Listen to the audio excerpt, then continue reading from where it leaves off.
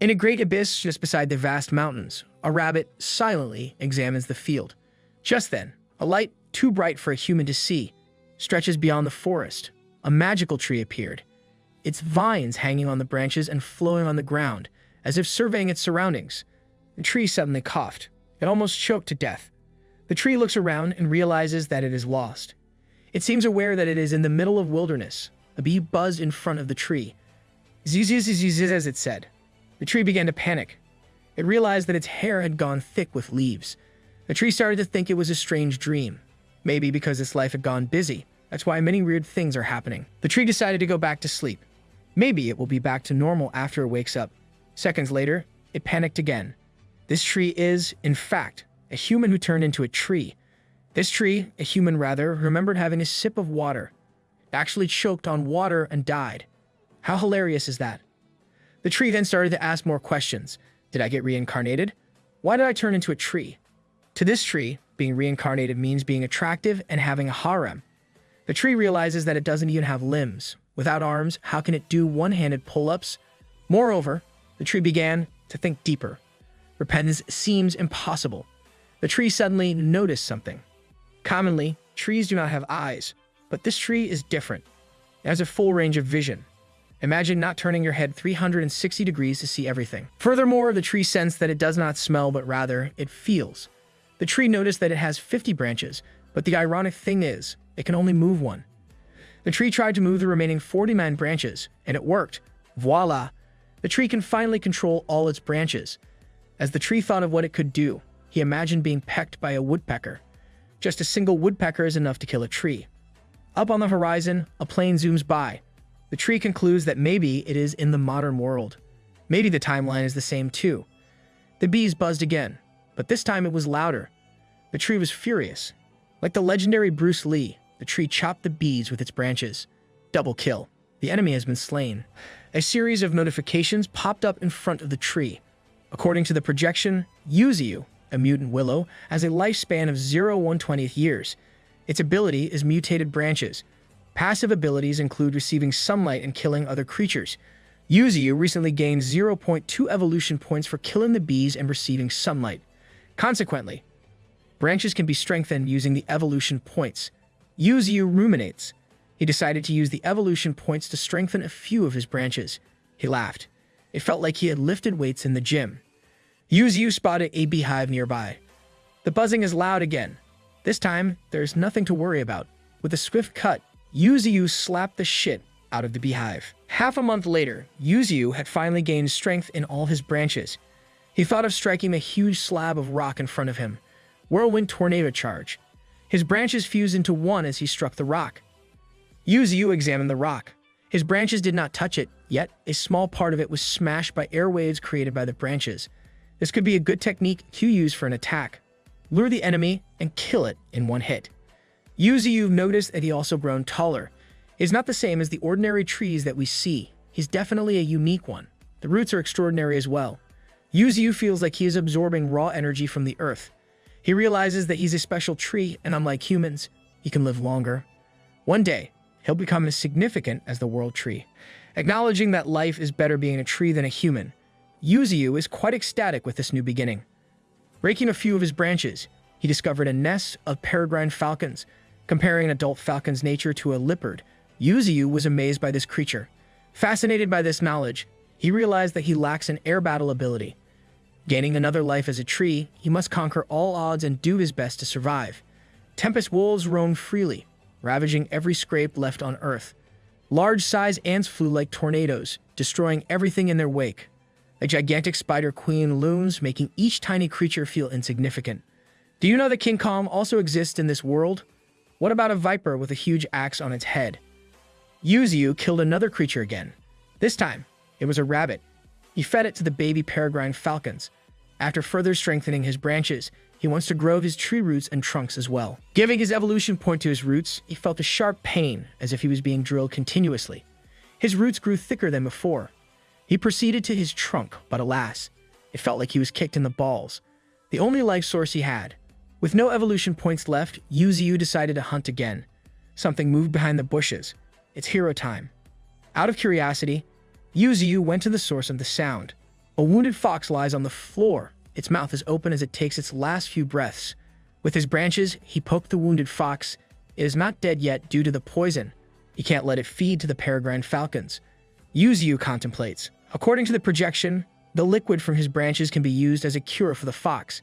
He decided to revive the fox, then kill it for evolution points. As it turns out, this tree isn't so stupid after all. Using the liquid from his branches, the wound stopped bleeding. The fox suddenly felt alive again. His eyes were glowing from the energy it received from the tree. Yuzu prepares to attack. However, the fox unleashed its power, the mighty Agyo. The fox rubbed itself into the trunk of the tree. Yuzu was stunned. Despite its mighty strength, this tree is a huge softie for cute creatures like the fox. Yuzu hugged the fox like a fluffy stuffed toy that kids like to hug when they go to sleep. A shining light suddenly exploded. The red fox was in fact evolving. Its fur is as bright as the phoenix who rose from the ashes. It looks like the more evolved version of Fennekin from Pokemon. Yuzu opened his status window. Like the lovely fox, he is also at the beginner stage, just 5 stages ahead of the said creature. He recognized the potential of leveling up and becoming godly in his world. He wondered why the fox was wounded. Is it possible that it is being hunted by humans? Where are the humans anyway?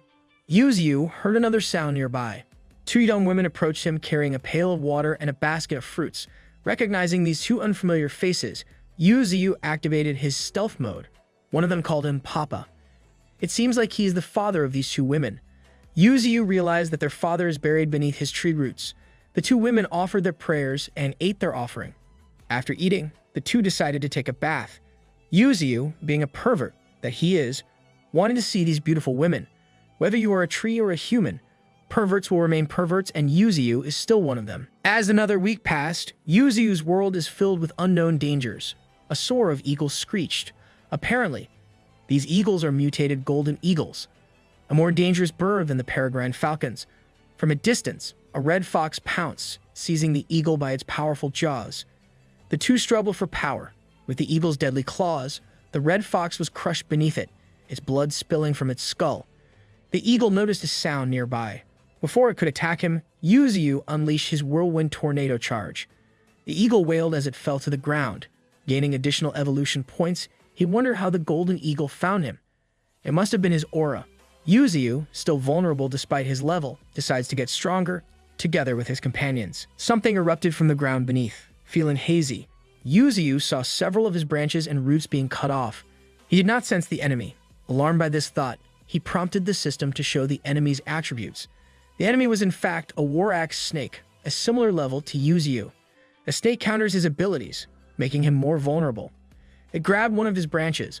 With the help of his friends, they tried to fight the snake. Yuzu strikes the snake's belly. Hissing in pain, the snake became more furious. Trying not to show his fear, Yuzu strengthened his roots, striking the snake again, but alas, the snake seemed distracted.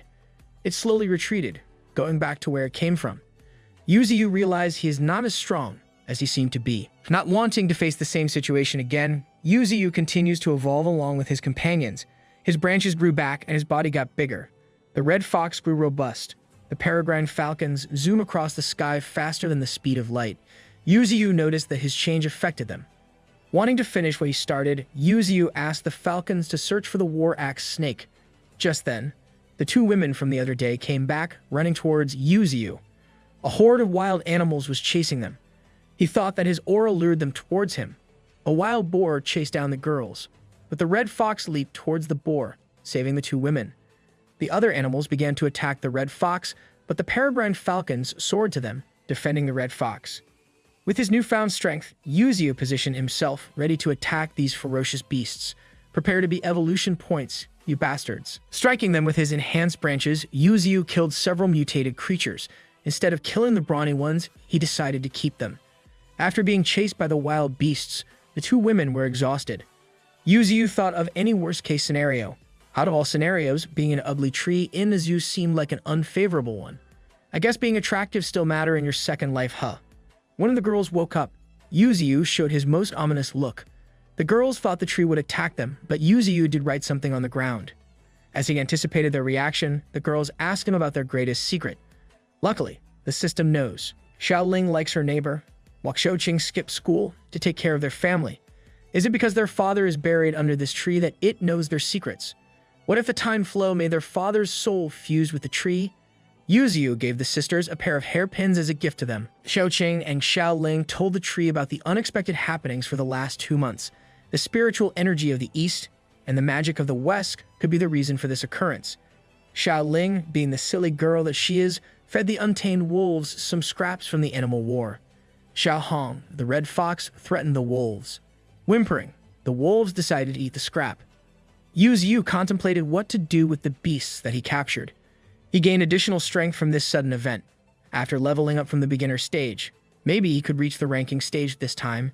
Reviewing his new capabilities, Yuziu garnered a total of 149 evolution points. In addition to his enhanced strong regeneration, he can also create a dense fog barrier that can cause hallucinations to enemies. Reaching the first rank, he can't wait to kill the war axe snake. Yet, he must kill the stronger enemies nearby. The sooner, the better.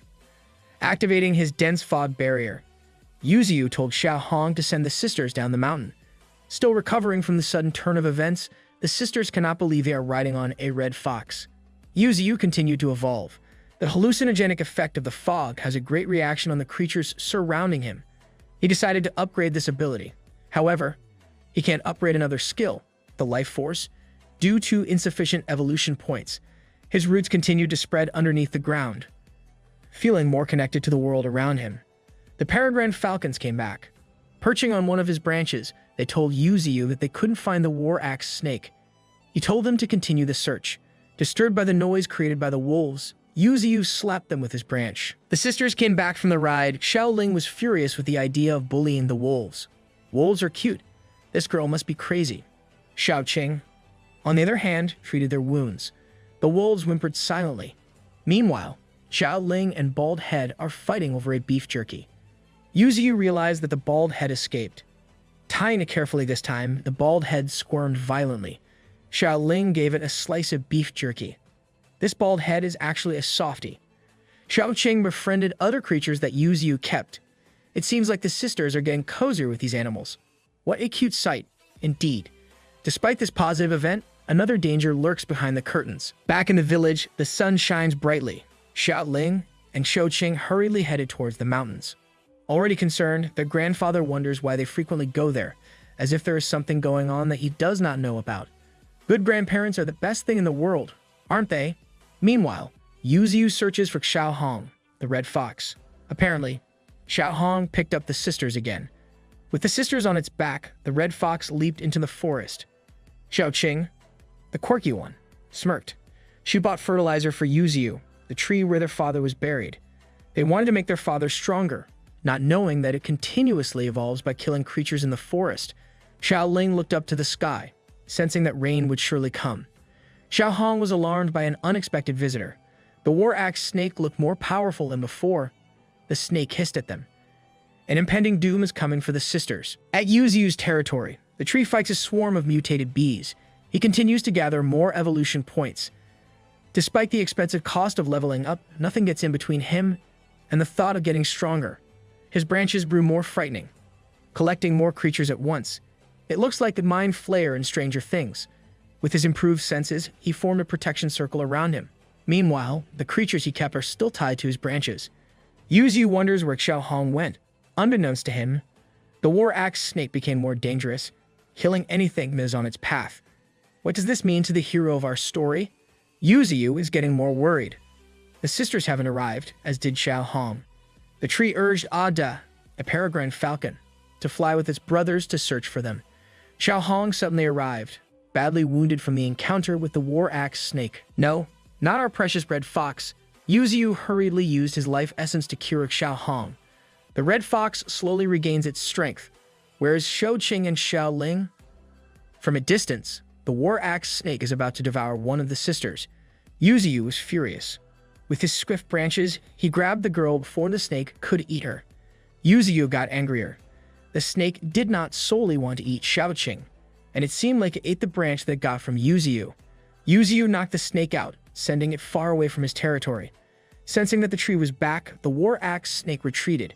Yuziu is not its enemy, but rather a creature to devour. This snake surely belongs to the Slytherin house.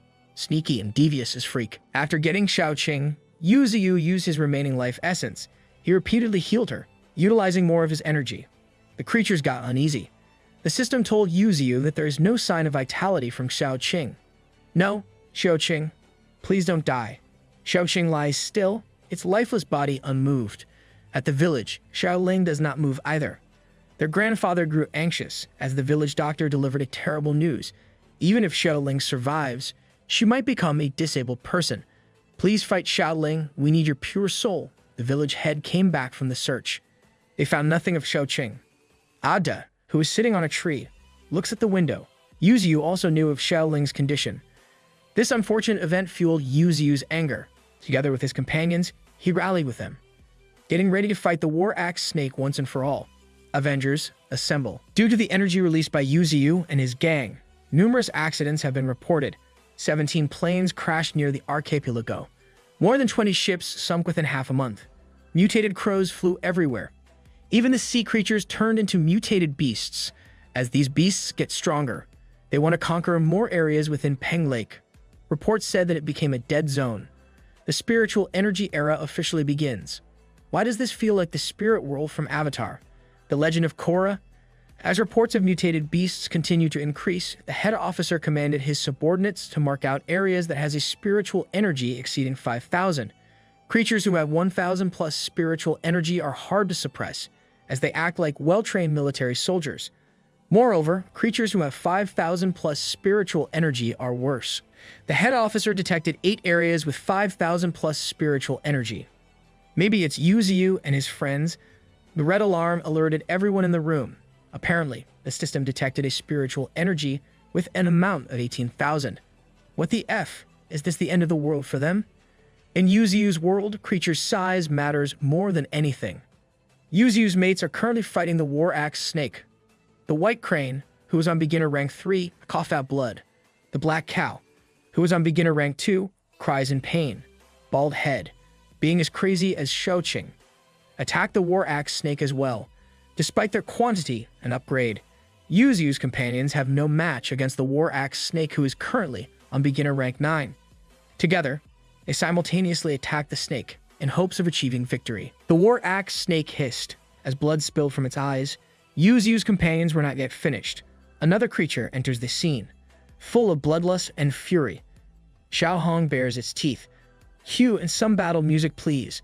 This is not the first time that the war axe snake and the red fox encountered each other. No wonder the red fox really wants to kill this ferocious beast. The red fox was merely prey when the snake first saw it. The second time was when Yuziyu fought with it. The last time was incredibly painful for Xiaohong. This bastard almost killed the sisters, and he was only at rank 7 that time. Poor creature. Turning pain into power, the red fox roared, its tail bursting with flames. The war axe snake noticed its raw power. It roared back, but the red fox relentlessly stands still. The two creatures clashed, sending each other to death. With its deadly axe tail, poisonous fangs, and tough scale, the war axe can quickly gain an upper hand in any battle. The red fox was not threatened by this. Xiaohong launched, burying his claws on the snake's skin. Let's go, Xiaohong, avenge the sisters. The snake quickly retaliates. Up in the sky, the peregrine falcons dove into the snake. Here comes the bullet dive. The snake wailed, surprised by the attack. A crack opens on the top of his belly. Wounded by the battle, Xiaohong catches his breath. The peregrine falcons are not yet done with this bastard. As they fly like jets in the sky, the peregrine falcons let out a loud scream. The snake was caught off guard by this. Even Xiaohong felt the intimidation brought by the falcons. It seems like the falcons are ready to die just to kill this bastard. Flying faster than a speed of light means death, but the falcons are not afraid of it. They are the definition of strength in numbers. The falcons did not forget Yuziyu's kindness. He adopted them, despite the cost of caring for a nest full of young birds. Deep in their hearts, Yuziyu is like a parent to them. What happened to the sisters deeply affected Yuziyu. Ada and the falcons will not forget that day. If Yuziyu wants to kill the snake and avenge the sisters, the falcons will help Yuziyu without any hesitation, even if it means dying in the end. The peregrine falcons soared once again. Using their bullet dive, the snake screamed in agony. They strike the snake everywhere, on its body and its tail. The enemy shrieked again. As bullet dive attack requires lots of their energy, the falcons slowly descended in the air. The battle left Yuziyu's companions severely wounded. Xiao Hong waits for its turn as it gazes at its companions. Regardless of the wounds acquired from the battle, the war axe snake stood once again. Not wanting to accept defeat, it hissed at Xiao Hong. As it attacks the red fox, a strong branch interferes. Our guy Yuziu is here. Let's freaking go. Yuziu sends the snake back, catching off its guard once again. He let out a hallucinogenic fog within the area. At last, Yuziu encountered the snake again. The snake stood up again, its killing instincts still alive. Yuziu recalled his past encounters with this bastard. He must not let it escape. The snake just realized that he was tricked by Yuziu. He lured it into his circle so he could come and finish it at once. Yuziu wrapped the snake with all his branches and roots. Bringing the snake closer, he tightened his grip, making sure that the snake wouldn't escape again. The snake howled, coughing out blood everywhere. At last, the war axe snake is dead. Yuziu gained 90 evolution points for killing it. Wounded from the battle, Yuziu's companions helped each other. Dissatisfied with the aftermath, Yuziu struck the snake once again, like a child punching a rag doll. He urged the snake to get up, as if it was still alive. Yuziu punched the snake again and again, beating it into pulp. Burdened with pain and sorrow, Yuziu screamed. He tries to find meaning to his actions. For him, killing the snake who killed the sisters is justifiable, in a world where the strong kills the weak. Yuziu continued to rationalize what he did, yet all he felt was anger and sadness. Sensing Yuziu's energy, his companions cried with him too. Are you guys crying? Because I am. Fog descended into the valley. At the village, a woman is lying on the ground. Xiaoqing's grandfather weeps, hugging his granddaughter. Before heading back to the forest, Xiao Hong gave a one last glance to Xiaoqing. Xiao Hong is so precious, too precious for this world. In a forest, Yuziu expressed his gratitude to his companions. Because of them, he finally killed the war axe snake. As a parting gift, he gave them his life essence. Yuziu's companions glowed. They looked more vigorous, unlike the rugged look they got from fighting with the war axe snake. The wild cow looked like a minotaur. The tempest wolves grew larger, having the wind's power as their additional talent. Yuziu was overjoyed. His companions evolved, and he wants to see them getting stronger. Out of all his companions, only Bald Head and the monkey leveled up by 1 rank. They look cute though. Lol. The tempest wolves bowed. The crane urged the stubborn Bald Head to bow in respect as well. Yuziu was touched by their gesture. The creatures decided to stay by his side. In return, Yuziu promised to protect them. He still has a lot to learn in this world. Yet Yuziu knows that survival is the only way to live in it. As stars twinkle on the night sky, the battle with the war axe snake seemed like it did not happen. Yuziu's companions patrolled their territory. The peregrine falcon scouted the sky while the tempest wolves roamed on the ground. The wild cow, monkey, and the crane cleaned the battlefield. Xiao Hong, the red fox, is guarding at the top of the valley. As for Bald Head, of course, he is lazy as freak. What do you all expect? Yuziu grabbed the bull-headed creature. He is more stubborn than the wild cow itself. The tree threatened the bald head to work. Suddenly, a pure light radiates within Yuziu's territory. A woman emerged from a ball of light. Oh my god, who is this woman? What is this ball of energy? What's going on? The projection popped up. Apparently, Yuziu gained a new ability. He can nourish a spirit soul using his tree branches. Xiaoqing became a mutated spirit soul. How awesome is that? Yuziu remembered something about a god tree called Nourish Soul Tree. Using his branches, he carefully held Xiaoqing. Xiaoqing woke up. She asked numerous questions to Yuziu. Despite her soul revival, she does not recall who she was. Yuziu cared so much for her that he couldn't let go of her. Hence, she became a mutated spirit soul.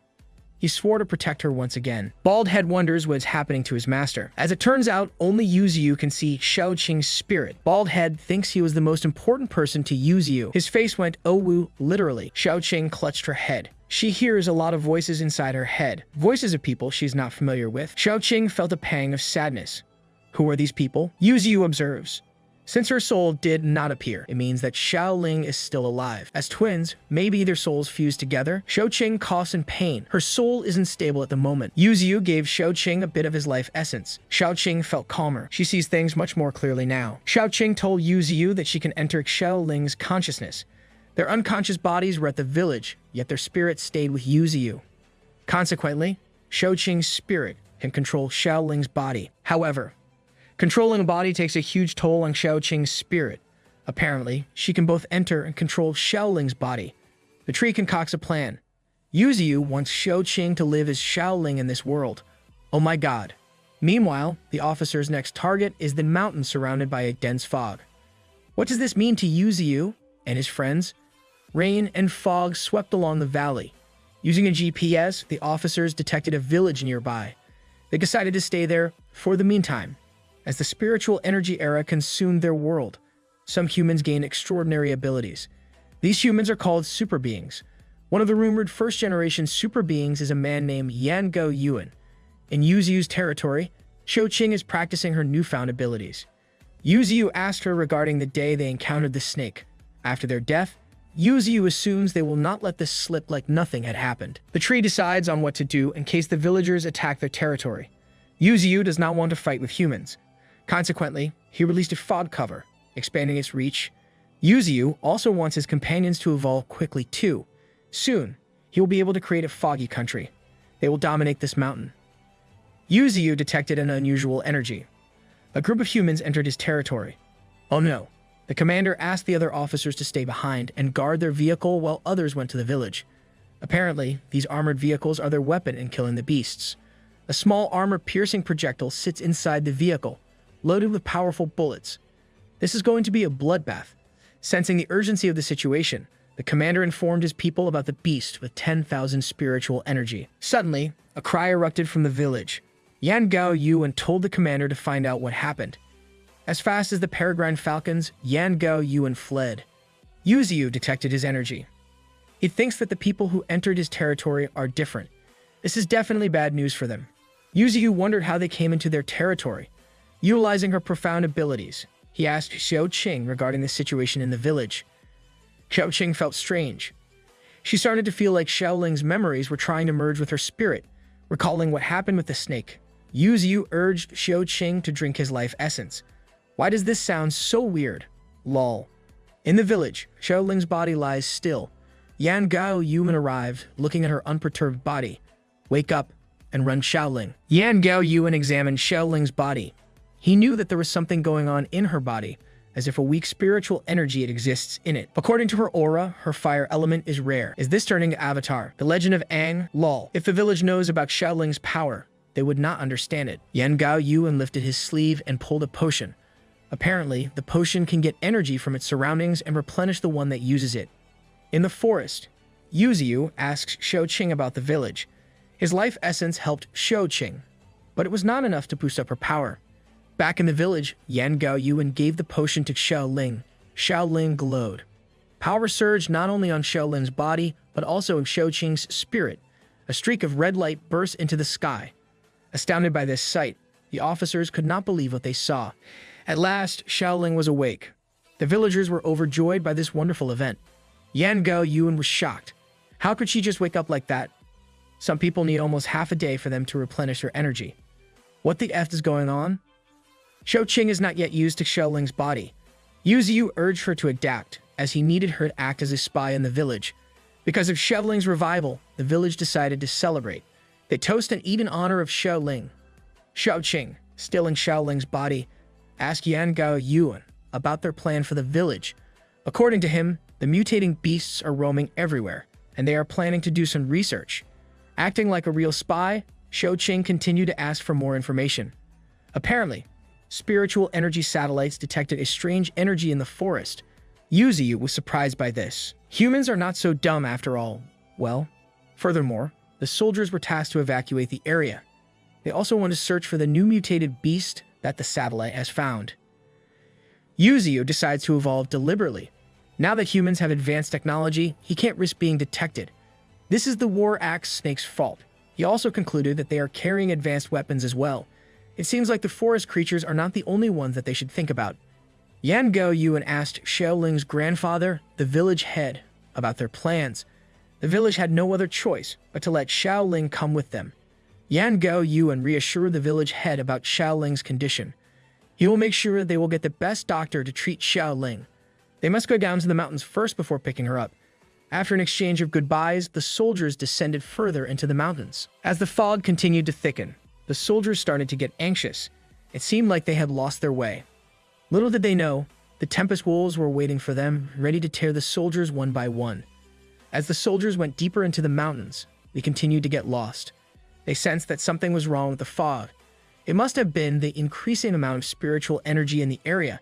Despite the illusions caused by the fog, Yan Gao Yu had managed to figure out the trick behind the fog. Suddenly, a Tempest Wolf roared, trying to scare off the soldiers. They brought out their weapons frantically. Sensing the incoming danger, the commander alerted his subordinates. The Tempest Wolf pounced, catching the commander off guard. With its mighty jaws, the wolf grabbed the commander away from his group. For a split second, the group did not know what to do. Yan Gao Yuan realized that it is a mutated Tempest Wolf. The commander hangs in between the wolf's jaw as if it's ready to chew and eat it. Aiming at the wolf, the soldiers started to shoot, but alas, the bullets bounced back. With the F, the soldiers scattered around, attempting to dodge the bullets. Why do they look like scouting rangers from Attack on Titans? Lol. Yan Gao Yuan was furious. Like Lay-by Ackerman trying to save Commander Irwin, he gave the wolf a roundhouse kick on the face. Grabbing the commander's hand, Yan Gao Yuan escaped from the wolf's grasp. In return, the wolf got angrier. It attacked Yan Gao Yuan. The fog got denser. A ferocious creature emerged. It's the stubborn bald head. The soldiers swiftly got their guns and shot it. With a spiritual energy of 4,000 to 6,000, Bald Head growled at them. Despite Bald Head's deceptive looks, he can surely kill. Even high-rank ferocious beasts should not be ignored. One of the soldiers got enraged. He shot Bald Head once again. Dust and smoke covered the entire scene. No one flinched. Yet, the soldiers wondered if the ferocious little beast was still alive. Suddenly, 3 Tempest Wolves appeared beside Bald Head. The wolves looked like they were going to eat them. Full of bloodlust, the wolves are ready to fight these pesky humans. But Yan Gao Yuan has a plan in place. The dense fog from the other night has finally lifted. Beams of light made their way through the forest. Deeply wounded from the battle, the soldiers retreated. Yan Gao Yuan felt frustrated because of Bald Head. Good job, Bald Head. We thought you're useless. The soldiers thought they could kill it, despite its small size. 6 of the brothers had died, all because of Yu Ziyu's companions. Yu Ziyu sighed in relief. With the help of his companions, they finally drove the soldiers away from the forest. Even if he wants to kill them, Yu Ziyu can't risk attracting more humans in his territory. The tree vows to get stronger again, making sure he won't face the humans for another time. Speaking of Xiaoqing, Yu Ziyu asked about her well-being. Living in Xiaoling's body for the meantime, she reported her encounter with the soldiers. Apparently, Xiaoling got on a vehicle with a different team. The tree asked Xiaoqing to act as a puppeteer of Xiaoling's body. Poor Xiaoqing. Yu Ziyu did not expect Xiaoling to gain an elemental talent. For him, this is a chance for them to gain information from humans.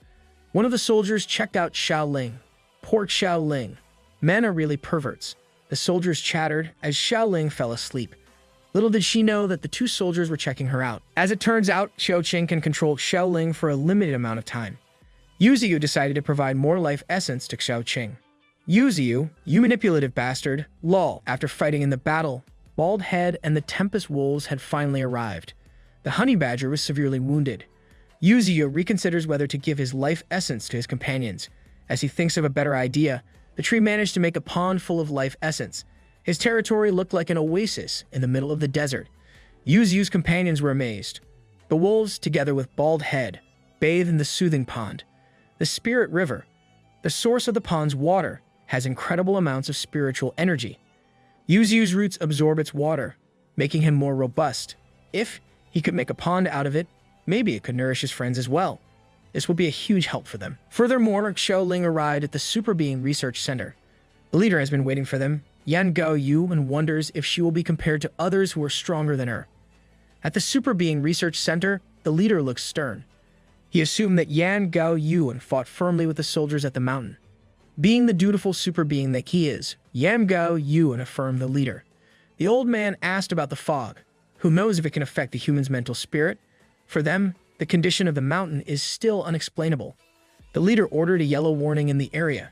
If it gets worse, certain repercussions need to be made. As for Xiaoling, Yan Gao Yuan assumes she might be the strongest among them. The areas were divided into 4 classifications. The green area, where the humans live. The yellow area, where one must be cautious. The red area needs human intervention. And lastly, the restricted area, which is the most dangerous of all. Bermuda Triangle, a restricted area, became worse when the Spirit Era happened. Yuzu's territory is considered a yellow area, and a lot of areas in the world reached this level too. Yuzu's friends are becoming stronger every day. Xiao Hong received a standing ovation for his spectacular show of strength. The bald head showed its talent too. After the encounter with the humans, Yuzu assumed he finally achieved some peace. Meanwhile, the Tempest Wolves came back from their hunt. Killing the creatures they had captured, the tree gained some evolution points. Yuzu is getting more cunning as it seems.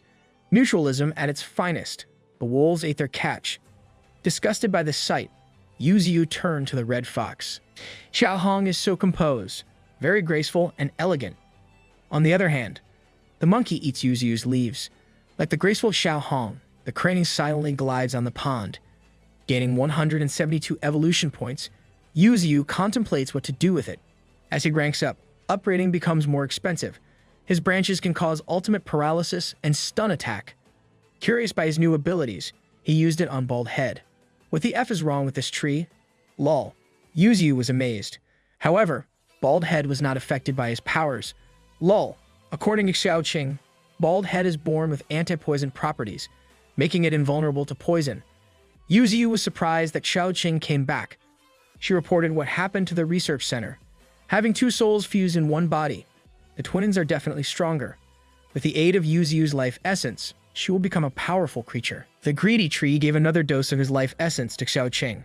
Back in the Super Being Research Center, Xiaoling starts her training. Let's go, Queen. At the Super Being Research Center, Yan Gao Yuan gave Xiaoling a brief background about the facility. The aim of the research center is to gather all super beings all over the world.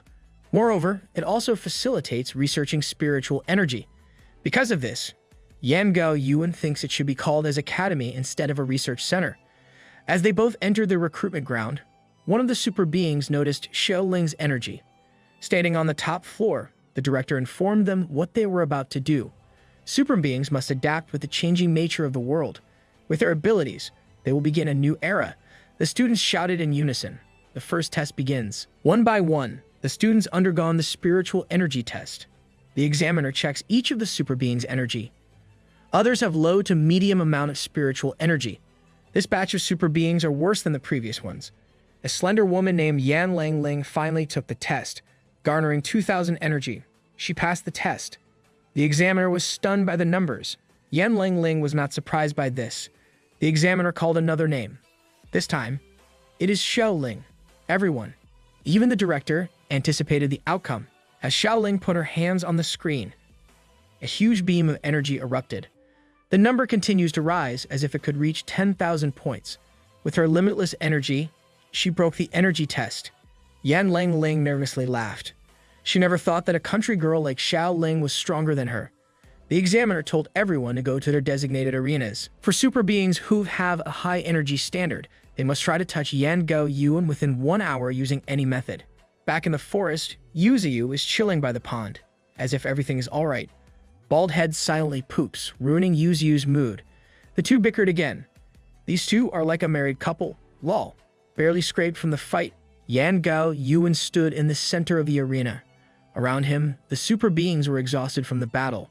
Yan Gao Yuan laughed. If no student can touch him, then all of them will be disqualified. Just you wait for our queen Xiaoling. As 50 minutes had passed by, only Yan Langling and Xiaoling remained in the arena. The rest of the super beings were incredibly exhausted.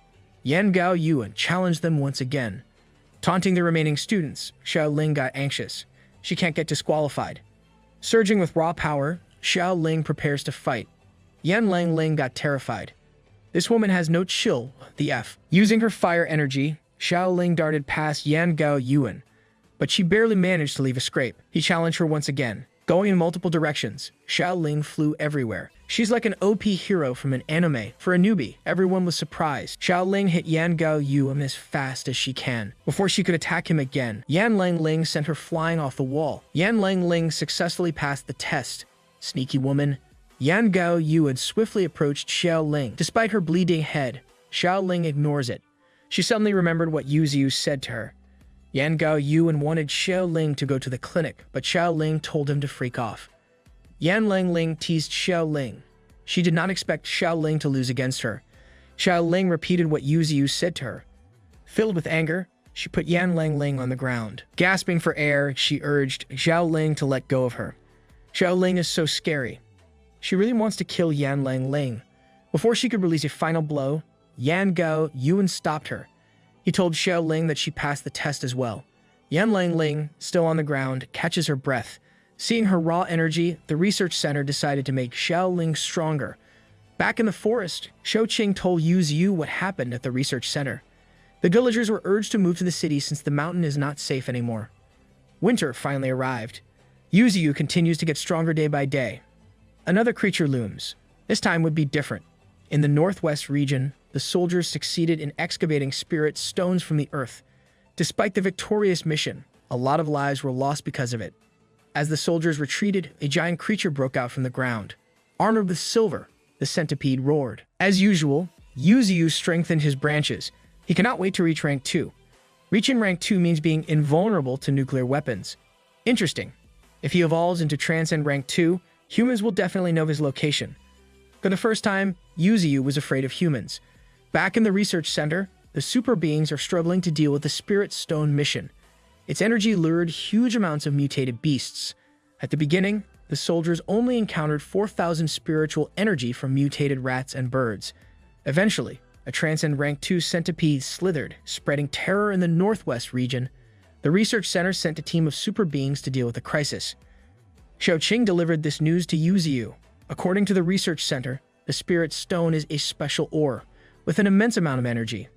It can be used to speed up power and be on the same level as Yu Ziyu. Yu Ziyu was pissed. He also needs to think about what to do with the silver centipede. It killed almost half of the super beings. This centipede is no joke. Yu Ziyu deduced that the centipede could be hiding its energy. Consequently, this is the first inland disaster rank mutated beast. Yu Ziyu asked Xiao Ling if he could fight it. Shou Qing gave a vague answer. In terms of power, the silver centipede is more powerful than the tree. Yu Ziyu urged Xiao Qing to go back to Xiao Ling's body. Xiao Ling went to see the instructor. She asked him if she could go to the northwest region. The instructor disagrees. He wonders why Xiao Ling wants to go there and risk getting killed. At Yu Ziyu's territory, the peregrine falcons captured an ant queen.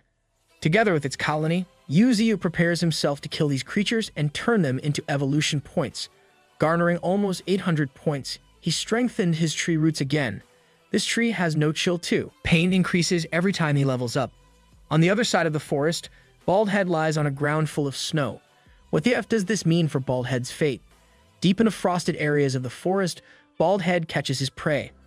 As he brought his fish away from the pond, he spotted a group of creatures nearby. Baldhead sneered at them. However, he still shared his fish with them.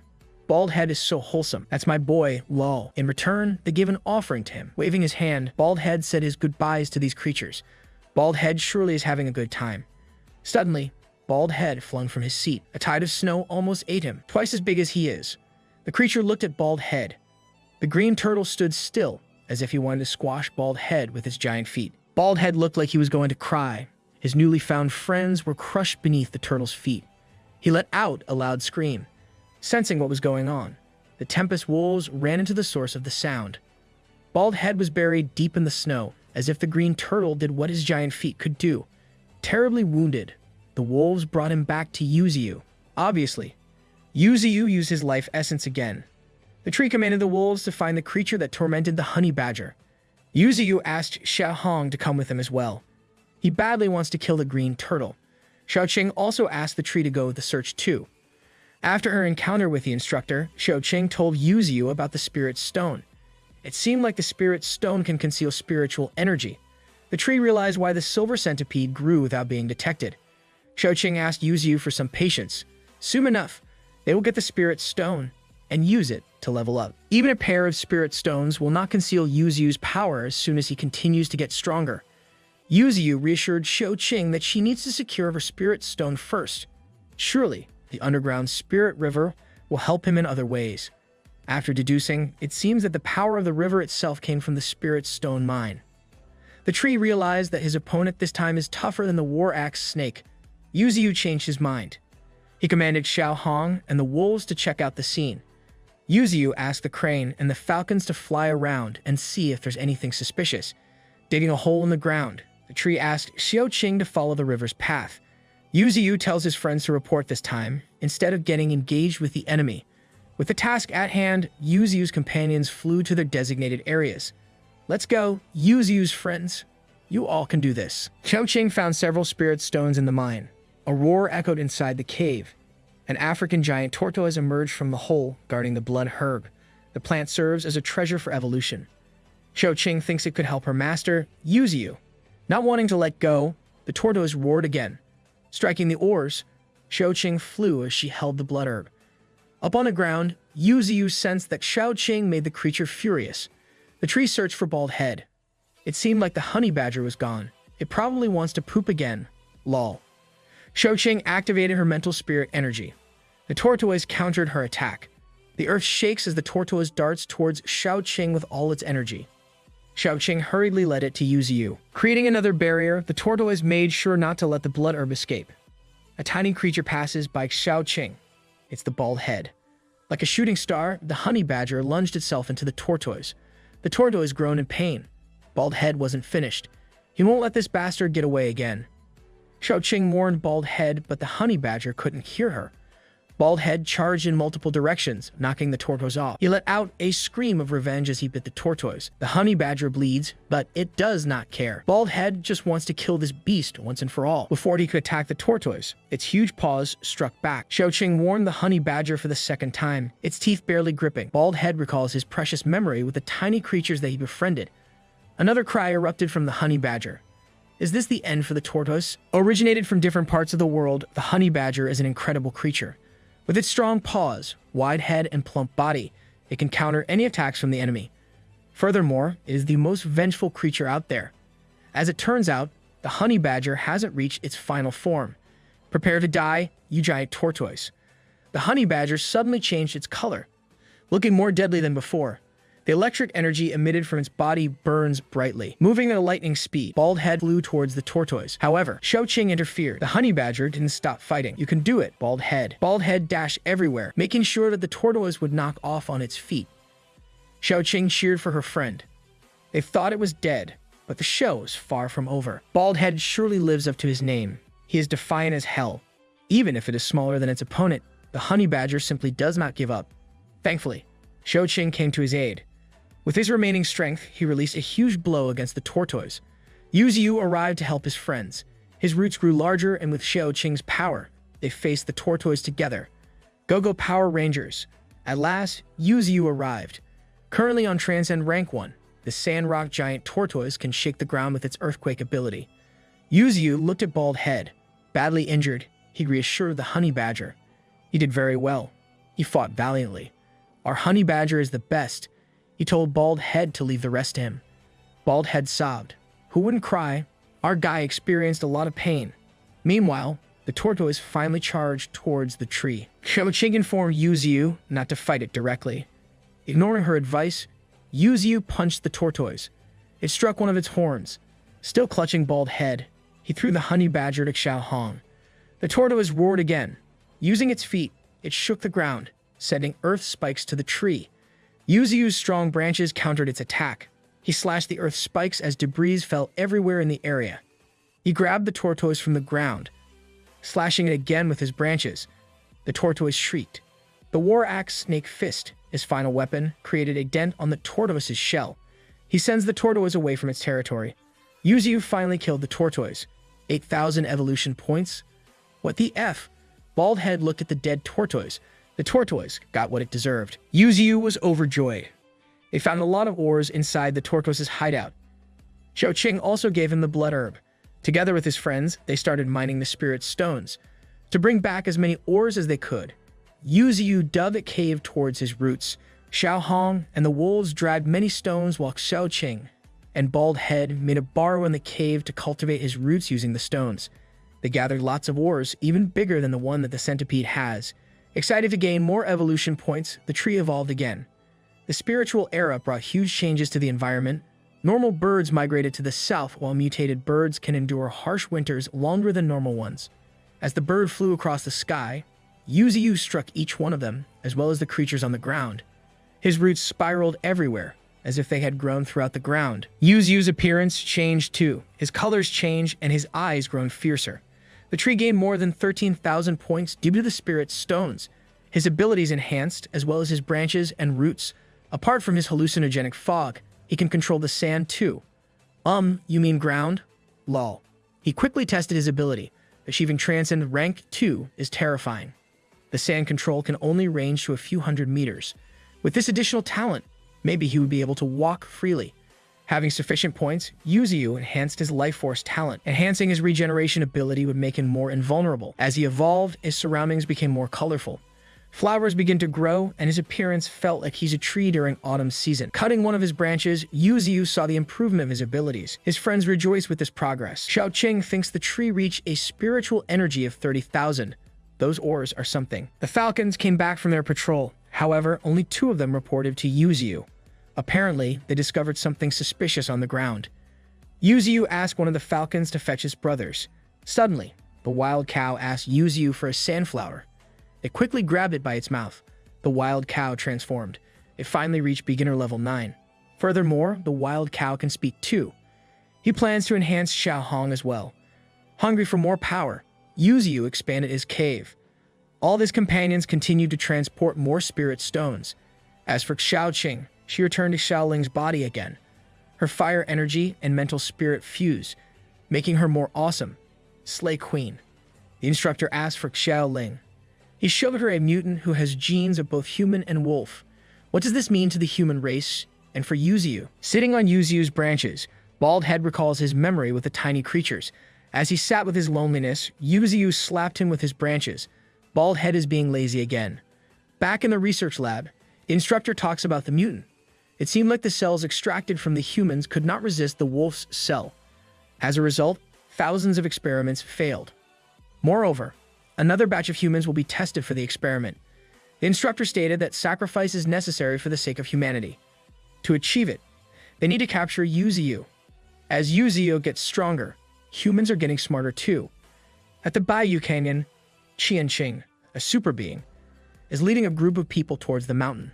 Another 2 super beings, Qianfeng and Qiantong, were tasked to collect a spiritual herb and kill a few mutated creatures. Qianqing alerted them. A rank 1 mutated wildcat pounced, but Qiantong easily killed it with its hands. Qianqing detected another beast again. She asked the group to retreat this time. Before they could run, a white tiger launched at them, killing one of humans. Qiantong attacks, but he was easily defeated by the tiger. Oblivious to the fact that bullets won't kill the tiger, the spectacle guy fired his gun. Wow, the stupidity. The tiger killed the spectacle guy with the 1 bite. Qianfeng asked Qianqing to quickly retreat and go back to the army. Before she could run, Qianfeng's head was squished beneath the tiger's paw. Not again. These mutated beasts have no chill. As the tiger opens its mouth to Qianqing, a branch grabbed it. Yuzu arrived to save Qianqing. The white tiger screamed. As she closed her eyes, Qianqing fainted. Back in the forest, the white tiger faces the whole band. Bald Head got pissed when he knew that his 1 level lower than the tiger. Using his life essence, Yuzu wanted to befriend the tiger. Ultimately, the white tiger meowed and licked Yuzu's face. He wondered what would happen if he used it to the super beings that he saved. Qianqing woke up. In front of her, Yuzu and his companions smiled at her. She urged the 2 super beings to wake up. No way she would survive with these mutated beasts. Qianqing thinks she's going to die. Using his essence again, she grabbed Qianqing. Qianqing screamed. Why this looks like she is being sexually harassed? Qianqing thinks this tree has a country and Yuzu is the leader. Yuzu asked Qianqing about her ability. She told him about her intuition. Yuzu laughed. He thinks that Qianqing's ability is a joke. What an asshole. Yuzu commanded Qianqing to train his pets. Obviously, Qianqing protested. Yuzu activated the life essence with a simple command. Qianqing will become his slave. This tree is becoming evil. He asked any pervert thing he could ask to a woman. Wow. Not only did he become stronger, but he also became worse too. Yuzu thought he could fully control Qianqing. The tree gave his life essence to the other super beings. He wanted them to train his companions. Yuzu also plans to build a home for them. He is directly guarding the underground cave containing the ores, and the humans are housed near the life essence pond inside one of his many interlacing branches. The tree country is coming along nicely.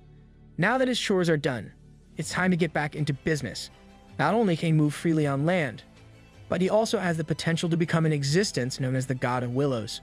When he started this life, he would not have dared to think of these grand thoughts, but now they have become realistic. His spirits are at an all-time high. He has become an avid believer that anything is possible due to his extraordinary circumstances.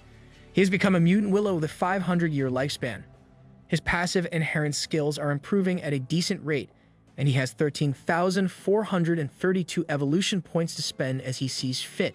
When he broke through the second level, he had harvested over 5,000 evolution points, while killing the Earthstone turtle gave him another 8,000.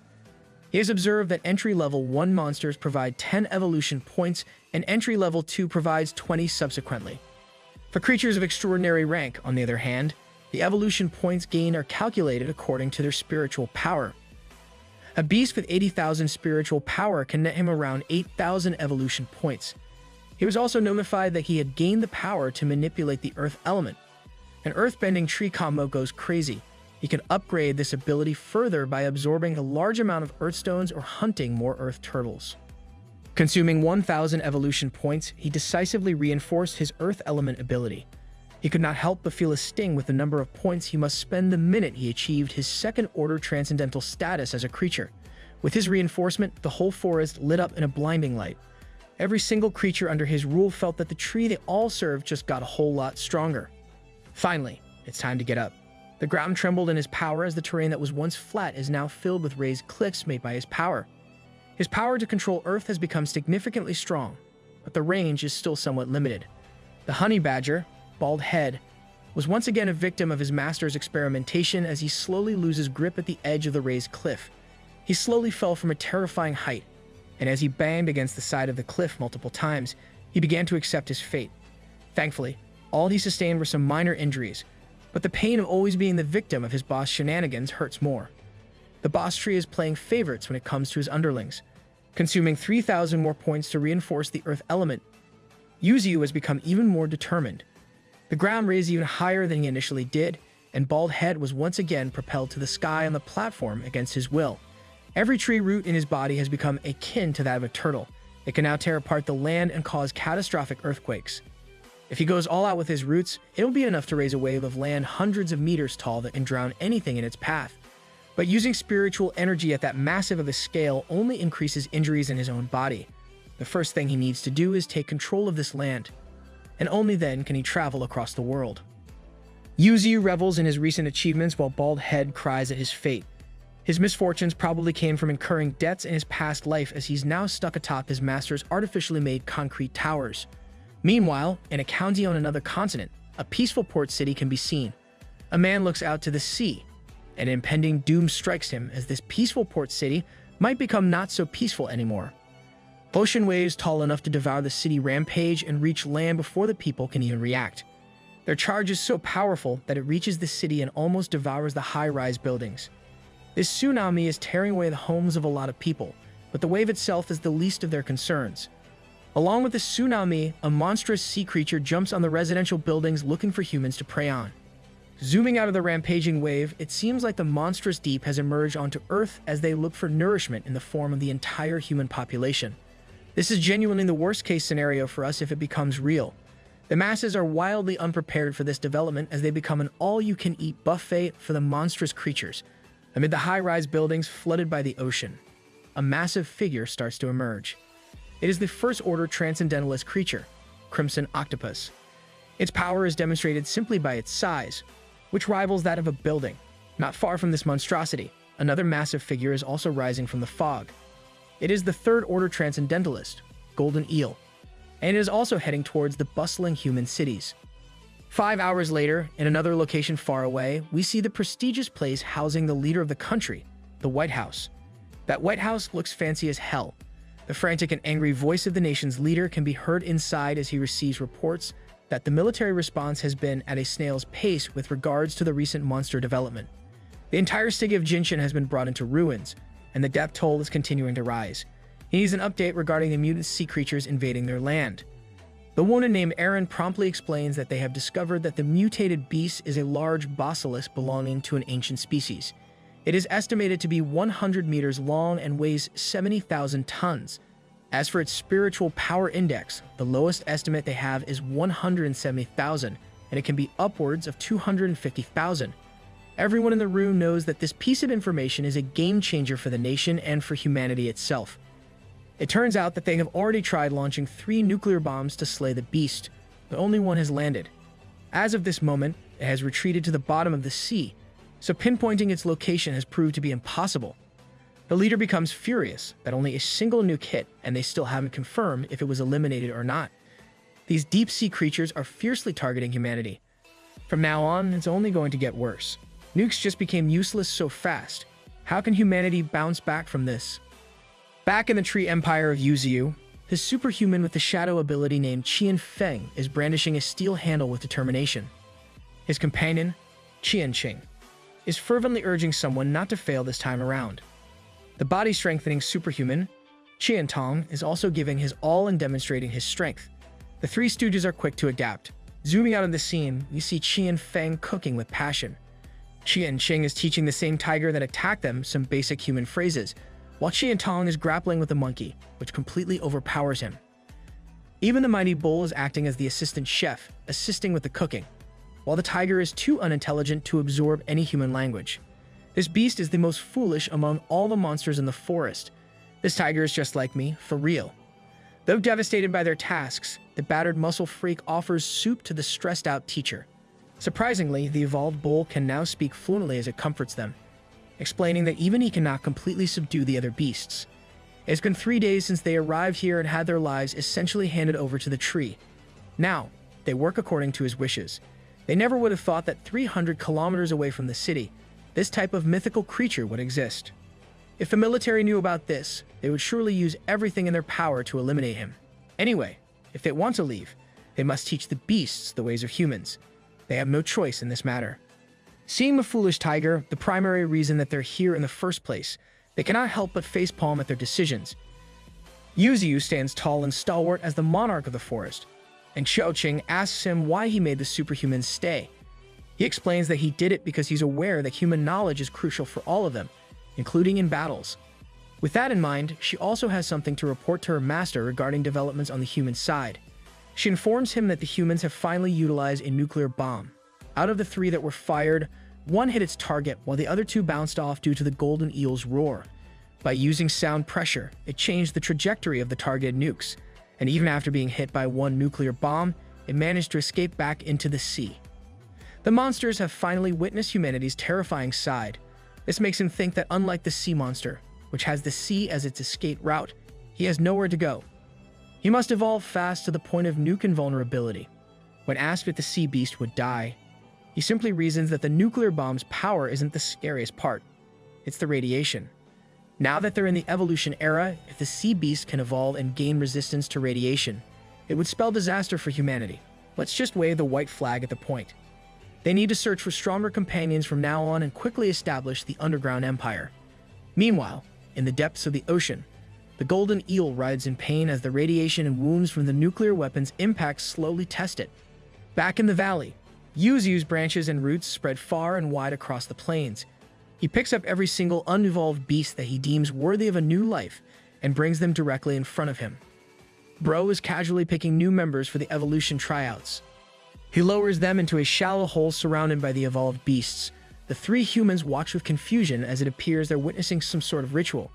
The new beasts try to intimidate their way out of the hole, but they are met with the imposing figure of a massive fire fox. There's no need to scare them any further as Yuziu begins infusing these beasts with life essence.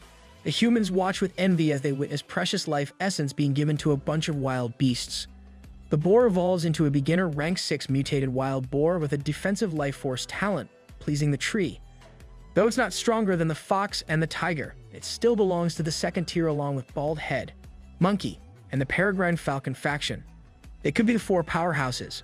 Now it's the alligator's turn. After receiving the life essence, it undergoes a significant transformation, turning blood red in color, growing horns, and sprouting spiky crystals all over its body. Everyone is shocked as it evolves into the ancient emperor alligator. Xiaoqing recalls having seen this type of beast in her instructor's book before. Some beasts can revert to their ancestral forms and transform into their most ruthless and ferocious state given the right circumstances. As the alligator poses threateningly, a familiar figure of the fox enters the picture. It seems like a clash of the titans is about to commence, as these two remarkable creatures are about to determine the rankings right there and then. Place your bets, folks. The two beasts faced off against each other with the pure aim of determining who is stronger between them. Every other evolved beast watched in anticipation and seriousness for the battle about to begin. Meanwhile, Baldhead sat atop a tree branch, munching on some nuts as if he were about to watch a blockbuster movie. This badger is living the high life. The mutated red fox is a powerful beginner rank 9 creature that can bend fire to its will. It is a fearsome beast by every metric. Even the superhumans watching from afar were hyped for this monstrous battle. The alligator initiated the first move as it let out a roar that tore through the air and the ground. Every single platform and footing the fox chose to stand on was quickly and savagely slashed by the air current. The fox managed to close the distance and dodge every shocking air blade the alligator unleashed. It's getting hard to keep up with the speed of the match taking place. The fox landed, but the alligator had its fangs ready to pounce, and that's precisely what it did. The caught fox noticed that the alligator is about to go for another move as it lifted its massive legs up. If you've seen any nature documentaries before, this is the legendary alligator death roll. Once the reptile catches its prey in its jaws, it will do everything in its power to tear it apart. Straight out of Animal Planet, the alligator dove down the ground and a massive cloud of smoke obscured everyone's view. The battlefield cleared up, revealing that the fox had managed to break free from the alligator's clutches, leaving its jaws wide open. This development caused an uproar among everyone in the audience. The fox gathered a massive amount of energy and turned it into a blazing inferno, ready to be released at any second. The massive blaze was unleashed at the open mouth of the alligator. That heat is the final level of Ghost Pepper challenges. An explosion of fire and dust filled the air around the forest. Even Yuzu himself could not be certain of the result of the final clash. As the smoke cleared, we saw the alligator and the fox facing each other at a safe distance. Just as the fight started, both of their faces went from nodding smiles to laughter. The boss knows that this can only mean that the two monstrous beings acknowledge each other's powers. Xiaoqing is pleased with this unexpected addition to their forces. With genes from the ancient era, this new member is nothing to look down upon. This ancient emperor alligator is also a beginner rank 9. It has the atavism life force talent. The angrier it gets, the stronger it becomes. This alligator belongs in Dragon Ball, along with bone armor, sharp teeth, and sound shock. This beast is not someone to mess with. With the conclusion of the grand battle, Yuzu called out to his superhuman subordinates, the Qing gang. The next day, it seems that the humans are undergoing some physical training along with the beasts. In front of Yuzu, the muscular Qing Tong is kneeling on one knee while being admonished for his greedy motives. He wants to receive more of the God Tree's life essence. This is a world where the strong prosper and the weak perish. He's just a weakling with no background who happened to awaken a body-strengthening talent. The God Tree, Yuzu, is his only hope of becoming stronger. Yuzu simply warned this greedy human that he would never trust someone who would betray their own race, dismissing the man. He apologized for intruding and wasting the God Tree's time and took his leave. No level up juice for you, buddy. When asked why he rejected the man, Yuzu reasoned that he has been kind enough already. This place is filled with spiritual energy that anyone would be willing to stay here. Every single human he took in has also improved their strengths by leaps and bounds, achieving rank 6 and rank 7. Xiaoqing reasoned that having these powerful humans should be beneficial to them. They will provide much-needed convenience in the coming days, but he knows that some people are born differently. When given something, they'll treat it as a habit and take as if it's something owed to them. The day you stop giving is the same day that person will turn on you. This tree knows humans like the back of his branch. In his eyes, humans are just like that. Now, whether that's the case with the man and his crew, he still needs to observe longer, now that the valley has entered a peaceful period, and they have the ores to use as a foundation. All they need to do is stay low-key. Xiaoqing also updated that the silver centipede has been caught and is now under experimentation by the humans. It is unbelievable to him that humanity has already captured such a powerful beast in just a month of struggle. She's planning to absorb this silver centipede's spirit soul. Maybe then she can reach rank 1. He's unsure about this plan, as a transcended rank 2 silver centipede's spirit soul isn't something that anyone can just play around with. The worst case scenario is that she can have her soul devoured. But she's already made up her mind regarding this matter. She's tackling it with utmost confidence. You can see that this girl is also starting to learn how to stand on her own 2 feet. It seems like she's grown a lot while staying with humans. Their conversation was interrupted by a commotion happening at a distance away. Since the hot-tempered alligator was captured by Yuzu, it has been behaving and suppressing its wild temper. That's until the mischievous bald head, who thinks he's the strongest, appeared and continuously provoked it for a fight. This little guy has some deadly hobbies, man. With countless life and death fights, Bald Head's compatibility has now reached the peak of beginner rank 7. Other than Bald Head, the gold silk monkey and the wild boar have also teamed up and reached rank 7. As for the airborne force, the black swan has reached rank 7, and the peregrine falcon faction has reached rank 8. The land-roaming wild tempest wolves have now increased in number to 30. They're now a group that can't be messed with. But Yuzu knows that these beasts won't grow further in an unsuitable environment. He recognizes that he shouldn't lock them up here under his protection. That's the mark of a true leader right there. If he lets these beasts out, especially the emperor alligator, it will undoubtedly become a tyrant in the area. He knows that now is the time. Under a starry night sky, he called for a meeting with every single beast and human under his jurisdiction. If this combined force were let loose on the world, the government would go crazy. He started his speech addressing his subjects. Now that many of them are nearing the peak of the beginner rank, he can't keep protecting everyone by himself. Everyone needs to go out and train themselves, but not everyone can leave. Only those who have reached beginner rank 9 can. The 3 that are qualified for this are the red fox, the demon cow, and the emperor alligator. The rank 9 white tiger protested this announcement, but Yuzu reasoned that this cat is just too stupid to be let out into the world, so he's staying behind to avoid causing any trouble. The tiger was so stupid that he thought his master was praising him. Just keep this guy as an overgrown house cat. From now on, the red fox will be known as Nine Tails, the boss, and his second in command. The wild cow will be ranked 2nd and will be named the demon cow from now on. The stupid white tiger will be ranked 3rd, and the emperor alligator will be ranked 4th, even though his combat strength is on par with rank 1. That's because he's a late addition to the team. From now on, they will be under Yuzu as the Great 9 Demon Beasts, and with that, they must begin their own paths. I'm hoping that Bald Head gets into the Great 9 Demon Beasts team.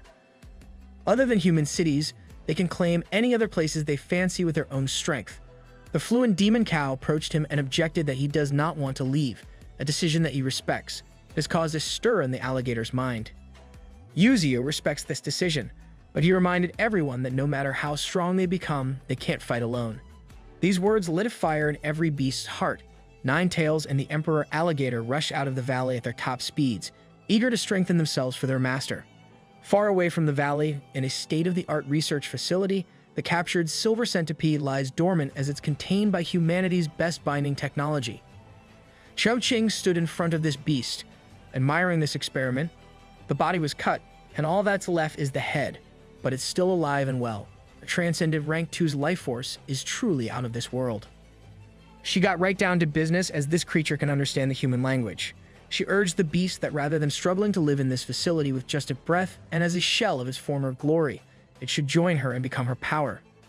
With that, they can live in the same body together. This insane proposal piqued the interest of the transcendent centipede. Xiao Qing's determination could not be any stronger at this moment. Centipede plus fire combo low-key goes hard. Does not it? Nine Tails overlooks the sandy terrain of a desert atop a cliff.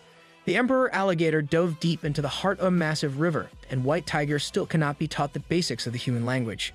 The kitty is doing his best. The Great 9 Demon Beasts are starting their journeys with their own unique ways. Meanwhile, Bald Head is just chilling on top of the harvested spirit's stone ores and eating nuts, while the hardworking Tempest Wolves work tirelessly in hauling the heavy ores. However, this relaxation is short-lived, as he cannot escape the all-seeing eyes or branch of his master. The branch got close to Bald Head, and he immediately tried to escape, but was met with a forceful tug. The hardworking wolves watched him get spanked like a kid after lazing around. This boy just wants to chill and fight to the death when he's in the mood. Absolute Giga Chad. Up on the ground, Yuzu is practicing his newfound skill, the Willow Wind Blade. He released the blades, but they failed to go through the mountainous terrain. The power is still too weak, and it isn't stronger than his branches. It's okay in close combat, but it uses too much energy. With that in mind, he used 2,000 evolution points to upgrade the skill to level 2. His remaining evolution points have gradually depleted to just 6,432. Either it's money or evolution points, everything flies so fast these days. With the upgrade to the skill, he tried again. The improvement was evident as multiple willow wind blades with sharper and brighter energy rampaged all over the place. The blades cut through the massive mountainous terrain like butter. With this upgrade, the skill just became more interesting. Its power, quantity, and range all got a huge boost. But it still uses up too much energy. Unleashing this attack requires him to extract spiritual power and visualize it to materialize. It's a whole different method than just using his branches to attack. He opened his system, and it looks like everything in his arsenal has been upgraded to level 2. That is, except his main trunk. His tree trunk is his main source, so he needs to prioritize this now. When he checked how many points it would cost, he was greeted by the whopping figure of 10,000 evolution points. On the other hand, upgrading the dense fog to another level would only cost him 6,000. He opted to immediately raise his power level through the dense fog. He's already starting to have a headache as to where he would get the evolution points to upgrade his roots and branches even further if this price hike continues. Brother is in a failing economy, he's just like us for real. But on the bright side, the higher the requirements are, the stronger it would make him. He's going to become unstoppable. A white dragon roared from a distance, and the humans caught the sound of it. As they were wondering where that fierce sound came from, a fog dragon flew by them like it was nothing. They automatically thought that their Lord God tree is up to something with this dragon once again. With his fog control at level 3, he can now change his form into anything he wants. He plotted that once Xiaoqing gets back here, he will use this new ability to scare her. Come to think of it, that girl hasn't been around for quite a while now. Her life at the human side must be terribly busy. Just as he was thinking about her, the place where her soul resides glowed in a blinding light, even piercing through the ground. Her soul is undergoing a transformation as a phantom of a centipede crawled around her. It seems like she's finally breaking through. She absorbed the centipede into her system at the Super Being Research Institute, and now she's finally started her ascension. At the Super Being Research Institute, her physical body known as Xiaoling is undergoing the same transformation while in deep sleep. The professor knows that this is a clear sign of evolution, as they had seen this sight before. He quickly ordered the other researchers and students to bring fire spirit rocks, and they must make sure that they're the best ones. That's a W professor right there. On one end, her soul is being nurtured by pure life essence, and on the other, her body was being aided by the highest quality fire spirit rocks. These two powerful materials coalesced inside her soul and body. She broke through and her soul woke up in the most perfect state possible. With the phantom of the transcended centipede around her, she just succeeded in her transformation. The researchers quickly took her body to rest as they reveled in the fact that Yan Gao Yuan has really brought them someone special this time around. In just half a year, she has broken through to transcended rank 1. This lady that snores like no tomorrow has the brightest future ahead of her. She's the greatest double agent of all time. Back in the valley, the recently awakened soul of Xiaoqing demonstrated her newfound strength by destroying the mountainous region with just a flick of a hand. Yuziu quickly urged her to stop, as she might annihilate the whole place if she continues. Not only did she break through, but she has also materialized and turned the silver centipede into her weapon. There truly are a lot of mysteries in the world. More importantly, her soul has become even more materialized and solid. She has absolutely subjugated the transcended beast to become her cute little familiar that's willing to protect her no matter what. I might go ahead and hunt some centipedes to tame in my area after this. Yuziu refused to get upstaged by his precious Xiaoqing, so he also wants to show her something new. From a distance, the fog twisted and turned and slowly solidified into an organic shape. It took the form of a gigantic demon cow and dragon. She admired this new skill of his. It's a materialization of fog, but it also has destructive power. This power should be possible due to the pressure formed by the moisture in the fog. It truly is devastating, but at their level, it's only as strong as a medium mutated beast's power. The only edge this fog beast has is that it has no fear at all and is immune to physical attacks. Not only that, but he can also wrap his branch around the fog beast, and people would assume that it's a real monster due to its sheer power. Even if it's through trickery, it would still have the power of transcended rank 2. With this unpredictable beast form and the hallucinogenic effect, he can turn fake into real. That's some clever use of his powers. 100% approved. Xiaoqing immediately pulled him from his high horse, as she's disappointed that it does look fun. But she expected more, launching him into a panic. She snapped her fingers and the dragon disintegrated. To her, with the mental type of spirit, these fog beasts are nothing. It was like his world is crumbling as the fog dragon he painstakingly formed, and thought was invincible was erased just like that. Not only is it useless against her, but she can also follow the source of the fog beast and find the main body and control. Yuzu has never thought of this possibility. Called her a lumberjack with the way she dismantled this tree man. That's when she suggested using the spirit stones. Not only can they conceal the spiritual energy connection with the fog, but they can also strengthen it. He really liked this suggestion by Xiaoqing. It might just be what he needs. He immediately took a spirit stone from the massive pile and slowly brought it up to the newly formed fog dragon. Using the spirit stone as the core of his creation, it shone in a blinding and rich purple light. The dragon materialized around the stone even more vividly this time around. The fog dragon appeared more akin to a real dragon with the spirit stone as its center.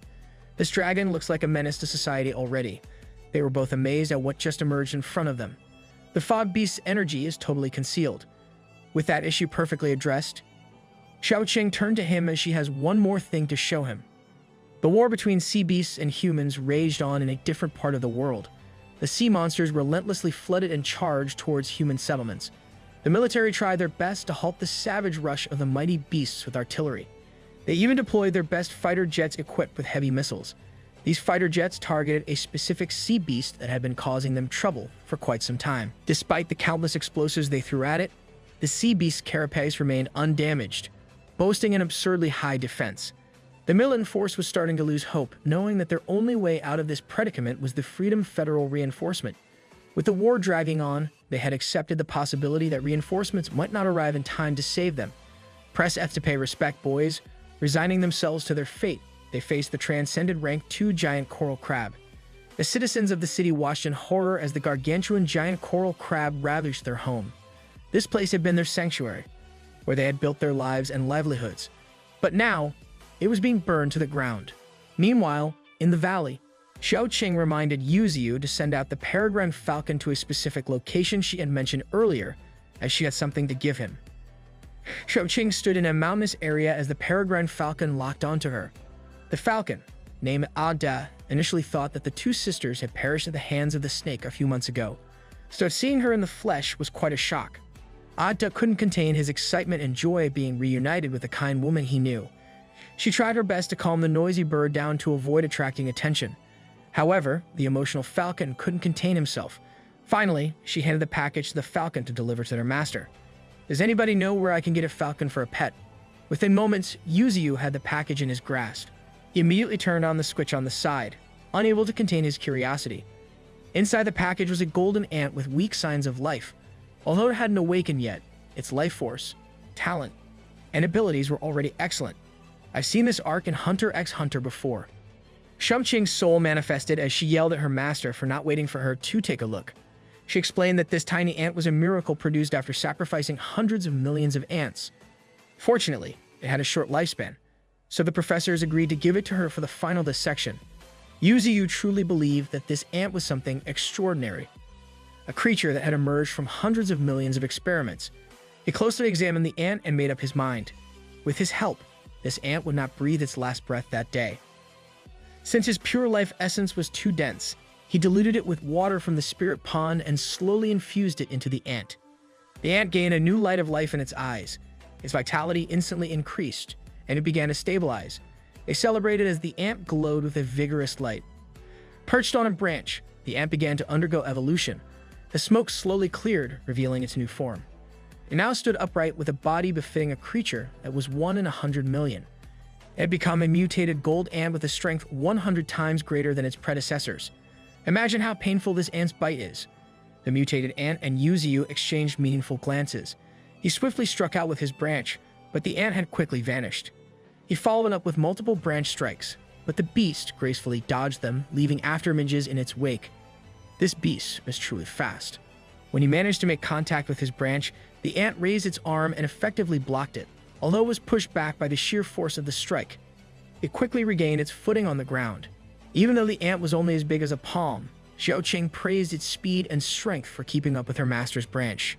After their exchange, the mutated golden ant surprisingly kneeled on one knee and pledged its allegiance to its new master. It vowed to follow Yuzu until death. Another ride or die general secured. He was surprised that right from the beginning, this new follower was already using telepathy with him. It was only rank 5 at the moment, yet it was using a technique that even the rank 9 white tiger couldn't employ. Sensing that his name was somehow involved, the white tiger came hopping in excitedly. The mutated golden ant immediately established its dominance by trash-talking the tiger, who couldn't even use telepathy. Of course, the tiger responded by crying and dramatically walking out of the scene. Never change, white tiger, never change. Yuziu bestowed upon the ant the 5th rank in his beast rankings and ordered it to cultivate in the underground cave. You would also grant this beast its name. Given its lustrous golden color, he decided to call it Sparky. Sparky complied and followed his master's orders. He had witnessed countless deaths of his own species, hundreds of millions, to be exact. He had been through countless experiments, and his heart was burdened with heaviness. The stronger Sparky became, the more he couldn't suppress his anger towards humans. However, he would never turn on his master. That was enough. Sparky's giving off some savage vibe. On one side of the valley, the bullied white tiger was being comforted by his human teacher. She reassured him that those who learn slower often grow to be even smarter. A distance away from the valley, the emperor alligator was indulging in his fresh prey. Suddenly, he found himself enveloped in a bright light. He was already evolving. He knew that if he evolved in an open place like this, the humans would surely discover him. Just as he had thought, the human headquarters received a red alert regarding his evolution process. They quickly determined his location and spiritual energy level of 24,000. The woman in charge became serious upon hearing the reports. She decisively ordered the coordinates to be sent to the Air Force. It seemed that the Emperor Alligator was facing a serious problem. He has this in the bag, he can surely tank an Air Force drive-by. Meanwhile, Yuziu was still toying with the capabilities of his fog beasts, intruding on the lives of his superhuman subordinates. The Air Force quickly responded to the call and surrounded the area where the evolution of the Emperor Alligator is taking place. He quickly realized that he was being surrounded by the heavy hitters of humankind. The headquarters finally got a good look at what they were facing. A massive reptilian beast that embodies primal force. He swiftly hurled boulders at the airborne cameras, disabling and destroying their surveillance system. He quickly neutralized every single camera from every possible angle, sending the headquarters into a panic as they had no clue what was happening on the battlefield. Take the CCTVs out first, smart move. Capturing this mutant beast, which is much larger than the silver centipede, with just fighter jets is simply impossible. The woman in charge of the operation abandoned the possibility of capture and focused on the mission of annihilation. She ordered the deployment of long-range missiles. They could not afford to let this beast escape their encirclement alive. Shouqing's spirit quickly informed Yuziu of what was happening to the Emperor Alligator. The clueless boss was now bombarded with reports that dozens of combat aircraft had already been deployed, and the extraordinary troops were being dispatched as well. He knew that his subordinates could not be that careless, but it was inevitable as he had been discovered during his evolution. Who knew getting stronger would be this inconvenient? The Federation was paying special attention to this case as they had ascertained that the alligator was an ancestral mutant monster. They didn't even make such a big deal about the silver centipede. It seemed like there was something he didn't know about beasts with ancestral genes. Shouqing had to go now as she was being dispatched along with the rest of the extraordinary troops. He worried that his alligator had never seen Shouqing's physical body as Xiaoling. They might get entangled somehow. He could not afford to let things get worse. He ordered the peregrine falcons, the first of his beasts and the overlord of the skies, to help the Emperor Alligator. At their speed, the humans would not be able to touch them at all. All they needed to do was hold down the planes and snip them off if necessary. With those orders, the Peregrine Falcon faction simultaneously flew at blinding speeds towards the center of the incident. Bird Gang, rise up. The Air Force continued their relentless barrage of destruction towards the beast. In one of the aircraft, the extraordinary troops, including Shouqing, were planning their approach to fighting the ancient beast to the death. She was deeply concerned about how this mission would unfold. At the Psychic Monitoring Station headquarters, people were starting to protest, suggesting they should just drive the monster to the red restricted area and let the extraordinary troops do the heavy lifting as they provide support at the end. The leader snapped back that it was impossible. The Institute of Biology had already confirmed that this monster had retro-ancient genes. It would only become stronger if they halted their attacks now. A month ago, the Freedom Commonwealth was turned upside down by the golden eel. There was also the ancient giant crab from Sakura country that destroyed a whole coastal city.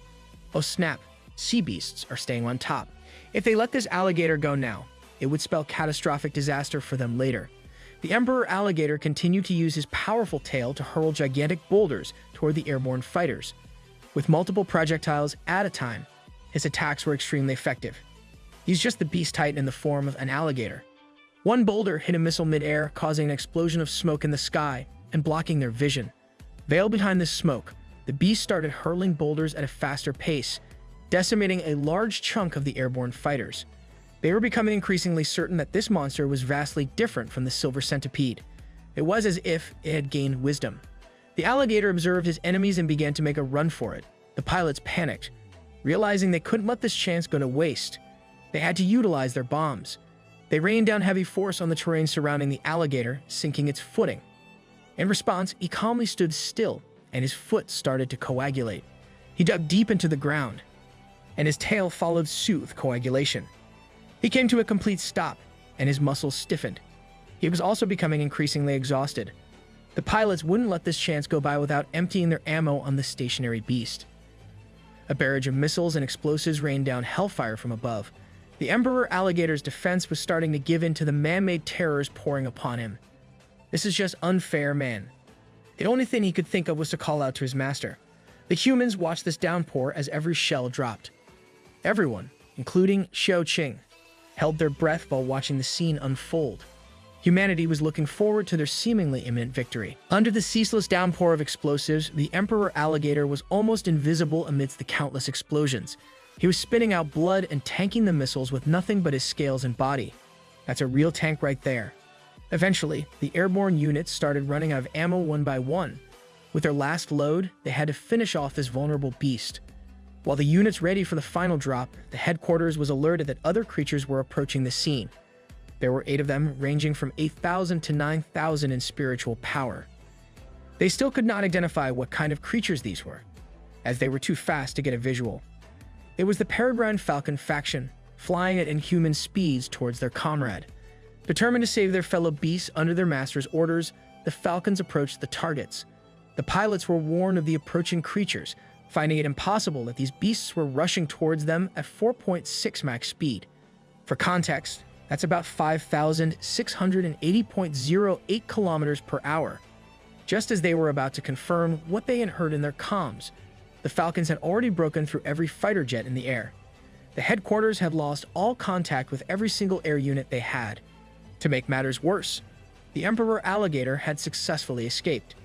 They stared with disbelief as the unbeatable battle plan failed. In one corner, Xiao Qing heaved a sigh of relief for the alligator's safety. This girl is betraying humanity, but I'm rooting for her. Before the end, they finally captured an image of the creatures that spelled the end for their plan. They saw the fierce sight of the peregrine falcons, the top predators of the sky before evolution. These birds were now at the 9th level, and the current Air Force was no match for them. There was no way they could defeat this group. As the sun set, the Emperor Alligator and the peregrine falcon faction leisurely strolled towards their master. At Bayou Gorge, every beast in the valley rushed to the dense terrain to welcome back their injured comrade. At first sight, the injuries of the Emperor Alligator looked worse than they could have imagined. The gargantuan beast stood before them, riddled with deep wounds, swimming in his own blood. Even the usually carefree Bald Head went to the side of his friend to make sure he was all right. Bald Head really does have a kind heart despite everything else. Yuziu promptly calmed everyone down, assuring them that everything was going to be all right. He informed them that their comrade had been caught when he was evolving and almost died under gunfire. Every beast looked concerned, while Sparky seethed with hatred, once again witnessing the cruelty of humans with his own eyes. Make him stronger faster so we can get the Chimera and Ark again. The Emperor Alligator approached his master tree when suddenly something caught both of their attention. Yuziu swiftly dispatched his branch past his subordinate. A mechanical gadget of some sort was squatted and destroyed. The alligator panicked as he had an idea of what that was. Yuziu knew all too well that this was a sub-miniature scouting plane. It seemed like something breached his fog defense as the alligator was fleeing home. It's time for war. Looking at the beast's wounds, it was hard to believe that he could still stand straight with dignity. The humans use armor-piercing projectiles, so the master warned him not to fight with his body as heavily next time. It seemed like human ammunition had advanced to the point where it could cause extraordinary damage to a First-Order Transcendent. He started to worry about his other precious subordinate, the Red Fox, Nine Tails. The armor-piercing was not that big of a threat to the reptilian monster, but the missile that stiffened his muscles and incapacitated him was a different story. Solidified muscles were a natural counter for beasts like the Emperor Alligator. Amidst all this debriefing, the alligator opened his jaws and presented his master with a gift. It was a snake egg that he wanted to give his master. Its mother awakened the element of ice, and if he was not mistaken, this egg was also following the same path. He's starting to complete every type of monsters. He's about to catch them all at this rate. He also pulled out an ice spirit grass from his mouth, as if it were an unlimited storage box. Yuzu thought that he really had an intertwined fate with snakes. He could already feel the strong, icy-cold spiritual power emanating from this egg. He was certain that it could surpass the powerful snake that he had eliminated a while back. Back at the headquarters, they were observing the footage they got from the outskirts of the fog in the valley. They theorized that maybe elements had also started to evolve into life. They also caught a glimpse of a tree that had some peculiar movements. They needed to check again if there was life in this area. The mountain that the alligator escaped had to be investigated by the Air Force immediately. It had the possibility of being a habitat for mutant beasts. She ordered to list the mountain as a red forbidden area as they sent troops for investigation. No matter what happened, they were determined to hunt down the Emperor Alligator. They were going to do everything in their power to never let this beast off this mountain, as if the surrounding heavy fog was not enough for a red flag for them. At the foot of the foggy mountain, the military forces have already set up their temporary base camp. Various armed personnel patrol the perimeter, looking for signs of evolved beasts. A few meters from this base camp, Sparky observes the settlement. His hatred for humanity is almost tangible. Bro was just a menace to humanity right from when he was a small ant. Back in the valley, Yuzu orders the heavily injured Emperor Alligator to go to the center of the mountains and claim the land as his own. He should also create a lake, and when the time comes, he will be bestowed with life essence to create a spiritual lake of his own. The Emperor Alligator swiftly complies as the other beasts become worried about their comrade moving so fast after being injured. He reassures them that he'll be alright and that they will be able to play together next time when he gets better. This sentiment lifts the spirits of the beasts. These guys are just too precious. Why the hell are humans trying to mess up the chill vibes in the mountain? Now the humans know that the alligator is hiding in the mountains. Xiaoqing wonders what their next move is. Yuzu plans that for now, they should stay put as only the Emperor Alligator has been exposed. They need to observe the situation more. They can always use the fog beast to hide the truth. He emphasizes that in this mountain, no human can harm any of them. She continues that the humans have been increasing their forces at the foot of the mountain. It looks like they are planning to break through any moment now. He has already noticed this development and he has carefully thought about what they should do in response. The armed forces gather and try to scout inside the foggy forest. It seems like one of the soldiers has lost control of himself as the others notice him venturing deeper and deeper into the woods. They try to call out to him to come back, but it's as if he's not hearing anything. As the soldier slowly vanishes, they try to get out of the fog to contact the camp. Before they can even gain distance, a limb of fog has already caught up to them and crushed one soldier into a pulp. Insert the bonk sound effect here. The rest of the scouting force cannot believe what they are seeing in front of them. Even at the base camp, the fog has suddenly turned into something out of a nightmare. It takes the shape of a long and winding fog dragon. The military confirms that this is the fog beast they read about in the reports and promptly tries to empty their ammo against it. To no surprise, the bullets do not work at all. They ascertain that the fog contains water, so it regenerates quickly, and their bullets are useless. With that in mind, a soldier comes out wielding a flamethrower. But before this guy can even aim at the fog beast, it is already struck by a powerful force coming from the side. It is the superhuman Qing Tong. He has been beckoned by their Lord God Tree to prove his loyalty if he really wants to join his faction. Qing Tong might be a human race betrayer, but I respect the guts. The soldiers caught on that there are enemies coming from behind, and they are surprised that it is not a beast but a human. They compose themselves as they are certain that this is an enemy. On the other side of the forest, Sparky emerges, mocking the humans for exuding a stench of rotten flesh wherever they go. He readies himself to dive into the massacre that is about to happen. Go do your thing, Sparky. The military tries their best to shoot wherever they see the enemies that infiltrated the base camp. Xiaoqing and Yuzu stand from afar as they watch the war below. She laments that the threat that the mountain poses will truly be exposed to the world now. He reasons that it's impossible for them to hide forever. All they must do now is show them the true horrors of the mountains. They must also delay their entry into the depths of the mountain. If nothing is done about these humans, they will continue flocking and charging with impunity. When asked about the soldier that he tormented with visions using the fog's ability, he answers that he will let him out. He needs someone to bring the terror of the fog beast out. She knows that the next time the humans come here, it won't be such a small army in a temporary base camp. They're going to bring out their full firepower and superhumans back here. To this sentiment, Yuzu fervently answers that they're ready to go to war. He might be a tree, but he has that dog in him. A few hours later, Sparky stands atop a mountain of corpses that he has slain. The whole base camp has been annihilated. After some time, rumors regarding the dangers of the Misty Mountains start to circulate around the surrounding cities. They say that it's a mountain that keeps people walking in circles. Not only does it house a giant alligator, but it's also the home of evolved living fog beasts. In the depths of the mountain, the Emperor Alligator claims his land and creates a massive spiritual lake. He has bestowed 10 drops of life essence, so this lake has now become a paradise for everyone. Ro casually made a resort for his friends to hang out in. Meanwhile, Yuzu is once again practicing.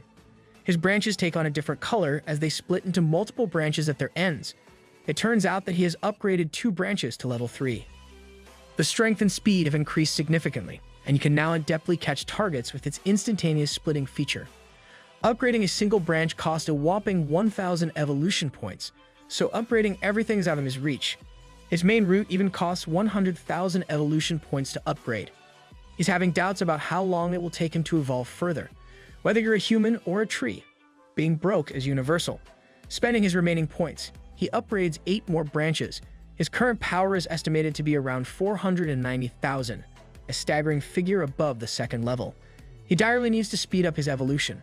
He was able to take it easy and slow in the past, but with everything happening, he cannot afford to do that now. He telepathically calls out to his Emperor Alligator subordinate to inquire about something. He needs to know everything about the river that the alligator stayed at. He explains that the Great River is treacherous and unpredictable. Even with the strength he had before, he did not dare to stay a second longer. And it turns out that the water of the Great River has the power to suppress the fluctuations in spiritual power.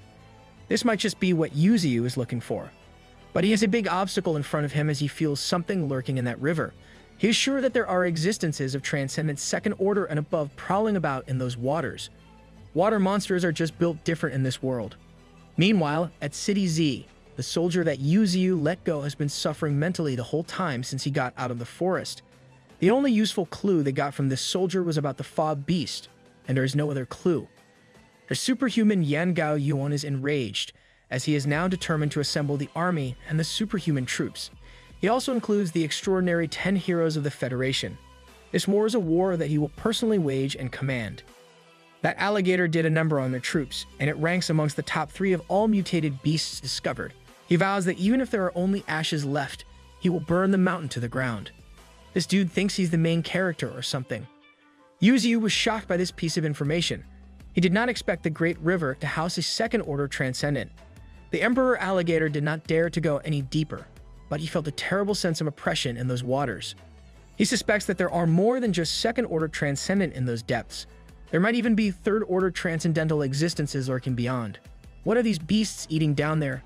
Yuzu now realizes that the Great River is not as simple as a dragon's lair or a tiger's den.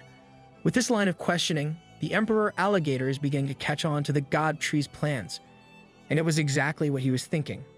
Yuzu wants to bring that Great River into his territory. The advantages of letting it flow directly into the sea will become his means of fighting against human beings in the future. He's planning to take over the world. Let's go. When he secures this channel, they will truly be able to rise. The Emperor Alligator was overwhelmed by his master's ambition and determination. He wants to contribute to this goal, so he suggested an initial plan. If they want the Great River, they must conquer the surrounding mountain range first. Yuzu could send Bald Head, Armored Boar, Demon Cow, and Sparky to conquer the range. Now that's a stacked lineup that I would love to see. Since he's already a 1st level transcendent, the humans will be alerted if he makes a move as they would sense his spiritual strength. Furthermore, it will be better to use that mountain range as a place for the beasts to train while they can protect them from the edge. Yuzu did not expect this subordinate of his to be so thorough with the planning. With that, he assigned the beast to take charge in this hunt. He trusts that this clever alligator already knows what he wants. He responded perfectly without even being asked. The prey will be left to be dealt with by the God Tree himself. Additionally, if they run into someone with good abilities, they can bring them back. He's making Yuzu's life so easy. He's like the perfect subordinate. Before they leave, Yuzu handed him some life essence as insurance. He does not want anything bad to happen to his precious beasts. With their plan established, the Emperor Alligator got up from his spiritual lake as it was now time to hunt. After settling the battle arrangements for the mountain range, it was now time for the construction of the city. He asked Qing Tong, who's in charge of the construction of his underground city, and he was caught off guard by the appearance of the god tree downstairs. He gave a rundown of the building efforts. They have successfully made 3 floors, which once opened will connect the entire underground tunnel. Thanks to the massive number and hard work of the Tempest Wolves, everything has been going smoothly. I wasn't aware that wolves are the ideal construction staff. In addition, the mutated mice that they have tamed have been instrumental in expanding the tunnels faster than ever before. They also followed the god tree's orders to bring in a water source. A tall bridge was then erected to lead to every single room. Right now, they are doing their best to increase the number of runes and training slots as much as possible. Moreover, they have used spirit stones as a source of light throughout the once dark underground city. Not only is it illuminating the underworld, but also nourishing flowers and plants that are really building the perfect city underground. All they need is internet and electricity, and they're all set. Yuzu did not expect the construction efforts to be going this smoothly and incredibly at all. Suddenly, Qingtong inquired if his friends can also help in the construction of the underground city. He quickly refused, as this is the place where they will live. The other humans still haven't pledged and proved their loyalty to him, so he can't trust them.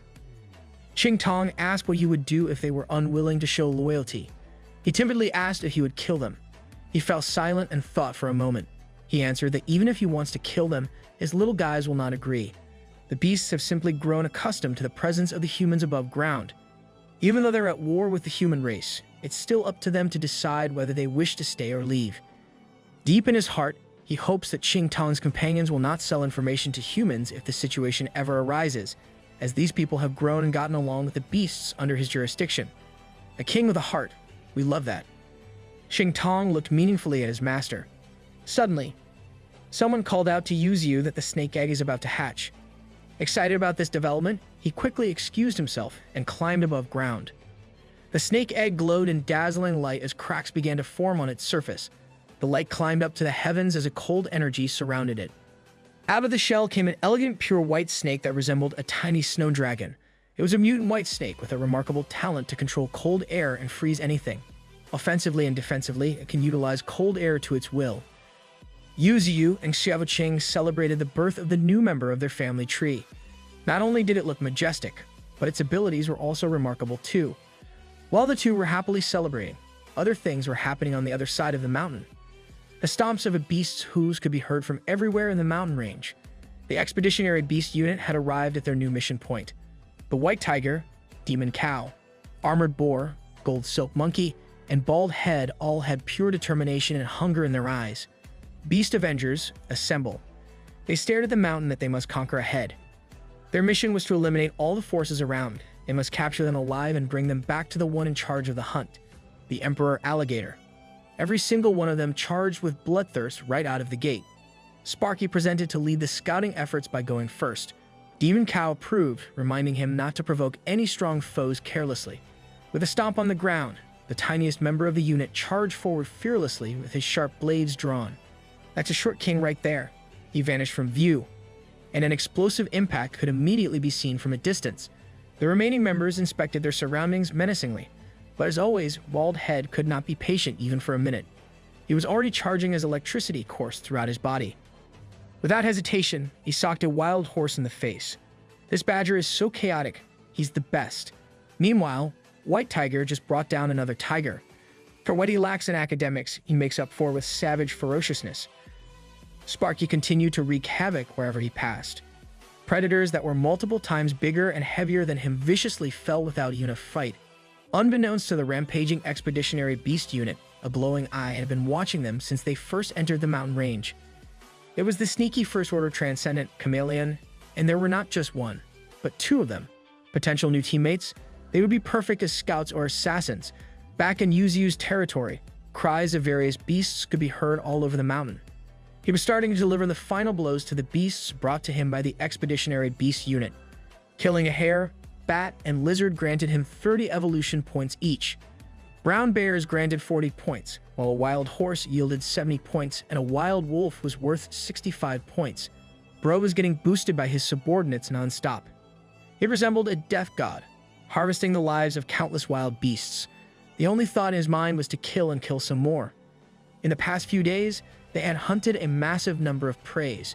His evolution points had now grown to a grand total of 18,110. He was extremely satisfied with the efficiency at which he was accumulating these evolution points. Not only that, but he had also ordered his underlings to feast on the valuable prey to replenish their strength. Even his newly hatched white snake named Bai joined in on the feast. Meanwhile, not far from the valley, a gargantuan gorilla was roaring in anger. The colossal primate exuded bad vibes as it strolled around the plains. What the hell is this guy so angry about? Xiaoqing's spirit could be seen flying above the plains as she admired the majesty and imposing presence of the gorilla. Suddenly, the gorilla felt something in the corner of its eye. Although the image of an ethereal person was blurry, it was certain that someone was flying near him. The aggressive gorilla did not like this at all and roared at the top of its lungs in Xiaoqing's direction. That's a top-tier hater right there. It grabbed onto the solid mountain floor, and its fingers began to pierce through the rock. Just when it seemed like it was lifting a boulder from the ground, something even more shocking was revealed. The gorilla effortlessly lifted almost half of the mountain by simply sticking its hands on the ground and pulling it out. Now, that's the definition of built different. Even the aloof Xiaoqing admired this extraordinary display of raw and primal strength. However, to her, it was nothing more than raw strength. As the massive rock formation was thrown at her, it blasted through the air with blinding speed. She stood calmly in the face of the rock formation. Suddenly, clean and straight cuts appeared on the surface of the rock. It was disassembled mid-air as if it were a piece of vegetable being cut by a sharp knife. She was proving that she wasn't easily beaten. Summoning her transcendent centipede familiar, it was now returned to strike. Back in the valley, Yuzu was celebrating yet another victory. They had finally cleaned up the piles of bodies littering the plains. The green grass sparkled, looking immaculate. However, this celebration did not last long as a massive gorilla landed on his prized clean floor. Xiaoqing informed him that she had brought him the specific gorilla he wanted. She expressed her doubts about training this beast. After all, primates were not like the other creatures, and if he wasn't careful, he might not be able to fully control it. All these concerns fell on deaf ears as Yuzu mourned the loss of his once pristine grass and spotless ground. He understood her concerns since primates were the most human-like race. They were also social creatures, and if guided through their development, they would undoubtedly evolve at an unimaginable pace. If they could absorb human knowledge, they would become a completely new species, just like humans. Winston from Overwatch incoming? He reasoned that the rise of gorillas and primates might not be all that bad for them. After all, the world was already plunged into chaos. Furthermore, it took a long time for a species to fully evolve. Xiaoqing listened intently to her master. Suddenly, the knocked-out gorilla began showing signs of waking up and regaining consciousness. It opened its eyes to the sight of Yuzu's magnificent and imposing tree body. It didn't waste a single second and became hostile once again. It let out a thunderous roar while Yuzu observed it. It turned out that this beast was even bigger than the white tiger. The unhinged gorilla was already attempting to pounce on him, his eyes filled with bloodlust and rage. He simply responded to this blatant attempt to harm him with a single branch laced in neurotoxin paralysis poison. The gorilla fell on its back and started shivering, unable to move a single muscle. Take some time on the floor and reflect on your actions, buddy. This paralysis toxin came directly from his branches. For entry-level mutant beasts, its effect was like a nightmare. With the gorilla incapacitated, he proceeded to offer it two simple choices: surrender or die right here, right now. The answer was obvious as the gorilla urgently replied that it wanted to surrender in perfect human language. He was taken aback, as he expected the beast not to surrender so quickly. He had even thought of a bunch of threats and lures, but now he wouldn't be able to use them. He was also shocked that it could speak fluently, despite being just a primate. He asked the monster if it had a name, but it seemed unfamiliar with the concept of names altogether. Dismissing the confusion, he decided that from now on, this guy would be called King Kong. Ain't no way he's naming this guy King Kong. Although he was much smaller than the real King Kong, evolution would find ways in the future. With the name settled, he bestowed King Kong with a gift, a single drop of life essence that slowly fused into his entire body. Bright lights of evolution quickly escaped from all over King Kong's body. Even Yuzu was surprised by the intensity of the evolution he was witnessing. King Kong evolved and underwent a drastic change in his appearance. His once brown fur transformed into a menacing black color with a red streak in the middle of his head. His body also became more compact, resembling the incarnation of pure muscle. One look at this beast, and it felt like a light punch would be the end for you. This is the build of the guy she told you not to worry about. He became a beginner level 8 mutant gorilla right after receiving the life essence. He possessed the talent to go berserk and choose to give up sanity, thereby gaining a large amount of speed and strength. His brute force was also enhanced to the fullest. Endowed with deadly power and superb craftsmanship, King Kong was a force to be reckoned with. Yuziu assessed that King Kong's abilities were good, but not good enough to be part of the 9 beasts. With that in mind, he ordered his newfound subordinate to gather his pack. King Kong responded affirmatively and promptly postured to let out a thunderous roar like no other. With his whole chest and power, the roar shook the entire mountains and even caused a crater where he was standing. Both Yuziu and Xiaoqing couldn't escape the intensity of this roar, feeling as though their eardrums were shattering. All over the mountain range, primates of all shapes and sizes heard this familiar roar. They started figuring out where it came from, and all faced in the same direction. It didn't take long for them to act like a bunch of wild savages, rushing towards the call as fast as they could. Yuziu was taken aback by this development. Even Xiaoqing was speechless at what they were seeing. Every single wild primate from every corner of the massive mountains appeared and rallied under the roar of King Kong. Return to monkey, boys. Yuziu finally realized that they had just hit the jackpot. In the mountain range, an intense fight is currently happening. The terrain of the mountainous area has been wrecked, and the ground itself has been uprooted. To no surprise, it is Sparky, the golden mutant ant, who is engaged in a fierce combat. He has reached entry level 6. In front of him stands a magnificent light that signifies the strength of his foe.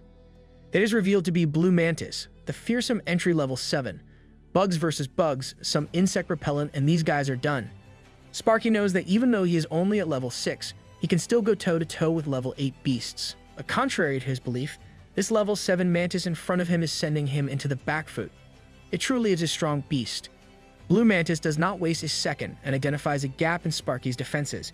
It charges like a speeding lightning, zigzagging until it reaches its strike zone.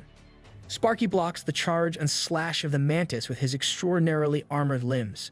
The two forces collide, and the area surrounding them falls into destruction as the impact is too powerful. He sincerely looks and praises the mantis for being this strong at its current level. He wants to recruit this guy into their growing unit, a bug faction with Go So Hard. With the stab of his blade, he finally gets the chance to demonstrate his superior abilities. A portion of Blue Mantis' upper body is shaved off as it falls back in defeat. It is yet another decisive victory for the Wonder Ant, Sparky. He reassures the mantis that the wound is not fatal. He just coated it with his master's paralytic toxin, which is why it cannot move a muscle. Suddenly, Demon Cow comes running down towards them with sincere concern for his brother, Sparky's well-being. He assures his second brother that everything is fine.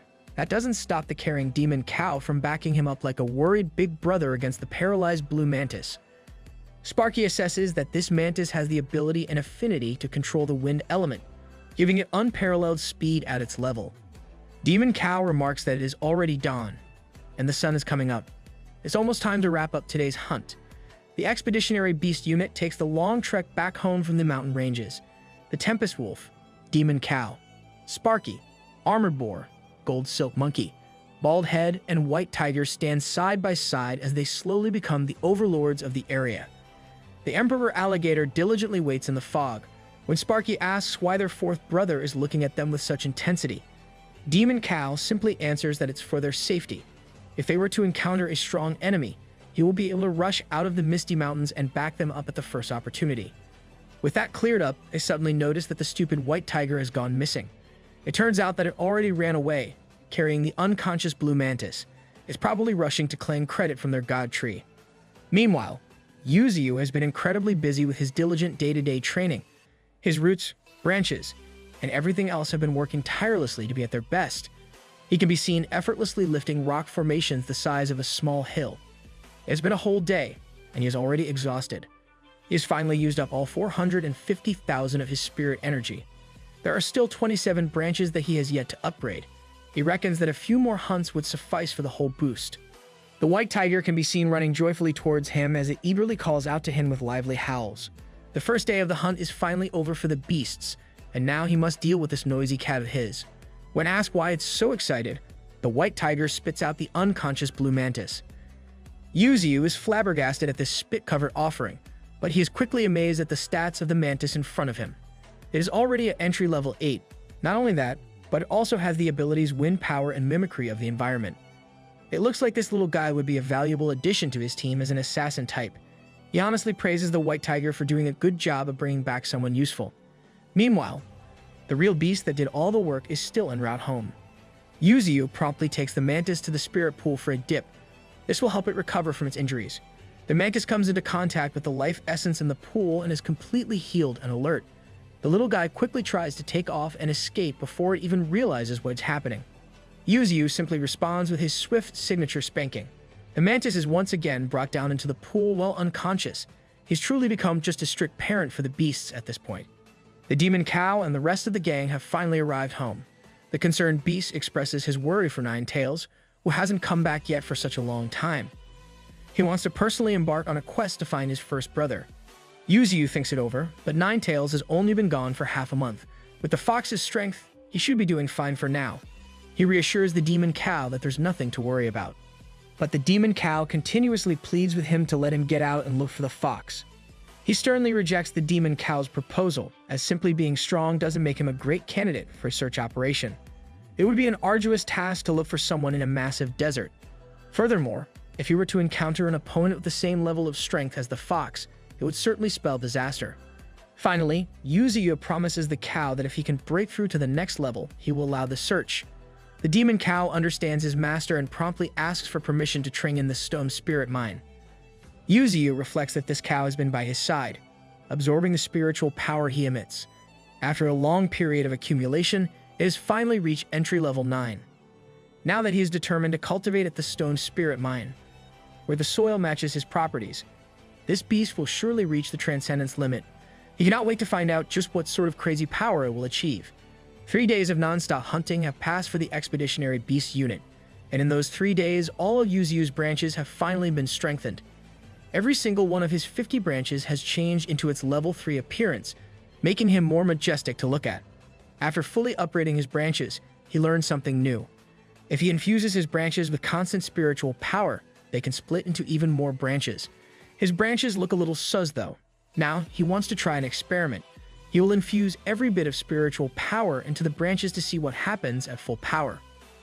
He proceeds to inject every bit of spiritual power he has, and the branches turns wild all over the place. The next thing you know, every single beast in the vicinity is already looking in Yuzu's direction. Every resident of the mountain could not believe just what they are seeing right in front of them. Humans and beasts alike looked up to the sky in awe of a beauty they had never seen before. One of the superhumans knew exactly what this phenomenon truly was. It was the gorgeous aurora borealis. Every branch of Yuzu intertwined and glowed in every hue of the light spectrum. Even the skies were affected by such a display of elegance and majesty. Bro was just casually executing the most beautiful technique in history. Every being witnessing the spectacle was mesmerized and stunned. Not only did it exude beauty, but its force was also undoubtedly felt. If these ethereal branches were to fall, this place would be flattened in a heartbeat. The brilliance of this new technique was truly unmatched. Meanwhile, Sparky mocked the humans, reminding them to savor the honor of witnessing his master's power in action. Show Sparky, this guy really has the biggest hater energy in the series. He continued, stating that if his master did not find these humans useful, he would have already killed them long ago. This naturally provoked the humans, but they restrained themselves. When asked if Sparky hated humans to this extent, he simply laughed in response as he walked away. Not only did he hate humans, but he also absolutely abhorred them. As the golden mutated ant left the scene, she was left mortified, as that answer sent chills down her spine. The transcendent light of Yuzu's branches slowly died down as they reverted to their level 3 appearance. The branches drooped down, and exhaustion was evident on his round face. The rate of spiritual consumption was terrifying. In just a few breaths of activating the ability, more than 400,000 spiritual energy was lost like a flood. He concluded that the level 3 ability was too heavy to use at his current second level of transcendence. Currently, this technique could only be used in a critical moment of life and death. Back in the underground city, we see every primate in the mountainous region working tirelessly to build the settlements. King Kong had been diligently overseeing the operation and efficiently taking charge of his pack. Instead of constructing a building to climb, this King Kong is building a whole underground city. Yuzu went down to check on the construction efforts. He praised the superhuman Ching Tong for doing such a great job. He had initially worried if they would be able to control such a massive number of wild primates. It seemed like they could be effectively controlled if they recognized that the leader was stronger than them. After this construction, Yuzu planned to train them in a different direction. He wanted to take them on the army route and turn this battalion into a military unit. While they were talking, a powerful earthquake suddenly struck. Yuzu stayed calm as he identified that this was not an earthquake. He had felt these tremors before when Ching was undergoing her breakthrough. It might just be the demon cow evolving.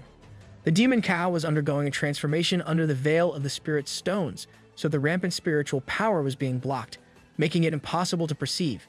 The last time Ching broke through, he only noticed the transformation due to the blinding evolution light. They pinpointed that the demon cow was powering up inside one hole. It was not just any hole, it was where the spirit earth stones were stored. The demon cow was so full of energy that it rushed out of the hole with vigorous intensity.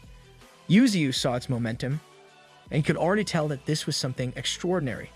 The cow roared at the top of its lungs and shook the entire underground city. It was headed for the source of the power of the earth. By absorbing large amounts of spirit earth stones, beautiful yellow flowers bloom as a concentrated form of the earth's energy. They contained a vast amount of spirit stone essence that could take the cow to a whole other level. It couldn't wait to break through as a blinding light of pure concentrated energy broke through the ceiling of the massive underground city. The bull finally took a bite of the flower and started its transcendence. Eat that flower, man. You deserve it. It was so full of energy that the only way to release and safely ascend was upstairs in the open. It broke through the ground right in front of Yuzu. Even the god tree was forced to shield itself from the blast of force coming from the cow. Yuzu felt annoyed that seemingly every breakthrough of his subordinates ruined his place in one way or another. The debris and smoke cleared up, revealing something powerful. The newly evolved demon cow emerged from the dust with a new look. It grew another pair of horns, and its mane grew wildly. Its size had also significantly increased. Judging from its aura, it's already clear that it was on another level compared to the other great beasts. Yuzu also noticed that the air around the cow was twisting. To confirm his hunch, he opened his subordinate's interface. That's when it was revealed that this beast had just obtained the ability to control the gravity field. It had unexpectedly awakened something exceptional. Gravity is one of the most powerful forces in the world. This guy just became Admiral Fujitora from One Piece. Baldhead and Sparky swiftly rushed to their second brother's side and congratulated him for such an impressive breakthrough. The demon cow remarked that even though it had broken through, it still could not feel its powers. Yuzu knew an easy fix for this sentiment. It would just have to figure it out in a fight. Sparky and the newly recruited Blue Mantis stood side by side against the newly awakened demon cow. He gave the Mantis a deal. If they won against the best, he would let it go. But if they lost, then it must stay here obediently. Bro just took a horrible offer. Look how big your opponent is. Sparky started the match off by apologizing to his second brother, but he was going all out. The demon cow did not mind this as he taunted them to charge. The deadly insect duo seemed to be in tune with each other. A yellow and blue aura rushed into the air as they rushed to land the first blow of the match. Yuzu admired their speed, as even he was having a hard time keeping up with their movements. The Mantis executed Blue Meteor while Sparky activated his Golden Flash. The duo clearly had the advantage with regards to speed. They're kind of cooking though. Every beast resident of the mountain watched in bated breath as they witnessed their brothers going at it seriously. The duo finally decided to let out their respective finishing moves. As they got into their effective distance, both were already certain that victory was all but secured. Are you sure about that?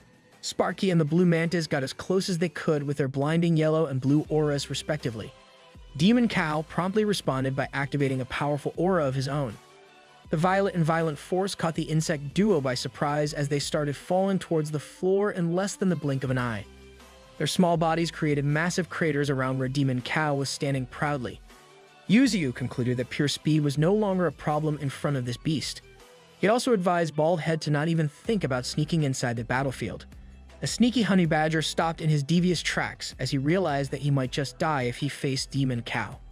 The always concerned beast quickly asked his golden fifth brother if he was fine. Sparky reassured him that he tanked the power just fine, but his internal organs were crushed, and a lot of his joints had been broken. Brother, your insides are in shambles. Go to the hospital for ants as soon as possible. Yuzu quickly utilized his Rain of Vitality ability to accelerate the healing of the duo, who could barely even stand on the floor. He observed them, and it seemed like they were fine on the surface, but their internals, on the other hand, had been decimated by the force of gravity. Luckily, he had the Rain of Vitality in his arsenal, or they could have been out of commission for days if not months. Who needs emergency rooms anyways? The recently beaten and instantly healed Blue Mantis realized what he had signed up for and once again tried to escape using his absurd speed. This escape attempt was once again met with a spanking from the boss. Demon Cow and Yuzu faced one another seriously after this glorious breakthrough. Now that the beast had reached the transcendental stage, he was going to have to polish his skills even further. Yuzu assured him that with consistent training, his abilities would be 10 times stronger than they were now in the future. Yuzu also honored their agreement earlier that he would let Demon Cow go find 9 tails after transcendence. He was letting the beast go on the condition that safety must be the paramount concern.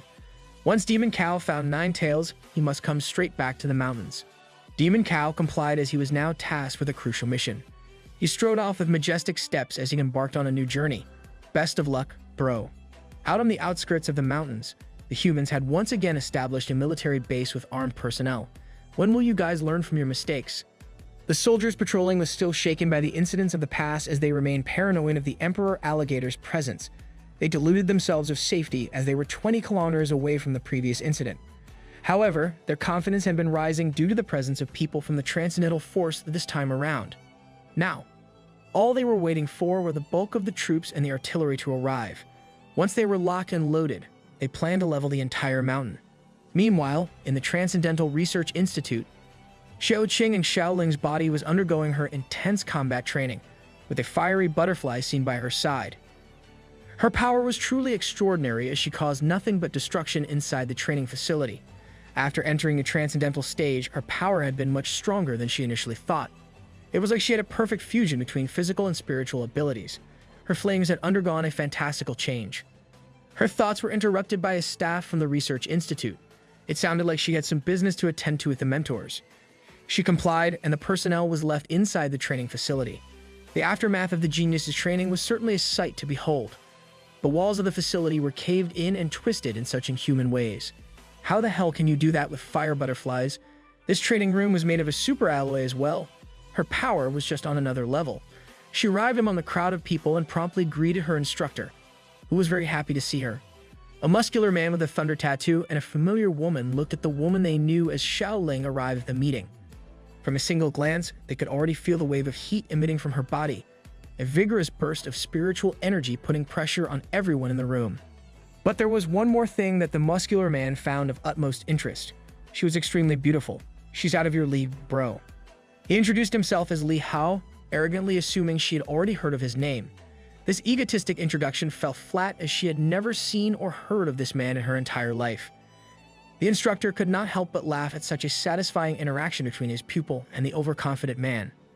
The Research Institute personnel whispered in her ear that this man was one of the top performers of the Federation. It turns out that he had broken through the transcendental realm half a month earlier than her. Furthermore, this guy was the son of a wealthy businessman from the Li family. His father had spent billions on spiritual herbs just to boost him. Of course, he's a pay-to-win player. With that, he became the youngest Major General in the Federation for his outstanding service in suppressing the coastal beast invasion.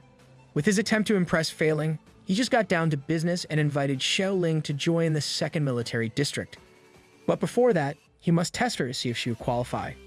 As she was thinking about what this guy was yapping about, he was already exuding his thunderous aura all over the place as he proclaimed that the test was simple. They just had to fight. Xiao Ling was quick to respond as she released her powerful fiery aura as well. Every Research Institute staff member was cheering and rooting for her to beat Li Hao.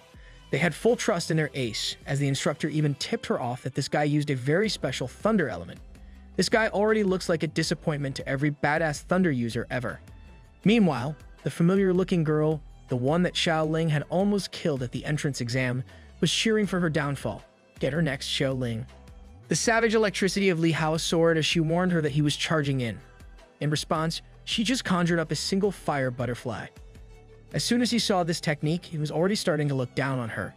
He attributed this kind of technique to her being just another woman, as if it was expected that she would turn the violent nature of flames into such a flashy and fancy form. With a serious look in her eye, she just warned him to be careful. He was already determined that this type of technique posed no danger to him whatsoever. He proudly proclaimed that his spiritual power was as high as 20,000. And with that, he would blow her up effortlessly. The fire butterfly flew gracefully as it slowly made contact with the overconfident Li Hao. His thunder was immediately extinguished as the fiery inferno raged on his body, and he fell into a panic. He's going to have an extreme phobia of butterflies after this. He managed to recover and fall back after being almost burned to death by a single butterfly. The always supportive instructor was celebrating the strength of his star pupil, getting carried away and cheering for her to kill the guy. That's a big W instructor right there. The arrogant woman called out to Li Hao to get up and go at it again with Xiao Ling. Both sides were rooting for their respective representatives in the room. Li Hao was in disbelief that such a tiny fiery butterfly almost took his life with such strong lethality. She insisted that she had already warned him to be careful. This provoked Li Hao to a new level as anger flashed on his face. He activated his full power, displaying a truly terrifying might as he had had enough of getting humiliated repeatedly. He warned her that it would be out of control if she died from here on out. She reassured him that that kind of thing would not happen at all. The instructor and everyone else watching was stunned at what they were seeing in front of them. Xiao Ling had conjured up hundreds, if not thousands, of fire butterflies in the blink of an eye. It was now too late for Li Hao to admit defeat. Let's see if pay to win can tank this. She repeated that if he dies right here and now, she would not be to blame. It looks like Li Hao prefers going at it with her as he readies a thunderous punch with full power and rage. Thousands of fire butterflies against a man with a tiny spark of electricity in his punch. The sight was too lopsided to even call it a clash. Just go home at that point, bro. A massive explosion burst formed in the middle of flame and thunder. Everyone in the audience struggled to stay on their feet in such an intense fiery impact. The smoke from the explosion cleared, and Li Hao emerged, full of injuries while kneeling on one knee. With strained coughs, he struggled to even maintain consciousness. Xiao Ling stood in front of him, unscathed as he admitted defeat and fell to the ground of the research institute. The staff rejoiced at the victory of their one and only ace. The people who came with Li Hao, on the other hand, found it hard to comprehend what had just happened to their major general. In one of the men's buttons, a tiny camera could be seen live streaming the entire fight to another place. Is this dude streaming on Twitch or something? In an impressive room, a man wearing a suit had watched the entirety of the fight. He seemed surprised but pleased that Li Hao had lost quite badly. Another man with scars in both of his eyes added that Xiao Ling's abilities are simply too terrifying. For him personally, Li Hao would have been a tough opponent, and yet the young girl in the live feed easily defeated him. She's just literally built different, that's all. They decided to compile every piece of data and information they had on Xiao Ling. They were going to keep everything about her top secret from the outside world. The man lamented that after the deployment of the Second Army, most of the new recruits in the Second Division had been even weaker than Li Hao. They were hardly finding more powerful transcendent humans these days. But Xiao Ling, she stood out amongst everyone else. Back at Bayou Gorge, life had been progressing as it had for a few days now.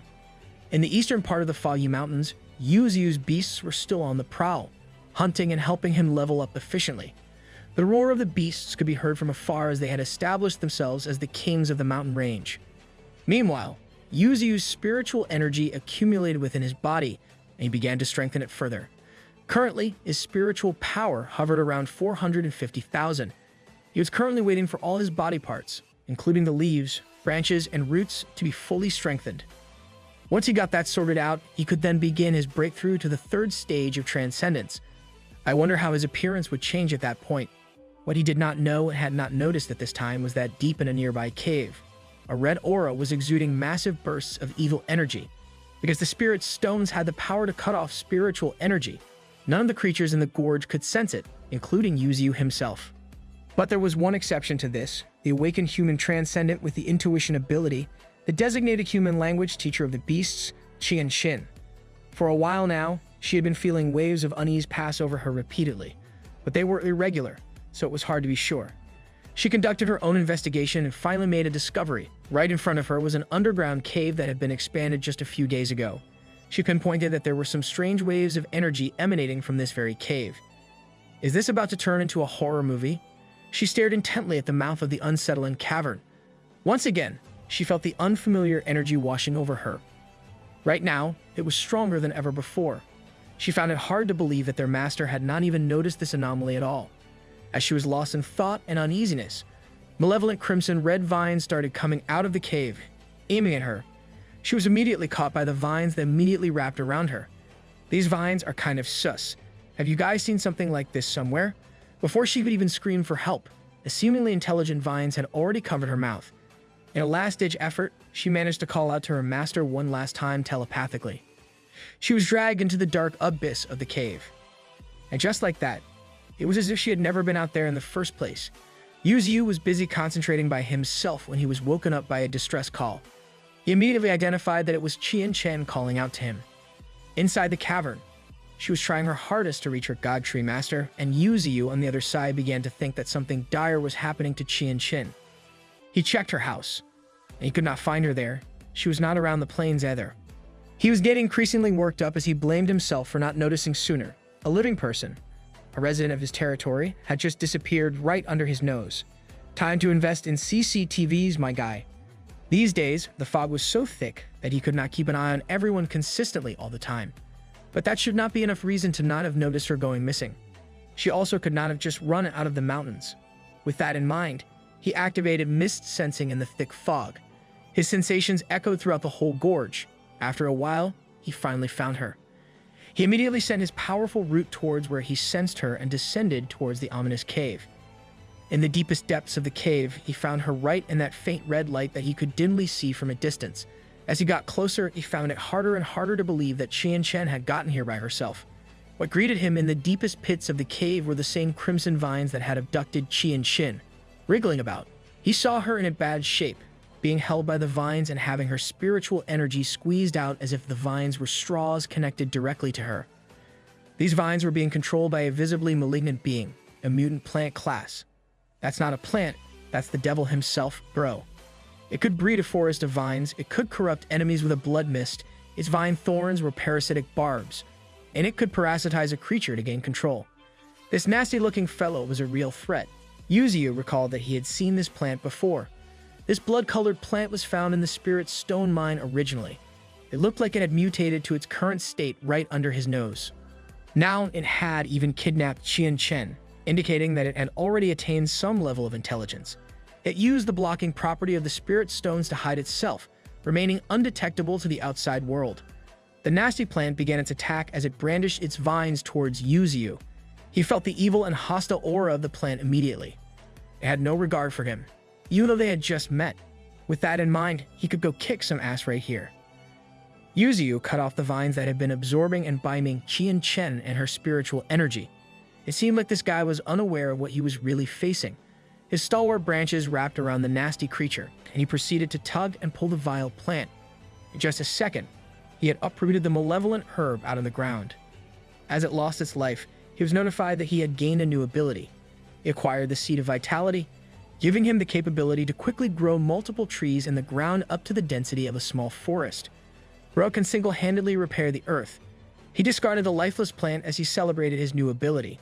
He might be able to create an ancient forest with this skill. He had skilled so many beasts before, but he had never actually acquired any new skills through it. He wondered if he needed to hunt more mutated plants to get more abilities. After this ordeal, he promptly checked on Qian Chen.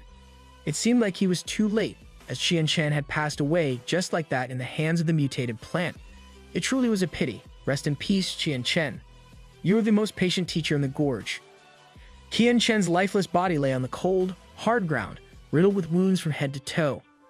The mutated plant had likely attempted to use her as a host, parasitizing into her in its bid to leave the ground. That's a nasty way to go. She did not deserve that at all. Having lived under the same gorge for a considerable time, Yuzu felt obligated to give her a proper burial. However, just as he was about to lift her corpse, something extraordinary occurred. Qian Chen's eyes faintly opened as a powerful red aura enveloped her. She ascended to the top of the cave, covered in a crimson crystal, resembling a butterfly undergoing metamorphosis. Moments later, the crystallized shell began to crack, completely shattering to reveal a familiar hand emerging from the crimson gem. Qian Chen emerged, now clad in a plant-like skin with crimson vines entwined around her body. Poison ivy, mommy. Sign me up. She transformed into something truly extraordinary. Yuzu blushed at her sudden transformation, her figure now fully on display. It seemed she had undergone symbiosis with the blood-red mutated plant. Qian Chen wore a complicated expression as she tried to process the events that had just unfolded.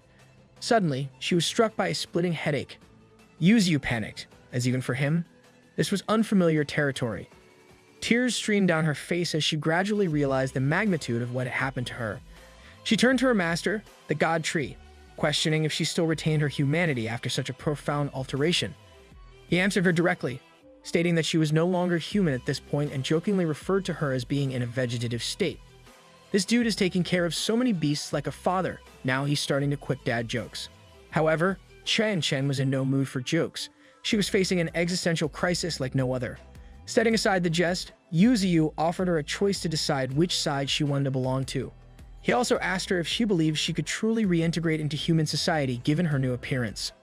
He earnestly questioned whether people would truly accept her as a human. This question left her with much to ponder. Ultimately, her consciousness remained intact and unaffected by the transformation. She had even absorbed the power of the red plant's energy. With this understanding, Yuziu extended his branches to Qianxin, welcoming her to join them in her newly altered form. He assured her that this marvelous place would be her home in the future to come. After a brief moment of contemplation, Qianxin made her own decision and expressed her genuine desire to formally join the expanding circle of the God Tree. She truly is a breath of fresh air. She's a plant after all. Meanwhile, in the hunting grounds of the Expeditionary Beast Unit, the transcendent Rank 1 mutated chameleon, which had been observing them since day one, finally made its move. The white tiger confronted it head-on but was met with a forceful strike from the chameleon's tongue. The mutated creature proved too powerful for their current levels. Back in the foggy gorge, the white tiger and the rest of the group luckily managed to survive the clutches of the transcendent chameleon. Yuziu received reports that his beasts had encountered the creature, but it had fled from the battle. Sparky explained that Emperor Alligator had wanted to join the fight, but the white tiger declined his assistance. Despite occasional mental slowness, the white tiger still possessed the pride of a king and desired to defeat the formidable enemy on his own. Respect to that, my guy. Yuziu promptly infused the heavily injured white tiger with precious life essence. Sparky continued, noting that something had changed in the gorge. There seemed to be significantly more trees than when they had left earlier. Yuziu clarified that he had been testing his newest ability, the power to create trees. However, he regretted that once he stopped supplying them with spiritual energy, they reverted to regular trees. To demonstrate, he instantly spawned a small tree before them. Sparky and the white tiger were mesmerized by this peculiar ability. Suddenly, the vigilant golden ant detected a strange aura in the distance. Reacting swiftly, it pushed its blinding speed to the limit and rushed toward the source of the anomaly. Behind the trees, a familiar humanoid silhouette came into view. Sparky wasted no time and launched a killing blow at the unknown presence in their territory. It turned out to be none other than Qianxin, hidden amidst the fog and trees. Her crimson vines instinctively protected her from Sparky's lethal attack. Someone must give Sparky a lot of chill pills, man. When Sparky finally had a chance to examine this situation closely, he confirmed that the anomalous figure was indeed Qianxin. He couldn't fathom an explanation for her bizarre form. Through her symbiosis with the malevolent plant, she had acquired a talent for life force manipulation. She could now freely control blood-colored vines for both offense and defense. Sparky withdrew, taking a moment to assess the situation. Yuziu simply informed everyone that Qianxin was their newest companion. She was now recognized as the sixth member of the 9 great beasts and would henceforth be referred to by her new name, Thorn. The plant mommy has been secured, let's go. Sparky, known for his disdain towards humans, vehemently disagreed with this announcement. In his view, humans could stay and work there, but nothing more. Accepting a human as an equal was beyond his comprehension. In his own twisted way, he declared that he would end Thorn to prove humans' weakness and their unsuitability to fight alongside them. Yuziu grew angry at Sparky's brazen attitude and called out the ant. Sparky froze, understanding the weight behind his master's words. The enraged god tree would not tolerate any form of defiance from Sparky or any of his subjects. Witnessing his master's fury, Sparky was terrified to even move, let alone harm Thorn. He rushed to his master's side, kneeling on one knee and profusely apologized for his careless actions and words. That's right, boy. Bow down to the god tree. Yuziu lectured him, emphasizing that Thorn was different from the humans they knew. He hoped that from now on, everyone would gradually learn to understand one another. Perhaps even the stubborn golden ant might change his perspective in the future. Thorn was still adjusting to her new form, and standing alongside such powerful beasts made her uncomfortable. Sparky had calmed down, suppressing his hatred to comply with his master's wishes. Yuziu had underestimated just how deeply Sparky despised humanity. His hatred was rooted in something profound. He feared that without unity, leading the team effectively would be impossible. Meanwhile, on the outskirts of the foggy mountain area, a diverse group of superhumans gathered with a common goal. Having already delved deep into the mountain, they had yet to catch a glimpse of the Emperor Alligator or even a single clue. When asked who had given them the mission to find the alligator's whereabouts, They replied that it didn't matter. As long as there was enough money on the table, they were willing to do the job. In this mission, there's no need to engage in combat, just provide the location. These mercenaries were driven solely by one thing: money. It was their sole concern. The muscular mercenaries surveyed the surrounding fog, rumored to be inhabited by fog beasts, doubting the veracity of the stories they had heard. Bro was just begging to be stomped by a fog dragon with that arrogance. Nevertheless, they pressed on with their search, realizing they might be close to their objective. Since the dawn of the evolution era, mercenaries had gained popularity as a new profession. With everything evolving at an alarming pace, a select group of talented humans had also evolved. These mercenaries relied on their enhanced combat abilities to offer their services to powerful individuals. It was a highly lucrative profession, capable of quickly amassing wealth for those with the necessary skills. It low-key sounds like a good career if you're strong enough. A few hours later, deep within the foggy mountains, the mercenary party came to a halt. They spotted a beautiful woman with peculiar red vines, harvesting fruits from a tree. In the serene surroundings, Thorn, with her exquisite beauty, was engrossed in plucking ripe fruits from a nearby tree. Oblivious to the world around her, she paid no heed to the group of mercenaries who had just spotted her from a distance. Would it be cannibalism if she eats the fruits? Her joy knew no bounds when she discovered an abundance of luscious fruits in the gorge.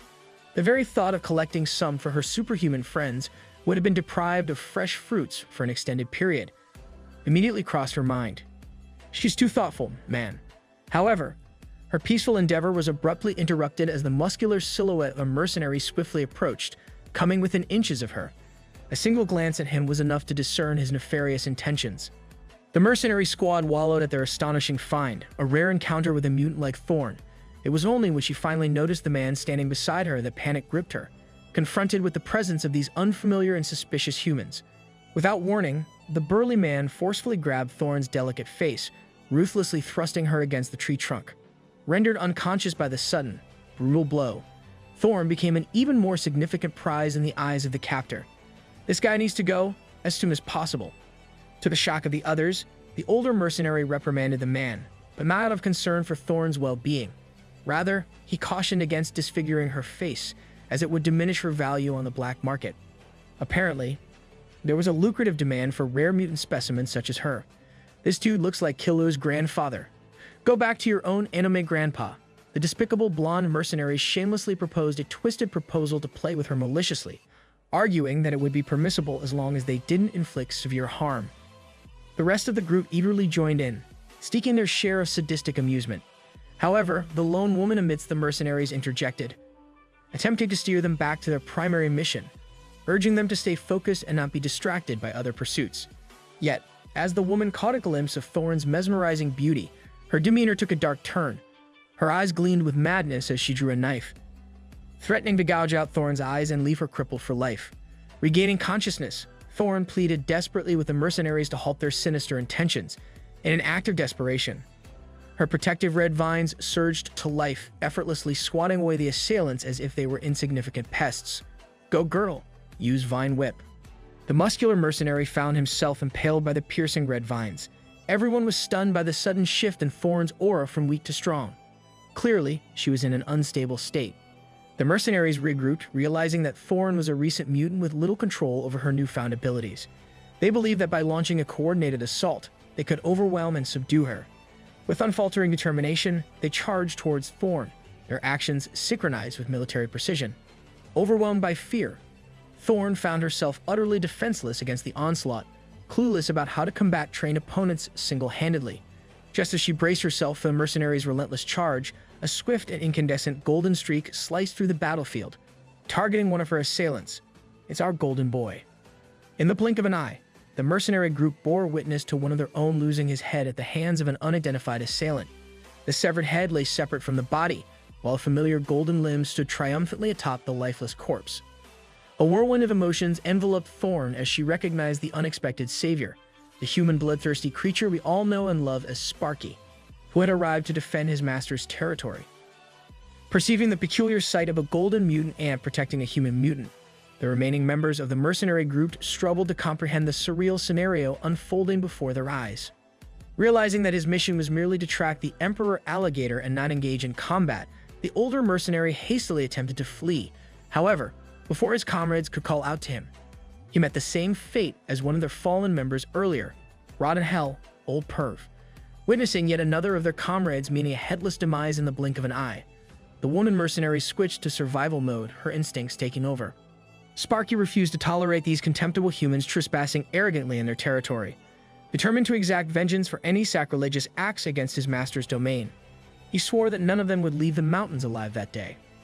In a dazzling display of golden brilliance, Sparky tore through the air, striking his golden blade into the abdomen of another foe. Unwilling to stop there, he propelled himself like a missile, aiming straight for the last remaining member of the mercenary group. Desperately, the man fought back, his mechanical hand transforming into guns that relentlessly spewed countless rounds of ammunition. Undeterred by the barrage of bullets, Sparky's golden exoskeleton effortlessly deflected them as if they were insignificant projectiles. Sometimes we forget that every beast in the gorge is just built different. With one final swift dash and slash, he cleaved through the last man's stomach as though his flesh were as fragile as paper. The ground now littered with the lifeless bodies of the repulsive and brutal mercenaries. Suddenly, Thorn's attention was drawn to one of the mercenaries on the ground, whose tenuous grip on life resulted in blood cascading from his lips. Meanwhile, Sparky turned around to investigate the disturbance, only to be assaulted by a glaring burst of radiance. A grenade had been detonated point-blank range, engulfing the mutated golden ant in a devastating explosion. Struggling to escape the ensuing flames and smoke, Sparky emerged from the inferno in a weakened state. He fell for the classic trick. Injured and sprawled on the ground, he mirrored the fate of the mercenaries he had vanquished. His carelessness in ensuring the completion of his task might now cost him the use of his legs. Unexpectedly, the woman mercenary also clung to the remnants of life, her body bearing a grievous, potentially fatal wound. You must give props to her for tanking that massive wound. Clutching her knife with grim determination, her sole aim was to eliminate the injured beast subjected to the specialized grenade. With the last vestiges of her strength, she raised the blade, mustering every ounce of resolve to plunge it into the defenseless Sparky. The knife's tip hovered perilously close to ending the mutated golden ant's life.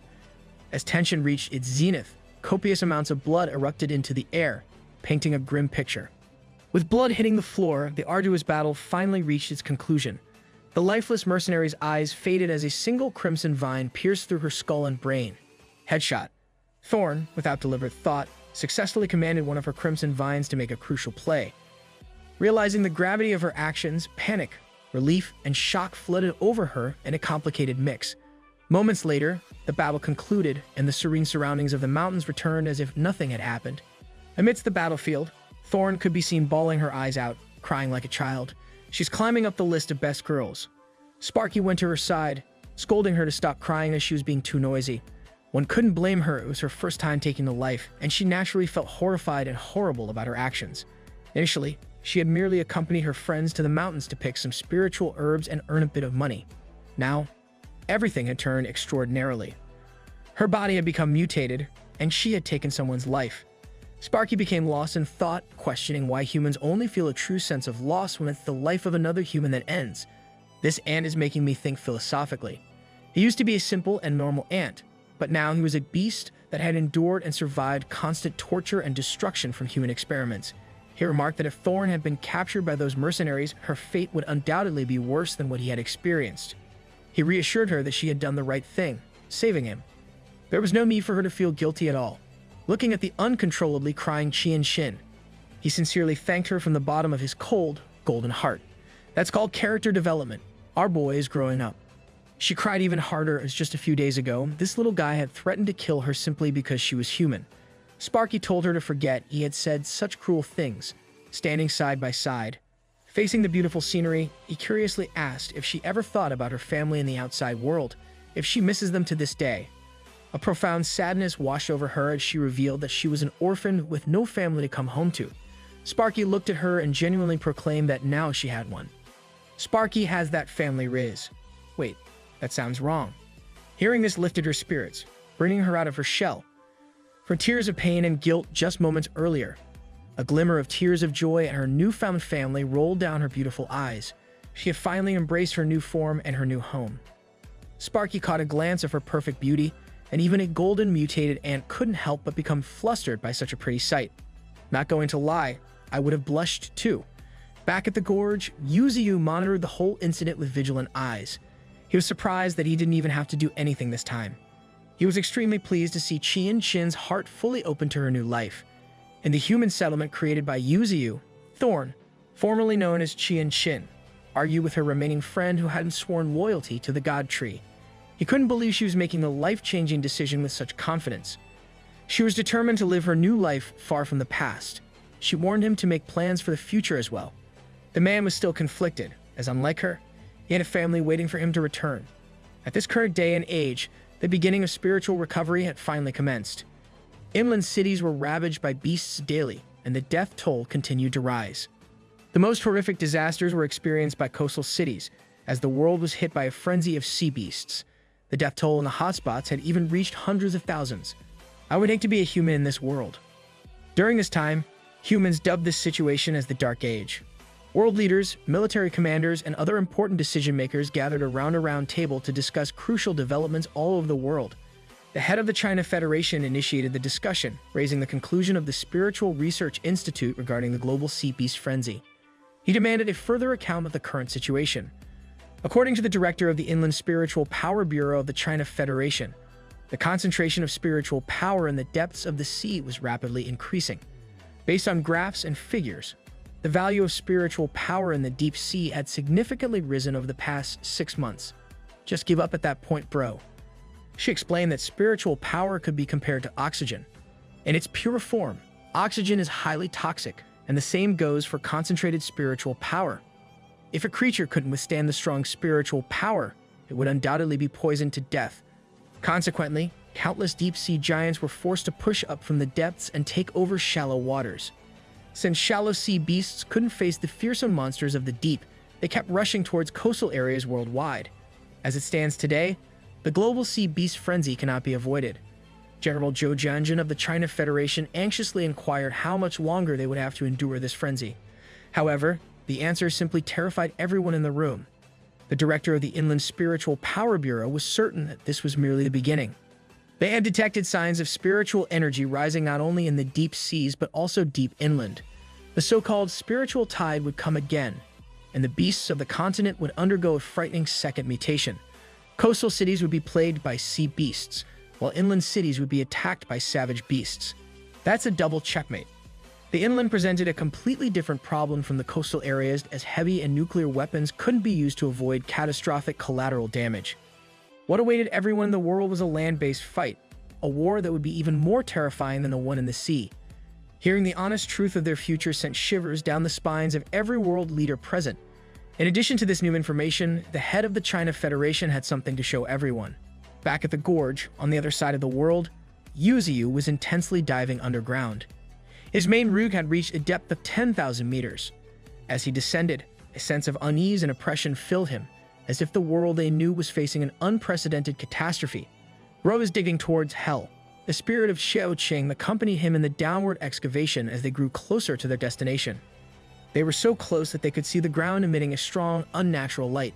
The two dived into the bizarre light as it consumed them with brilliance. This was it. Under the depths of the earth, something vividly brilliant was happening.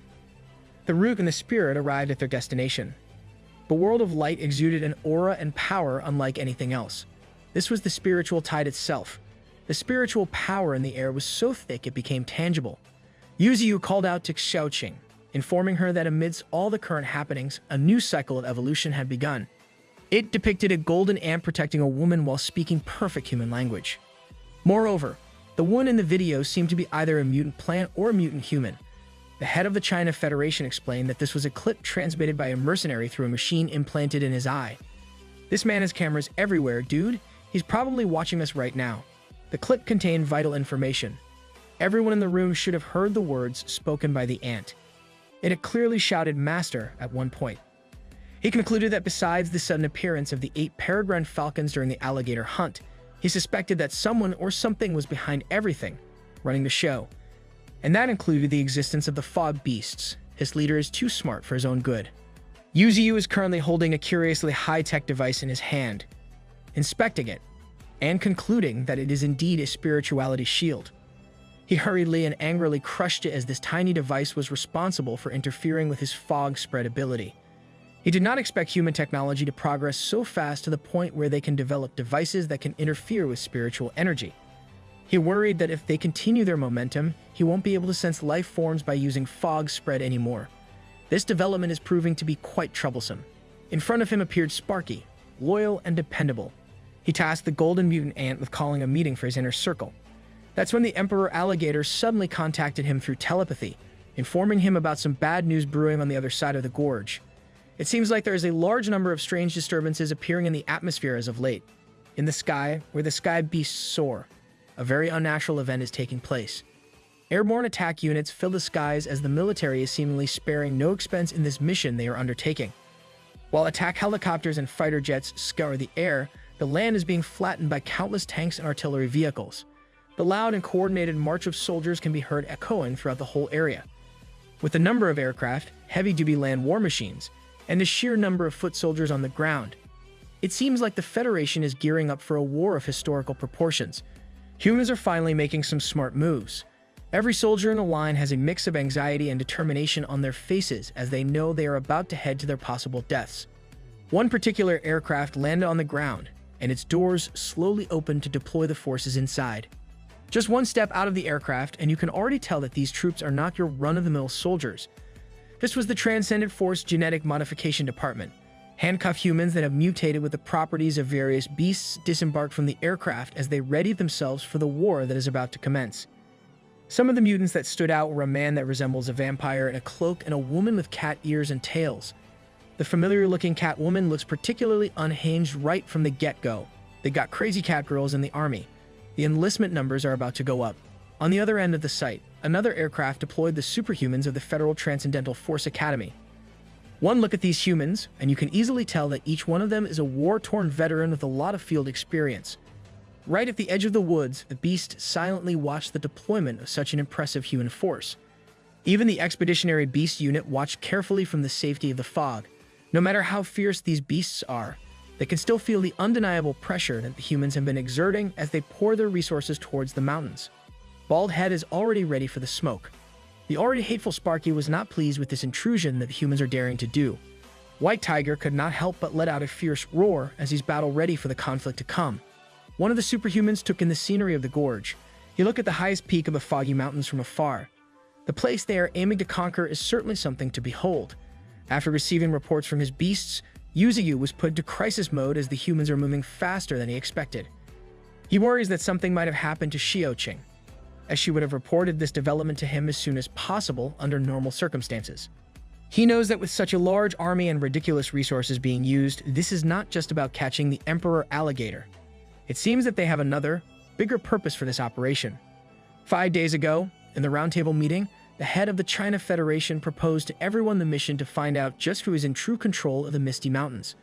This proposal is hard to digest for the already overwhelmed leaders. They rightfully fear the possibility of someone or something that can domesticate these powerful mutant beasts. The director of the Inland Spiritual Power Bureau of the China Federation is considering this as a very real possibility. They heard the ant in the video speaking human language perfectly. This is not something that a beast could learn by itself. General Zhou Jianjun also presented the possibility of this being a dangerous and powerful organization, and not just one person. They cannot rule out the possibility that the Emperor Alligator is also intelligent, and that they might have possibly undergone human genetic modification technology. There are currently 8 red zones in the interior areas of the Earth. Currently, Bayou Gorge is the most dangerous area in their estimates. To add to that, the second wave of spiritual tide is inevitably coming soon. They only have 10 days before that event. They absolutely must decimate the mountains before the beasts inside have the chance to evolve once again. The head of the China Federation was lost in thought as he ponders how they should proceed with the issue at hand. He ordered someone to come inside the meeting room seriously. A man with an impressive stature entered the room and captured the attention of everyone present, Yan Gao Yuan. He's about to tell them the details of the Bayou Gorge battle plan. In 5 days, they'll launch a full offensive on the beasts before they recover their spiritual power and a second evolution through the spiritual tide. Meanwhile, at the Transcendental Research Institute, Xiaoqing's mentor had diligently and successfully synthesized a mutant elixir. With this, he believes that his ace pupil, Xiaoling's fire control, will be even more powerful. He plans to send this product to her as soon as possible. That's when the familiar face of the bitter loser woman appeared behind him. She is full of resentment towards the instructor, as the whole research institute seems to favor Xiaoling compared to everyone else. She feels insignificant and believes that the instructor would possibly let everyone here die as long as Xiaoling is safe. Yan Gao Yuan laid out the full scope of the battle plan that he devised to the round table.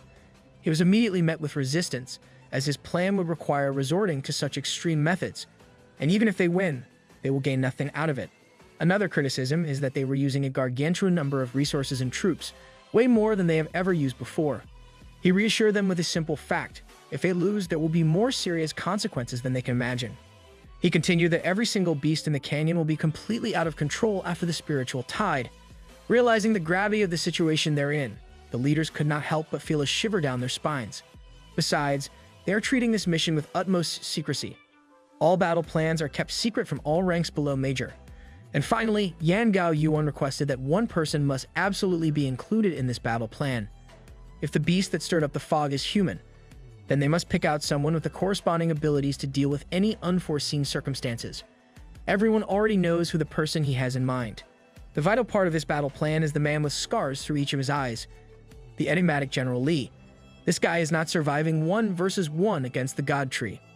After the crucial meeting, the surrounding cities of the entire Federation built protective walls. Whether they would be useful or not is still uncertain. The least they could do is resist the charge of some weak beasts. They're going full-on attack on Titan. In another place, in Z City, we travel to a huge people's hospital. Xiaoqing is hurriedly and angrily rushing. She forcefully opened the sliding door of the hospital room.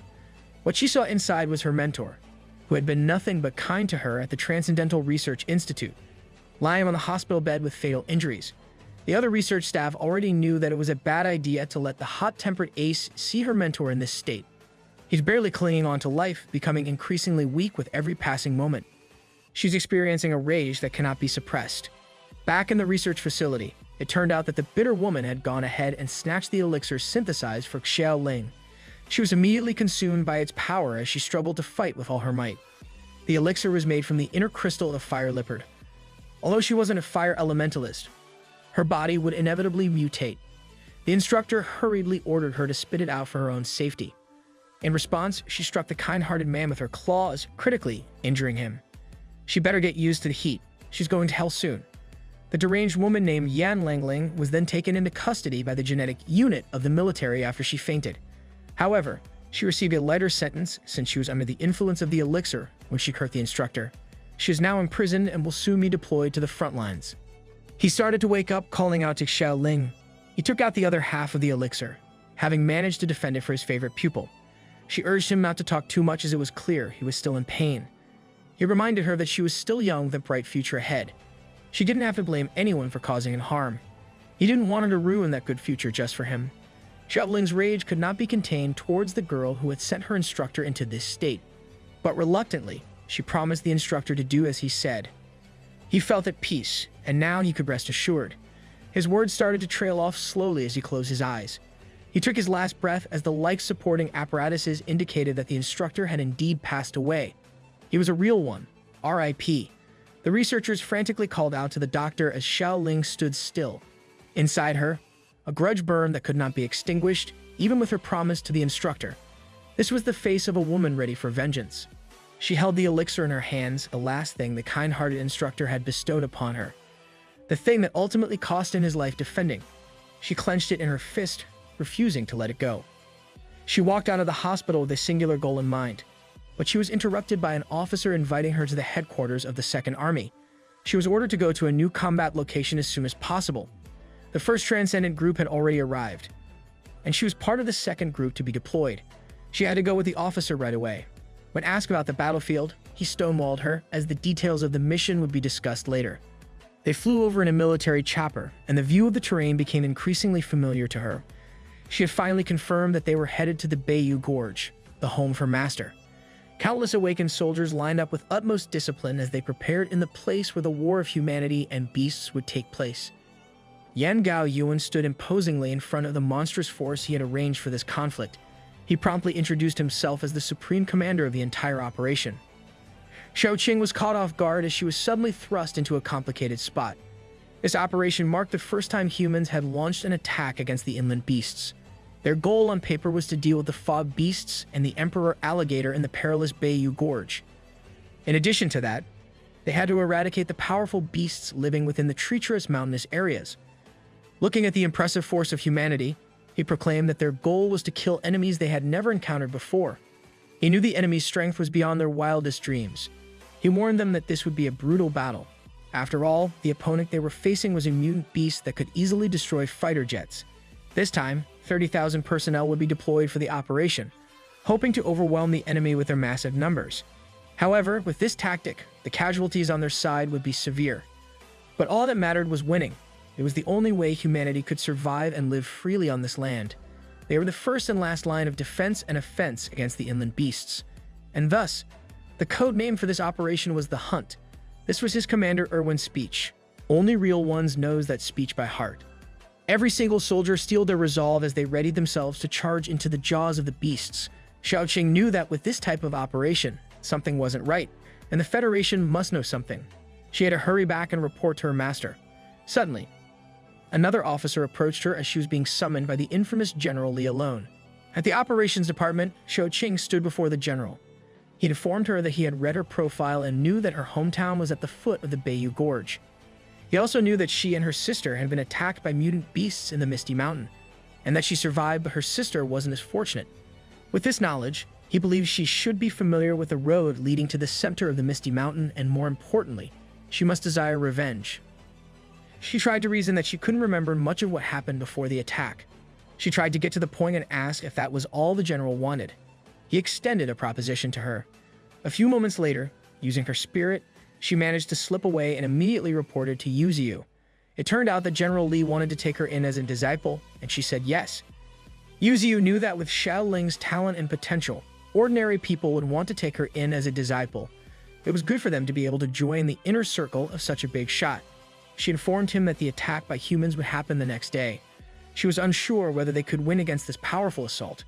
He reassured her that there was always a solution to a problem. Everybody wanted to live, but some things just couldn't be obtained through wishes. If he could have stayed silent and neutral, he would have. But that was impossible now. With the human forces at bay, the gloves were off. He called the attention of every beast in the gorge. Every single beast, superhuman, and mutant in the gorge had a bloodthirsty and determined look in their eyes. Today, they were going to face a brutal battle. It wasn't just a battle, it was a war. If they lost this war, everyone would die. And even if they won this conflict, they would still lose some companions along the way. But as a price for those who survived, humans would never dare to disturb them anymore. So, everyone had to be prepared to scratch, bite, claw, fight, and die with all their strength against humanity. Tomorrow's battle was a decisive one. Tomorrow's war would determine their entire future. Every single beast roared with passion as they were ready to lay down their lives to protect their future in the gorge. The primates howled, the peregrine falcons snarled, and Yuziu calmly braced himself for the collision of different worlds. At a distance, the remaining human who hadn't sworn loyalty aimed to use the chaos of the war to leave the mountains quietly. With everything locked and loaded, the 49,355 representatives of humanity were about to go against the 285 combat beasts of the Bayou Gorge. On a bright and sunny day at the foot of the Bayou Gorge, tens of thousands of military personnel gathered along with humanity's state-of-the-art artillery and heavy-duty assault vehicles. Xiaoling observed the true scope of the human force, and the number of troops was much higher than she expected. A battle-scarred, awakened soldier approached her to explain the format of their attack. Their combat team would be divided into 3 groups. The other 2 teams comprised the majority of their fighting force in terms of numbers. To prevent mutant beasts from escaping or sneaking into the city, they deployed a large number of troops to surround the 4 main hills of the area. Another soldier chimed in, expressing frustration with the amount of manpower dedicated to this mission. With almost 50,000 troops, he thought it was too excessive and overkill. The commitment to this expedition seemed crazy. The battle-scarred soldier vehemently disagreed. To him, it was absolutely necessary to form such a large coalition. He had already witnessed the strength of the beasts firsthand at the zoo before becoming awakened. This man has some backstory for his scars. Back then, a mere beginner-level 4th stage awakened mutant antelope wiped out a rescue unit of nearly 100 men. It was just a beginner-level 4th stage awakened mutant beast, and it caused catastrophic damage. Not to mention the most dangerous beasts they were bound to encounter in the mountains, especially in the interior area of the gorge. where a mere beginner-level 4th stage mutant would be considered mere food. The newbies are starting to hesitate if they truly took the right career path. They had no choice but to overwhelm the beastly opponents with numbers and equipment. It was their only way to reduce casualties in the grand scheme of the war.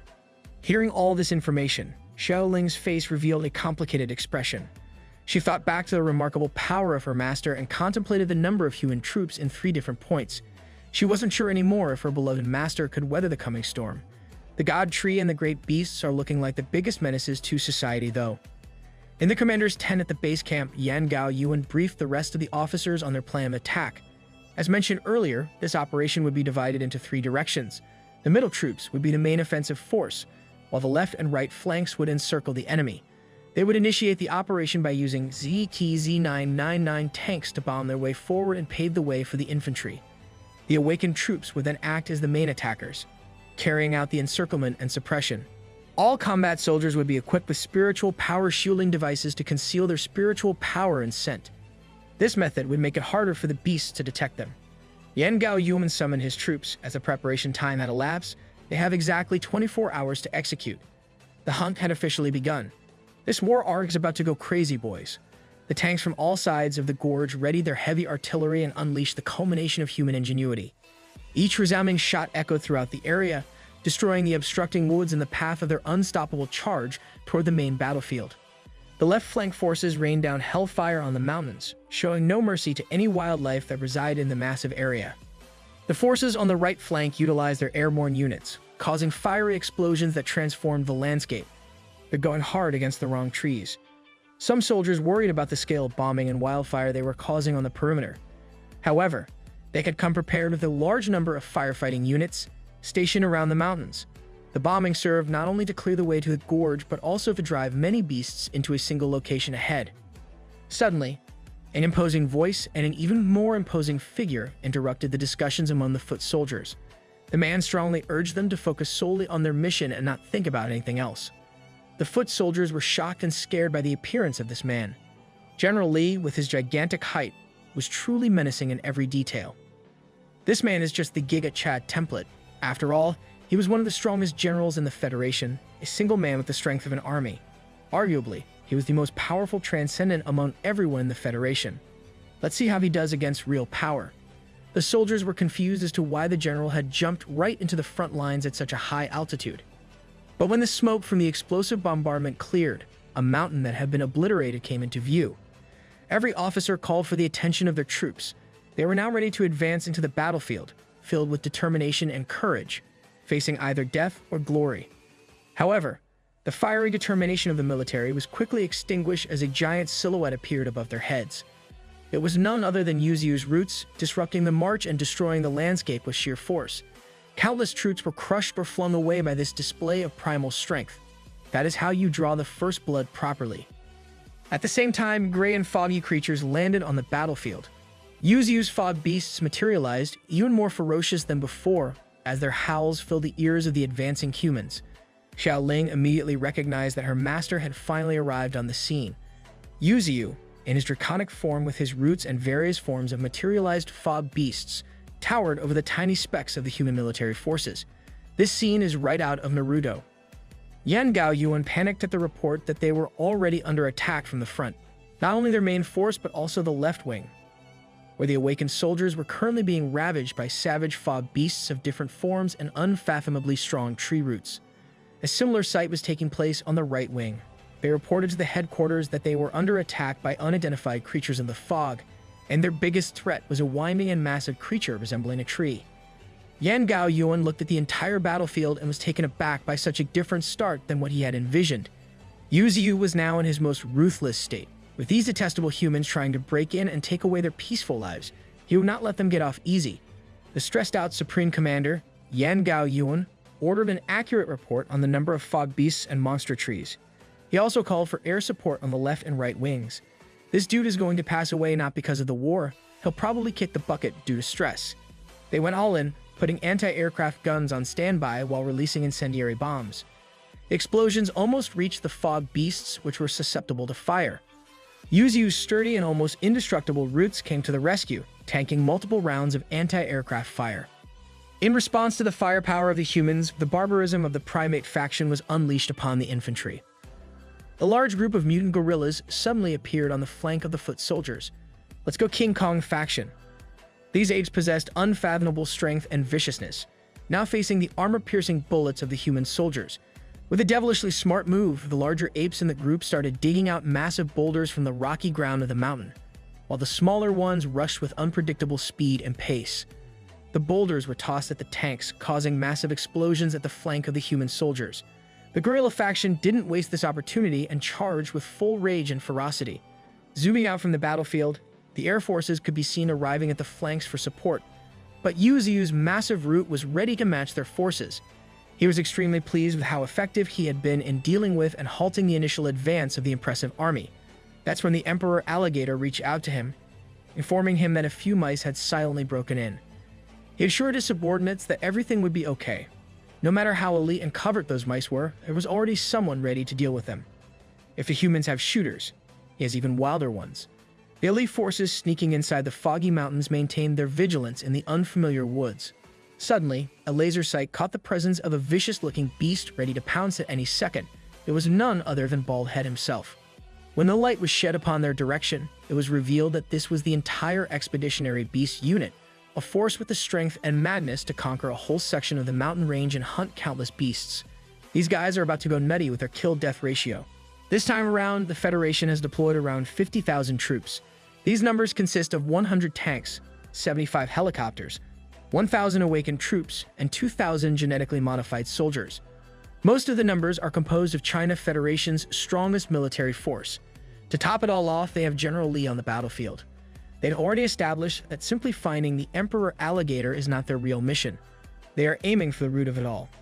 They must find the mastermind behind the beast organization of the Bayou Gorge. To avoid the direct attack of the fog beasts when the army gathers, they had specially arranged the troops to gather outside the range of the fog. But now, the fog itself had traveled towards the front line.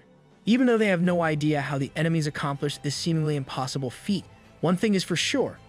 The enemy boss is on a whole other level. Yan Gao Yuan estimates that they are bound to face something in the transcended rank 1 or above in terms of pure combat ability. This man does not know just how screwed they really are. They have 23 hours and 41 minutes left in the battle. Until the very last moment, they must gather as much information as possible. For clarity's sake, this is the sketch of Yuzu's forces scattered around the Bayou Gorge. On the left wing, the foot soldiers desperately emptied their ammunition on the opponents in front of them. It was none other than Thorn. She had finally gained total control of her crimson vines as she blazed through the human troops. With each smack of her vines, a soldier became out of commission for the rest of the war with heavy injuries. The humans could see her as nothing but a monster as they continued their hail of bullets without hesitation, despite her humanoid appearance.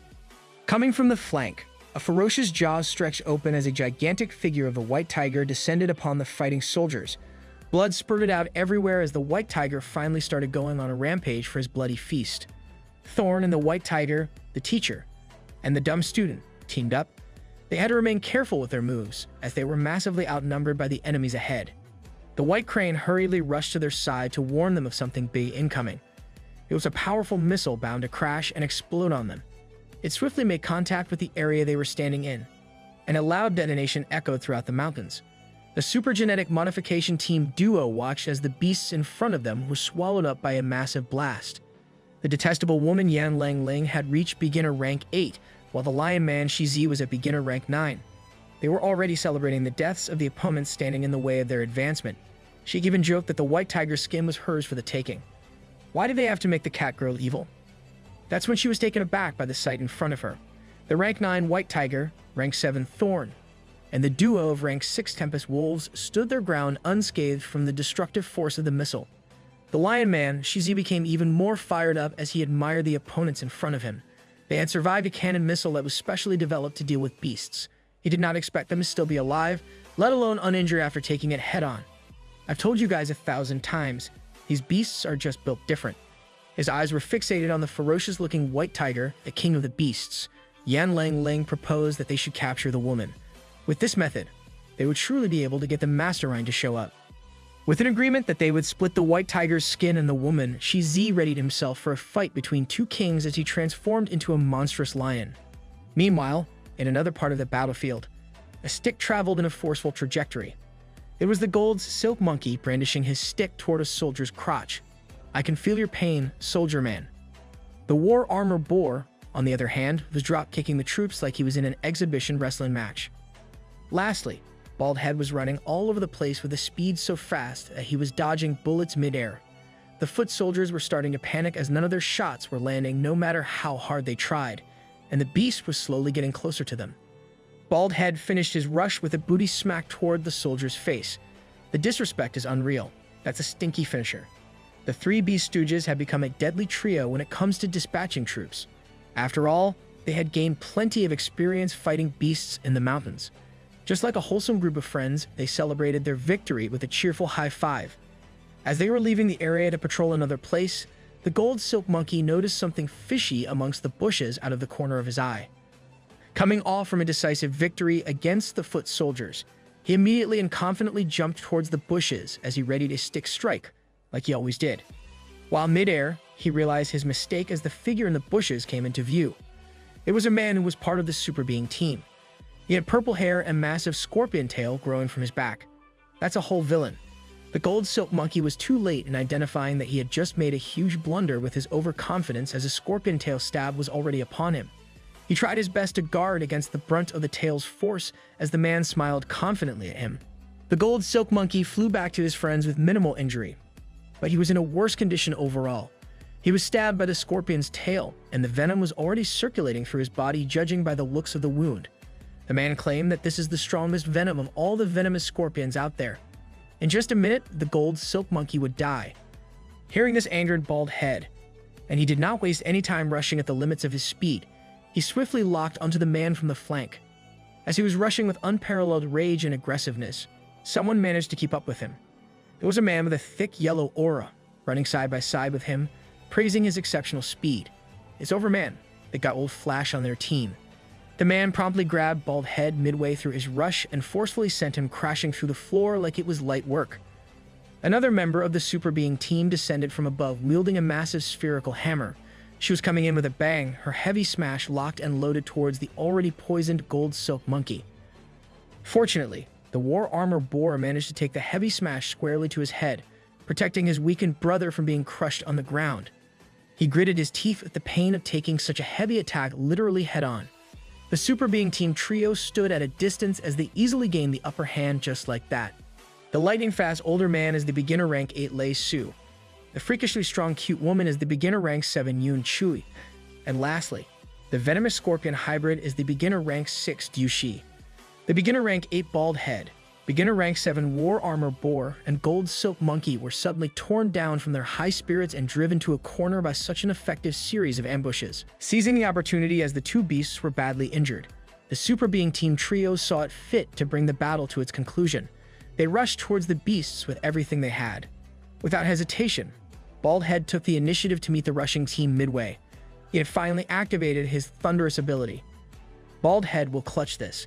He has that dog in him. He jumped right above the trio as the man mocked him for daring to meet them head-on, being just a little guy. Baldhead simply responded by concentrating all of his thunder energy into a single attack, screaming wildly at his opponents. The super being team trio was enveloped in a high-voltage blast of electricity. They were stunned and slowly paralyzed by the fierce attack. He really gave them the Pikachu treatment. All of them had the same thought as they were being slowly fried. They could not believe that a honey badger could use lightning to this degree. Seizing the chance to finish the job while the super being team trio was paralyzed, the war armor boar and gold silk monkey rushed for the opponents. With everything they had in the tank, forceful strikes landed on two of the men, while Baldhead dealt the final blow against the freakishly strong woman. Locusts are arthropods with green or yellowish-brown bodies, and there are more than 1,000 species in the world. Are we watching National Geographic right now? A single locust is not harmful to human beings. It can be killed by conventional means, but that's only true against one. When human beings face a plague of thousands of locusts, no matter how powerful humans are, under the swarm of those tiny insects, one will feel overwhelmingly hopeless. Back in the battlefield, the super being team trio was knocked out cold by the combined desperation of war armor boar, gold silk monkey, and Baldhead. Despite their victory, gold silk monkey is still facing a fatal problem as he coughs heavily. He limped towards the scorpion tail that stunned and poisoned him to his current weakened state. Extreme absorption is a unique innate ability of monkeys, giving them the ability to absorb all beneficial substances from other sources. However, once toxins invade their bodies, the same ability strongly rejects the toxic substances, as there is no way to naturally purify toxins circulating inside. Extreme absorption undoubtedly makes Gold Silk Monkey's condition even more painful. He's on his last legs as he struggles to even stand or breathe. To add to their misfortune, it seems like the human troop reinforcements have finally arrived at their location. The soldiers quickly identified that the beasts in front of them knocked down the awakened force ahead. Without question, they started raining down bullets towards the already injured beast party. They cannot let them escape now. Thankfully, normal bullets are useless against them as the balance of such weak ammunition only serves to annoy Bald Head. The soldiers quickly adapted as they tried to switch to the special bullets in their arsenals, having identified the trio as high-level beasts. Bald Head did not give them room to brace themselves as he was already charging up his electricity once again. Most of the troops were naturally rendered out of commission from such a strong shock, while the others were subjected to the blunt force of War Armor Boar's wild charge. Gold Silk Monkey remained still at the back as he was slowly dying from the scorpion venom. Suddenly, a commanding figure appeared right behind him. It was a transcendent human who had his attack locked and loaded against the defenseless, injured monkey. He brought his hand down, aiming squarely at the Gold Silk Monkey. He was full of rage and contempt as the killing intent in his strike would surely claim a life when it landed. Gold Silk Monkey had nowhere to go. Suddenly, War Armor Boar came out of nowhere and at blinding speed. He positioned himself to shield his brother against a powerful killing strike. He gritted his teeth as he felt the attack piercing through his thick defenses. Gold Silk Monkey watched in horror as his best buddy, his brother, and his partner in crime jumped in front of a horrific killing blow to protect him. Tears started to well up in his sad and scared eyes. Bald Head saw this development while encircled by soldiers, and even he could not handle the sight of his beloved friend being pierced through. The man punched a hole clean through the War Armor Boar and clutched his heart right in his hand. With a forceful grip, he painfully took the life of a magnificent beast. Rest in peace, he was a real one until the end. The War Armor Boar lay lifeless in front of his killer and the Gold Silk Monkey. It slowly sunk in that his most precious friend just sacrificed himself in front of him. Emotions welled up all over his body just as the venom in his system. Bald Head got distracted by the plight of his brothers and was taken aback by a bright light coming out of nowhere. Another awakened soldier with a mutant hand capable of producing high-powered laser beams appeared on the battlefield and hit Bald Head with a critical strike. Along with the regular soldier reinforcements, the super being team slowly poured into the foggy gorge. All they wanted was destruction and death upon the beasts of the mountains. Gold Silk Monkey had lost all reason due to his grief. While the venom circulated around his system painfully, he still tried to charge at the incoming enemies with his simple wooden stick. What greeted him was a rain of special bullets coming from the reinforcement troops. Thankfully, the tenacious Bald Head managed to tank a laser beam to his body. He hurriedly grabbed his buddy to desperately make a run for it. They immediately established quite a bit of distance between themselves and the soldiers, but these troops were not going to let them escape easily at all. While they were desperately fleeing for their lives, Gold Silk Monkey could not stop crying as he could not accept losing his brother. Bald Head was doing his best to stay composed and keep on running despite a severe injury in his leg. That point-blank laser beam really did a number on him. With the pain of his injury and the pain of losing a friend, he was barely holding it together himself. Humans are done for at this point. Two small but brilliant lights with a golden and blue hue ravaged around the unsuspecting soldiers all over the place. It was none other than the insect faction, Sparky and Blue Mantis. If they kept running at this unbelievably fast pace, they would exhaust themselves quickly. But in Sparky's mind was one thing and one thing only. There are humans in the mountains, and he must kill every single one of them. I'm on board with Sparky's hater energy now. The two charged through the woods like deadly arrows. On the other side of the battlefield, White Tiger was not in the best condition either. He stood alongside Thorn, both bloodied and injured due to the intense battle against the human troops. In exchange for their injuries, they had already killed over 100 human soldiers while keeping up and injuring the supergenetic modification duo. They had gone crazy with pure viciousness. Thorn, White Tiger, White Crane, and a single Tempest Wolf stood among hundreds of corpses. The Lion Man thought that this force would not last long anymore as there was only one wolf left, while everyone else's injuries were not light at all. He also noticed that White Tiger kept on protecting the mutant girl while they fought. They could use her as bait to finally deal with every single one of the beasts. Thorn could already tell that the White Tiger was running out of gas in his tank, and he wouldn't last long. The previous shells that landed on them caused a lot of damage. They panted and struggled to even stand straight.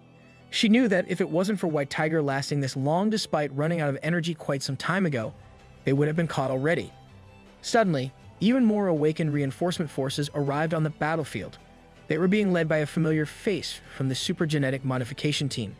This vampire-looking man berated the lion man Shizi for having such a hard time dealing with a tiger. He looked back at the vampire-looking man named Gullah, a mixture of fear and relief washing over him just from the presence of this guy.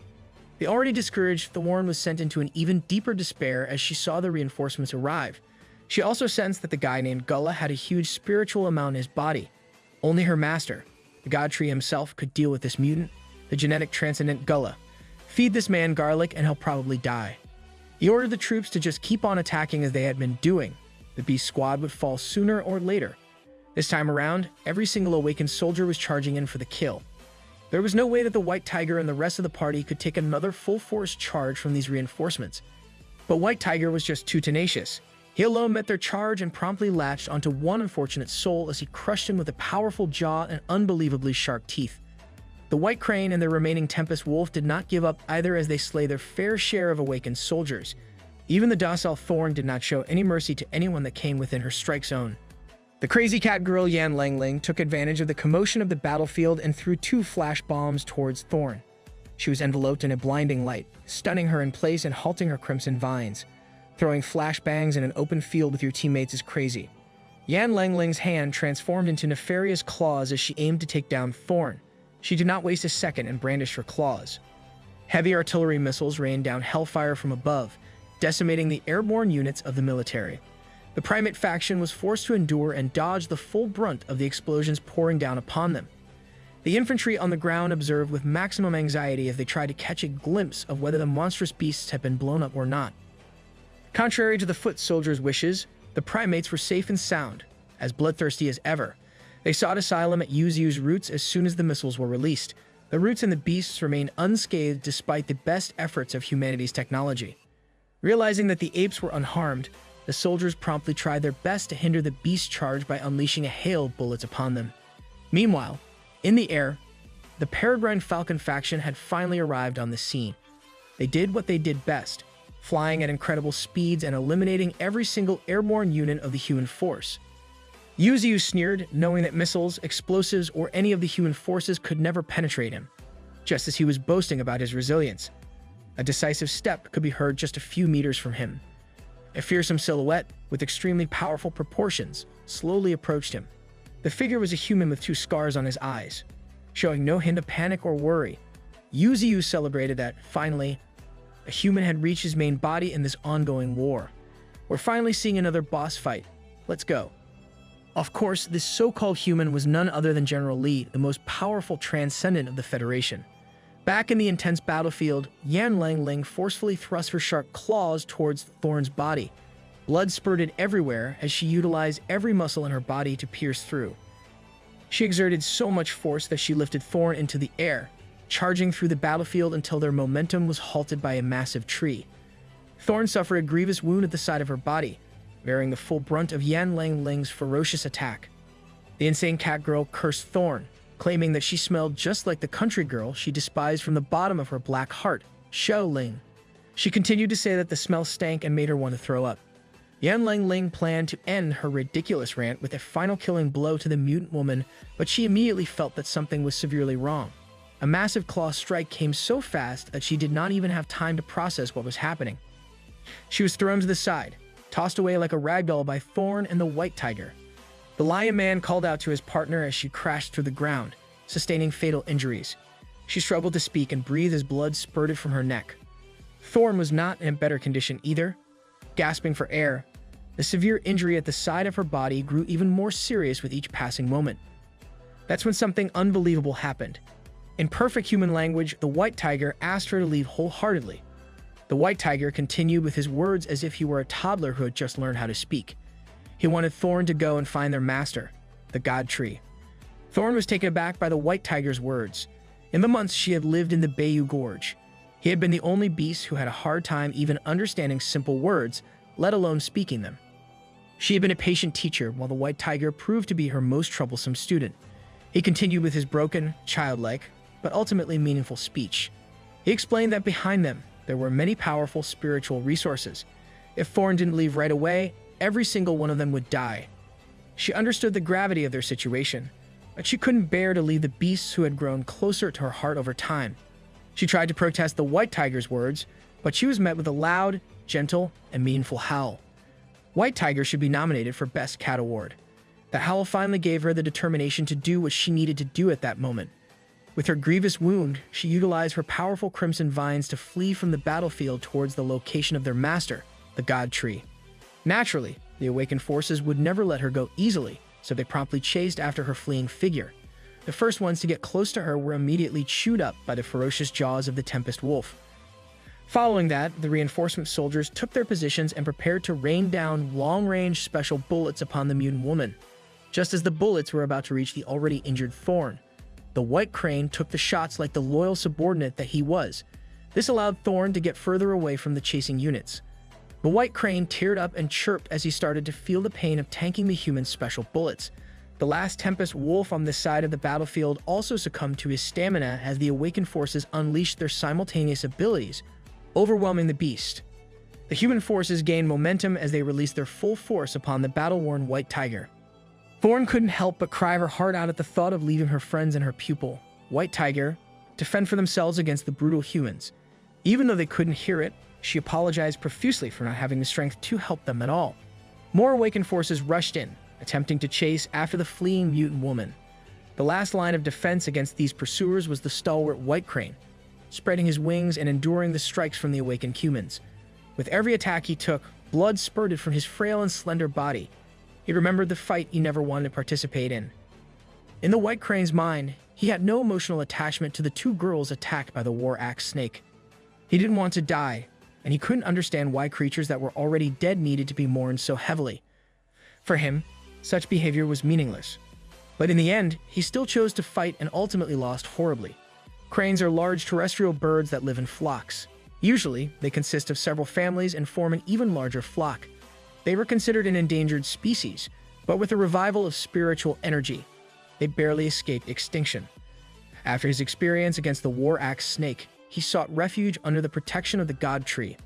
Although he was not valued as a core member of the circle and was just in existence on the edge, he was still happy because, for once in his life, he had a home. While interacting with a colorful cast of beasts and other creatures in the gorge, he gradually understood the determination for revenge that everyone had back then. The more he understood, the more painful it became. He felt ashamed of his own powerlessness at that time. From that point on, he made up his mind. When a crisis struck again, he would do what was necessary. So, he raised his wings in front of an awakened soldier and, in perfect human language, vowed to never let anyone pass. This side character bird is making me cry. Despite his existing fatal wounds, he exuded a dignified demeanor with his wings spread wide open. As the awakened soldiers rushed to get the White Crane out of the way, they were caught off guard by the lightning-fast pounce of the White Tiger. One of the soldiers was bitten in half, while the other was crushed by a claw. The White Tiger spat out the lifeless awakened shoulder and turned his attention to the hundreds of awakened soldiers in front of him. No matter which angles you looked at it, this was a losing battle. The genetic transcendent Gullo ordered everyone to charge at once, as the enemies were visibly on their last leg. The only thing replaying in the White Tiger's mind were the words his master had bestowed upon him. The God Tree had said that it was good he was pursuing greater power because, in terms of fighting skills, he would never lose. However, he must understand that the power of the flesh does not last forever. The body's power will dissipate over time, and when that time comes, he will feel afraid due to his lack of power.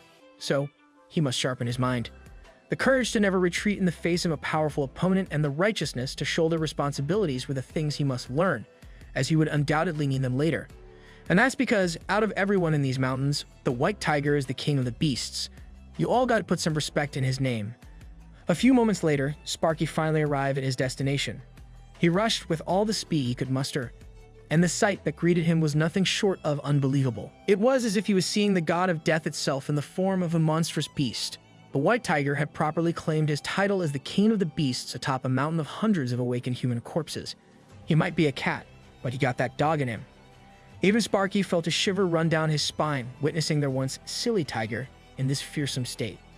I have a question for you guys. When exactly does the attitude of a king begin to show in them?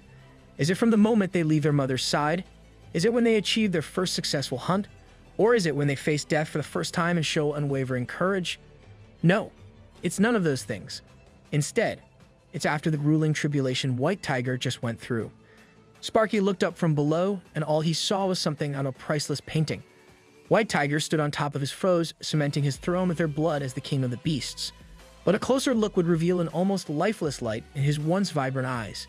Even in the face of death, he is still maintaining a proud attitude fit for a king. He was built different until his final moments. He'll always be king. When Blue Mantis caught up to Sparky at the battlefield, he looked up and saw the same eerie sight as his friend. Even though he was not too acquainted with the other beasts yet, he could not help but cry at the tragic sight in front of him.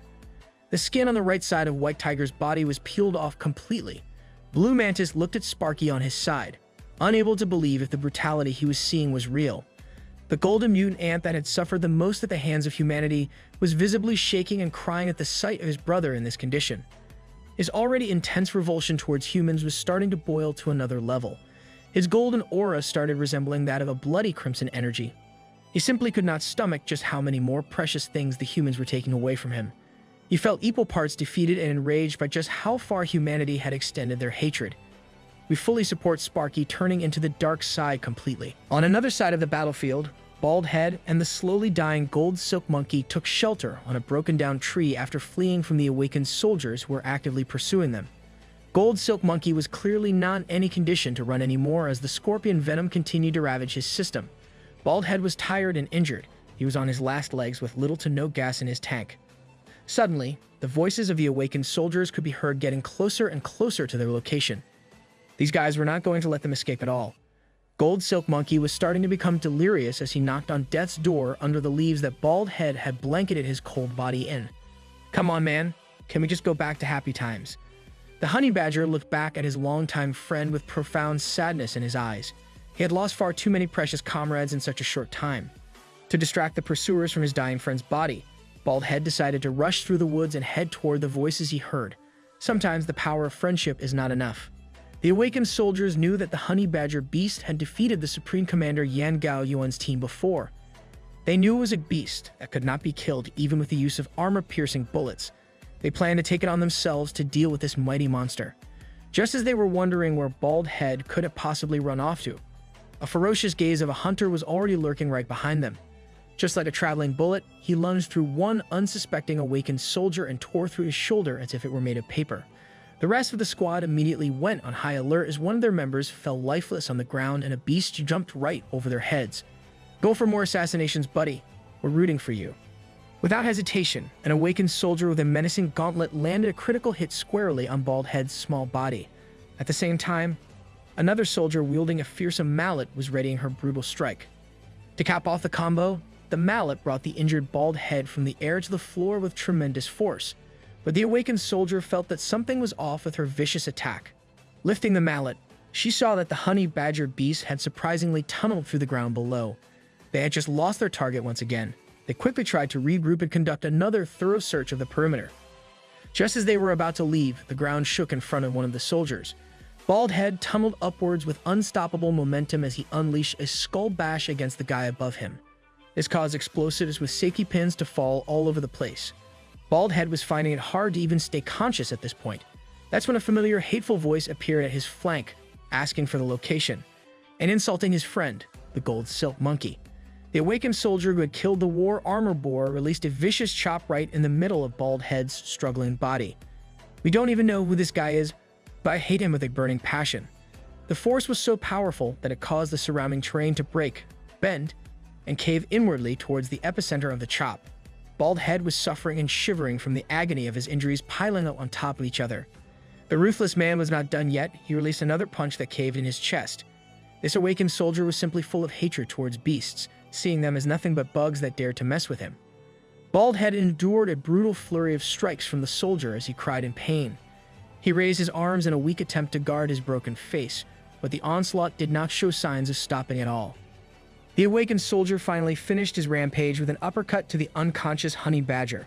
He was sent flying forward until he hit the rocky terrain of the mountain. The awakened soldier squad looked in anticipation of their brutality as the dust settled on this battlefield. Bald Head was still trying to be resilient, as that was his biggest weapon, but he could barely stand and breathe. The soldiers laughed and joked amongst each other to stop wasting time and finish this beast off. There were many other beasts to kill in this massive mountain. In his mind, Bald Head could only think of a single good memory at the precipice of his life. He just wanted to ask the kind Shaolin for some more meat. At death's door, all he wanted was some more delicious meat. "You got this, buddy. We'll give you every cut of meat that you like." The awakened soldier squad resembled a pack of devils grouping up to torment the dying honey badger. Using every means to hurt the little guy, they let their sick and twisted methods take over. That's when Bald Head revealed his final trump card. It turned out that he had stolen some grenades from the guy he had dealt with earlier. It was as if time slowed down as he let go of the explosives in the middle of the soldiers harassing him. They quickly caught on, but they were still taken aback by this desperate move by Bald Head. He was already mustering every single ounce of energy left in his tiny body to jump away from the inevitable explosions of the grenades. An explosive light enveloped the whole squad. They tried to flee, but it did not take even a fraction of a second for the powerful force to swallow their bodies whole. The chaotic battlefield was swallowed up by Bald Head's final ace in the hole. Meanwhile, on the other side of the gorge, a familiar scaly figure could be seen traversing the woods. Of course, it was none other than the transcendent beast, Emperor Alligator, finally making his move. Finally, go on a rampage, big boy. We see Bald Head standing in pristine condition, but something seems off. His presence feels ethereal and spiritual. Peace can be seen in his eyes as a familiar figure gently and excitedly calls out to him. It is none other than the spirit of the deceased kind woman, Shoveling. With just one look, the honey badger can already tell where he is now. He cries due to the mixture of emotions brewing inside him. Excitedly, he jumps and hugs the kind woman. She was the last person in his mind before he passed away. The only person kind enough to give him food out of pure generosity back then. He clings to her tightly as tears cascade like pouring rain. She reassures him that it is okay now. He won't be hurt anymore. "Who's cutting onions out here?" She takes him by the hand as they head off into the bright and serene light together. Back in the battlefield, Bald Head's body is bloodied, battered and bruised from all the beating he endured. His little frame can no longer take it as he lies lifeless on the cracked ground. Gold Silk Monkey manages to push himself despite the painful venom rampaging inside his body. He does not care about the corpses of the awakened soldiers around his friend. All he wants is to rush to his side. He finally breaks down at the sight of his stubborn buddy, meeting his end after diverting the soldiers' attention away from him. "Come on, man. This war is too much." That's when he hears a feeble voice coming from one of the awakened soldiers. The soldier is complaining about his injuries and asking if anyone is out in the battlefield to help him. He pleads for help while cursing out Bald Head. He vows to skin the honey badger alive. No, it does not matter to him if it's alive or dead. He'll never let it go. Hearing this converts the sorrow that the Gold Silk Monkey is feeling into unrestrained rage as he picks up his trusty stick to bash the man in the face. He transformed into a tiny demon incarnate as he knows that this is the man responsible for taking the lives of his precious brothers. Seeing this form, the injured man feels powerless and immediately shifts into pleading for his life. He vows to leave the forest right now, trying every shameless measure to get out of the situation he started. This only serves as more fuel to the fire raging inside the Gold Silk Monkey's heart. He cries in grief and fury as there is only one thing he wants to do. He unleashes countless strikes from his trusty stick, having no regard for the man's pleas or his own health and well-being. He just wants the man to taste a fraction of the pain he's feeling. Go off, little guy. Bloody footsteps can be seen leaving the battlefield. What is left on the site is a broken-down stick that has turned crimson with blood, along with the disfigured and unrecognizable body of the awakened soldier who tormented the group of beast friends. He was not messing around at all. The Gold Silk Monkey has only one mission left in his mind as he carries Bald Head's body, limping forward with unwavering conviction. He's bleeding from his poisoned wound, and the venom has finally spread all over his body. That's when we see their destination, the lifeless body of his brother and best friend, the war armor boar. With a meaningful pat on the head, he looks at the sky of the Bayou Gorge one last time. A faint smile forms on his mouth as he reminisces about their time together. They bickered and fought about simple things, but the bond between the three of them is stronger than blood, species, or form. They're just three friends who went through everything together. Side by side, they nestle in peaceful slumber until their last breath fades into eternal rest. Rest in peace, boys. No more pain. In another part of the mountain, Thorn can be seen slowly limping in the woods. She has one goal in mind, to find the god tree for her safety despite her grievous wound. She cannot let the sacrifices of her friends go to waste. That's when a familiar fur slowly steps near her. She turns her head and excitedly calls out to the unique coat of white tiger that caught her eye. It turns out to be the detestable Yan Lang Ling wearing the fur from the recently deceased king of the beasts. She dons her mocking smile as she taunts Thorn with her friend's skin worn like a piece of clothing. That's just foul. From now on, I don't like cat girls anymore. Behind Yan Lang Ling is the entourage of fierce and awakened soldiers, along with the genetic transcendent Gullah. The despicable woman continues to push her by saying that the white tiger's fur is extremely warm. Thorn finally breaks down at the sight of her friend and student's skin flayed off and worn. Despite her injuries, she pours her energy into her crimson vines, promptly locking onto the hateful cat girl. Yan Lang Ling took her on easily this time around. She takes advantage of her faster speed to bypass the charge of the crimson vines. She continues to mock Thorn, believing that she is no match for her with her scarred and battered body. She gets close and grabs her where it would hurt, pulling her by the hair and applying pressure to her bleeding wound as she intends to make Thorn suffer before taking her life. That's when a bright golden flash appears at the corner of everyone's eyes. An explosion quickly follows, catching even Gullah by surprise. Yan Lang Ling is forced to retreat as she safely gets out of the explosion in the nick of time, sustaining just a few injuries. It is none other than the remaining superhumans in the Bayou Gorge and Thorn's friends. Lang Feng at entry level 7 and Qing Chuan at entry level 8. The human force is astonished at the sight in front of them. They did not expect other humans to be part of the beast organization in these mysterious mountains. Gullah remains calm as he lays down the plan for everyone.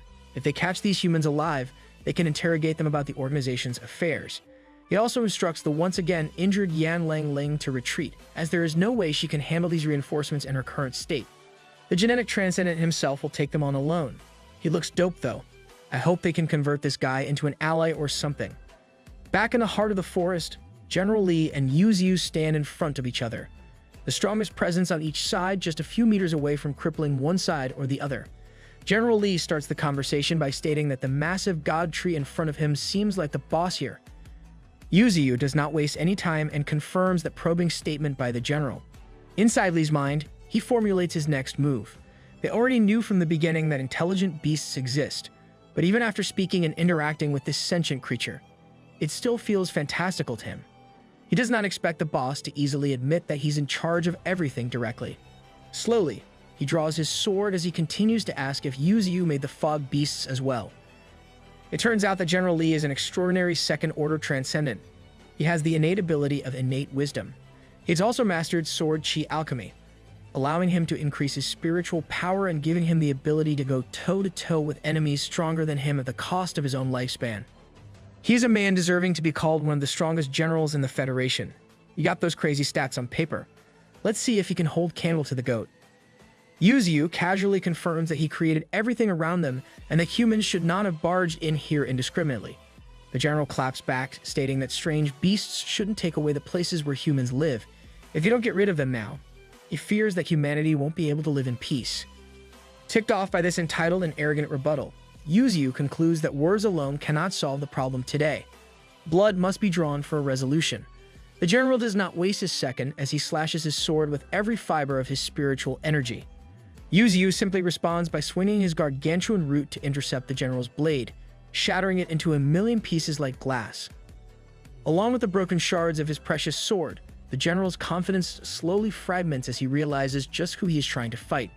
He is promptly constricted by the thick and strong roots, rendering the calm and composed general subdued. This scene is the definition of F around and find out. We once again find ourselves in a flashback to the war plans of the higher-ups regarding the hunt. They gathered inside the round table where Yan Gao Yuan is showing them. The footage of where the reconnaissance plane attached to the Emperor Alligator was last spotted before it entered the mountain. Right now, this is the visibility in the mountain as captured by the satellites. It is heavily surrounded by mist, and originally, the appearance of the misty mountains before the spiritual energy revival was that of a long gorge surrounded by lush trees. With this distinction, they have pinpointed that the gorge is the hiding place of the beasts. In a serious tone, he further explained what they were discussing earlier. They must consider the possibility that the organization which has control over the mountains might be humans. But in Yan Gao Yuan's gut, he feels that maybe this organization is not human after all. The head of the Federation and General Lee were taken aback by the possibility of this hypothetical scenario. That's when he showed the footage of the moment when the reconnaissance plane was shot down by the fog beasts. In the lower right corner, there are some unidentified figures present. After technical restoration, they managed to salvage a result that shocked everyone in the room. It was a grainy footage of none other than the god tree himself, Yuzu. They caught him in 480p.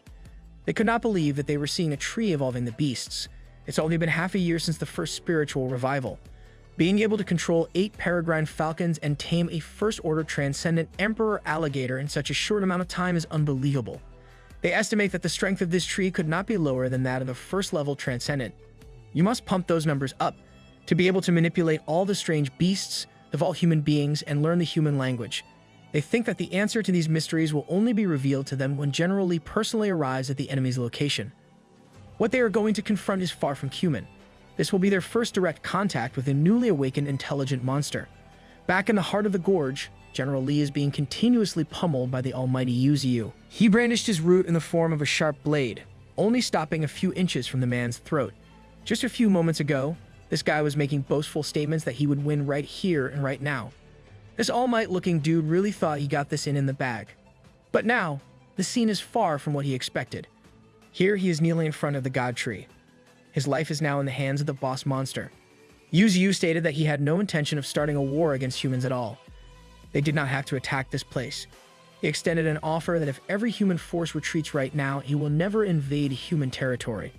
With eyes full of hatred and contempt, General Lee expressed his doubts regarding the god tree's words. He continued that Yuzu probably hasn't realized it yet, but all incoming soldiers are equipped with spiritual power isolation devices, which can isolate the spiritual power within a radius of 5 meters around every unit. The spiritual power of Yuzu's subordinates has been cut off. They cannot even perceive the fog emanating all over the place. General Lee continued his speech with the announcement that he had just received a message that all the organized beast creatures that have been targeting soldiers have been killed. Whether it's the honey badger that injured Supreme Commander Yan Gao Yuan back then, or the white tiger that fought against hundreds of soldiers to protect the mute woman, all of them have died on this mountain already. He readied his special ability as he continued to taunt and disturb Yuzu. In General Lee's perspective, the god tree is the elephant, and the humans are just a group of ants. Only by biting him to death little by little can they continue to survive on this land. They had no reason to fight the elephant in the first place. Humans are stupid, bro.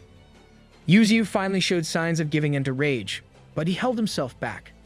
He knows that this war cannot be won without making sacrifices.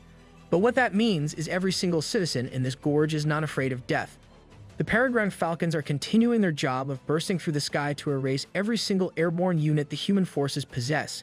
They are swift and focused to the highest degree. The soldiers are beginning to realize that their speed is not the same as it was in the beginning. Even though they are incredibly strong, they are showing signs of fatigue already. Gullah had managed to make quick work of the superhuman reinforcements on one side of the battlefield. King Kong is in an intense battle against multiple awakened soldiers at once. He's been tanking enhanced bullets and spiritual abilities like there's no tomorrow. The Emperor Alligator finally arrived at the final site of his little brothers that he protected every single night of the mountain hunts as the Expeditionary Beast Unit. Press F to pay respects, boys. Tears could not help but fall from his eyes full of hatred and regret. Sparky is rushing towards the enemy lines that are continuously advancing towards the heart of the mountain. His hate and bloodlust are so palpable that you can see it in his eyes with just a single glance. In Yuzu's point of view, this world should belong to everyone, so they are never going to back down. Surviving and fighting is the only thing that they can do. Even if they receive the hatred of this world, they will endure. I followed this tree to the death. He asked General Lee a simple question. Since when did the world belong solely to humans? This simple question struck the general like a ton of bricks. Yuzu simply found this whole situation as a comical twist of fate. The humans started this bloody war, but if they can't kill him today, he vowed to stop at nothing to take his revenge. With utmost willpower and resolve, he declared that where they live, everyone does not need anyone's approval. That's because this world that they are living in is a place for all living creatures. This is why he is goated. These humans barging in just keep on blabbing, and it does not sit right with him. It was as if the Emperor Alligator heard his master's emotionally charged words as he roared in fury. Back on the other side of the gorge, Gullah gripped Ching Chuan by his neck as if he was nothing. He took care of everyone that stood in his way. That's when Sparky finally arrived with a surprise attack from the back, But the genetically modified anomaly managed to notice his blade coming and put up a defensive measure in less than a split second. Sparky is primed and ready for slaughter. Thorn was both relieved and afraid for the golden mutant ant's arrival. In his mind, vengeance is the only thing he can think of. He had finally caught up with the humans that killed his white tiger brother and left him in a broken state. The soldiers immediately positioned themselves to deal with the newly arrived enemy. But before they could even lift their guns, all of them were already decapitated as a blue lightning-fast aura weaved through the multitude of soldiers. Wherever Sparky goes, the fearsome blue mantis follows. Name a better assassin duo than this two. Gullah tried to create some distance against the golden mutant ant, but Sparky is relentless in his pursuit. He did not expect there to be another fast-moving beast among the enemies, and it was incredibly intelligent as well. Amid the chaos, the shameless Yan Lang Ling slowly tried to sneak off as she saw that the battle was escalating to a higher level. This girl is just the lowest of the low. Sparky caught this attempt to sneak off and immediately poised to pursue her. Disregarding Blue Mantis' warnings, he dashed full speed ahead, only to be met by a dark and sinister aura emanating from Gullah. Gullah effortlessly sent Sparky back to where he started from. He assured them that they are not the only ones that can move fast. The frustrated Blue Mantis tried to take a shot at the vampire-looking hybrid, but he was easily stonewalled by an absolute defense. In response, Gullah summoned hundreds of bats all over the place as he activated his Bat Shadow Impact. Blue Mantis was also sent back, defeated, and injured. Blue Mantis regained his footing, but he already knew that although the opponent had only used one move, they were not even close to being a match for this guy. Blue Mantis was only at entry level 7. After all, Sparky tried to stand up as he recovered from his reckless blunder. Like Blue Mantis, he was only at entry level 8. The man in front of them was the ace of the extraordinary genetic division, the level 1 transcendent Gullah. You guys are going to need the big guns for this Dracula. The always calm and eloquent Sparky turned into a beast as he roared with all his might. A golden meteor charged towards Gullah. It was as if Sparky had lost all reason as he tried to attack with the same technique. He clashed against the genetic transcendent, but the results were the same. He was stonewalled completely. With a stubborn shout, he continued with a flurry of slashes at the limits of his speed. Gullah effortlessly dodged every single swing, leaving only after images with each step he took. This dude has Ultra Instinct. He briefly built up momentum from the floor and exhibited his top speed as he surrounded the vampire with golden streaks of his after images. Sparky was moving so fast that even the Blue Mantis could not keep up with his unpredictable movements.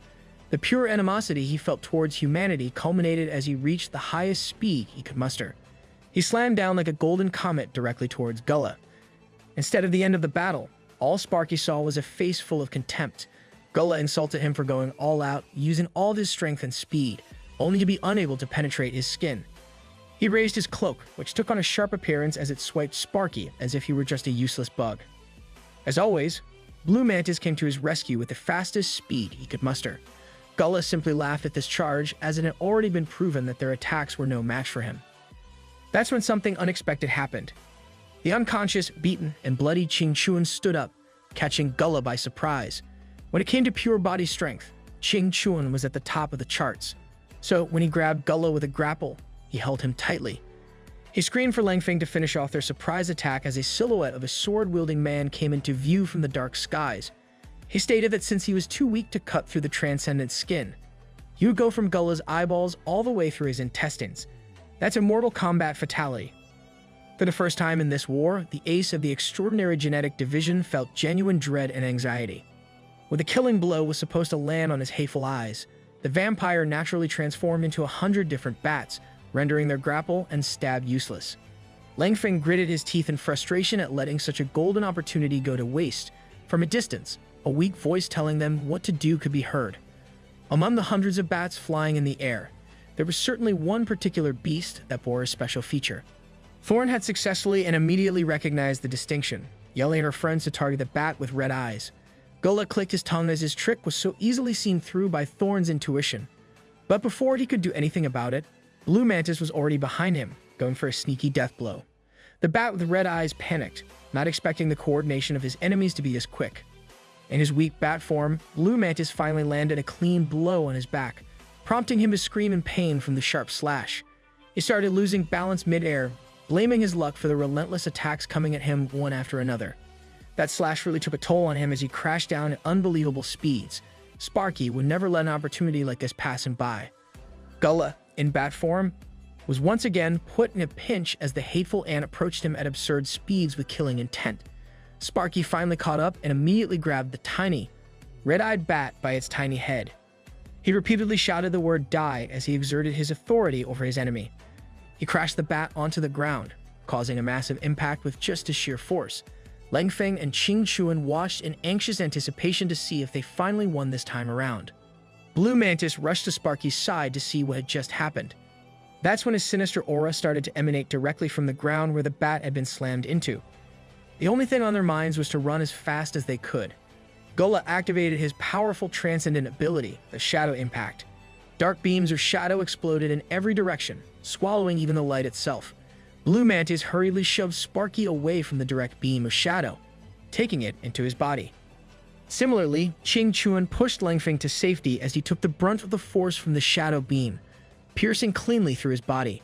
When the shadow impact finally subsided, the surrounding area became barren, and a thick cloud of dust enveloped the whole expanse. The hundreds of bats quickly coalesced back into the original form of the transcendent Gullah. He complained that the move he just used consumed far too much energy, but he knew not to underestimate the squad he was facing. He had been blindsided far too many times already. Bro just used his ultimate. Langfeng mourned the loss of his friend who sacrificed his life just to save him from certain death. Blue Mantis was not in the best shape either. He was coughing dangerously as the rage-blinded Sparky called out to him. He looked back at his friend and what he saw was traumatizing. Half of Blue Mantis' body had been blown off by the powerful beam of the shadow impact. His blood and guts spilled all over the floor. Sparky once again witnessed another one of his friends sustaining a fatal injury. This time, Blue Mantis sacrificed the right side of his body just to protect him. Gullah had finally recovered and was already going for another killing blow. His torn-apart cloak transformed into a shark form resembling a drill. He assessed Sparky's traits, a petite body, superb speed, and impeccable strength. He knew that if he didn't kill him there, it would only become a lot harder to deal with him down the line. The only thing on his mind was killing Sparky right now. Kneeling in front of his friend who had just sacrificed himself to save him, Sparky was oblivious to the murderous rush of Gullah. Suddenly, the already injured Thorn stood up and rushed towards Gullah's strike. Sparky was brought back to his senses as his friend, his fifth sister, led down on him. Gullah's strike pierced through her body as if she were made of paper, and the Transcendent laughed maniacally. She turned to Sparky with her farewell. She said it was her turn this time to save him. Thorn's eyes became lifeless as the sharp cloak was withdrawn from her wound. Rest in peace, girl. This is the second time you're being taken from us. If Gullah reported these events to the military officials, maybe this kind of war wouldn't happen again in the future. But he decided to keep it all to himself. This was the only way he could keep finding pleasure in killing. He reassured them that they didn't have to cry because it didn't matter who died first. Now that he had changed his mind, he was going to kill every single one who stood in front of him. He considered killing Qing Chuan and Thorn as merely appetizers. Langfeng was swallowed by grief as he blindly charged towards the monster, swinging his sword full of emotions. He called out to Sparky to take the mantis with him and run away if they wanted to live. He utilized another one of his trump cards as he called out to the mutant rat-digging squad from the construction of the underground city. Gullah didn't like rats at all. He viewed them as hateful creatures. As Sparky prepared to have another go at it with the genetic transcendent, the barely alive Blue Mantis called out to him. He knew they couldn't beat the guy at all. They had to run away. Blue Mantis wanted to let the humans kill each other. For a moment, Sparky thought back to his days as a simple ant, being subjected to human experimentation. He stood alone at the sight of hundreds of millions of his brethren. From the day he saw that sight onwards, he had already accepted his own fate, this extremely tortuous type of pain, knowing that he could perish at any given second, but not knowing when. All he could think about was that this is just how living as an ant goes. It only means that your fate is cheaper than paper. He tried to stand up with great effort as he shivered in pain from lost limbs. In his heart, he still wanted to fight, regardless of whether he could win or not. The fatally injured Blue Mantis saw his friend get up and slowly limp to his certain death, so he couldn't help but interfere. With the last ounce of strength in his obliterated body, he pinned down Sparky. No matter how many times he said that this stubborn friend of his didn't stand a chance at all, he just would not listen. Sparky finally let his tears of grief and frustration show. He already knew that everything Blue Mantis was saying was true, but by charging into battle one last time, at least he wouldn't die in vain. He just wanted to protect this precious place as much as he could. If he ran away now, there would be no difference between that and being dead already. Blue Mantis was beginning to understand what Sparky had been feeling and saying all along. If this was really the case for his dear friend, he had a proposal for Sparky if he wanted to win, even if it meant dying. All Sparky had to do was eat him. That's kind of sus. He must consume him whole and let him be his newfound power. This morbid proposal naturally shocked the golden mutate ant. He wasn't even sure if he heard him right. Blue Mantis explained that he was about to die anyway. Way back then, his mother ate his father, and then she gave birth to him. His father became her mother's strength, existing within her for the rest of her life. Sparky refused this crazy idea. He did not want to give Blue Mantis such a ridiculous way to go out. He just couldn't accept him suffering such a brutal death. In all Blue Mantis' life, he had run away from every race. But now he realized that he must take control of his life on his own terms. Letting Sparky consume him was his very own choice. His strength would be Sparky's strength, and his speed would be Sparky's speed. This was how he wanted his life to end. Sparky protested heavily that he did not want to do it at all. He just could not, for the life of him, do it to his buddy. Enough friends have died already. He did not want to lose Blue Mantis either. Just a few meters away from their heartfelt discussion, Gullah was making quick work of the mutant rats that crawled up from the underground city. These simple beasts were no match for his transcendent dark energy. This guy is a super effective rat exterminator. Lingfeng could not stomach this sight at all. In his months staying at the gorge, even he had formed quite a close bond with the beasts. He sneaked up on his foe as he raised his blade, full of emotions. Blue Mantis was relentless with his proposition as he tried to convince Sparky to get real. He coughed up blood persistently. Right now, even just talking was extremely painful for him. They had come all this way and they still had not felt the presence of a single comrade. That meant they should consider the possibility that everyone was already dead. So, rather than dying at the hands of a human, he much preferred handing over his life and powers to a brother in arms. Tears started raining down from his eyes as he admitted that he had always thought of Sparky as a good friend. This was the destiny he wanted to choose for himself. After this ordeal, there would be no need for self-blame.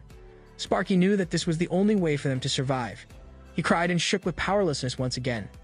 He cursed his weakness for putting him in such a painful and sad predicament. With a roar of frustration, grief, and rage, he opened his monstrous jaws wide open. Something remarkable had just formed after the bittersweet goodbye of the two bug friends. Lingfeng tried to prioritize the lives of the mutant rats more than his own, as he was chased by Gullah's attack for attempting a rescue. He was critically hit as a gush of blood spurted out of his mouth. The mutant rats could not help but cry at the sight of their good friend in such a fatal condition. Gullah mocked him as he could not see the point or merit of saving a mere mutant rat. In the end, every single one of them in the group would die by his hands anyway. As he targeted the mourning mutant rat, a giant explosion of pure energy swallowed up everything in front of him. His expression turned serious as he felt that something bad had just happened to him. His powerful strike was effectively and effortlessly blocked by the newly transformed golden mutant ant. He came equipped with a blood-red exoskeleton armor, and traits such as his body color now resembled Blue Mantis. Sparky is out here pulling up with a fresh new drip. He's looking like a whole superhero. Gullah was puzzled by the ant in front of him, changing in appearance. It was impossible, as he had seen it almost dying just a few moments ago. He suspected that this might just be another trick or ploy, but its appearance was not the only thing that had changed.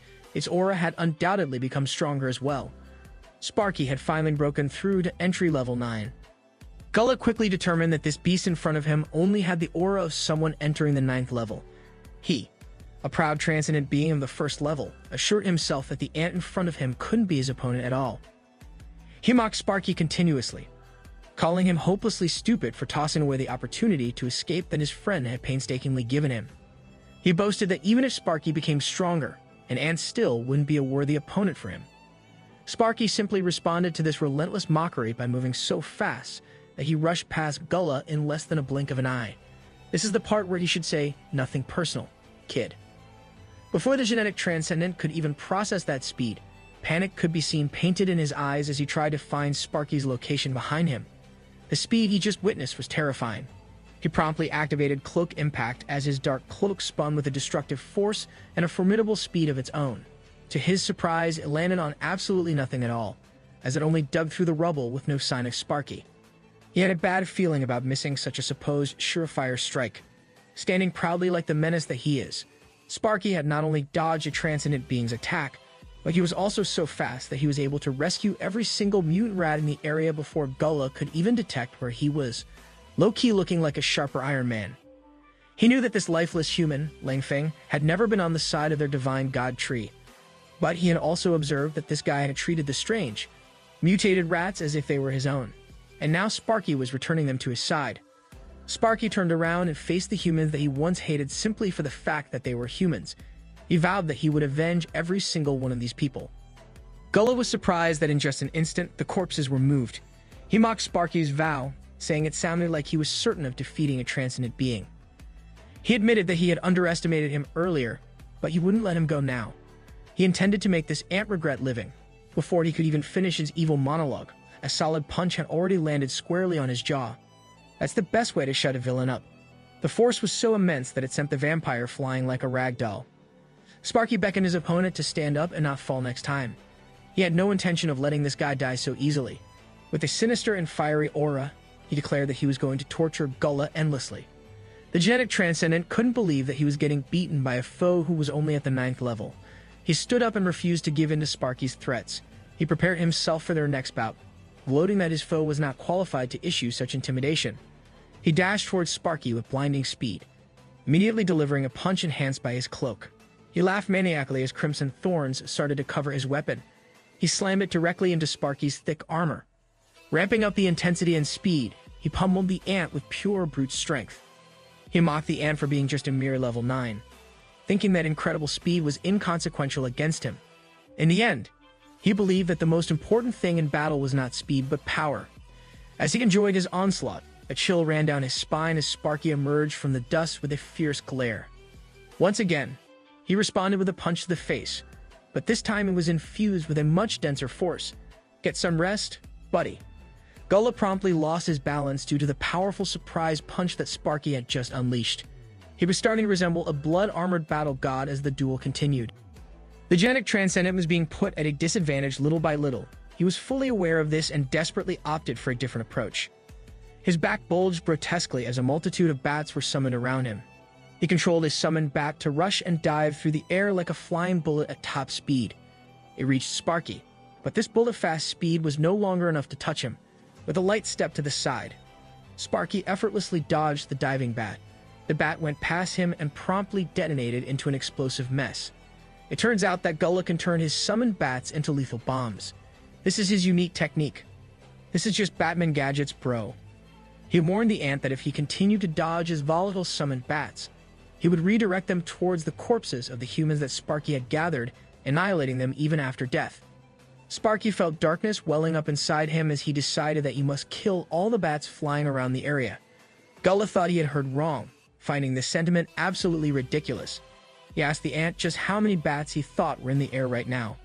Sparky revealed that he had summoned more than 13,000 weapons of mass destruction and was now going to flatten the place.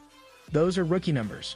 Sparky prepared himself as the fool beckoned his army of blasting summoned bats downward like a rain of TNTs in the form of mammals. He observed the positioning of the bats as he aimed for the most optimal path.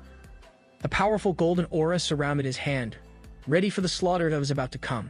One bat was sliced cleanly by his sharp blade, and then another one. He moved so fast that all he left in his trail were tiny explosions from every bat that he sliced and diced. Gullah was taken aback by the next progression of their duel. His summoned bats were going back upwards instead of diving down towards his enemy.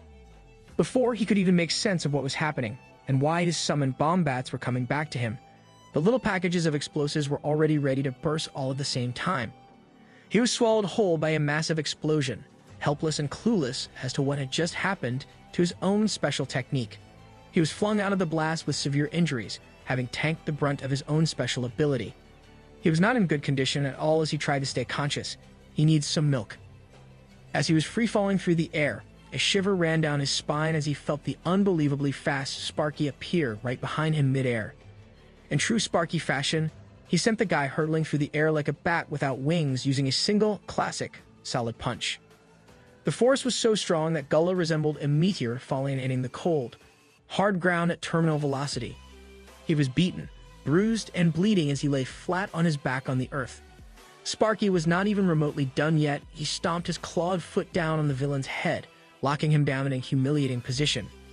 His golden aura had extended all over his body, from head to fists to blades and down to his sharp clawed toes. Gullah immediately realized that if he got hit here, he would be put into the worst-case scenario.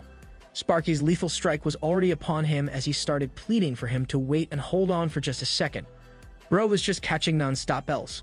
Naturally, Sparky did not listen to his desperate appeals at all. An impact that shook the whole mountainous area landed on the desperate Gullah. This strike was so strong that the area of effect reached catastrophic levels.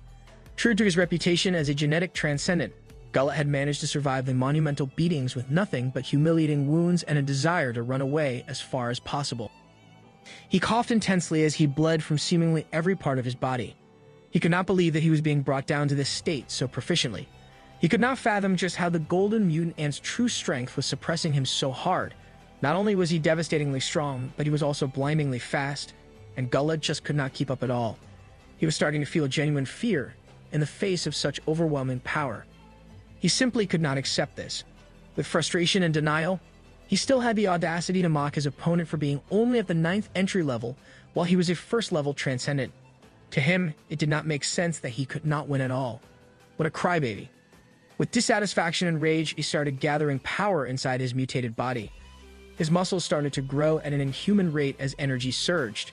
Did Bro just turn into Broly?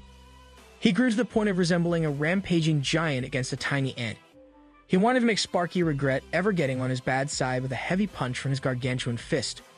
His punch was so powerful that it caused the entire ground to crumble as if a powerful earthquake had ravaged the mountains.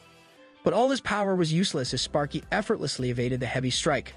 Not only did he dodge the fist, but he also used it as an opportunity to move to the giant Gullah's back where he had free range of options.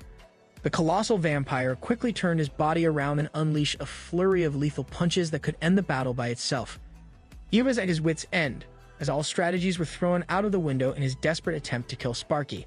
But all he got was even more frustration as he could not land a hit on the effortlessly evading ant. After finding a hole in the giant's flurry of attacks, Sparky went in for a critical counter right in the body.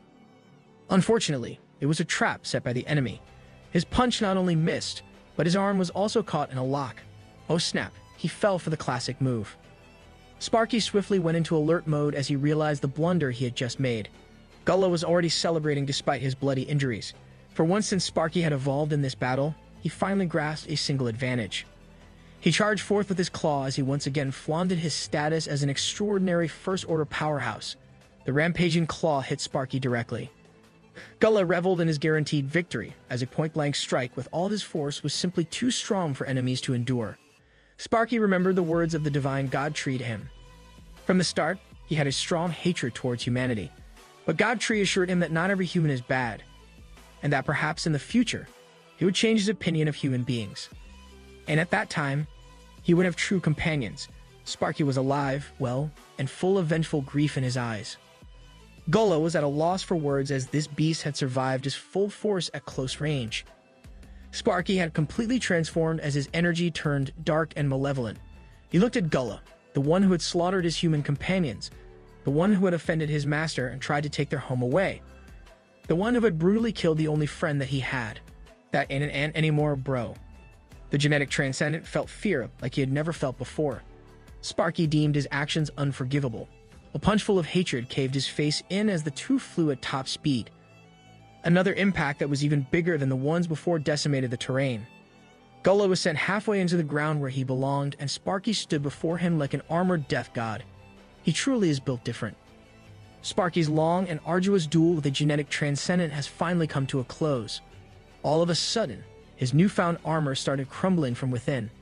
It was exploding and dematerializing out of nowhere. He immediately pinpointed the possible reason for this. His current body might not be able to bear this amount of power. He had already accepted this fact. After all, since the beginning, this immense power did not belong to him. With this sentiment, his powerful transformation slowly became undone. He walked away from Gullah's body, leaving shards of his evolved armor withering away. He knew that he had finally reached his limit. He had finally avenged his comrades. He walked towards their resting place, and even though it might have been too late to say it now, he took a seat near them and looked at each one individually. It was truly great that he had known them in his short life. He felt at peace sitting amongst the friends he fought with their lives and deaths on the line. The beautiful Thorn, also known as Chi and Chin, was serene as always. Langfeng passed with the mute rats he had grown fond of, and Qian Tong fell into eternal slumber surrounded by people he cared about. Sparky's final thoughts were an apology to his master. The extravagant armor was peeled away, revealing his original body. His life force was slowly fading away with each passing second. He took his rest. I'm going to need a few hours to recover from this one. Rest in peace. Meanwhile, not far from the battlefield, the hateful woman Yan Langling was still running from a fight she personally deemed impossible to engage in. Grasping at her wounds, she tried her best to flee. That's until someone wearing the same uniform as her stood firmly in her way. Seeing the familiar face of this person shocked the detestable woman. It was none other than the raging Xiaoling. Finally, some retribution. Yan Langling did not expect to meet anyone at all on this path, let alone Xiaoling. She blamed her bad luck for this encounter. That's when an idea that could possibly get her out of this pinch came into her mind. She immediately changed her tone to sound panicked and exasperated.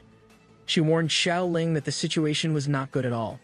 The genetic troops and mutant beasts were fighting ahead, but most of the beasts had been wiped out. She urged Xiaoling to swiftly go over to the battlefield to join their forces for reinforcement. Deep inside, she just wanted an opportunity to kill her. But the enraged Xiaoling was not taking any of her BS. She was only thinking about one thing and one thing only. She asked Yan Langling if that was really the case, and Yan Langling simply tried to run past her awkwardly. She remarked that she was injured, so she planned to go back. Deep inside, this hateful cat girl just wanted to lure Xiaoling to her death. Before she could even get far, thinking that her acting skills were enough to get away, she suddenly felt a bright and hot feeling in front of her. She was sent to the ground with a sudden explosion from Xiaoling. She immediately berated her supposed comrade for acting crazy and attacking her out of nowhere. She condescendingly asked her if she was looking to die. But to her surprise, Xiaoling responded positively. She assured her that she wasn't going to be the one dying today. With hateful eyes, she threatened the injured cat girl that it was she who was about to kick the bucket. Yan Langling tried her innocent act again. She started questioning her if she really wanted to kill a teammate. Xiaoling was already getting tired of her poor acting as she seriously responded that she really would kill her today. Once she finally got it into her head that this angry woman wasn't kidding at all, she swiftly underwent a shift in demeanor. She stood up and confronted Xiaoling. Even though she had indeed offended her before, she insisted that now was not the time for fighting. She proposed that they should work together to kill the beasts. This only served to fan the flames of anger in Xiaoling's heart. She furiously warned her to stop talking nonsense. Yan Langling desperately tried to find an excuse. She asked her if this was because of the doctor, claiming that she had no choice back then. Her reason was that the medicine was too strong, and she could not control it. Before she knew what was happening, the doctor was already dead. Hearing this was the straw that broke the camel's back. Xiaoling unleashed a forceful punch that caved in Yan Langling's hateful face. This panel is so damn satisfying after everything that had just happened. The impact was so strong that she was sent into a backflip with just the sheer power of the punch. She slammed down on the ground, complaining that her nose hurt so bad. Xiaoling might have promised the doctor on his deathbed not to kill her, but she did not say that she wouldn't beat her up. Finally, letting go of all pretenses, Yan Langling channeled her wild aura as she planned to go toe-to-toe with Xiaoling. She rushed like a wild animal, aiming to start the battle with a swift scratch. Xiaoling responded with an immediate flame fist counter squarely on her body. At that moment, Yan Langling already knew that she was done for. The flame fist that landed on her critically was enough to put her in miserable pain. She needs some milk. Before she could even recover from the shock, Xiaoling was already continuing to pummel her down with a wide swing kick to the face. She flew and bounced on the ground like a thrown rag doll, and the mountain rocks caught her flying body with a devastating impact. To follow it up, Xiaoling manifested her rage-filled fire butterfly. She burned her just enough to cause an unbearable amount of pain while being swallowed by a raging inferno. As the flames died down, she rapidly reached out her hand, aiming to grab onto Yan Langling's face. She brought her down to the ground while gripping her face with brute force. The wrath in her heart and eyes just could not be extinguished. She resembled the Queen of Death and Fire as she walked menacingly towards Yan Langling. She was already admitting that she was wrong, profusely, and desperately pleading for her life. She insisted that she really was in the wrong, and if she let her go just this once, she would repay her later. This girl is so bad at negotiating for her life. Xiaoling responded to her distressed words by conjuring a blazing fire blade. With a rapid motion, she stabbed Yan Langling's hands firmly into the ground. It was so fast that she could not even react at all. When the feeling of searing pain finally caught up to her, she cried out in agony, as she felt the burn of the blazing fire blade. Xiaoling guaranteed that she would not kill her, but she also wasn't going to let her go easily at all. Imagine being locked up by a fire sword. What a miserable way to be caught. There were countless beasts on this mountain. She assured the terrified Yan Langling that she would not be lonely at all. As Xiaoling was saying that, 2 hungry and wild tempest wolves were already just a few meters away from them. As soon as she saw this, Yan Langling's face became filled with horror as she desperately screamed. From horror to rage, she furiously cursed at Xiaoling. She damned her to die like a mad woman, but the tempest wolves were already upon her with their voracious appetite, equipped with sharp teeth and claws. All she could do was scream in agony as the tempest wolves feasted on her while she was wide awake. All she could see was the figure of the cold Xiaoling, someone she had crossed one too many times. She became the helpless lunch of the tempest wolves. Eat well, boys. In a blazing, fiery forest, Xiaoling is trying to catch her breath while leaning on a tree. A painful headache assaults her out of nowhere as she tries to find out what is wrong and why she cannot go back to her master. Her body feels powerless. She looks like she has COVID. She might be in dire conditions, but she still tries to brave through it and runs to hurry back to her master's side. On the other side of the battlefield, the primates are trying their hardest to tank the explosive power of human technology.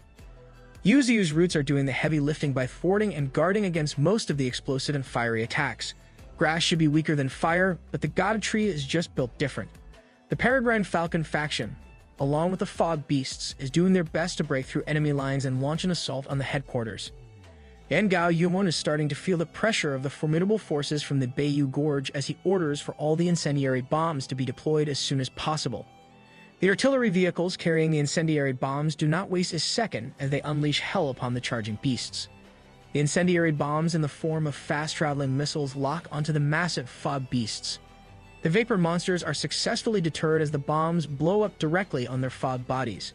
They slowly start evaporating at the high temperature that the incendiary missiles just unleashed. Even some of the flying peregrine falcons are subjected to the destructive heat of the missiles. The battlefield is quickly turning into hell on Earth. Yuzu's roots are fighting valiantly despite being burnt in almost every part. Despite the heat and destruction that the incendiary bombs are capable of, Yuzu's roots are simply in a league of their own as they show evident signs of fright and regeneration. Tanking missiles and healing himself back to full health. This guy is just flexing at this point. The soldiers quickly catch on to the fact that the roots are so full of vitality that the fire is simply not enough to cause serious damage as they heal back up to pristine condition before their eyes. Yan Gao Yuan quickly reassures his soldiers to stay calm and keep bombing. He reasons that the roots need spiritual power to keep repairing themselves. Once they run out of spiritual power, they can capitalize and take them down for good. Also, from their position, it is all but guaranteed that the tree roots would not be able to reach their ace in the hole, the missile launchers. Yuzu's roots continue to be bombarded and engulfed by the flames of the missiles. The missile launchers are doing their jobs magnificently as they continue to rain down hell on the opposition.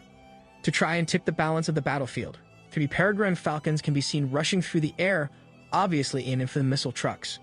Unfortunately, 2 of the 3 peregrine falcons are immediately stopped by the awakened soldiers that are waiting to ambush. They have caught up to the fact that these formidable beasts cannot always maintain full-strength speed for the whole duration of the war. They formulate and execute a counter perfectly. As 2 of the peregrine falcons are caught, the remaining one boosts its speed even further to fly deep in the back of enemy lines. All it takes is one, baby. The soldiers' panic can be seen as they lay their eyes on one speeding falcon that resembles a bullet with its speed. It is full of determination and willpower to do the mission that was tasked to it. The valiant singular peregrine falcon dives deep and crashes against the destructive missile trucks of the enemies. It causes a massive explosion that shakes the entire battlefield. The clueless soldiers finally see that behind them, the missile truck they were supposed to protect has already exploded. To add to the chaos of the combat zone, a sudden earthquake is suddenly triggered by something underground. When the dust and explosion smoke gather, everyone knows that something has just come to the surface. It is none other than the transcendent level 1 Emperor Alligator coming in hot as he lunges towards the formation of the soldiers with his massive jaws open. Let's go, it's feeding time, boys. As the massive beast descends upon them, they have no choice but to stand their ground and rain enhanced bullets like madmen. Even under fire from such bullets, the Emperor Alligator is simply unaffected as he looks like an invincible raging monster. At the psychic monitoring station headquarters, the woman in charge finally lays eyes on her arch-nemesis. It's been a while since she last saw this emperor alligator in the flesh. She swears that this time around, this beast will not be able to run away again. Yan Gao Yuan gets out of his cozy tent to observe this absurd development with his own eyes. This man is under so much stress. The emperor alligator that they have been so adamant about hunting is standing before their full military force. The monstrous reptile tanks every single bullet that is launched towards him with rage in his eyes and heart. He lets out a sonic blade that affects every single soldier and military force in the war zone. Awakened soldiers or regular soldiers. No one is spared by his powerful voice.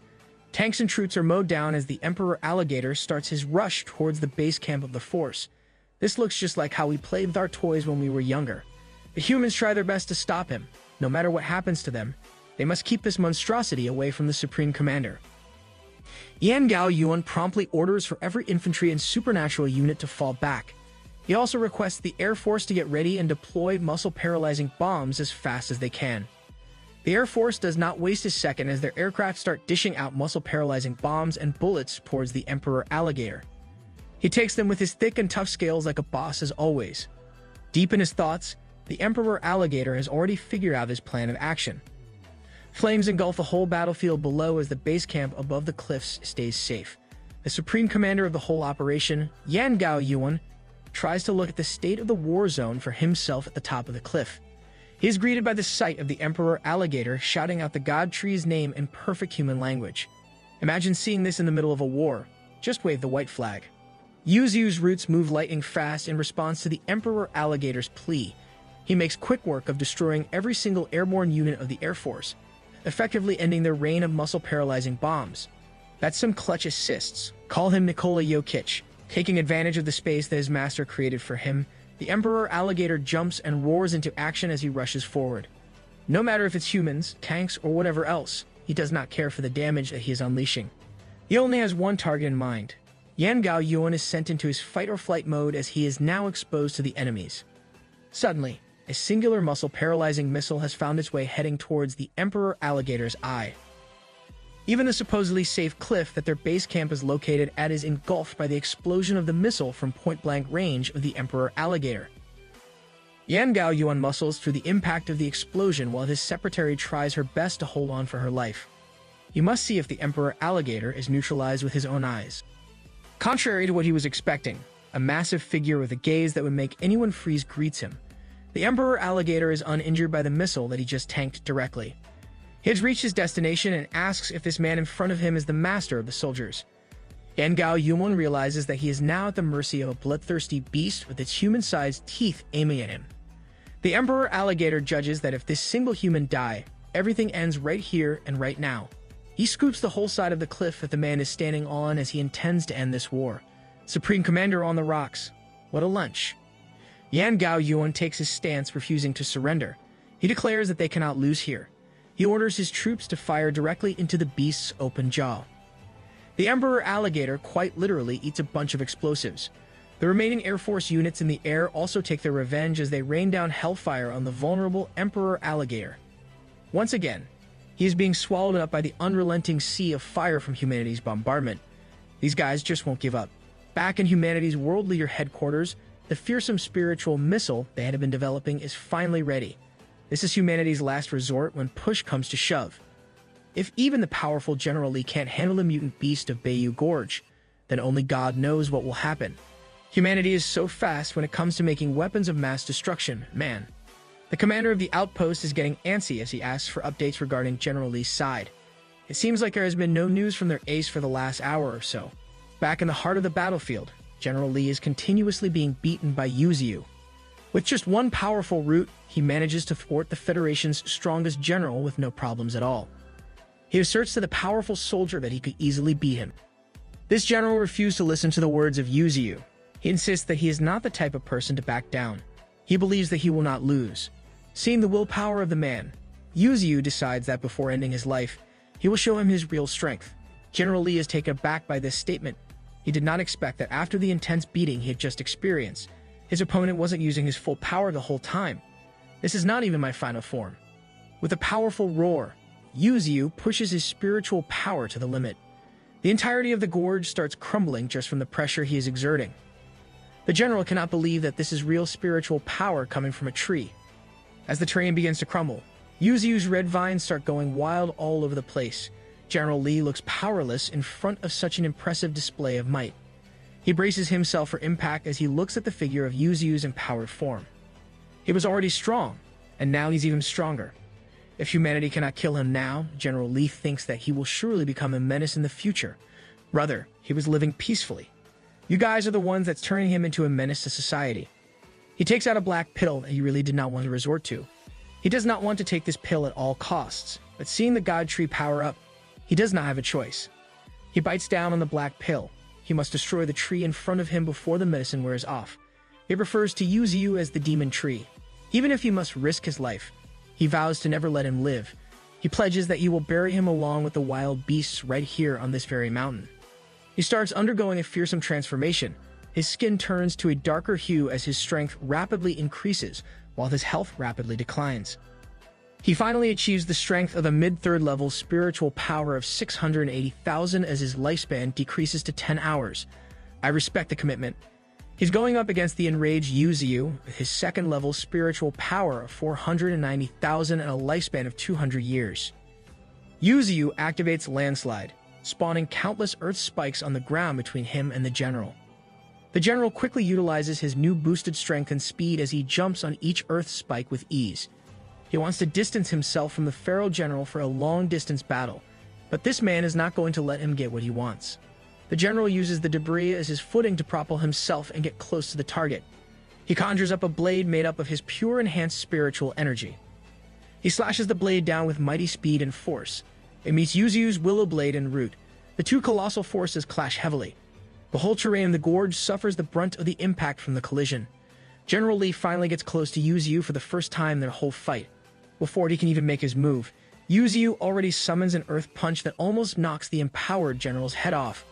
Bro really gave him that full metal alchemist punch. He sends him flying towards the mountains, but the force of the punch is so powerful that it is not enough to stop his momentum. Yuzu proceeds to chase the flying general down with his powerful roots.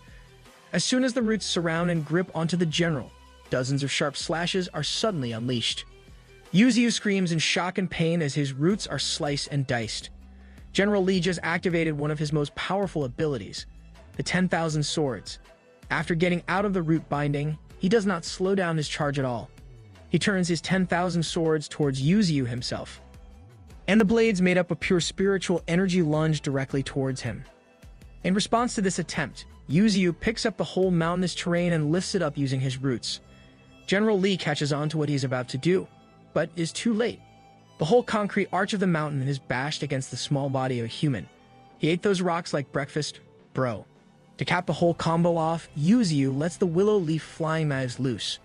The verdant green blades slice up everything in their path towards the general. Meanwhile, Xiaoling is still rushing through the forest. She grits her teeth as she desperately tries to go to her master's side. Back at the president's office, a new battle report from the front lines has finally arrived. They are informed that the Emperor Alligator attacked the headquarters of the Supreme Commander himself. The fate of Yan Gao Yuan is unknown at the current moment. The director of the supernatural unit is temporarily taking over the command of the operation for now. With desperation and anxiety in his eyes, the commander of the outpost asks if the thing is ready yet. He is informed that it is indeed ready. When General Lee retreats, they can launch the terrifying spiritual missile directly. Of course, the nuke is always the final answer. The only problem they have is that after stepping into the depths of the mountain, they had lost all connection to the general. All they know is that he seems to be in a fight with the opponent's boss. After an intense exchange of blows, Yuzu simply regenerates his damages. General Lee knows that continuing to fight an opponent that's essentially unkillable will only waste time and strength. He simulates the power of the black pill as his strength starts to climb up once again. He deems it necessary to act fast and destroy the monster's core before it's too late. Even his speed starts to drastically improve as his lifespan is reduced to a mere 5 hours. With an evidently more powerful spiritual energy blade in his hand, he has finally reached the threshold for the transcendent third level. Yuzu's core is being targeted by such a catastrophic level of power. The power is so extreme that the aftershock of the direct impact causes the whole Bayou Gorge to tremble. Every single fiber of General Lee's being is behind that magnificent slash. But Yuzu's round core figure is starting to emerge from the aftermath once again. General Lee is taken aback by such an unexpected development. Yu's round core resembles a demonic being as he finally tastes the power of the third-level transcendent. Our boy is looking a little too evil here. General Lee's current spiritual strength is at the third transcendent level. Yet, after unleashing his killing blow, he had only managed to leave a crack on the god tree's core. Yu was beginning to show signs of madness from the intensity of the fight. From the general's perspective, many people were relying on him to protect them, so he couldn't afford to lose. He must keep fighting for their sake. For Yu, these words coming out of the general's mouth were nothing but nonsense. He combined his branches to form a fearsome drill that struck the opponent directly on the body. He asked the general if his people deserved to die. And by that logic, were human lives the only valuable ones? The general spat out blood as his body was ravaged by the branch attack. He continued, stating that humans were the ones who had been sending hunters to harass them. And now, they had gathered an army for annihilation. General Lee answered that this was necessary for the protection of humanity. This sentiment finally broke Yu. It felt like a big joke, like this man was spitting on his face. They had never invaded a single village. They had never touched any cities. Just because humans were afraid of them for no reason at all, they were trying to erase their existence altogether. He felt levels of anger that he had never felt before. Who the hell gave humanity the authority to do whatever they wanted? General Lee could not respond to the stinging words of the god tree. When you're fighting the hero and his words are starting to make sense, you're the bad guy. That's when someone contacted him from the earpiece he was wearing. The signal finally went through, and he could finally hear the instructions from the president's office. He was informed that he had exceeded the battle time and needed to leave the area immediately. They had finally decided to launch the spiritual missiles. He needed to move at least 10 kilometers away from his current location. These instructions struck him like lightning, and he was immediately conflicted.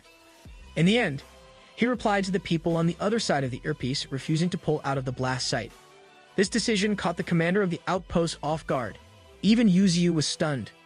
For the general, he absolutely refused to admit that as a transcendent third stage, he was inferior to a second stage beast. He had already made up his mind that he must defeat it. This dude is going to die for his ego and pride. The commander of the outpost, Lo Zhao, got on the microphone to address his brother personally. He stated that there was so much more that General Lee needed to do, so they couldn't lose him yet. He sincerely urged him to come back. The words from this man had a great effect on the general. One word from Daddy asking him to come home made this dude fold. Where's the tough guy talk, buddy? He informed Yu that it seemed like he didn't need to fight anymore, confusing the god tree. He continued to inform him that a missile carrying the crystallized wisdom of humanity would soon come and destroy this place. This was a level of destruction that no one could stop, no matter what. From the very beginning, his mission was to uncover the mastermind behind the scenes, destroy them, and finally take back control of the mountains. His prerequisite was to defeat the boss within the time frame of 1 hour. And as we can see, if there exists a beast that cannot be killed by a third-level transcendent within an hour, this is what happens. If they were to continue fighting, both would be defeated due to sheer exhaustion. After all, humanity did not want to resort to using the spiritual missile either. The spiritual power of that weapon of mass destruction was close to 1 million. It was a prototype missile that was developed with the full efforts of the government. Although the radiation was not as extreme as nuclear weapons, this area would undoubtedly and inevitably become one big radiation zone. All the bloodshed just for a radioactive wasteland. Congratulations, humanity. They originally intended to expand the area for human activities, but now it seemed like they had ended up hurting themselves in the process as well. They were suffering losses instead of gaining. This was essentially their last card. He insulted the god tree one last time before fleeing. He deemed that his inability to move was his biggest failure, and that he should think about how to survive this one. Yu seethed in anger as he knew that he was truly helpless in this situation. The spiritual missile was already heading for him with unprecedented speed and accuracy. It was traveling amongst the woods as it locked onto its primary target. Yu desperately called out to every beast in his mountain to come back. The roots that were once engaged in combat in various areas of the battlefield started to retract back onto the heart of the gorge. The ballistic spiritual missile was already upon him. With every root and branch activated, Yu did not intend to die here. The fleeing general saw the missile hurtling through the air, and Yu saw it heading straight for his core. He tried to block it with every single one of his vigorous roots, but he already knew that this would be insufficient. The head of the missile drilled through the tough roots and decimated its way all the way to the other side. It finally landed on its final target head-on. It dug deep right into the god tree. Yu's core, I'm literally screaming internally. Just like that, a spiritual missile ravaged him from the core right through every single part of his colossal body. It even dug deep downwards to the underground city, until it finally exploded and destroyed the whole Bayou Gorge from the underground up. The only thought in Yu's mind was his words for the citizens of his mountain, that he promised to protect them all, that he would not let them die. The heartfelt words that he vowed to everybody. He promised them to survive together in this little place that they could call home. The mountains had finally been erased from the map. The only thing visible from afar was a gargantuan explosion, a culmination of human progress in its purest and most destructive form. Ain't no way, bro. The massive blast swallowed everything up within a radius of 10 kilometers from the heart of Bayou Gorge. Why does that explosion look like something else, though? Beasts and plant life alike were annihilated in just a second. The rushing Xiaoling was even caught up in the pressurized air coming from the blast. From underground to the skies, the spiritual missile reigned supreme all over the mountains. The soldiers at the outskirts of the mountain watched in relief as the signal for the end of the war lit up the sky. The missile had finally been launched, and the hard part for them was finally over. The head of the Federation was quickly updated regarding the triumphant hit of the missile. The mission had finally succeeded. Outside the blast radius, General Li finally reverted to his normal, albeit injured, form. He coughed up blood as the injuries from his fight and his consumption of the black pill had left him in rough condition. That's when a group of awakened soldiers saw him struggling to stand up while supporting himself with a rock. These concerned soldiers were there to pick him up. As the majority of the troops had already begun to retreat, they had to hurry back as well. Mr. Running away from battle even has an entourage to take him home. Upon hearing this, General Li quickly demanded an update on the situation in their war zone. It turned out that as the army fought against the wild beasts of the mountains, they had managed to kill those they could and flood from those that were too strong to fight. The cleanup had almost been completed as well. The biggest threat to humanity and the most troublesome monster they faced was none other than the Emperor Alligator. They had taken down nearly every tank, missile launcher, and attack helicopter they had. By its sheer strength and willpower alone, the Emperor Alligator had mowed down and killed 10,000 soldiers, including the Supreme Commanding Officer, Yan Gao Yuan. They had to use thousands of missiles to finally kill it in the end. He was a giga-chad until the end. Rest in peace, brother. Now that the last boss in the mountains had been killed by the headquarters missile with the help of their idol, General Li, there were no more powerful beasts in the mountains. The spiritual value in Bayou Gorge had dropped from its original 300,000 to only 1,000. The headquarters had also issued the retreat order. After a barrage of updates, a familiar figure could be seen standing menacingly not far from the group of awakened soldiers. It was none other than Xiaoling, slowly making her way towards the group of soldiers. She had been crying her heart out as she mourned her master, whom she could no longer sense. She could no longer feel the strong connection they had established. It had been severed. The general and the soldiers were baffled by her emotions and words. Xiaoling released her unrestrained fiery aura as she continued to blame the soldiers in front of her. She knew that they had done this with their own hands. One soldier tried to get in her face to demand that she retract her aggressive spiritual energy. This intrusion was met with a strong punch squarely in the face. Go to sleep, buddy. The group was alerted as one of their own falls in a single strike. Xiaoling did not retract her aura, and it only grew stronger. With a blazing hot spiritual energy, she coldly confessed that the tree that humanity had just killed was none other than her master. This revelation was a big surprise, even to General Li. My face when the imposter among us was revealed.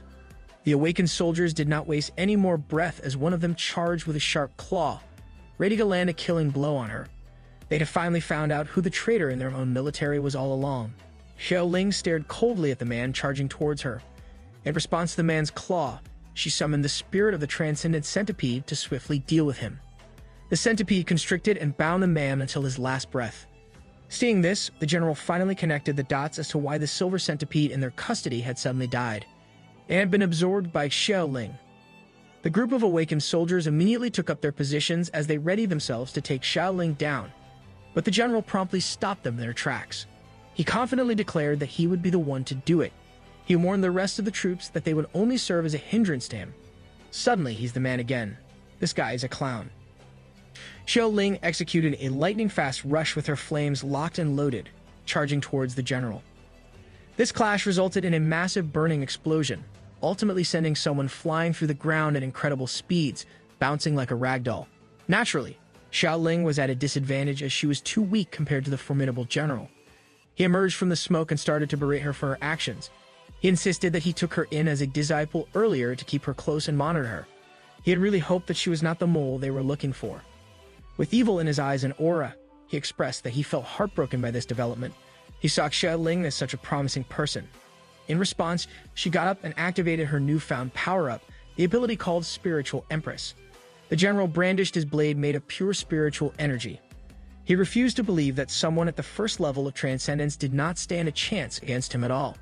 With raging flame butterflies surrounding her, she rushed towards the man, challenging him to a duel of strength. The two transcendent beings clashed with full force, destroying everything in their path. With a final shout, General Li's blade managed to slash through the rampaging flames of Xiaoling. An explosion of light and rubble could be seen from miles away. General Li stood like a blade-wielding deity while Xiaoling struggled to stay on her feet, injured and bleeding from tanking such a formidable strike. He implored her to stop fighting, as there was no way she could defeat him. If they kept on like this, she would undoubtedly die. Xiaoling looked at him with cold eyes as blood dripped from her wounds. Seeing her empty eyes and that cold gaze, he finally knew that she was already gone.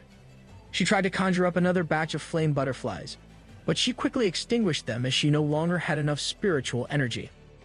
He had enough of this exchange as he let out another slash, sending her flying. He promised that if she would just come with him, he would not hold grudges about her past. He would even raise her like his own daughter. That's a hard pass even for me. You're a creep, bro. This sentiment only served to anger Xiaoling even more as she implored him to never talk to her like that. The general gritted his teeth and finally decided that she would die right there and right now. But as he was about to bring down his spiritual blade towards her, a duo of Tempest Wolves suddenly appeared out of nowhere. They took him by surprise and latched their jaws onto the general's body. Those are some good boys right there. In a dark and endless void, Yu's consciousness and core can be seen floating in the abyss. It was so incredibly dark that he could not see anything at all. Suddenly, everything that had happened finally hit him. White Tiger died. Bald Head died. Gold Silk Monkey died. And the War Armor Boar also died. Death had been all around him in just the past few hours. Oh man, those are the death flowers from every anime ever. He also remembered that Sparky had passed. Almost everyone he cherished had their lives snuffed out. His thoughts wandered back to when he first reincarnated as a tree. He wondered if he was going back to being alone once again. He remembered a bright smile and a lively voice calling him Dad. Suddenly, the endless dark abyss started to light up little by little. He wondered who it was that he was remembering, but it was none other than the precious Xiaoqing. The light continued to grow, and soon it encompassed every inch of the empty void. Yu's consciousness had been awakened once again. Do it for her, big dog. Back in the duel happening on the outskirts of the mountains, the two Tempest Wolves were trying their hardest to latch onto and hold onto the powerful general with all their might. He found it unbelievable that these beasts were running out to save Xiaoling. With a casual and angry swipe of his hands, he sent the two beasts flying away with heavy injuries. One of the Tempest Wolves was wounded to the point of losing consciousness as it bled out. Xiaoling immediately rushed to the side of the Tempest Wolf to examine its condition. She lamented that at that time back then, she could not protect the beast. This time around, she pleaded to the gods for everyone to live on and survive.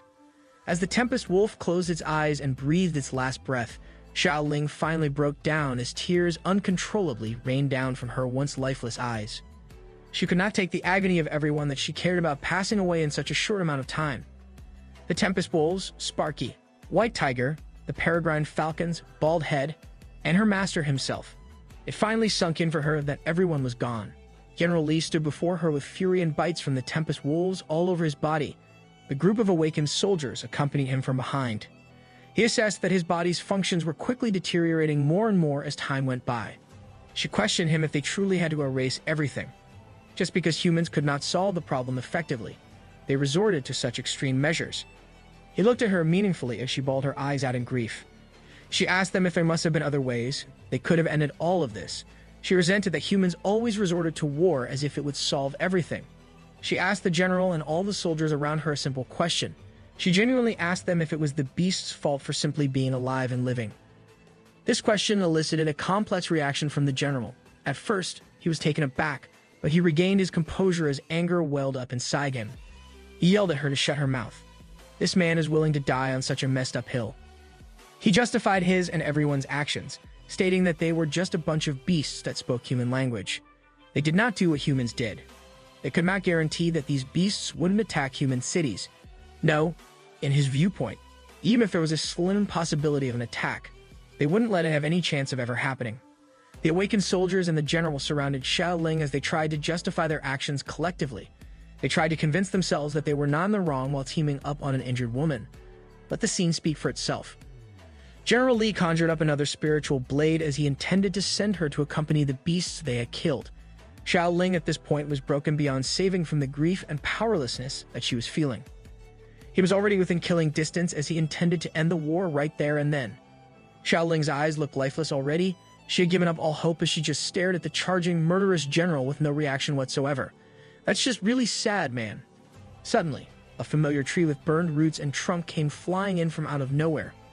The round core that Xiaoling was all too familiar with was now surrounded by molten material that burned brightly and ruthlessly. The soldiers had no idea what was happening, but all of them knew in their hearts that this was not good news at all. General Li was the only one feeling true dread and fear as he carefully watched the tree flying towards their direction. Xiaoling was also taken aback by such a bizarre twist of fate. The god tree, Yuziu, finally landed on the battlefield with his new and fiery look. He cemented his roots onto the ground as the burning fire continued to blaze around his core. Let's freaking go. He looks like Ghost Rider right now. The soldiers tried to brace themselves for the impact, but that was the least of their concerns.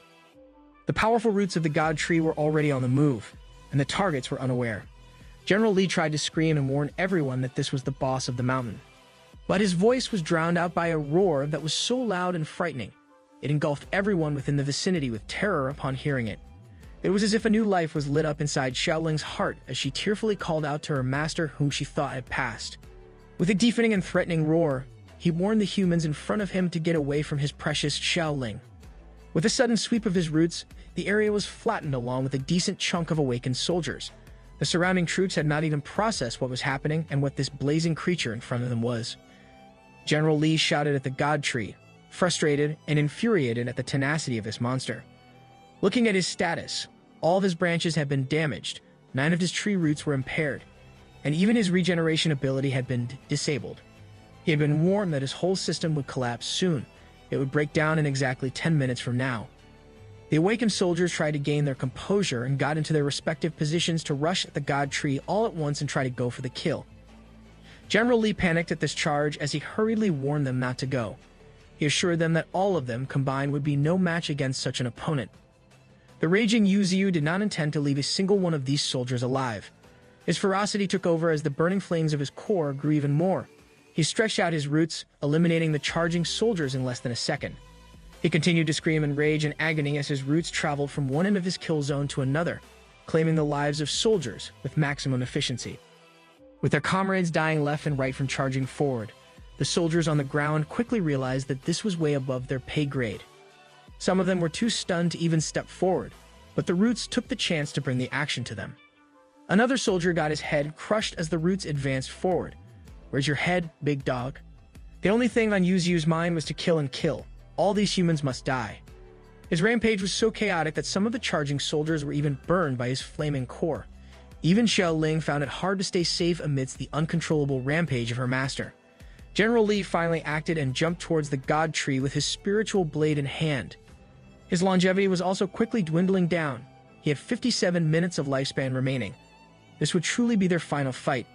The general was up against Yuziu's 9 minutes and 10 seconds of longevity remaining.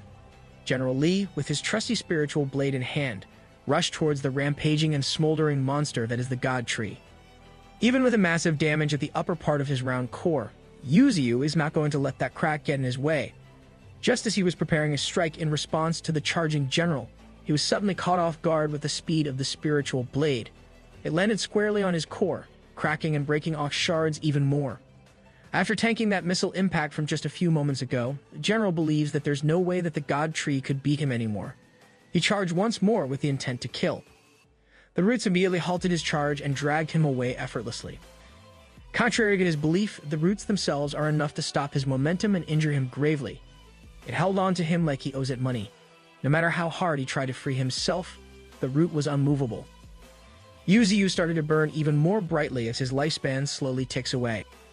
It was as if he was going insane as he reaffirmed that this mountain of theirs is where everyone lives. Xiaoling tried to get close to her master, but the heat and spiritual pressure he was emitting was far too hostile and wild. General Li is having a hard time breathing as he was being slowly choked to death by the roots. That's when the god tree jumped off the floor and took flight like a burning rocket ship taking off. He jumped all throughout the mountains, covering staggering amounts of distance as he traversed his home. He did this insane way of traveling from one point to another while dragging the struggling General Li by his neck. Bro was riding a most deadly roller coaster out there against his will. The general had a bad feeling as he finally ascertained where Yuziyu was truly heading into. Looking down from a distance, the central battlefield had finally calmed down as the fires of battles slowly dwindled away.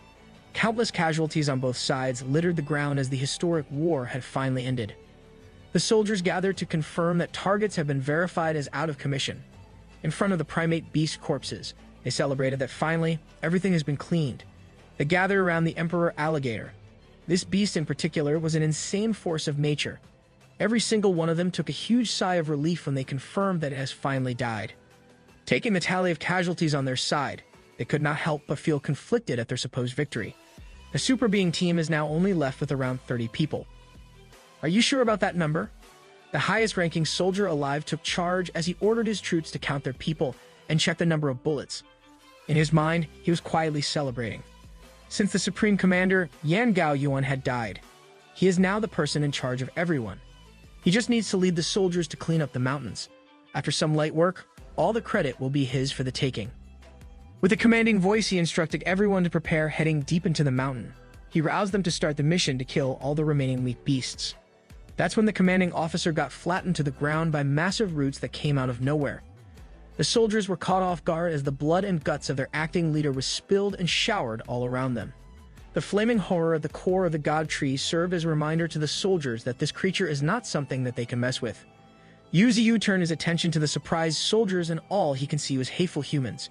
He turned his roots into a killing machine as he goes on the second part of his savage massacre. The soldiers were so frightened by this development that they forgot to even raise their weapons. They would have accomplished nothing anyways. The roots of the god tree decimated its way through the hordes of humans in the battlefield. Even the heavy-duty tanks looked like a toy being flung onto the air as the humans watched helplessly. One awakened soldier tried to take charge as he tried to gather the remaining forces. He knows that they are no match for this type of monster. He ordered for everyone to retreat, but all he got was his head crushed away from his body. Yuziyu cemented his roots even further into the ground of the bloody war zone. Every single person looked in horror of the strength that they are witnessing in front of their eyes. He resembled a demonic entity as he alters the terrain of the site. With rage-filled voice, he yelled at the humans to leave his territory forever and to never ever come back. The struggling General Li, trapped in the grasp of the roots, managed to let out a word of warning to his troops. He told them to run. But Yuziyu does not intend to let any one of these people ever come back here permanently. After that sentiment, he went on an unholy slaughter. When Xiaoling caught up to her master, all she saw was a terrain that was terraformed into an unrecognizable mess. In the middle of the war zone was his master's blazing figure holding the lifeless body of General Li with his arms cut off. He turned the general into a mannequin. At the second monitoring station headquarters, the woman in charge watched the horrors of the god tree going on an unrestrained carnage. Every single human in the vicinity was wiped out. In a hidden corner of the recently ravaged battlefield, a single secret camera can be seen recording everything that unfolded. This unseen trinket did not escape Yuziyu's attention. He promptly destroyed the device with a lightning-fast strike of his root. No paparazzis allowed in this mountain. The footage would have been sick, though. He stood solemnly as the fire in his core slowly consumed his rapidly depleting lifespan. Xiao Qing approached her master carefully as she tried to call out to him. Despite the grievous injuries and the slaughter, as insane as he looked, he still recognized Xiao Qing perfectly. He warned her that she should just go now. With the camera and any recording devices in the battlefield destroyed, her real identity had been completely erased. No one knew who she was or what her affiliations were. He had been warned by his system that he only had 1 minute left. The system was on the verge of its inevitable collapse. Hearing this from her beloved master caused a cascading river of tears to fall from Xiao Qing's eyes. She did not want to go anywhere else. She just wanted to be by her master's side until the very end. Seeing the determination of the girl in front of him astounded Yuziyu. At his final moments, he decided to tell her the whole truth that he had been hiding from everyone else. He confessed that originally, he had been a human being. This sudden revelation only served to confuse Xiaoqing. The god tree continued with his declarations. He told her the truth that her soul was truly hers as Xiaoqing, but the body belonged to Xiaoling, her sister. He continued to explain about the disaster that befell them back then. He told her that only her soul as Xiaoqing had managed to survive in the end by using her sister Xiaoling's body, but ultimately, this body was not truly hers. Every single time that he thought about the two lively sisters when they were still alive, his heart could not help but ache so much. He really wanted to save Xiaoqing and her sister, but alas, here they were today, hearing the truth from her master. Xiaoqing's emotions only welled up even more. He urged her to go back to the humans after this massive war. This battle, this whole conflict, they had finally won it. He stood valiantly with a complicated expression on his round face, burning brightly in the middle of the war zone. Before the god tree, Yuziyu disintegrated into nothing. He reminded his beloved Xiaoqing that from now on, no matter what happened, she must hold her head high and live with utmost confidence. Mr. Stark, I don't feel so good. He regretted that he could not keep the promise that he made with every single one of his friends in the Bayou Gorge. He wanted to go now and apologize to them. As he deteriorated into nothing, he left the grieving Xiaoqing with an apology. He asked for forgiveness for leaving her alone from now on. Rest in peace to the OG. Back in the office of the head of the Federation, the man in charge had a grim expression on his face. His office staff had just received the updates regarding the current situation in the Bayou Gorge. The hunt operation had ended after a grueling and long 18 hours of combat. If we tallied the damages, it would come up to a terrifying figure.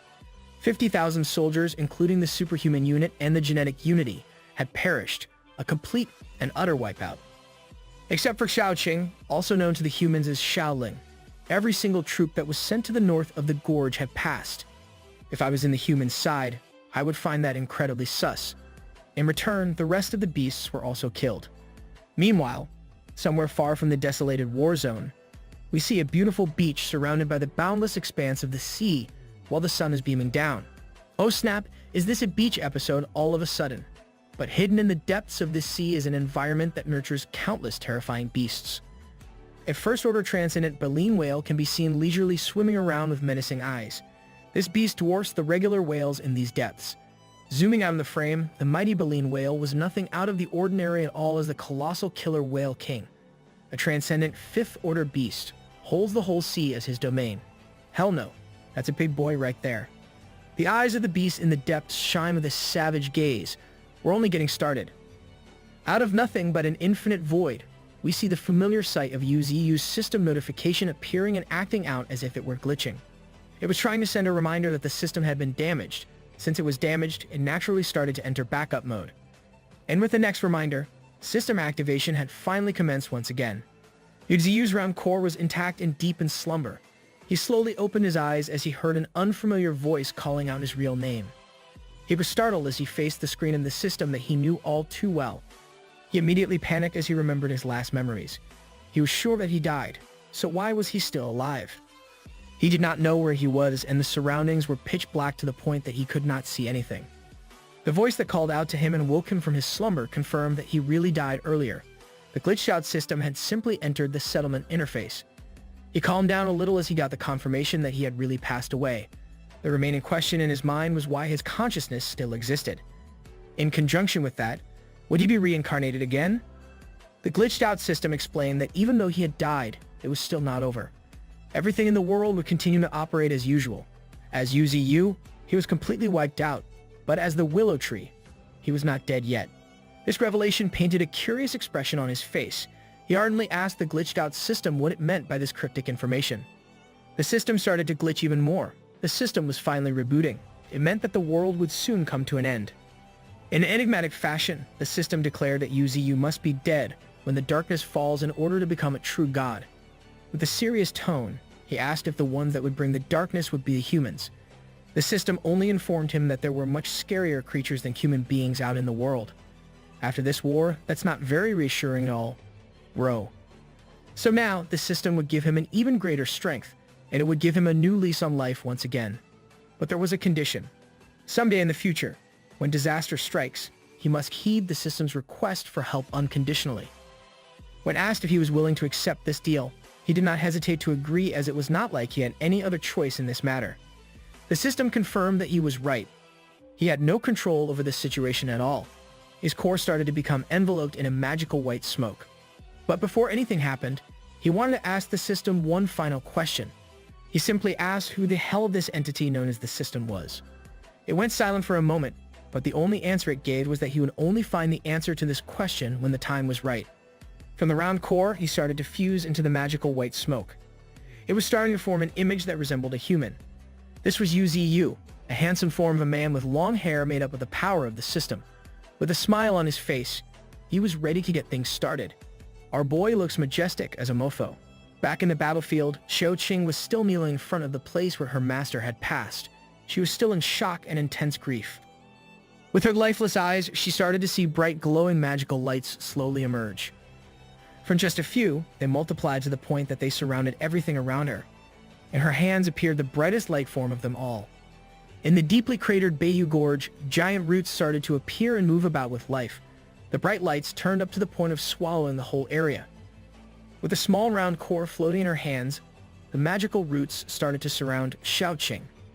To her surprise, the roots that quickly sprawled all throughout the mountains started to pick up every single beast that had passed away in combat. On one side, the broken down Sparky, the legion of mutant rats, Leng Feng, Qing Chuan, and Qian Xin, also known as Thorn, started to ascend with the roots gripping them with care. The loyal Tempest Wolves, the half-skinned White Tiger, the brave White Crane, even the inseparable trio of War Armor Boar, Gold Silk Monkey, and Bald Head started to join everyone else. Xiao Qing watched as a powerful force began to lift every single lifeless beast in the mountains. Even the gargantuan Emperor Alligator joined them in the air. Bro was casually going to execute the most overpowered plot power of all time. In the middle of it all, a blood-red trunk of a tree surrounded by countless strong roots emerged from the ground up. The epic story had finally begun. Wait, is this just the prologue? Xiao Qing held her master's new core carefully as the roots slowly brought her closer to the new and improved body of UZU. The crimson trunk slowly opened in the middle, welcoming the new form of the God Tree, which she says it's her first time. The core started to emit a blinding light, signaling the beginning of a new era. She held a round blue core as she sincerely pleaded for her master to live once again with every one of the beasts. While holding the lifeless bodies of the valiant warriors of the recently destroyed Bayou Gorge, the core started to travel towards its rightful place at the center of the new crimson tree. As soon as it reached the crevice of the body, an immaculate light of life started to blast everywhere as far as the eye could see. The already impressive crimson trunk started to grow even further, growing at a fantastical pace. In just a moment, the bare body of the tree started to have bountiful flowers blossoming in every branch. The once burned-out branch started to materialize once again, now turning into a majestic golden color, looking more powerful than ever. Oh snap, his branch just got upgraded into premium. The new god tree stood tall and strong with improved golden branches and abundant, beautiful leaves resembling gorgeous cherry blossoms. UZU raised one of his newly spawned golden branches to the air, intending to find out just how powerful he had become. With a swift slashing movement, he materialized a resplendent willow leaf knife in the distance. Surprisingly, he did not just release the willow leaf knife without a target. It was so sharp that it tore through the fabric of space itself, creating a dimensional rift. Ain't no way he got this much of a power-up. That's hype. Outside of the world's atmosphere, a satellite station that had no idea what was happening was destroyed and cut in half as the powerful willow leaf knife opened a dimensional rift right in front of it. Just like that, the dimensional rift started to close and the destroyed satellite station was knocked out of orbit. In a single sweep, the God Tree cost humanity a hefty number of resources with this one. Rest in peace, astronauts. Through his branches and leaves, he started to emit a stunning rain of light. It was so beautiful that it stopped Xiao Qing in her tracks. Once these droplets of pure light started to land on the skin of the bloodied woman, the results were unbelievable. Every single wound and injury in her body, internal or external, healed just like that. Similarly, every single lifeless body of the beasts held by the God Tree's roots was subjected to the miracle rain of light. This is what we need. The gold silk monkey that passed away due to the painful poison that destroyed his body started to open his eyes once more. The supposed skin paw of the white tiger stepped into the ground like it was brand new. The loyal White Crane, Peregrine Falcon faction, the Tempest Wolves, and the King of the Beasts were once again full of life with newfound strength. The Emperor Alligator, who fought through hell against tens of thousands of soldiers by himself, was now full of vigor once again. The trio that we love, Gold Silk Monkey, War Armor Boar, and Bald Head, looked battle-ready at any time. Blue Mantis and Sparky looked as cool as ever. King Kong and the rest of the primate faction celebrated in their own resurrections. Lang Feng, Qing Chuan, and Qian Xin appeared confused, and rightfully so. They remembered dying just a few hours ago. Sparky remembered being reduced to ashes and vanishing, while Blue Mantis recalled the pain of being eaten by his own friend. Before they could even process what was happening, Thorn was already crying tears of joy as she rushed towards the white tiger and her friends. This put an end to their confusion and replaced it with joy. Lang Feng welcomed his mute wrath that he considered his very own kids with open arms. Brother got that rat family. Even some of the gorillas exchanged meaningful moments with their brothers and sisters in arms. The trio of Monkey, Boar, and Honey Badger were back to their usual shenanigans. Amidst all the celebrations, some people were confused about the woman in front of the god tree. Xiaoqing, now healed of all her injuries, stood in disbelief as she witnessed everything happening with her own eyes. The new Yuziyu looked more powerful and menacing than his previous form. Xiaoqing tried to call out to her master. He slowly opened his eyes as he began to awaken himself. He addressed every single one of his present subordinates. This time, in the battle against humans, they had successfully won. Every citizen of the destroyed Bayou Gorge started to celebrate at the announcement of their master. He admitted that he was mistaken from the start, acknowledging that he was wrong to think that by remaining neutral, they could avoid war. He was far too naive, and that's why things had escalated. This humiliation and pain they had endured urged him to rally everyone to repay it to the enemies. From now on, each of them needed to reassert their position against humanity. They're going on the offense. I'm all in for this. They needed to go hard and ensure that humans would never dare set foot in their place again. The Emperor Alligator asked his master what they should do from now on. The humans thought that the god tree was dead. If they knew that he had survived the brutal spiritual missile, they would definitely invade with full force once again.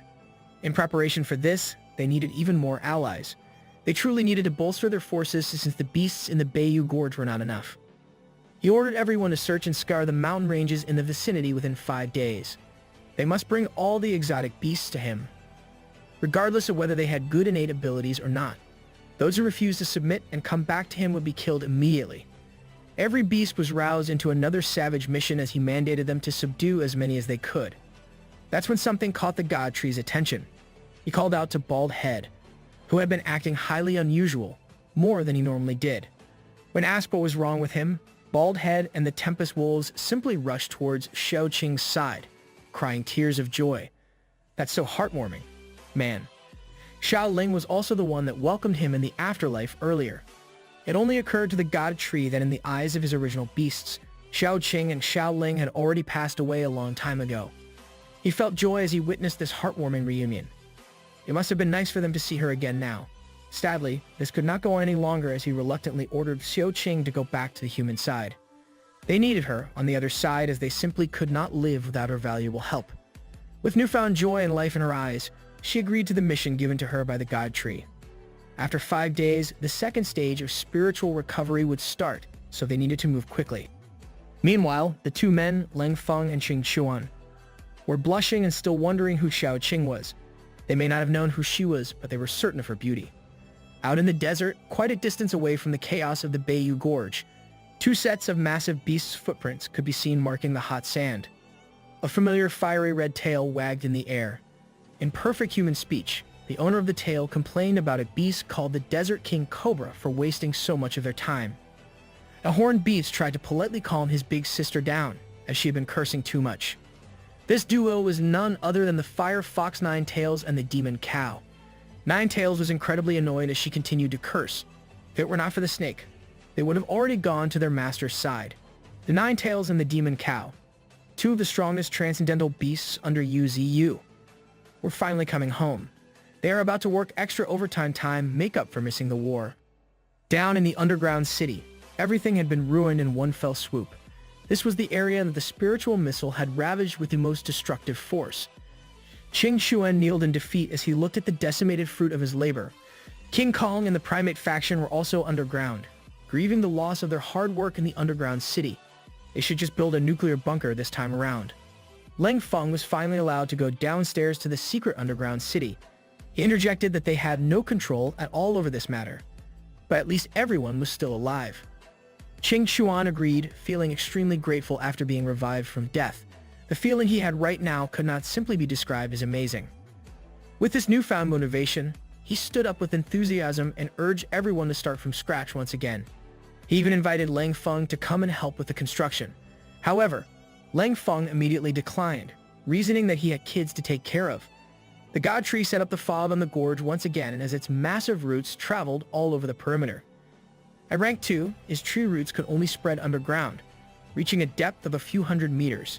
Now the difference could be seen clearly. Half of the foggy mountain was filled with its strong roots.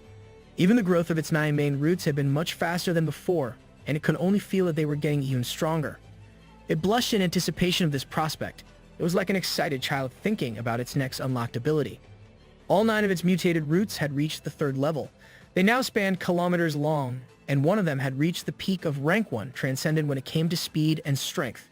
Now, it could also extract spiritual energy from other organisms for its own use. As soon as it read about this new capability, it immediately wondered who it should try this skill on. That's when it laid eyes on the napping and yawning bald head. Without any delay, it jabbed a tiny root towards the body of the honey badger, catching him off guard as he screamed in surprise and pain. Let Bro sleep a little. He just got back from the dead and he's already an experimentation subject. Just like that, a tiny stab and suck netted it a hefty 3,000 spiritual energy easily. In battle, if it could keep absorbing the enemy or any other creatures to replenish its missing spiritual energy, it would be truly clutch. It already knew that this was going to be an amazing ability. This fight with the humans was not meaningless after all. Now, it wanted the system to upgrade its life force talent.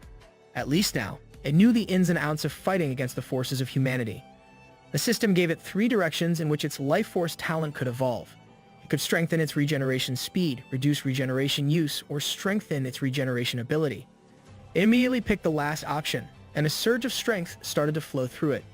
Next time, even if its body was destroyed, it could slowly recover. It might take months or years, but as long as it had any surviving parts remaining, it would be fine. Now the question lingering in its mind was who in the world had revived it and what darkness the system was referring to. In the 2nd military area nearest to the Bayou Gorge, the night was dark and the troops were on high alert. The guards at the entrance of the facility were surprised at the sight in front of them. It was none other than the formidable prodigy of the superhuman unity, Xiao Ling. She purposely made herself look injured and battered, and all the guards were just in disbelief seeing her survive the war. She quickly cleaned herself and took a shower at the base camp. Cover your eyes, kids. Xiao Ling was going to start helping her master investigate General Li this time around. He wanted to know just what an awakener was, as mentioned by the general. She felt conflicted as she was now away from her master once again. She walked the empty halls of the 2nd military area and headed directly to the clean and neat office of General Li. She rummaged through the files on his computer but failed to find any relevant information or confirmation at all. You gotta find the general's hidden folders. That's when something in her peripheral vision caught her attention. She looked at the painting on the frame and activated mind perspective. She saw through the painting, and a secret door was revealed behind it. She followed the hidden door and bravely entered the concealed room. The things she saw as soon as she entered were a big game changer. She was shocked at the sight of this discovery. I bet what she found is similar to what was in Aaron's basement in Attack on Titan. Back at the Bayou Gorge, the god tree had been exercising and practicing another one of its new abilities. It was the spiritual field that encompassed almost the whole gorge.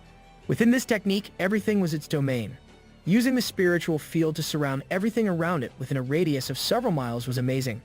This should have little to no impact on opponents on the same level as itself. However, using this could reduce the strength of weaker foes. As it upgraded this practical skill, the range and strength would undoubtedly get even better. Suddenly, it was interrupted by Xiaoqing, who took on her spirit form to eagerly report back to it. She had finally found the thing her master was looking for. She found evidence to support that General Li had awakened from a previous era. He had the memory of a sword cultivator. Are you saying that we got transmigrators now? We're beefing with other isekai protagonists. In the general's secret room, she found an alchemy furnace and other things that undoubtedly belonged to a previous era. Not only that, but she also discovered a book that recorded everything. The god tree eagerly asked what was recorded in the mysterious book. She explained that in the past era, Taoism had manifested in the world. There used to be hundreds of ethnic groups back then. All these groups and all the living organisms possessed great supernatural power. At the end of the era, everything turned into a chaotic mess. Those who had great supernatural powers tried to change and challenge fate. But In the end, they were all suppressed, and their souls were scattered, never to be reborn again. Usually you wondered how cultivation managed to resurface right now. According to General Lee's detailed description, mediocre characters like himself had survived the previous era purely through luck. With that in mind, it was much more difficult for a truly talented person from the previous era to reincarnate and return to the current times. So, you're saying the General was just a low-tier isekai man? Are we about to see some truly OP opponents in the future? He pondered this legendary ancient cultivation era. Maybe it was all because spiritual energy had appeared once again. He thought about how, in the end, the mighty power of past practitioners disappeared and was permanently erased. In the grand scheme of things, they became just another legend to be told. After humanity's loss and with the second spiritual awakening approaching, it seemed that they wouldn't come again for a short period of time. Even though General Lee had died, he had left 8 disciples. Those 8 would certainly split the forces among themselves. Xiaoqing warned her master that these humans were a race not to be underestimated at all costs. She wanted to use this chance properly. She wanted to reach the highest position in the Federation and grasp authority from the inside. If she's running for president, she would have my vote. Xiaoling 2024. Even if she failed, she vowed to never let humans become an obstacle for her master ever again. The unbridled determination could be seen in her eyes as she promised herself and her master that she wouldn't let the tragedy they had endured happen once again. In the Raya Mountain, the dry conditions and treacherous terrain have given birth to some extraordinary beasts. In one of the dangerous areas of the mountain, a massive rock formation has been drilled through by beasts, making it a place for a colony. Abnormally large red ants littered the ground of this massive and dark nest. It seemed like they had just seen someone coming into their home unannounced. A familiar golden figure could be seen walking slowly and forcefully towards the unsuspecting insects. Sparky, with his significantly smaller frame, stood amongst the red ants as if it were his own home. With his confidence, he made it seem like he was not trespassing into the colony. The virgin red ants versus the Chad golden Sparky. Looking at the countless massive red ants surrounding him, he called them out for being too weak in front of their faces. He urged them to come with him without any resistance, promising power beyond their wildest dreams.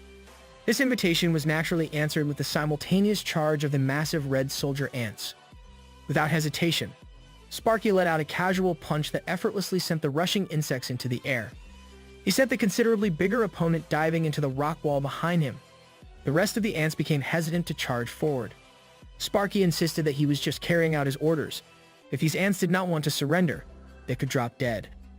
After establishing his dominance, he asked them the big question.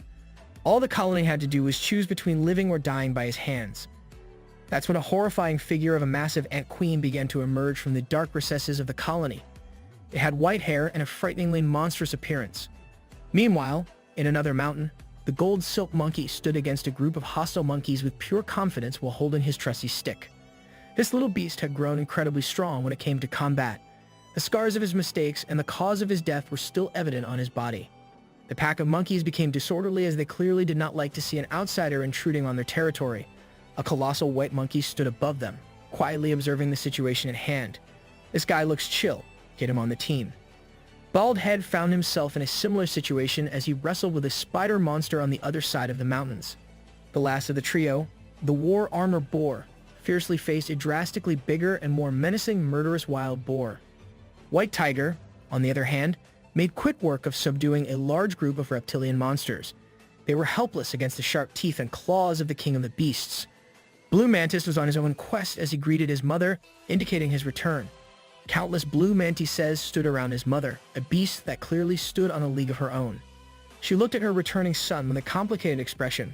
Bro really went home to recruit his mama. After the decisive war with the human beings of the Federation, expanding power became the top priority of the God Tree. Thankfully, with Life Essence, he did not have to worry about being unable to control disloyal beasts at all.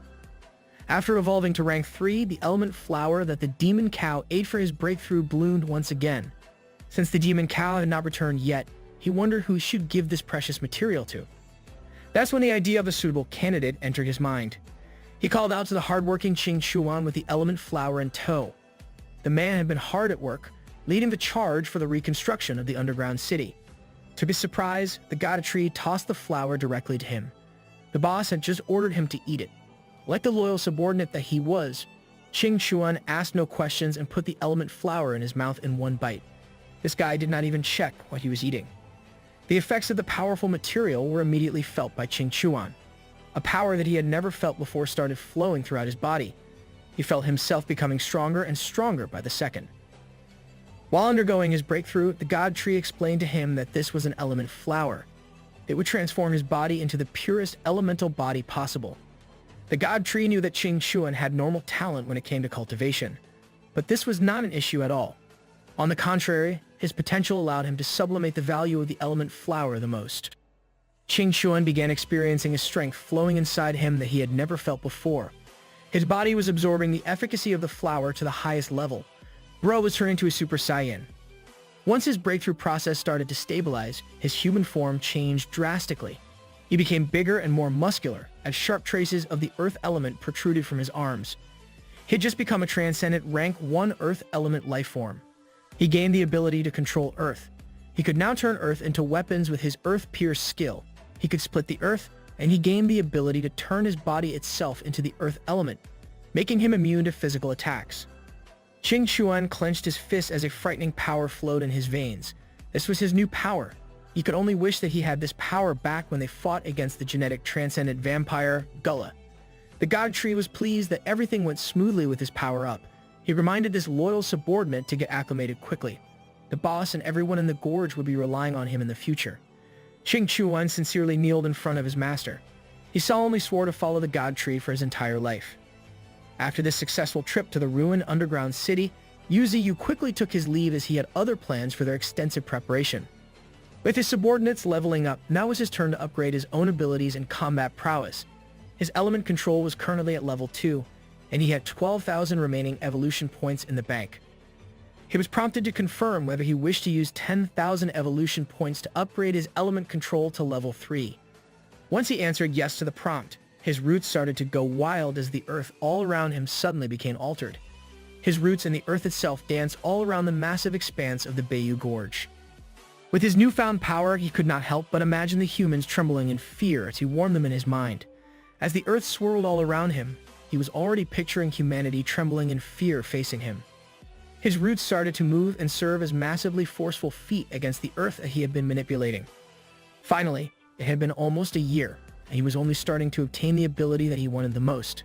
With the ground around him being structured by his earth element control, he used his roots to finally move around. When it comes to purely walking, I can probably beat the god tree. Thorn was casually chilling in one of his branches as she congratulated her master for this significant milestone. She only had one concern regarding the use of this ability. She wasn't sure if it was alright for the god tree to use so much spiritual energy. She also deeply worried that the humans would attack again. The god tree reassured her that since the tide of spiritual energy would erupt in 3 days, human forces would not dare to come into their territory again anytime soon.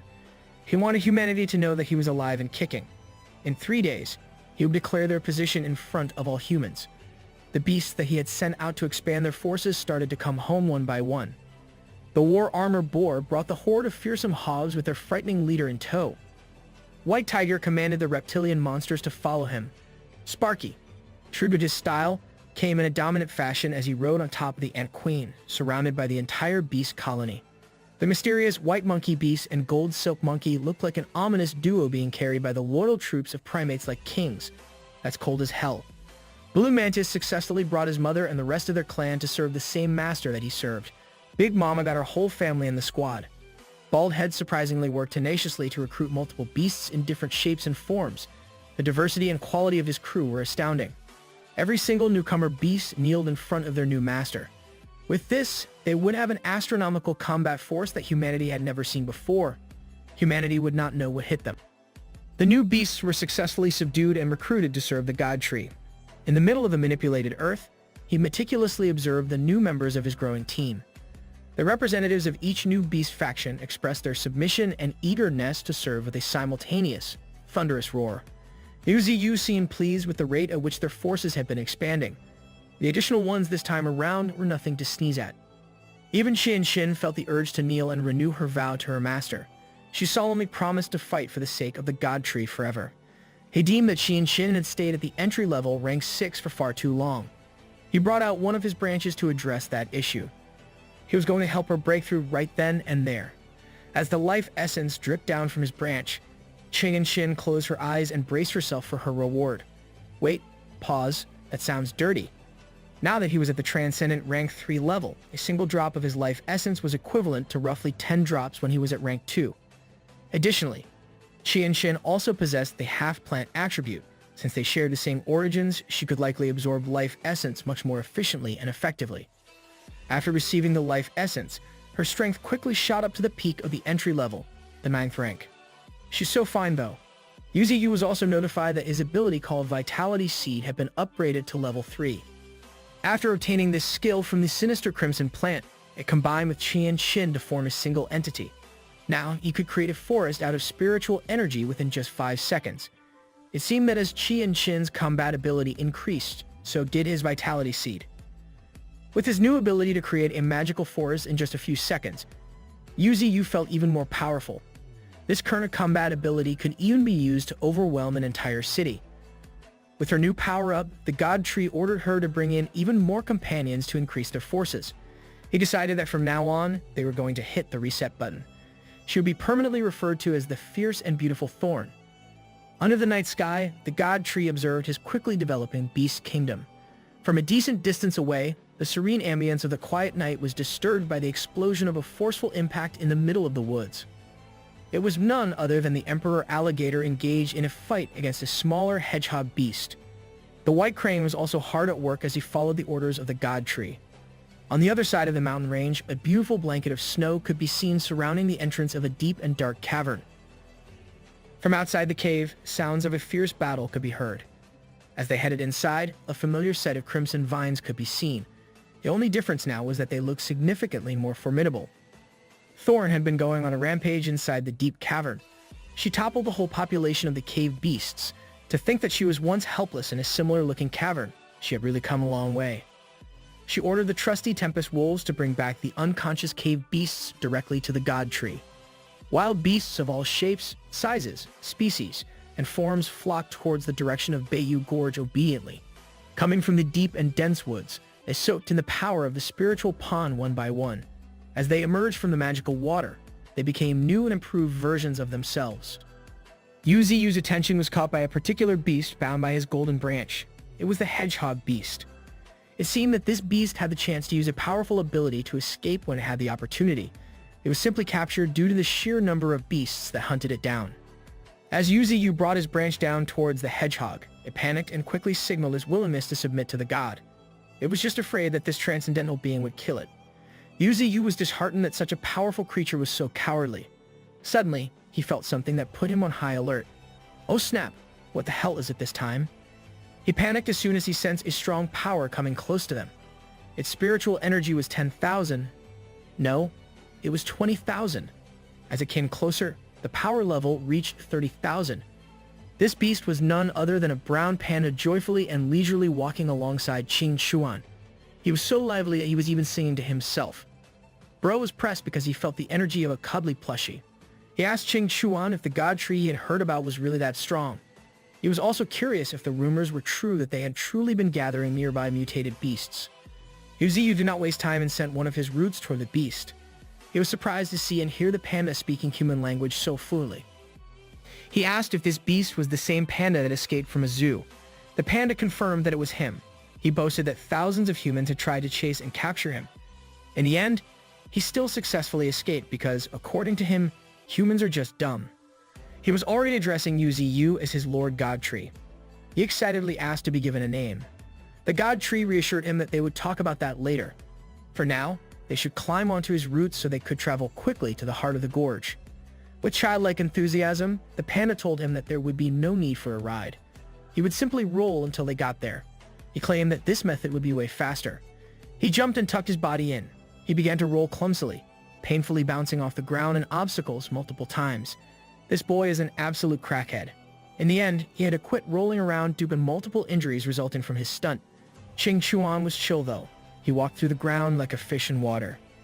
Yuzi's sturdy roots served as a swift traveling vehicle for the panda as it darted through the woods with incredible speed. The little beast was amazed and wide-eyed with joy as he laid eyes upon the heart of the mountains for the first time ever. This place was truly pretty and special. Even the loudmouthed panda was taken aback by the majesty of the god tree and the Bayou Gorge. This tiny silly beast is the second-ranked transcendent that has come here. The panda was not even paying attention at all. As if he were a child, he pointed out just how big the face of the god tree is. Surprisingly, he also did not come to this place empty-handed. He brought an overflowing basket full of fire spirit stones as a meaning gift. After analyzing the impeccable quality of the fire spirit stones, UZU immediately inquired about where the panda got them from. It turns out that there is a whole bunch of this magical mineral in the panda's personal cave. With a happy demeanor, he even offered to give the god tree every piece of fire spirit stone if he wants. In exchange for it, this guy just wants to stay. He really likes this place. It's lively, and there are a lot of companions. UZU was surprised by this offer to take every mineral, as expected of an animal raised by humans in captivity. This guy even knows about meaning gifts. In response to the generous panda, he brought out a jar of something special as a return gift. Inside the jar is their very own monkey wine. They discover it when they subdue the monkey faction. Now, Gold Silk Monkey oversees brewing this special drink. It's so special that they only have a few jars of it. The curious panda's curiosity was quickly piqued. He couldn't wait to open it, and when he did, a mouth-watering pleasant aroma exploded out. Even the quiet Ching Chuan couldn't help but take a little look at the contents. Much to the heartache of the Gold Silk Monkey, the transcendent panda gulped the whole jar down in one fell swoop. He's just like me. For real. His face was flush with drunkenness and joy. This wine was truly delicious. The little beast was hooked. This guy right here is the Iron Eater Panda. He can devour spirits through minerals and spirit stones to strengthen himself. He can control an endless amount of fire inside his body. He also possesses unparalleled resistance to heat and flames. He has giant power and stone armor, giving him a fearsome number of defensive capabilities. UZU observed the Iron Eater Panda, and he was surprised. Just his pure attributes alone are scary enough. Whether it's offense or defense, he excels in both. With his life force talent, Devour Spirit, he can theoretically devour 5 different types of spirit stones and obtain every type of elemental resistance there is. A beast this strong and a potential this immense must stay enjoying them. He approached the panda that had just finished drinking all the liquor. Since this little guy likes to drink and wants to stay, UZU bestowed upon him the name Wine Deity and inducted him as the 9th-ranked member of the 9 great ferocious beasts. Wine Deity looked cluelessly at the god tree as he inquired why he was ranked 9th. He asked if 9th is the strongest of them all. With a desire to keep this beast on his side, UZU Gaz lighted the little guy into thinking that the 9th rank of the Supreme 9 is the best. He's out here lying to literal child. He's giving this ranking to the gullible panda as he asserted that he's expecting great things from now on. The panda couldn't care less as he only cared about more monkey wine. Back on humanity's side, the Federal Supreme Council has started to commence a meeting. 2 days from now, the spiritual tide will sweep through the world. Every decision maker at the round table knows that this time around, many people will fall victim to the spiritual tide and the onslaught of beasts. This is a time of epic change on a scale that they have never experienced before. Humanity must do their best to get ready to accept the dark era. These guys are done. They tried to devise a plan for the coming days. Not only the mountains and forests, even the city will experience a rise in spiritual energy levels. They need to guarantee that before the second tide comes, the city remains peaceful. The head of the Federation ordered the spread of the news regarding the spiritual tide to the public. Along with that, he also intends to publicize the spiritual energy cultivation method. They've already done their research, and they want to make the technique widely available to the masses. The general inquired about the group of secret people on the ancient martial arts side. It seems like those people are not preparing to do anything at all. One of the members knows that those old scoundrels are just enjoying the change brought by the tide of spiritual energy. That mysterious faction does not have the time to care about humanity. From the Bayou Gorge Beast War to the rise of the spiritual energy tide, the problems just keep on coming for them. You guys need Jesus or something. In the end, no one knows what this world will become. Back in the heart of the Bayou Gorge, sparks of pure spiritual energy in the form of blinding lights are starting to form slowly on the surface. UZU assessed that the spiritual energy underground is starting to rise endlessly now. It is true that the spiritual missile launched by the humans pierced a massive hole in the depths of the ground, but it also sped up the arrival of the spiritual energy tide with its pure force. Maybe it won't need 2 days anymore. Tonight, it will happen. Tonight is the night that the outbreak of the spiritual energy tide begins. Every beast citizen of the mountains, new and old, lined up in front of the god tree.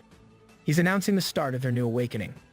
This time, he can guide every one of his subordinates to the ground ahead of time. But of course, what matters most is whether everyone can withstand the intense and colorful spiritual energy or not.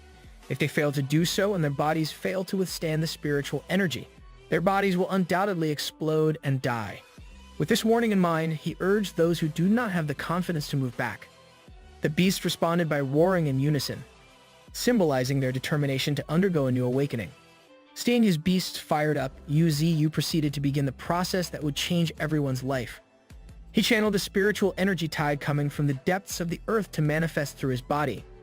The light of the tide was so intense that it covered the whole Bayou Gorge.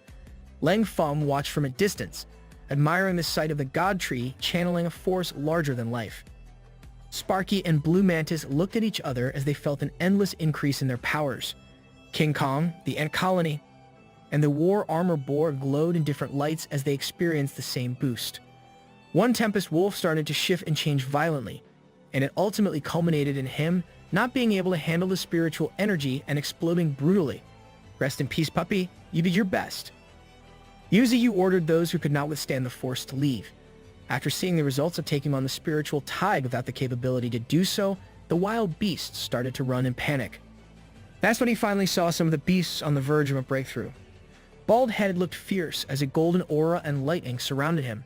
White Tiger's body started to morph intensely. At the final push, his form successfully evolves as he flaunts his new pair of angelic wings.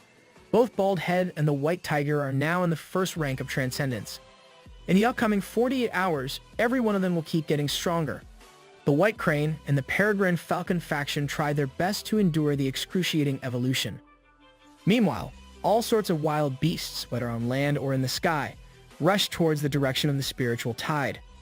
This was what Yu was waiting for. As the spiritual tide appeared, endless beast hordes emerged. Seeing the stampede from afar reminded him of when he first became a tree. Back then, he only gained a mere 149 evolution points. This time around, it's his time to grind. He wonders just how many evolution points he will get this time. With his new fearsome form, he wondered if he would acquire 1,000 or maybe 10,000. Maybe it's way more than that. Maybe he'll acquire millions. Here comes the money. The humans have finally detected the significant increase in spiritual power around the Bayou Gorge. The spiritual power they unexpectedly discovered is as high as 800,000. The more terrifying part is that it was still rising at the moment. It will soon break through 1 million. They had no idea what was going on.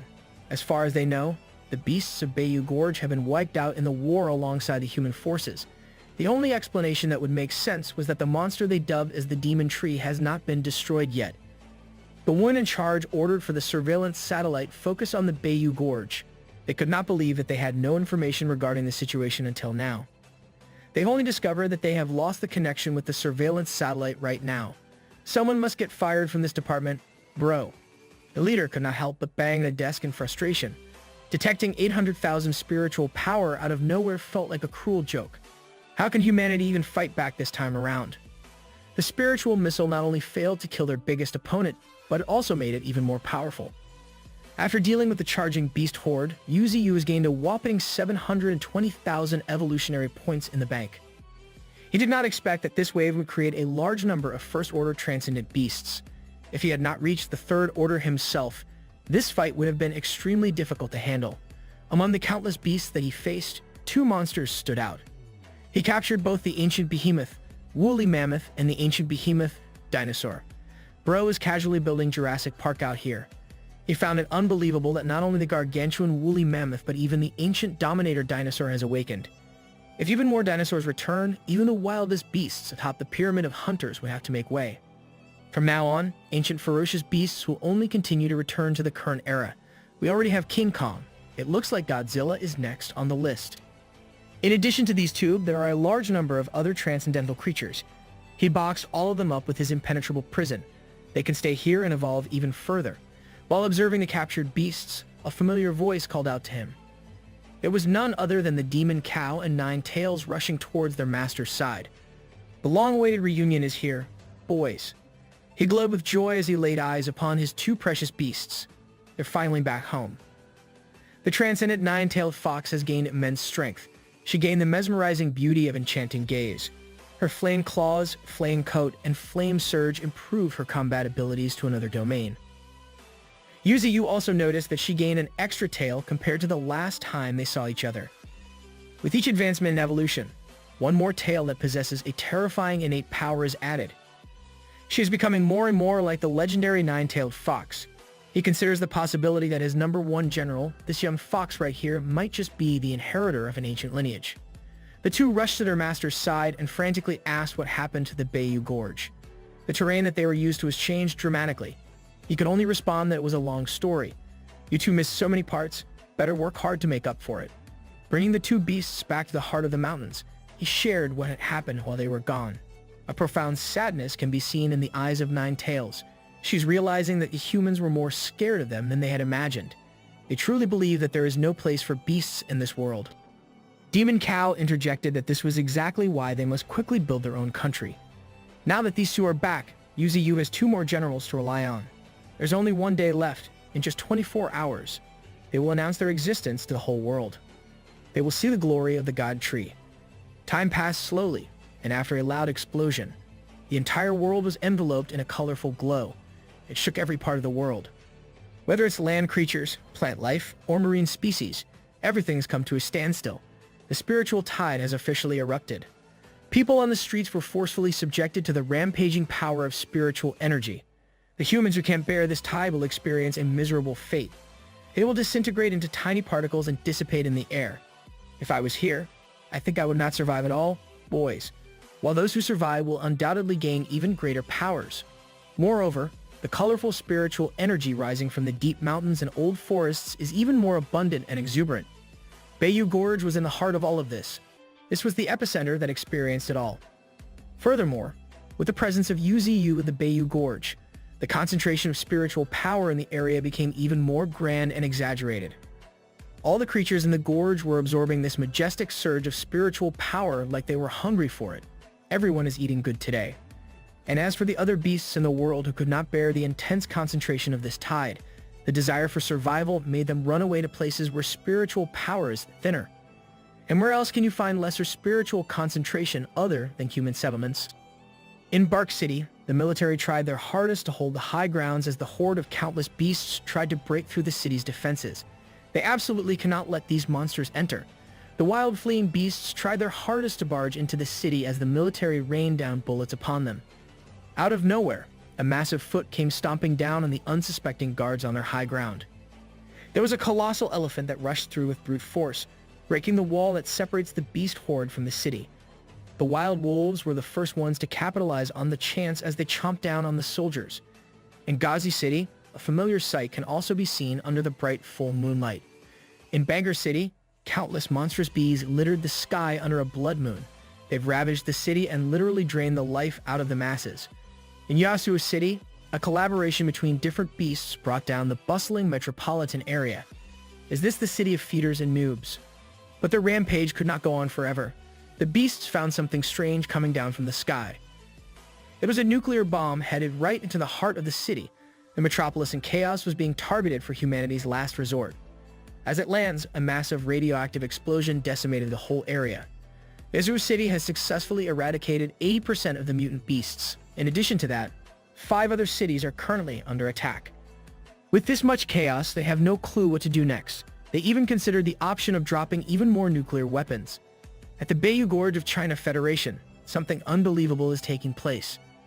The shadow of a giant divine tree can be seen undergoing a beautifully moving evolution. Bro looks majestic as hell. Yuziyu resembled an ethereal being as his pure spiritual energy glowed in a bright blue hue. In this ghostly form, he could perceive the world on a different level. He saw the distant lights belonging to human cities. Judging by the distance he had been seeing, they were probably about 200 to 300 kilometers away. Bro was calculating where his target is. The humans had finally gained visual of the status at the heart of the mountains. The monster they dubbed as the Demon Tree had evidently evolved from the cascading tide of spiritual power. Despite deploying an astounding number of troops and weapons, it only made the boss and the beasts of the Bayou Gorge even stronger. What was even more concerning was the destruction of the spiritual power satellite, specifically used for monitoring them. Now, the boss was no longer concealing its true power like before. In their estimation, they found its power level to be a staggering 1.8 million. A high-ranking official expressed his contempt for the demon tree. In his eyes, it had killed too many of their people. Moreover, General Lee was also killed in battle against this monstrosity. This dude is unreal. You started this, bro. Despite all of this, the ancient martial side did not seem to care one bit about these developments. Now that the enemy was no longer keeping a low profile, they concluded that it was probably feeling confident in its power and no longer feared humanity. Initially, they were reluctant to use nuclear bombs because they did not want to turn the mountains into a desolate radioactive wasteland. But the situation had changed. They desperately needed to seize this opportunity to invade the den of the beasts. They wanted to launch another nuclear missile, a real and destructive one. Not just some insignificant experimental spiritual energy missile. They wanted something that would completely obliterate all 4 mountains of the Northern Canyon. Back in the Bayou Gorge, things were still heating up as the beasts received the gift of the tide. Even Yu himself was undergoing the strengthening process. Everyone became incredibly amazing after the evolution. Now, it was time for the boss himself to enhance his own abilities as well. With that in mind, he opened the system panel. On the surface, there was fog control to conceal oneself, and in secret, there was the illusion ability to confuse the senses. The power of crystallization, on the other hand, provided remarkable defense in battles. It strengthened the branches, roots, and even his flying willow leaf knives. In addition, there was the power of Earth's upheaval, which allowed him to improve his grasp on the Earth element. For his first pick, he chose to upgrade the illusion ability. After all, it was currently only at level 2. With a consumption of 30,000 evolutionary points, his illusion ability was upgraded to level 3.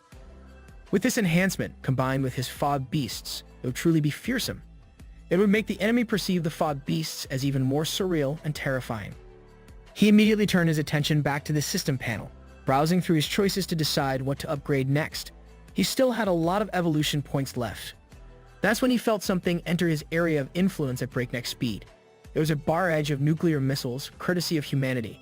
Oh, hell no. They really did not hesitate to pull the Oppenheimer this time around.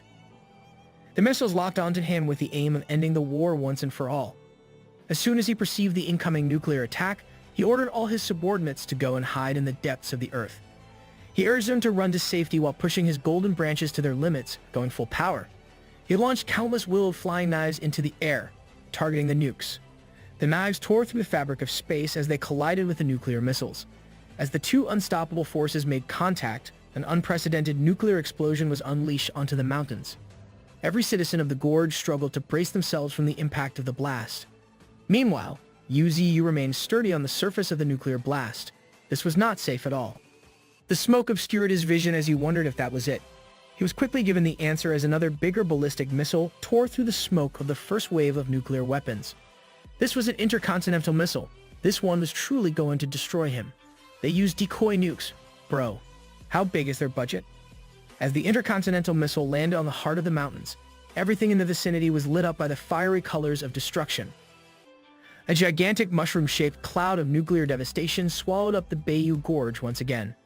The Federation leaders watched in anticipation as humanity's weapon clashed with a freak of nature. They held their breath as they wondered if it worked this time.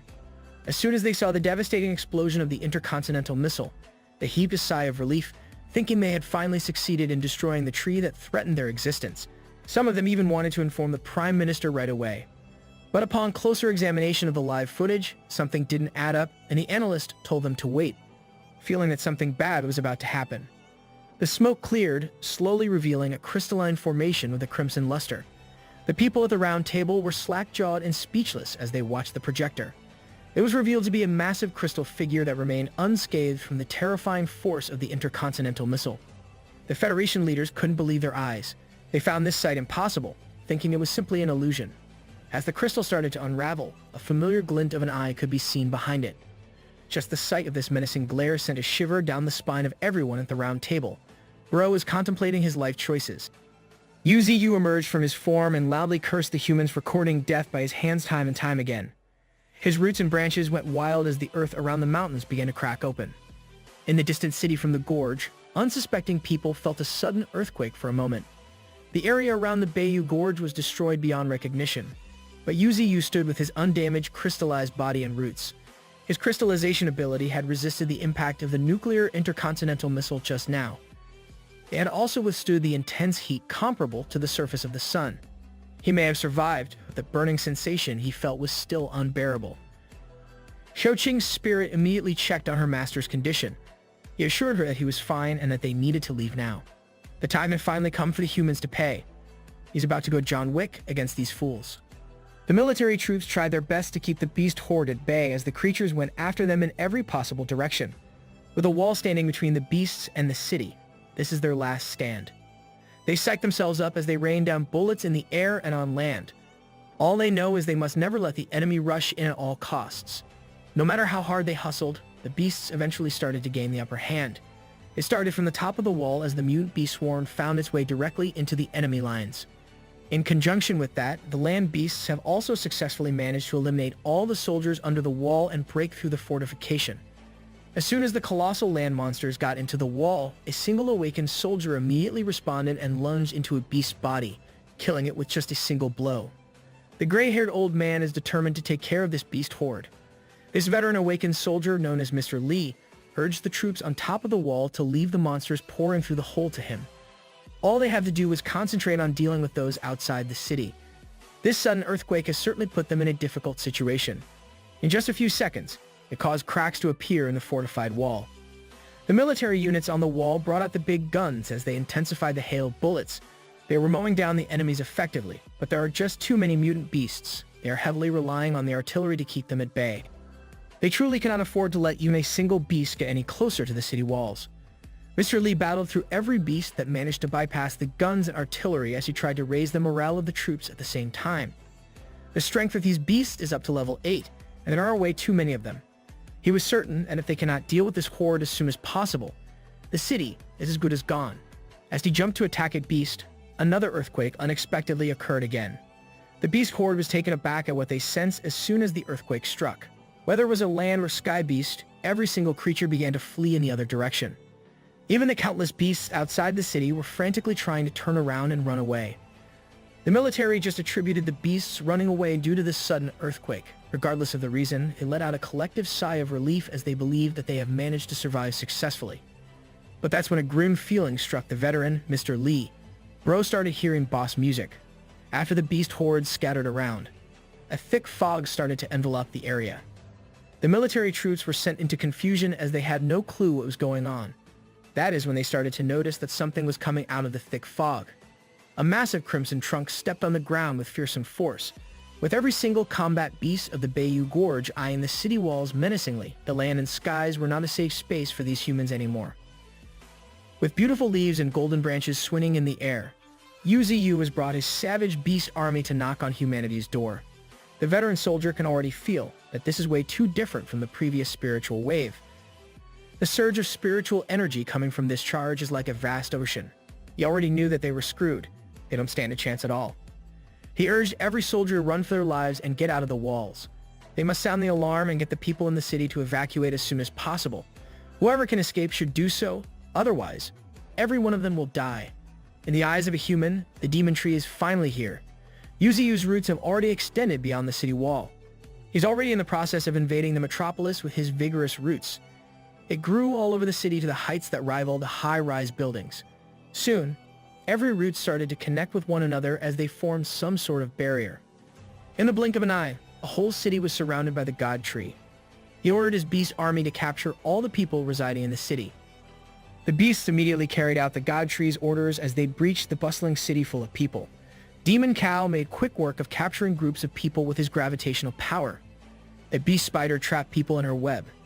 A fire burned brightly, blocking the escape routes. Ninetails making sure that these people would not be able to leave at all. One resident tried to hide on the 90th floor of a high-rise building to wait for a rescue team. He was jump-scared by UZU's root breaking through the window. Imagine chilling your room and that thing breaks in. Along the way of his massive roots, people were being snatched one by one. Mr. Li was under the rubble of the city wall as he tried to fire a normal gun while cursing the demon tree. This stunt only served to annoy UZU. He picked up the old man from the rubble and brought him closer face to face. The tiny man continued to spout nonsense that humans will not let the demon tree get away with this. He swore that they would kill UZU. The thing is, humans have already tried that multiple times. Now, they have come here to assert their position. This life and the destiny of this planet. All of it is no longer up to humanity to decide. With that sentiment in mind, Yu started his bloody revenge with the foolish Mr. Li. The roots of the god tree twisted and turned, snaking their way through the city until they enveloped every inch of its landscape. The complete takeover by the tree was an astonishing sight to behold. Simultaneously, within a particular commercial space situated in the same location, a wide array of enticing goods for human consumption were meticulously arranged. Shingang, King Kong, and the rest of the gorilla squad couldn't help but feel their eyes light up at the sight of the delectable assortment of food before them. The mouth-watering plethora of culinary delights was enough to make anyone's taste buds tingle with anticipation. Meanwhile, Thorn found herself drawn to the clothing section of the commercial space. With an air of ownership, she laid claim to the entire section of available clothes. Outside the confines of the city, Shouqing's spiritual presence sought guidance from her master, inquiring about their next course of action. It became apparent that they would wait for the humans to approach and engage in negotiations. Their base, Fog Mountain, was strategically positioned in the northwest region of the Federation, making it easy to defend but challenging to attack. However, considering the vast expanse of the Chinese Federation, any aggressive attempts to breach their defenses would undoubtedly pose a significant challenge for the beasts. The god tree, using a piece of stone debris, began to sketch on it, outlining their plans. He illustrated that by establishing the Qing Feng city as their boundary and extending their dominion to encompass the northern border up to the Dai Qiang River basin and the surrounding desert, their focus would be on effectively managing the rear area. This would set the stage for the god tree's ultimate dominance over the entire region when the opportune moment arrived. With the reemergence of the fog, Shouqing's master would no longer fear the deployment of nuclear weapons by humans. The mere threat of such weaponry would deter any further attacks in the near future, while the conquest of the China Federation would result in the loss of a significant portion of their territory. As long as the god tree halted its advance, humans would be less inclined to disturb their dominion. Yu couldn't help but feel an immense sense of satisfaction at how well she grasped the intricate plan. This demonstrated the remarkable intelligence and capability of Shouqing.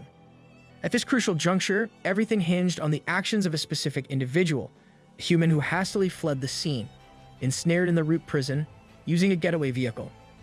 This individual happened to be the seasoned awakened soldier, battered and wounded, racing back to report to the Federation. Taxed by the god tree to convey its demand, he bore the responsibility of demanding that the Federation surrender the individual responsible for planning and executing the nuclear attack on Fog Mountain. Failure to comply with this demand would result in the swift disposal of the entire Maple Leaf City, along with the 200,000 human lives residing within it. The weight of this task burdened the injured soldier heavily. Perhaps it was time for the old man to seriously consider retirement. Shouqing remained unsure whether the Federation would acquiesce to their demands and surrender the designated individual. However, the god tree's true intention lay not in apprehending a specific person, but in eliciting a clear and resolute response from the Federation. Even if the identified individual were to present themselves, they would be nothing more than a negligible pawn. Compliance with the god tree's demands would force the highest-ranking federal officials to bow before a transcendent creature, significantly tarnishing their prestige. On the other hand, if the Federation refused to comply, they would bear the immense guilt of allowing hundreds of thousands of lives to perish, a colossal crime on their part. Thus, regardless of the Federation's decision, they would ultimately find themselves on the losing end. That's a checkmate right there. Shouqing's face contorted with a mix of emotions upon hearing her master's foolproof plan. Across the ocean, in Sakura country, two colossal beasts stood face to face, ready to engage in a fierce confrontation. One was a land-dwelling titan, while the other was a fearsome deep-sea creature.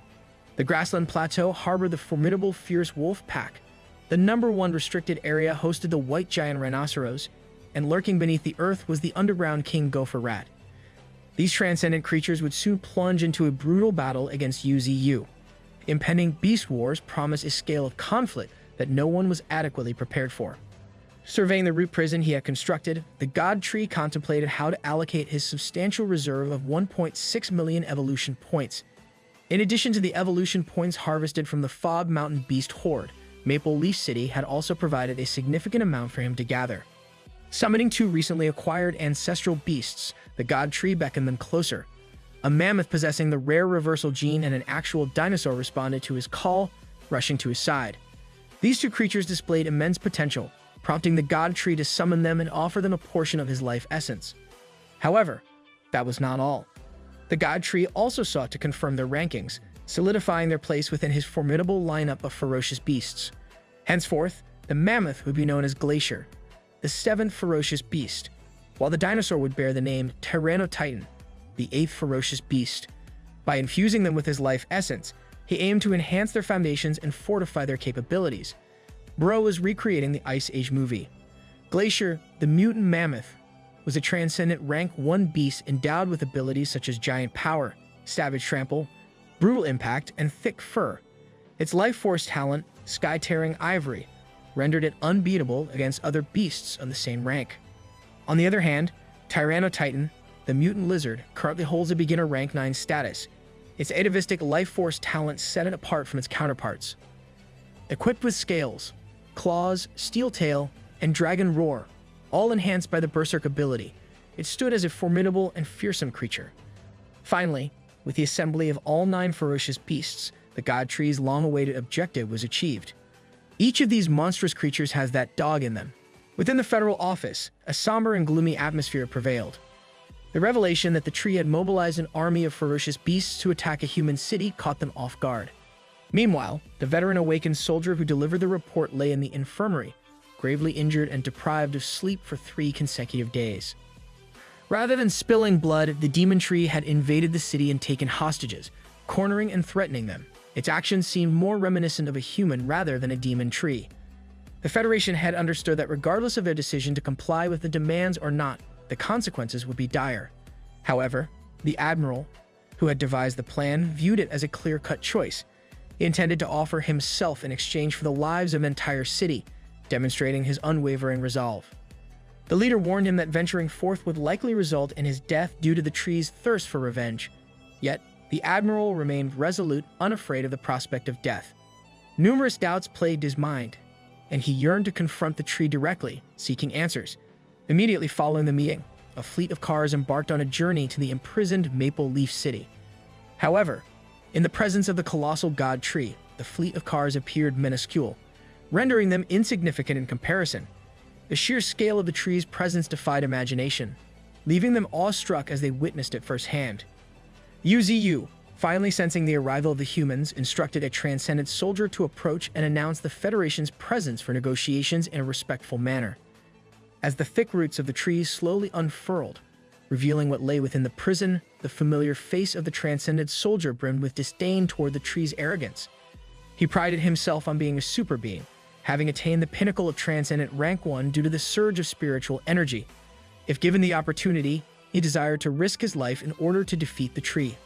However, what awaited him within the prison was a menacing and disorderly primate faction. The overwhelming presence of multiple formidable beasts staring him down sent shivers down his spine. In an instant, Lil Bro got humbled so quickly.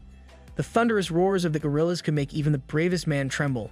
To add insult to injury, the soldier found himself face to face with a familiar hoofed beast, the demon cow, towering above him with multiple golden horns and an indomitable stance. The demon cow and the scared stiff transcendent came face to face, their gazes locked in a tense standoff. The weight of the situation made the transcendent soldier stumble over his words as he desperately tried to convey their peaceful intentions and desire for negotiation. It became painfully apparent to him that he was out of his depth. The demon cow, unmoved by the soldier's words, simply motioned for the humans to follow. The soldier's already fragile psyche suffered another blow as he witnessed the demon cow speaking flawlessly in perfect human language. It was a stark reminder of the vast divide between their worlds. As they made their way forward, the transcendent soldier glanced upwards and caught sight of a majestic beast, his fiery figure perched atop a massive root in the distance. The 9 tails fixed them with a piercing gaze, silently informing them that every move they made was under scrutiny. Suppressing his irrational thoughts, the transcendent soldier focused on entering the city.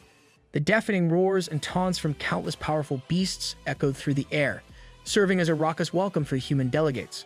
Among the gathering factions of spiders, boars, and mantises, all eyes were trained on the humans. The newly ranked Glacier and Tyrannotitan emitted an aura of murderous intent, their predatory instincts on full display amidst the other beasts. Not to be left out, the likes of Bald Head, White Tiger, and the Tempest Wolves reveled in the excitement. The arrival of the cars marked their arrival at the towering presence of the God Tree, casting an imposing shadow over them. Steeling his resolve, the Admiral emerged from the vehicle, fully aware of the significance of this pivotal moment for humanity. His gaze met with UZU, who peered down upon them from his elevated position. In the admiral's mind, he stood before the same demon tree that had decimated their troops, a reminder of the fallen General Li's valiant struggle against a formidable and overwhelming monster. The pressure he felt was overwhelming, threatening to engulf him. Close by, at the root prisons, the trapped civilians of Maple Leaf City pleaded with General Chow for salvation. Their desperate cries for help, invoking the well-being of their loved ones, tugged at his heartstrings. Without hesitation, General Chow introduced himself as Admiral Chow Yun-yi, the one responsible for planning the deployment of nuclear weapons. In a bid to secure the release of Maple Leaf City's residents, he offered the beasts complete authority over him and his comrades. In response, the God Tree posed a pointed question, probing the lowly admiral if he was attempting to issue an order. The query sent shockwaves through the surrounding beasts, triggering a chorus of angry roars. The beasts would not tolerate any form of disrespect towards their revered God Tree. The tension escalated rapidly as the mounting pressure threatened to overwhelm the human delegation. They feared that these fearsome creatures might unleash their fury upon them at any moment. The beasts present in this realm surpassed anything they had encountered before. Even the weakest among them possessed combat abilities at the beginner rank 6 level. Furthermore, the presence of numerous transcendent creatures added to the palpable atmosphere of danger. A particular concern was the menacing dinosaur, its predatory aura fixated upon them from the outset. If it weren't for the presence of the demon tree, the transcendent soldier couldn't help but imagine that the dinosaur would have already attacked them mercilessly. Lil Bro is developing a dinosaur phobia. And then there was the demon tree itself, an entity that radiated an aura befitting the king of beasts. The transcendent soldier knew that if they dared to provoke this titan, they would meet their demise without a sliver of hope for resistance. Amidst the tension, Admiral Chow and his delegation needed to find composure. He clarified that his plea was merely a request to spare the innocent civilians, urging UZU to reconsider involving them in the conflict. UZU responded with a question of his own, probing why the admiral believed the situation had escalated to this point. The question left the admiral speechless, his shame palpable. At the root of it all, it's always humans doing something stupid. UZU, indifferent to whether the admiral was the mastermind behind the events or not, issued a stern warning to the humans. He made it clear that if they ever crossed paths with him again, if they dared to be recognized by him in the future, mankind would face a grim fate, a scene of unimaginable bloodshed. Admiral Chow listened intently, fully aware of the gravity behind the threat. Recognizing the sincerity displayed by these humans, UZU vowed to fulfill his promise of releasing the captives. However, he stipulated that the humans would have to send their own people to retrieve them. With resolve in his voice, UZU declared that Maple Leaf City now belonged to the territory of the Fog Kingdom. He warned that anyone who set foot within its boundaries would meet a gruesome fate. With those chilling words, UZU annihilated the hidden camera aimed at him, causing the room where the Federation officials were monitoring the situation to fill with nothing but the crackling static of a blank screen. After replaying the footage repeatedly, Admiral Chow couldn't help but feel frustrated by the God Tree's audacity in claiming their territory as part of this newfound kingdom. They now knew that the God Tree was fully aware of their surveillance, as his words and threats were undoubtedly directed at them. As they observed the mammoth and dinosaur among the countless ferocious beasts in the video, the realization struck them that engaging in another war was an unthinkable risk. The Federation head made the decision to restrict Admiral Chow's movements, much to his protest. Explaining the dire situation at the grassland plateau with the formation of a wolf horde and sea beasts encroaching upon the coasts, coupled with the occupation of their lands by the newly established Fog Kingdom, the Federation head emphasized that the entire country was under siege. For now, they had no choice but to step back and avoid further losses. Though Admiral Chow maintained his spirited demeanor, he couldn't deny the accuracy of the Federation head's assessment. The massive roots that had covered the city began to recede as the human delegation and rescue vehicles departed. Finally, the matter had been resolved, and these humans would not pose a threat to them again. UZU entrusted the city to the Great White Ape and his battalion of primates, assigning them as its guardians. Graciously accepting the responsibility, the Great White Ape expressed his humility and respect. Qinggang, having completed his task of gathering resources from within the city, returned alongside them. Some of the resources remained to be transported, but they could take their time in the future. For now, they could rest. As they prepared to depart and return to their homes, back to the mountains, UZU couldn't help but revel in the recent victories they had achieved. It seemed that he couldn't stop accumulating double use, each one solidifying their position and influence. Cracks sprawled across the barren land, stretching far and wide, extending towards the distant horizon. From the depths of this desolate expanse emerged the colossal roots of the God Tree. their imposing presence reaching toward the heavens. Yu, finding solace in the familiarity of his mountainous homeland, cherished the transformation that had taken place.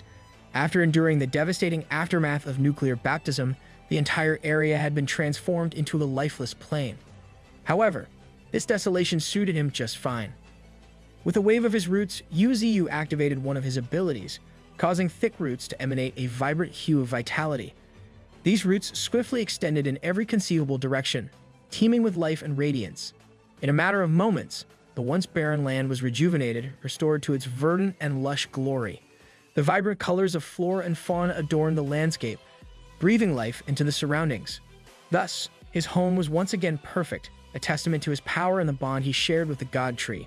Accompanying this restoration was the arrival of his boisterous subordinates, the white tiger, white crane, and thorn, who eagerly rushed to their master's side, their joyful presence adding to the revitalized atmosphere. Thorn, filled with excitement, had important news to convey to the god tree, news that piqued Yu's interest. With great enthusiasm, she revealed that the white tiger and white crane could finally speak, a development that was both surprising and intriguing. Curiosity piqued, Yu awaited a demonstration of their newfound speaking abilities. The two nodded confidently, ready to showcase their progress. However, to Yu's surprise, the white tiger could only utter the phrase, "Quickly, go find the god tree. Sorry, and everyone is going to die." These peculiar words puzzled him, leaving him to wonder about their meaning. Similarly, the white crane's limited vocabulary allowed it to articulate only the phrase, "I won't let you guys go after them." These utterances deepened the sense of bewilderment in Yu's mind. The talking points of his subordinates were simply too bizarre, leaving him grasping for understanding. Realizing their limited vocabularies had exposed them, the white tiger and white crane panicked, their inability to explain themselves further increasing Yu's mental strain. A painful headache gripped his mind as he called out to the crane, hoping for a more coherent response. Having assumed that the white tiger embodied enough foolishness to cover the entire kingdom, Yu never anticipated that the same could be said for the white crane. Typically lacking any significant presence, the crane's presence was often forgotten. Even if it were to flee, Yu might not even notice. Nevertheless, the profound words from his Lord God tree stimulated the crane's mind, extracting a diverse range of vocabulary. With a sigh of relief, Yu finally felt a sense of familiarity as if he had returned home. The newly rebuilt land was adorned with sharp peaks of white rock formations, standing tall amidst the verdant surroundings. These formations were swiftly severed by numerous potent green blades, a testament to Yu's enhanced abilities. Yu's willow wind blade had reached the 3rd level, a remarkable achievement. He had invested a staggering 100,000 evolution points to enhance this lethal ability, resulting in a power that commanded reverence. The blade's range had surpassed its prior limitations, extending to new horizons. Moreover, its cutting prowess had become significantly sharper and more potent, capable of slicing through any obstacle. Additionally, he had upgraded the hallucinogenic properties from level 2 to level 3, granting him the ability to manipulate a realm of fantasy. Combining this enhanced ability with his advanced spiritual field at level 3, Yu could ensnare enemies within an illusion, greatly weakening them. It was an exceptional combination, further solidifying his prowess. Now he possessed the capability to transform an entire mountain into an illusory realm, bewildering his opponents and gaining a strategic advantage. As an enticing cherry on top, he had discovered a lightning and ice spirit stone in Maple Leaf Sea. Though its energy was not substantial, it was a valuable addition. Coupled with the fire spirit stone found in Raya Mountain, the birthplace of the panda, he had now gathered 4 types of spirit stones, enhancing his abilities further. Aware of the impending threat of deep-sea creatures venturing onto land, Yu knew he had to become even stronger before their arrival. Having already secured Raya Mountain, their objective now was to expand into the northern region, uncharted and treacherous territory. The northern region remained a mysterious realm, perpetually shrouded in cold throughout the year. The scarcity of human presence, extreme elemental conditions, and a profusion of wild beasts characterized this area. It occupied the northern expanse of the vast Luo country, yet the harsh environment had caused the nation's territorial decline. The barren and arid deserts, serene rivers now fraught with danger, and evergreen highlands had transformed into perilous hazard zones awaiting their conqueror. To ascend into the northern region, Yu needed to conquer and claim Raya Mountain as his own, establishing a stronghold for further expansion. And that was precisely what he had accomplished, with the transcendent Rank 1 mammoth, Glacier, leading the charge. Trampling over anything obstructing its path, Glacier showcased sheer unstoppable strength. Following closely behind were the bloodthirsty beginner rank 9 Tyrannotitan and the peak transcendent rank 1 Emperor Alligator, both formidable beasts in their own right. With these three vanguards leading the charge, the God Tree felt reassured, knowing that his forces were formidable and ready to face any challenge.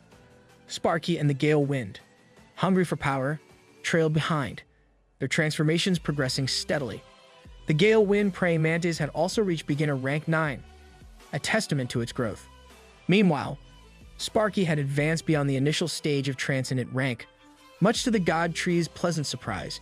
His recent preoccupations had prevented him from noticing Sparky's transcendence, and he admired the golden mutant ant's growth and newfound energy absorption ability. With this in mind, Yuziyu also intended to head towards the panda's ore cave, as he sensed the potential for even greater power there. In the heart of the tundra, conditions were exceptionally harsh, the cold biting through the air. It was in this frozen hunting ground that Tyrannotitan asserted its dominance, engaging any beast it encountered. Glacier, on the other hand, showcased sheer unstoppable strength, mowing down heaps of snow apes with ease. The Emperor Alligator remained as dependable as ever, adept at conquering areas densely populated by beasts. Together, they advanced, leaving their mark in the frozen expanse. As they journeyed further into the northern region, the three vanguards sensed the robust spiritual energy concealed within the depths of the tundra. They knew that somewhere within this frozen wasteland, a menacing creature bided its time, waiting for the perfect moment to reveal itself. In the frozen mountains of the tundra, a furious blizzard rages relentlessly. Just below a low cliff, a hidden, small cavern comes into view, concealed from the elements. A massive root, familiar to the area, cautiously enters the cavern. Just outside, the God Tree affirms that this must be the place he has been searching for.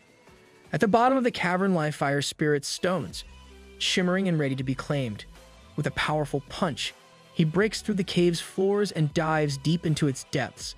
What greets him at the bottom is an enormous deposit of fire spirit stones, scattered across the walls and floors of the cave.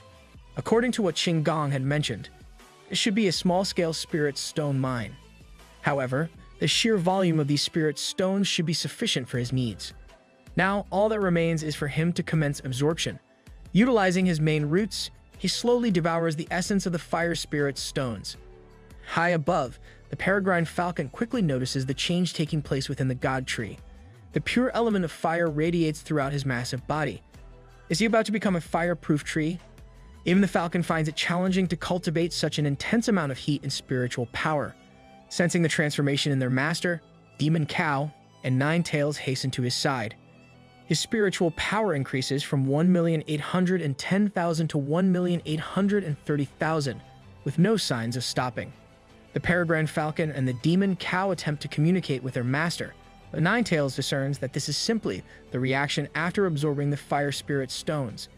It appears that the God Tree is cultivating, and she knows exactly what to do. Swiftly, she ascends to the top of her master's branches and decides to cultivate the fire element alongside him. The majestic and fiery figure of Nine Tails seamlessly merges with the fire essence of the fire spiritual stone mine. Yuziyu realizes that with Nine Tails present, cultivating alongside him, the surrounding fire attributes become even more refined. This exemplifies the power of complementary elemental cultivation. His spiritual power has now reached 1,891,020, and it continues to rise. He activates his system and strengthens a single branch to level 4, which costs him a whopping 10,000 points. Even his system upgrades cannot escape inflation. That's tough. The exorbitant price of upgrading a single branch even causes him some distress. After reaching Transcendent Rank 3, the number of his branches has increased to hundreds. Currently, he possesses only 2 million evolution points. If he were to allocate everything to the branches alone, he wouldn't have enough to upgrade the rest of his body. A Rank 4 ability is considered disastrous for human beings. Thus, when he transcends to Rank 4, he will become a harbinger of catastrophe. With his level 4 branch, he can now imbue different attributes into each one. At the moment, he can choose between the fire and earth elements. From a distance, Qinggong leads the guerrilla faction on the battlefield, demonstrating his exceptional mastery of the earth element. With each enhanced strike of his fists, wild beasts fall one after another. With the assistance of the guerrilla faction, their advance becomes unstoppable. That is, until Qinggong spots a menacing monstrous bull charging toward him at full speed. However, Before the bull can reach him, a massive white snake swoops in to save the day with a powerful bite. Oh snap, they grow up so fast. The once small white snake has transformed into an elegant and colossal beast, rescuing its brother Qinggong from imminent danger. But their reunion is interrupted by a fierce roar. A massive bear with ferocious features stands before them in a fit of rage. Believing that together they can easily defeat the brown bear, the two beasts prepare for the battle ahead. Meanwhile, Demon Cow is taking a leisurely stroll through the snow, since his master and sister, Ninetails, are engaged in cultivation. Staying beside them proves rather dull. Suddenly, he hears and senses a distinct rustling in a tree nearby. Emerging from the source of the noise is none other than Tyrannotitan. However, something seems amiss with the beast as it salivates uncontrollably, appearing almost deranged. As this is his eighth brother, Demon Cow inquires why Tyrannotitan is not on the front line and instead wandering around here. In response to the question, the dinosaur opens its jaws and attempts to take a massive bite out of the transcendent Demon Cow. It is met with the restrictive power of Demon Cow's manipulation of gravity. With a mix of curiosity and restrained anger in his eyes, Demon Cow questions the dinosaur's actions once again. He suspects that this little guy intends to rebel, so he adopts a menacing posture, standing before Tyrannotitan. Quickly realizing that it is no match for the overpowering monster, Tyrannotitan retreats from the illusionary notion of challenging Demon Cow. Lil Bro is starting a failed revolution for fun. Cook this lizard. Even the currently cultivating God Tree senses that Demon Cow's power has once again grown stronger. Having successfully purified the Fire Spirit stones for her master, Ninetails yearns to engage in battle. Yuziyu grants her permission and assigns her the task of retrieving Sparky and Thorn while she joins the other beasts in subduing the remaining beasts in Raya Mountain. He also ensures that there will be Fire Spirit stones reserved for her. With that, Ninetails bids her farewell to her master, leaving the God Tree as a lonely old man once more. The sun shines brightly, and the weather is clear in Bayou Canyon. The roots of the God Tree sprawl across the lush greenery. Meanwhile, the White Tiger, Spider Beast, and Iron Ear Panda gather together, indulging in playful antics and pranks on a couple of vultures. This scene does not escape Yuziyu's watchful eyes. As he arrives, the tied-up vultures immediately plead for his assistance. With lumps on their heads for being beaten up, he sternly scolds them, warning them not to bully the three vulture brothers. Much to the terror of the three vultures, he plans to teach them further lessons upon his return. On the other side of Bayou Gorge, Leng Feng can be seen tirelessly practicing his techniques. Holding a blade made of pure purple energy, sweat drips down his face as he catches his breath. This dude looks like the shonen MC's rival or something. Qinggong informed him of the recent actions of the God Tree in Maple Leaf City. Leng Feng can hardly believe that the God Tree would attack his city, but he also acknowledges the benefits he received from the city's supplies. His friend also relayed the news that Lin Hai City, where his sister Langyi resides, has been attacked by a horde of beasts, resulting in the destruction of the entire city. Recalling this piece of information fills him with tumultuous rage. He worries incessantly for his beloved sister, Lang Yu. His train of thought is interrupted by the sudden arrival of the God Tree. Appearing out of nowhere, Yuziyu explains that he is aware of Leng Feng's concern for his sister. Understanding the turmoil in Leng Feng's mind, the God Tree allows him to leave and investigate for himself. That's a good boss right there.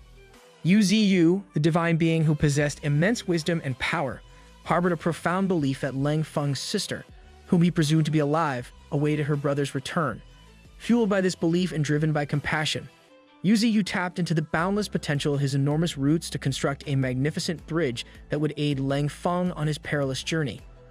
With genuine concern etched on his divine countenance, Yuziyu conveyed to Leng Feng that he was free to return to the sanctuary of Bayou Gorge once he found his sister. Alternatively, if Leng Feng chose not to return, Yuziyu humbly requested his assistance in exploring the vast wonders of the outside world on behalf of the God Tree. The proposition presented by a divine entity left Leng Feng awestruck and overwhelmed. However, as he gazed into the reassuring eyes of Yuziyu, a surge of courage swelled within him, compelling him to embark on this daunting mission. A mixture of anticipation and anxiety churned within his being, causing his clenched fist to tremble with determination. Taking advantage of the bridge specially crafted for him by the God Tree, Leng Feng tapped into the powers of his shadow form, transforming himself into an ethereal being. Propelled forward by an extraordinary burst of speed that defied all expectations, he disappeared into the distance, leaving behind the sanctuary, where he could faithfully nurture a haven for a multitude of baby beasts. Witnessing Lang Feng's departure, Yu Ziyu's expression turned complex, a myriad of emotions surfacing within him. Lang Feng had temporarily forsaken the refuge where he had dedicated himself to fostering the growth of these innocent creatures, born from the ravages of nuclear radiation. These young beings, with their physical deformities and shortened lifespans, were tragically fated to perish if they did not break through the limitations imposed upon them and ascend to the transcendent realm. Even Yu Ziyu's life essence, which had nourished them thus far, proved to have diminishing effects as time wore on. Each day, thousands of beast cubs were born into this world, and only a small fraction, ranging from 10% to 20%, would survive long enough to reach adulthood. Yet, there was a silver lining amidst this tragic reality. Most of these nuclear-deformed beasts exhibited superior levels of talent compared to their unaffected counterparts. From the very moment of their birth, they faced a relentless trial by death, which promised to forge them into formidable beings of extraordinary prowess. Finally, Lang Feng arrived at the desolate city of Linhai. Rain cascaded relentlessly from the heavens, enveloping the city in an oppressive shroud of darkness and melancholy. The sight of the destruction that befell his hometown struck Lang Feng to the core of his being, evoking a potent mix of sorrow and determination. Unperturbed by the bleakness that surrounded him, Lang Feng set out to clear the debris and wreckage that littered the streets, his bare hands tirelessly toiling in a race against time. The intensity of his efforts resulted in multiple cuts and abrasions, causing his hands to bleed profusely. Yet, his eyes radiated an unwavering resolve and unyielding focus. Deeply concerned for his friend, Qin Gong could no longer bear witness to Lang Feng's relentless endurance of such harsh conditions. Approaching his determined companion, Qin Gong's face mirrored a cocktail of sadness and worry. Taking a seat not far from Lang Feng, Qin Gong mustered the courage to question how much longer his friend intended to continue this grueling excavation. It seemed as though Lang Feng's mind had become consumed by the singular purpose of unearthing every fragment of fallen concrete and debris in his path.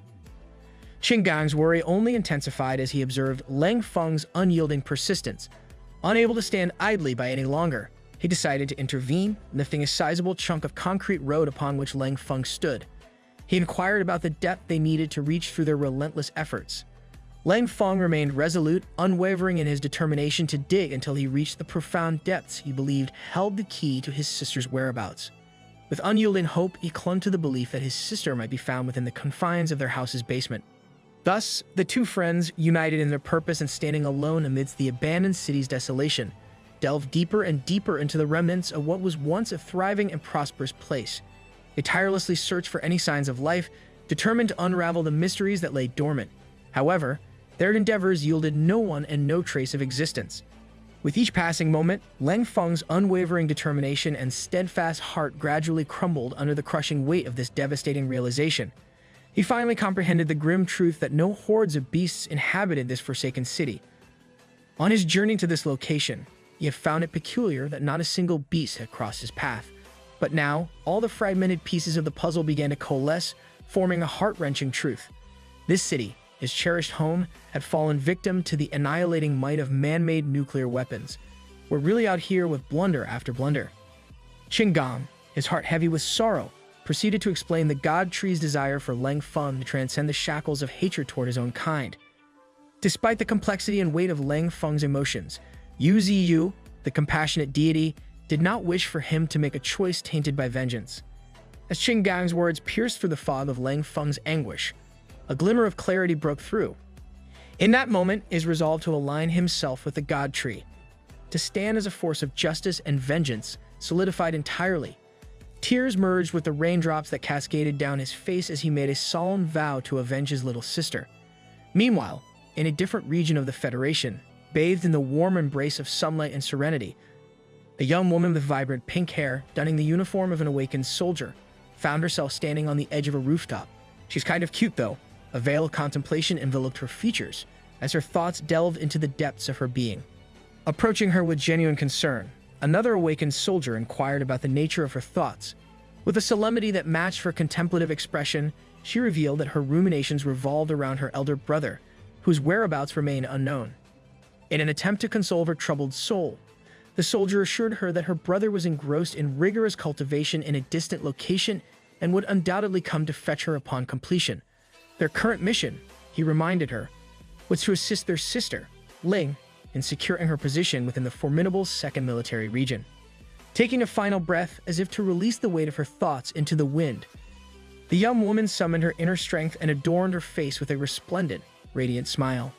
However, a peculiar birthmark beneath her right eye drew attention, an inexplicable sense of familiarity lingering in the air.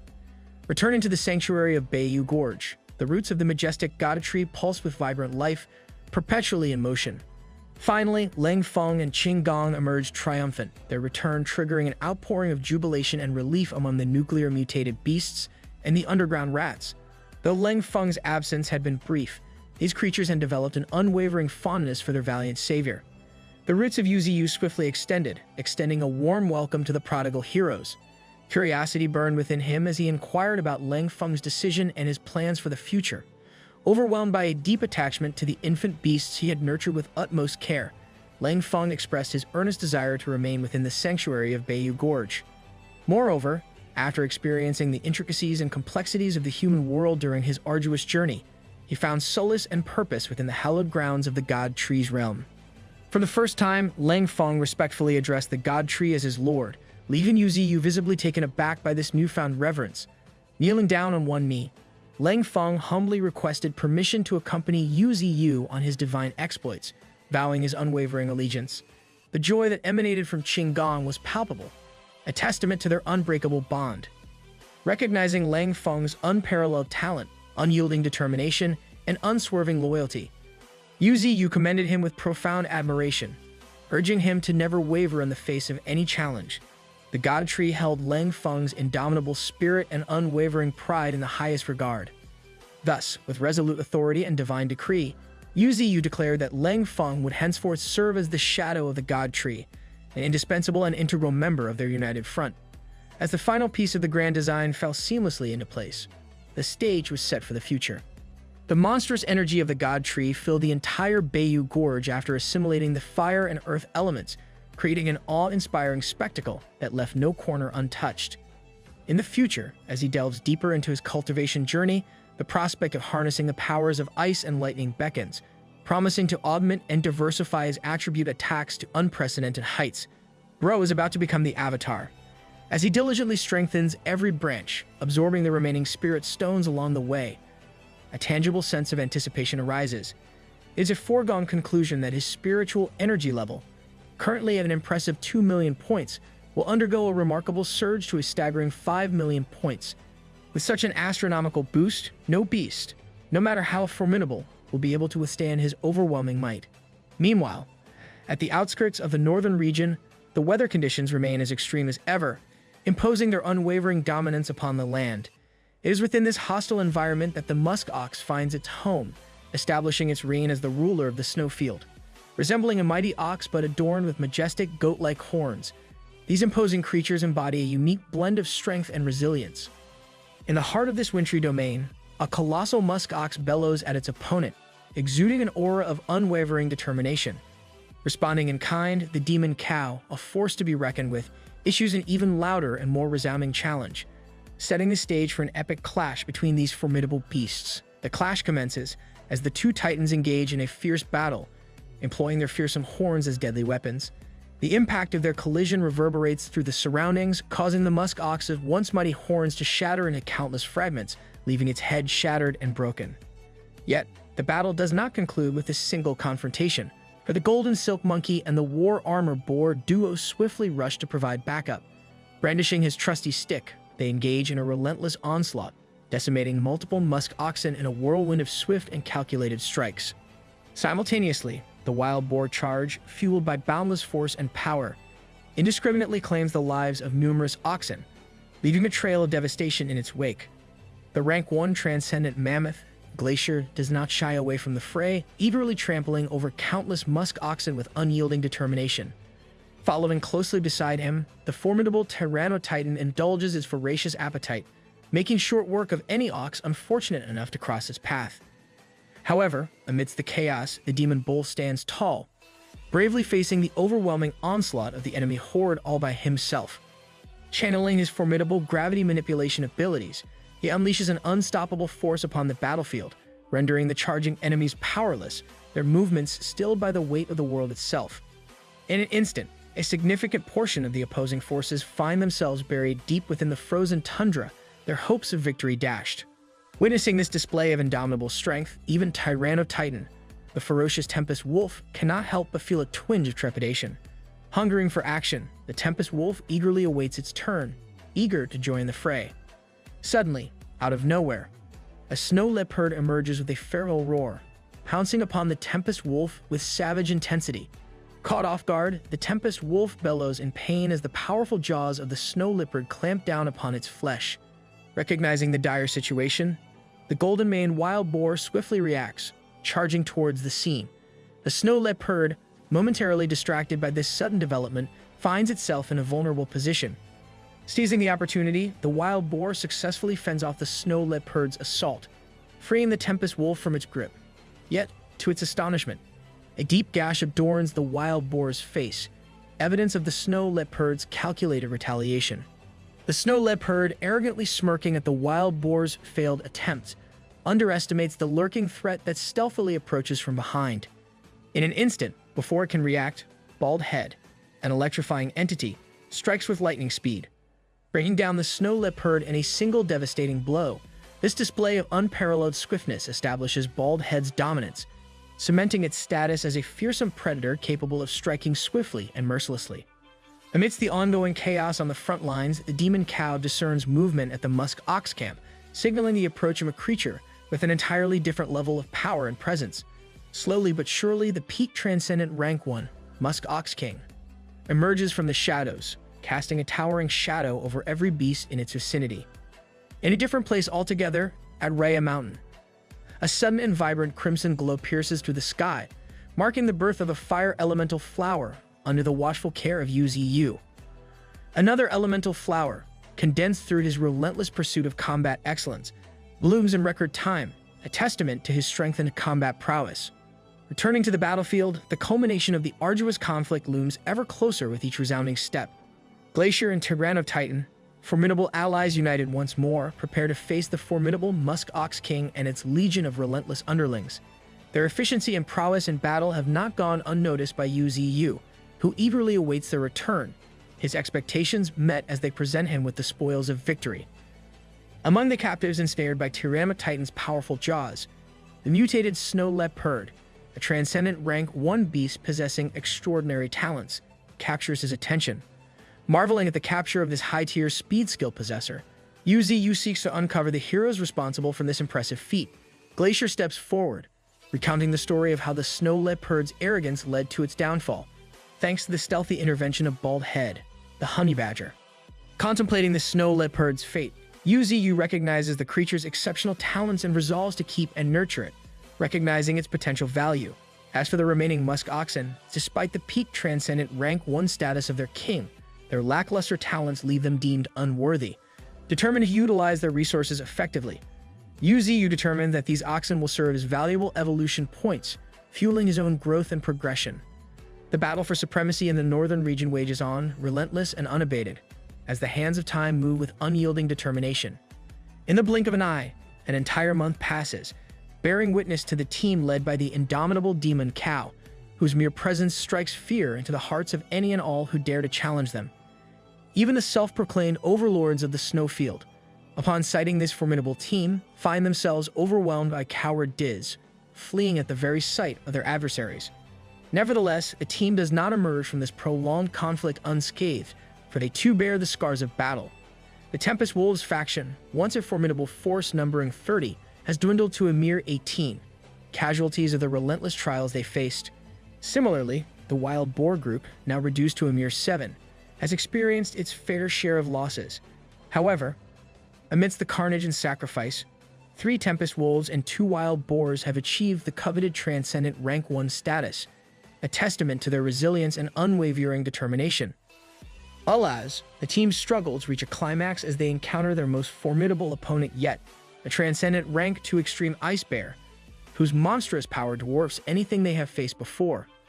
Overwhelmed and outmatched, the team faces near annihilation, their survival made possible only through the combined efforts of the demon cow's enigmatic gravity field and the unwavering resolve of Glacier and Tyrannotitan. Forced to retreat and regroup, they return home, their hearts heavy with uncertainty and the weight of defeat. Yet, behind Glacier and the demon cow, a glimmer of hope emerges. The white snake, a mystical presence in its own right, delivers news of a long-awaited discovery that a cursed bear's nest has been located. To their astonishment, this lair resides within an ice attribute spirit stone cave, unraveling the mystery of the extreme ice bear's unparalleled strength. With the ability to harness the power of an ice attribute spirit stone cave, the bear holds dominion over the frozen lands, solidifying its status as an almost insurmountable foe. Aware of the dire odds they face, the demon cow, in a calculated decision, chooses to temporarily continue their retreat. They recognize that confronting such a formidable adversary requires more than their current capabilities alone. With a newfound sense of purpose and determination, the time has come for their ninth brother to make his combat debut. Within the next 10 days, a momentous event would occur as Nine Tails prepared to join the upcoming battles in the formidable Raya Mountain. The majestic mountain ranges had recently become a part of Bayou Gorge's expansive territory, and now Nine Tails found herself returning to the side of her devoted master, Yuziyu. Meanwhile, the indomitable God Tree experienced yet another astonishing surge in power, rendering him even more formidable than before. By his side stood Nine Tails, diligently dedicating herself to cultivation and striving to reach her full potential. As Yuziyu observed his loyal subordinate, he couldn't help but notice that she, too, was on the verge of a breakthrough. With a surge of fiery energy, a profound transformation ignited within Nine Tails, her essence blazing with newfound strength. Yuziyu spared no effort in providing encouragement and guidance to facilitate her evolution. After a tumultuous session of cultivation, Nine Tails emerged with an aura distinct from before. She had successfully ascended to the next level of transcendence, acquiring the remarkable ability known as Sky Leap in addition to further enhancing her existing powers. The revelation that Nine Tails had acquired Sky Leap came as a shock to Yuziyu. As a renowned transcendent rank 3 cultivator, he was content with his ability to merely traverse the earth. He never anticipated that his faithful companion would already possess the power of flight. Such a remarkable feat could perhaps be attributed to her extraordinary heavenly fox bloodline. Eager to share her newly awakened talent, Nine Tails divulged that alongside Sky Leap, she had gained precise control, an ability that enabled her to delve into the depths of her spiritual potential. This exceptional talent not only reduced her spiritual energy consumption by an impressive 30%, but it also significantly enhanced her finesse in manipulating spiritual energy. Wait, that's kind of broken. The secret to mastering Sky Leap lay in the precise control of energy, an elusive skill that proved incredibly challenging for ordinary beasts to attempt. The exertion of this majestic ability consumed a substantial amount of spiritual energy.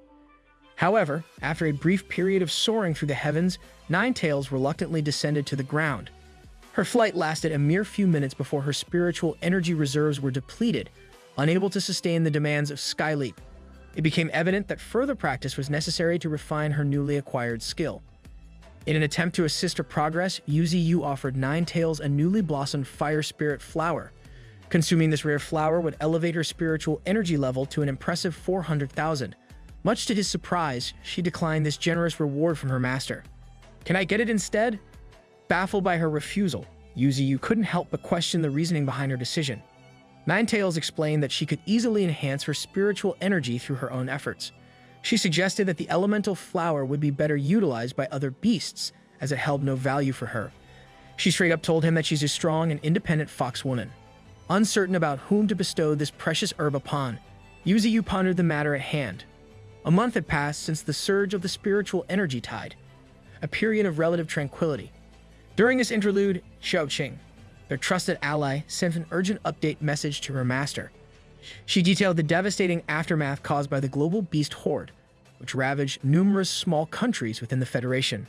In response to this perilous threat, Buck Country, Kadashi Country, and many others mobilized their military forces to resist the encroaching horde. However, countless nations now served as havens for the beasts, and the looming menace of the horde continued to cast a dark shadow over humanity. Amidst this crisis, the 10-country alliance emerged with a collective effort to safeguard humanity's survival. Plans were underway for a meeting between the alliance and the Chinese Federation, deliberating the feasibility of launching another raid against the God Tree. Bro, when will these fools learn? This profound update opened Yuziyu's eyes to the possible future that awaited them. In a frozen expanse of the tundra, treacherous mountain ranges posed constant hostility to every living being. Amidst this hostile landscape, a formidable beast with thunderous presence sprinted at breakneck speeds. It was none other than Bald Head, fleeing from an unknown menace, his body marked by wounds and injuries. Hot on his heels trailed the tempest wolves and wild boars, each struggling to overcome their own wounds. Tyrannotitan and the White Snake appeared equally battered, their once mighty forms now displaying signs of wear. Even the hooves of a monstrous beast, known as the Demon Cow, bore injuries despite its formidable stature. The Demon Cow and Glacier, leading this group of beasts, wore solemn expressions upon their faces. Despite their injuries, the Gold Silk Monkey and the Wild Boar faction retained an unyielding fighting spirit. Finally, the battered assembly of beasts arrived before their master, the God Tree. Before addressing them, Yu took stock of the returning group to ensure their full party had safely returned. His discerning gaze quickly noted the diminished numbers compared to the start of their expedition. Yet, amidst this apparent setback, he observed the remarkable growth exhibited by the 3 Tempest Wolves and the 2 Wild Boars who had successfully broken through Transcendent Rank 1. The significance of battle as a catalyst for natural growth in these beasts became increasingly apparent. The Demon Cow commenced his report, divulging the reasons behind their return. He recounted the discovery of an ice attribute cave and the presence of a Transcendent Rank 2 beast guarding its secrets. Yu found it hard to fathom that such a remarkable cave resided merely in the outer reaches of the northern region. The revelation of a Transcendent Rank 2 beast posed a grim surprise, indicating the existence of even more formidable creatures lurking in the deeper recesses of the northern region. This presented a substantial obstacle to their expansion plans. Swiftly, he issued a command to Ada, a peregrine falcon, instructing the bird to summon the Iron Eater Panda and the Vulture brothers with utmost haste. With a sweeping motion of his golden branches, the God Tree showered his wounded beast army with life essence, a cascade of revitalizing energy. Within a month of relentless battle, countless beasts had already experienced breakthroughs, their wounds fully healed under the transformative influence of the life essence shower. The remaining Tempest Wolves, now at beginner rank 9, exhibited telltale signs of an imminent breakthrough. Most significantly, Yu ordered the Demon Cow to refrain from participating in the upcoming battle, urging him to remain behind. Tonight, the Panda and 9 Tails would embark on a daring mission to plunder the spirit mine. The Demon Cow continued to voice his concerns, suggesting that they await his own breakthrough before proceeding with the mission.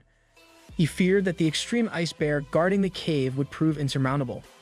However, the God Tree reassured him with unwavering confidence, assuring him that everything would unfold according to plan. The Demon Cow found himself perplexed by the depth of this assurance. Suddenly, a familiar figure, radiating a commanding aura, stepped into the meeting, igniting a blaze of recognition within their hearts.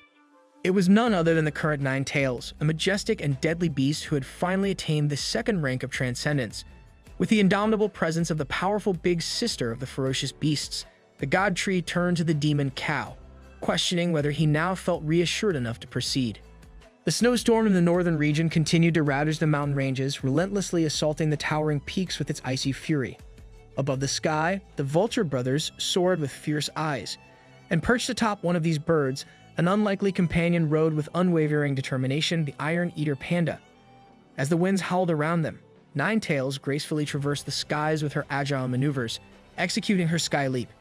Meanwhile, the White Snake glided effortlessly through the frigid air, matching the speed and agility of her companions.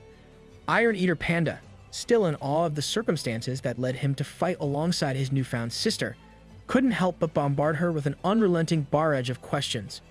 Eager to establish a bond, he inquired if he should address her as Big Sis, following the convention of their comrades, and with relentless curiosity, he pestered her for flying lessons. His relentless questioning continued, with inquiries ranging from the possibility of 9 Tails sprouting additional tails in the future, wondering if their number would exceed 100, to the peculiar notion of whether her mystical fire would be extinguished in the presence of water during a routine shower. Amidst his ceaseless queries, Iron Eater Panda couldn't help but notice that 9 Tails had grown strangely silent, her voice absent from the ongoing conversation. Fearing her silence as a sign of displeasure, he began to fret, convinced that he had somehow angered her and bracing himself for the potential retribution that awaited him. However, 9 Tails, unable to bear the weight of Iron Eater Panda's constant pestering, decided to assert her independence. With a burst of her sky leap, she surged forward, leaving the rest of the party behind, her graceful form disappearing into the distance with breathtaking speed. Iron Eater Panda, humbled and in awe of her remarkable swiftness, tugged at the reins, urging the vulture beneath him to match the velocity of their sister. Yu pondered the feasibility of entrusting the mission to the party, considering their eventual encounter with the formidable extreme ice bear. The demon cow had already retreated to the depths of the canyon, seeking solace within the confines of the ore cave to cultivate and replenish its strength. The underground fire spirit stones, a vital resource for their endeavors, were slowly being absorbed, their energy channeled into Yu's evolving branches. Having exhausted his 2 million evolution points, Yu had diligently upgraded each branch, elevating them to level 4, thus expanding their potential. With this advancement, his branches gained unique elemental attributes, enabling him to bestow them with various elemental powers. Furthermore, his ever-growing abilities would allow him to absorb the essence of ice and lightning spirits, further expanding his repertoire of elemental forces. The ability to split his branches, previously limited to a single division, now burgeoned into a formidable force when multiplied by 10 during the process. Yet, there remained one more aspect of his tree's evolution left to explore, the evolution of his roots. Unbeknownst to Yu, the vastness of the ocean held secrets of the existence of formidable aquatic creatures whose ranks remained shrouded in mystery. However, for the time being, he set these thoughts aside, prioritizing his personal growth and unwavering determination to become stronger. With resolute determination, he accessed his system prompt, eagerly examining the various abilities at his disposal. Among the numerous choices, one ability stood out: Blood Contract, acquired after vanquishing the Blood Strain. This ability offered the potential to synchronize his strength with that of Thorn. Intrigued by its possibilities, he opted to enhance and fortify this ability, utilizing a portion of his evolution points to fuel its growth. With a firm resolve, he committed 1,000 evolution points to the upgrade, witnessing as the Blood Contract ascended to its second level. A surge of excitement coursed through his veins, urging him to push further. With a remaining balance of 106,000 evolution points, he resolved to continue strengthening the Blood Contract, channeling an additional 5,000 evolution points into its enhancement, propelling it to the coveted third level. Now, armed with this newfound power, he possessed the capability to bind others through the medium of blood, turning them into loyal dependents. Overwhelmed by the revelation of this astonishing ability, Yu marveled at the similarities it shared with the legends of vampires. With the potential to transform ordinary individuals into devoted servants, he now held the essence of life itself, equipped with the power to control minds. Standing atop a snow-covered hill, the chilling winds sweeping around him, Yu called forth Qinggong. Responding to his master's summons with unwavering loyalty, Qinggong, possessing the earth attribute, swiftly traversed the terrain, effortlessly traveling through the very ground beneath their feet. Aware of the imminent meeting between the 10-country alliance and the Federation's envoys at the border, where they would discuss plans for yet another raid, Yu entrusted Qinggong with a critical mission to disrupt the proceedings and potentially impede their joint progress. Realizing the dire consequences of failure and the subsequent unity of humanity, Yu resolved to prevent their adversaries from gaining an advantage, forcing them into a state of passivity once more.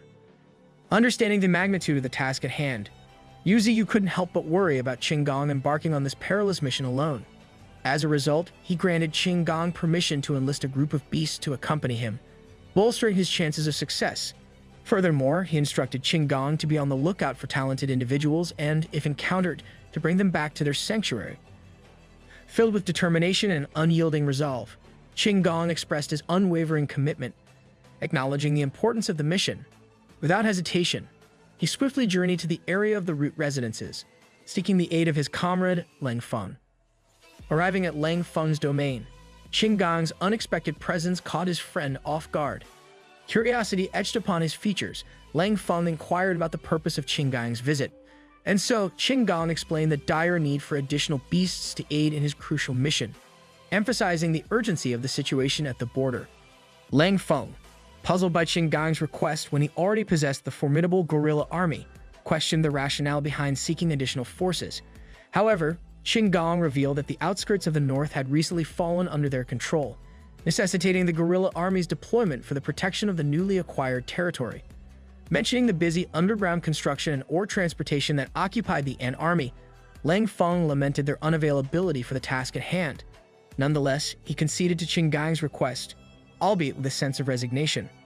Regrettably, he could only lend his friend the forces of the underground rats, led by the mighty Rat Emperor who had attained the transcendent rank 1. accompanied by several others at the beginner rank 9.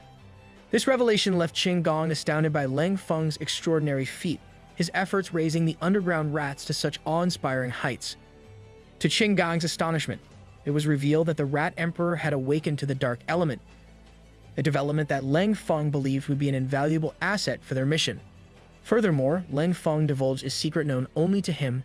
Their accelerated growth had been fueled by Lang Feng's own flesh and blood, a testament to his unwavering dedication and sacrifice. Acknowledging the formidable strength of these underground rats, Qin Gong couldn't help but express his concern that the mere presence of 4 beasts might not suffice to make a significant impact. Yet, to his astonishment, Lang Feng unveiled a hidden army, a multitude of these powerful subterranean creatures poised and ready to fulfill their duty.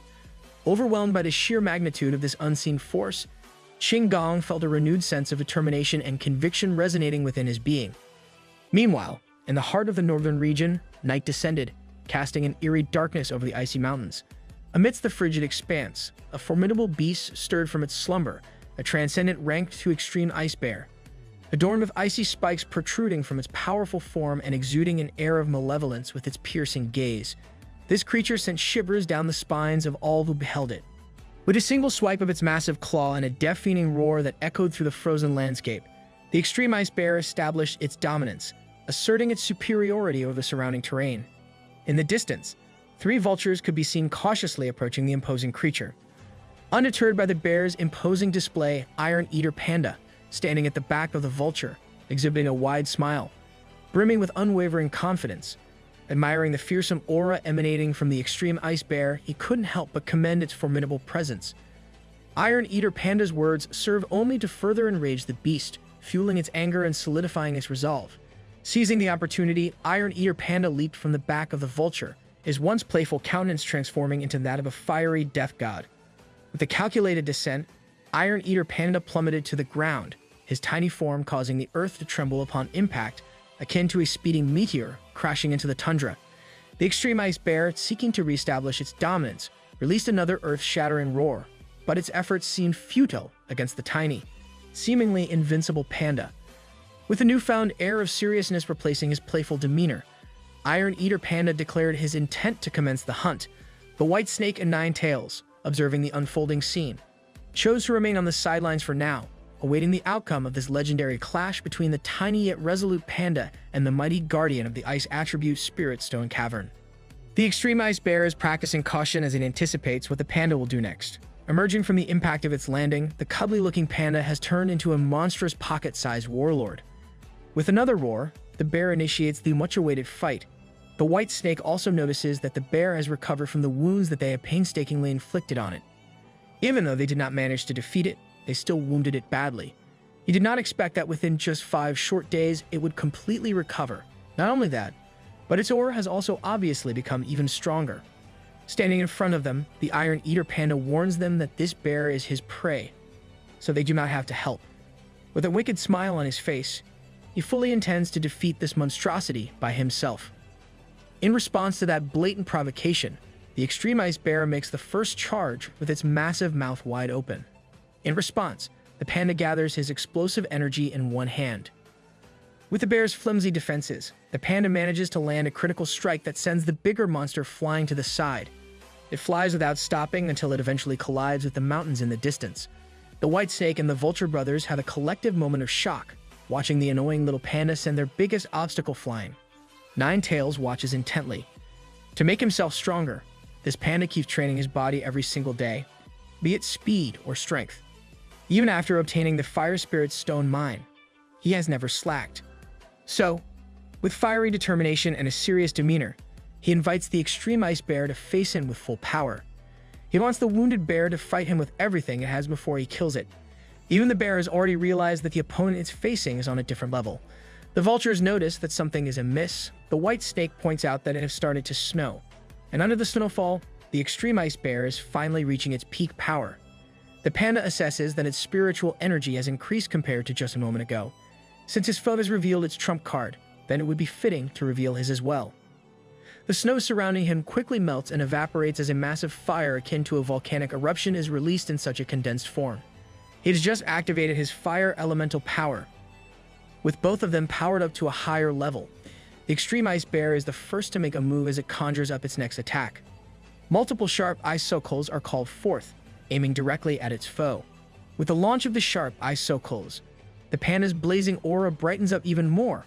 The massive ice circles coalesce and crash at a single point, locking onto the small frame of the panda. Amidst the massive ice formation, a blazing ball spinning at terrifying speeds melts through. The thick and massive ice circles do not stop its momentum as it heads directly towards the bear. Landing directly on the head of the fearsome beast, the panda in his ball form has gained the upper hand. This infuriating strike puts the bear's anger level to never-before-seen heights. It extends its massive claw in a desperate attempt to catch the swiftly moving panda, but this claw only serves as a clear pathway for another attack. He spins through the claw, continuously traveling and aiming at the extreme ice bear's vital spot. Just to get you back on track for our story, we're in the northern regions, and Iron Eater Panda has just utterly demolished the fearsome extreme ice bear. He won with a wide smile on his face, blood dripping from his head. But just as the cuddly panda was celebrating his convincing victory, Whitesnake saw something odd. He yelled at Iron Eater Panda to watch out for an incoming disaster. The extreme ice bear was still holding on by a thread of life, ready to pounce on the unsuspecting little guy. When the panda realized what was happening, it was too late. The frigid claw was already coming in from behind. Even the vultures watching the match did not expect this turn of events. But I have to remind you that Iron Eater Panda and Whitesnake are not the only heavy hitters in this group. In fact, they have the heaviest hitters out of all the beasts that the god tree nurtured, including the legendary Nine Tails. This extreme ice bear would desperately give its everything just to preserve what little flicker of life it had. But anyone who has played Pokemon or has some common sense knows that fire beats ice, as the fire burn skill blazed across the tundra, covering the entirety of the bear's massive body with painful burns. Even Iron Eater Panda, who snacks on fire spirit stones, was taken aback by that extreme firepower. A single attack burned the white fur into a deep charred black as the bear fell into the snow. This is the power of a beast that inherited the heavenly fox bloodline and the god tree's power. She is the number one when it comes to combat power among the 9 great beasts. Instead of awe or fear, seeing that just ignited Iron Eater Panda's savagely competitive spirit, he vowed to have a life and death battle against the eldest sister one day. Let's step out of the blizzard land and beast battles to check on humanity's side in the sunny Yon City. As you can see, the Beast Intelligence Network has improved by leaps and bounds, with the transcendent Rank 1 peregrine falcon scanning the concrete jungle. This bird, is actually looking for God Tree's favorite spirit girl, Xiao Ling. The peregrine falcon has been specifically sent to her office to deliver a message written on a piece of paper. Can you imagine that this tiny piece of paper holds the future of humanity as a whole? It was a message from the god tree himself, informing Xiao Ling of Lingun's interference mission for the envoy group. She burned that letter with relief. They're going to need to take that envoy group seriously, given that there's someone strong in there. As of now, Xiao Ling's extraordinary combat ability has allowed her to take control of half of General Li's formidable army. So, 40% of that force is in the hands of the envoy group's leader, Li Yanhu.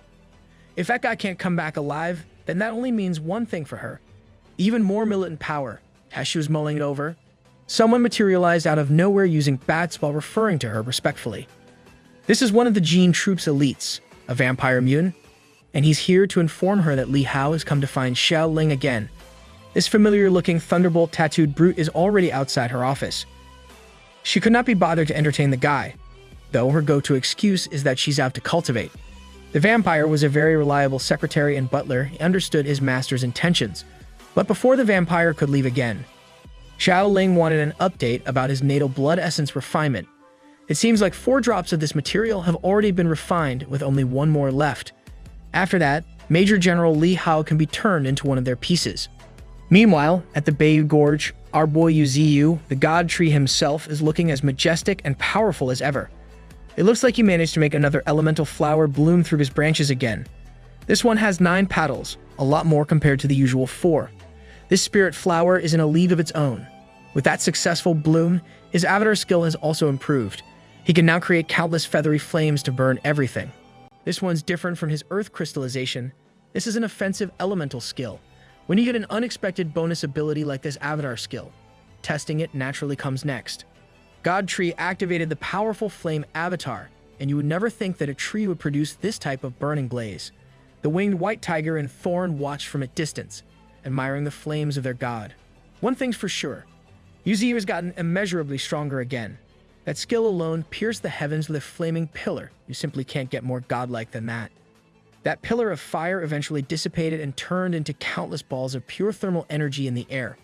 If all these fell, nearby areas would be undoubtedly destroyed. Yuziu opted not to test it for now, given that it's this powerful, with just a 20% spiritual energy input. He lowered his magical branches to extinguish the balls of flame. If he chooses to unleash this right now, a sea of fire would engulf everything from this place to the faraway Mist Mountain. Is finally back after completing her message-carrying mission to the city to report back. Godtree reckons that this avatar power is completely different from Willow's flying blade and fog control. Those two are like special abilities, and avatar power is in a league of its own. Its destructive potential is akin to the power of law itself. Does that make him Mr. Suddenly? He sensed that his beasts on different missions were starting to come back. From the northern region, Ninetails and the vultures are coming back with the body of the beast guarding the mines. With this monstrosity hitting the floors of their territory, it seems like everything went smoothly. A transcendent rank 2 beast, the fearsome extreme ice bear, has been utterly defeated.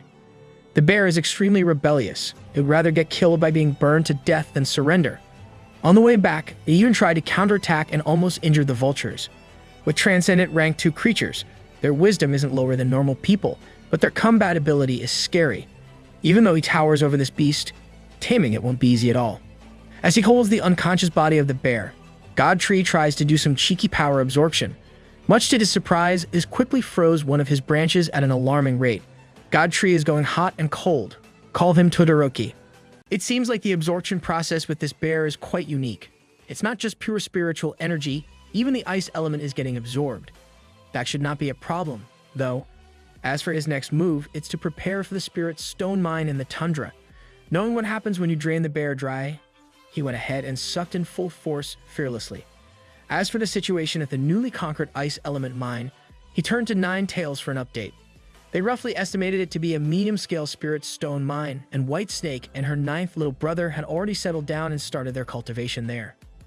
The little serpent felt blessed to be surrounded by spirit stones of extreme compatibility, but he must cultivate quickly. Otherwise, the greedy Iron Eater Panda would eat all these minerals. It's just a pity that they have too few ice attribute companions. That is a problem that can be easily solved by subduing more ice beasts, and one just happens to be half dead and defeated in front of him, so he urges the bear to follow him. Even with its fur blackened with burns and its body full of battle wounds, this monster still won't submit to anyone. That might be an admirable trait, but for the Godtree, it's just a pity. A single smash from one of his branches finally ended the suffering of the extreme ice bear. Killing a transcendent rank 2 beast netted him a total of 240,000 evolution points. He also successfully stole one of the bear's abilities. He almost forgot that his branch has a certain chance of stealing abilities. And this time, he nicked the special ability, Ice Storm. He can now turn the weather into a severe winter. A weather control ability that he got for free from smacking some bear is quite a good pickup. This is very similar to his existing fog ability. If he can develop more weather abilities, not only will it be more conducive to the survival of beasts, but also be great for future battles. It seems like it's about time for the Godtree to pack up and quickly head to the northern region. But even further north is the dry and hot city of Shi. This place is quite special because this is the place where the Federal Envoy Group is heading. Inside one of these cars is the monstrous Envoy Group's leader. Red hair looks straight at Baki the Grappler. And on the other side of this summit are the 10-country Envoy Group representatives. They hail from the Bornean holy religion and are both transcendent rank 1 cultivators. They are Elder Poshu and the Holy Maiden. The plot is holy, indeed. Just from the presence in those cars alone, the Holy Maiden can already feel that the federal force really is as scary as the rumors. Poshu knows that in this transcendent era, they are simply one step slower than them. This meeting would make or break the alliance of humanity's leaders. Now that they had finally arrived, the leader of the Envoy Group got out of the car with fearsome bravado and intensity. This guy is also a transcendent rank 1 soldier, General Li's second disciple, Li Yanhu. Just from his figure and charisma alone, Po Shu and the Holy Maiden could not help but succumb to nervousness. What either of the two parties is unaware of is the existence of a covert third party waiting and biding their time in the darkness of the underground. It was Qing Gong, and it was his mission to disrupt this alliance no matter what, and it was about time to get to work. With his earth power and the fearsome force of the underground rats, a fight for disruption will come soon. Every car of the envoy group has finally arrived at the gates of Shi City. Li Yanhu, as expected of someone who caught General Li's eyes and was chosen as a disciple, his raw spiritual energy is out of this world. This guy sensed the fear from those stares. He identified the people in front of him as Po Shu and the Holy Maiden. As for those inconspicuous people behind them, they are all at the beginner rank 9. It seems like the 10-country envoy group isn't as weak as Li Yanhu thought. He criticized the fact that these people have brought many experts to a simple meeting this time. But the same can be said for him. Those who don't know the reason for his arrival might think that the man is storming in to start a war. Li Yanhu reasoned that these soldiers were the elites of his team, and he brought them with him to help with some things or prevent any kind of accidents. Meanwhile, these puny humans are clueless about what's coming for them from underneath. Po Shu wants to stop with the jokes, given that this place would not have any danger. Besides, the city has been prepared for the discussion. No matter how you look at it, it's evident that the Federation is holding the advantage in this would-be alliance. But as both parties walk towards the city, the ground they are walking on starts to crumble. It's time for Qinggong to shine and demonstrate his reliability. An earth strike utilizing his elemental power pierced through the ground above. The ambush was so well hidden and timed that Li Yanhu was caught off guard as the floor disintegrated. The road, everything, and everyone standing on that surface were sucked into the depths. This is a massive hole by every metric you can think of. Li Yanhu naturally accused Po Shu and the Shi country of setting him up, but they're all in this together. This huge pit is swallowing everyone into its deepest and darkest depths. Li Yanhu has completely lost his menacing aura. He's starting to look like a moron. And that's because he just saw the eyes of countless beasts lurking in the shadows. Given their free fall into the unknown, it looks like his lieutenant would be the first victim.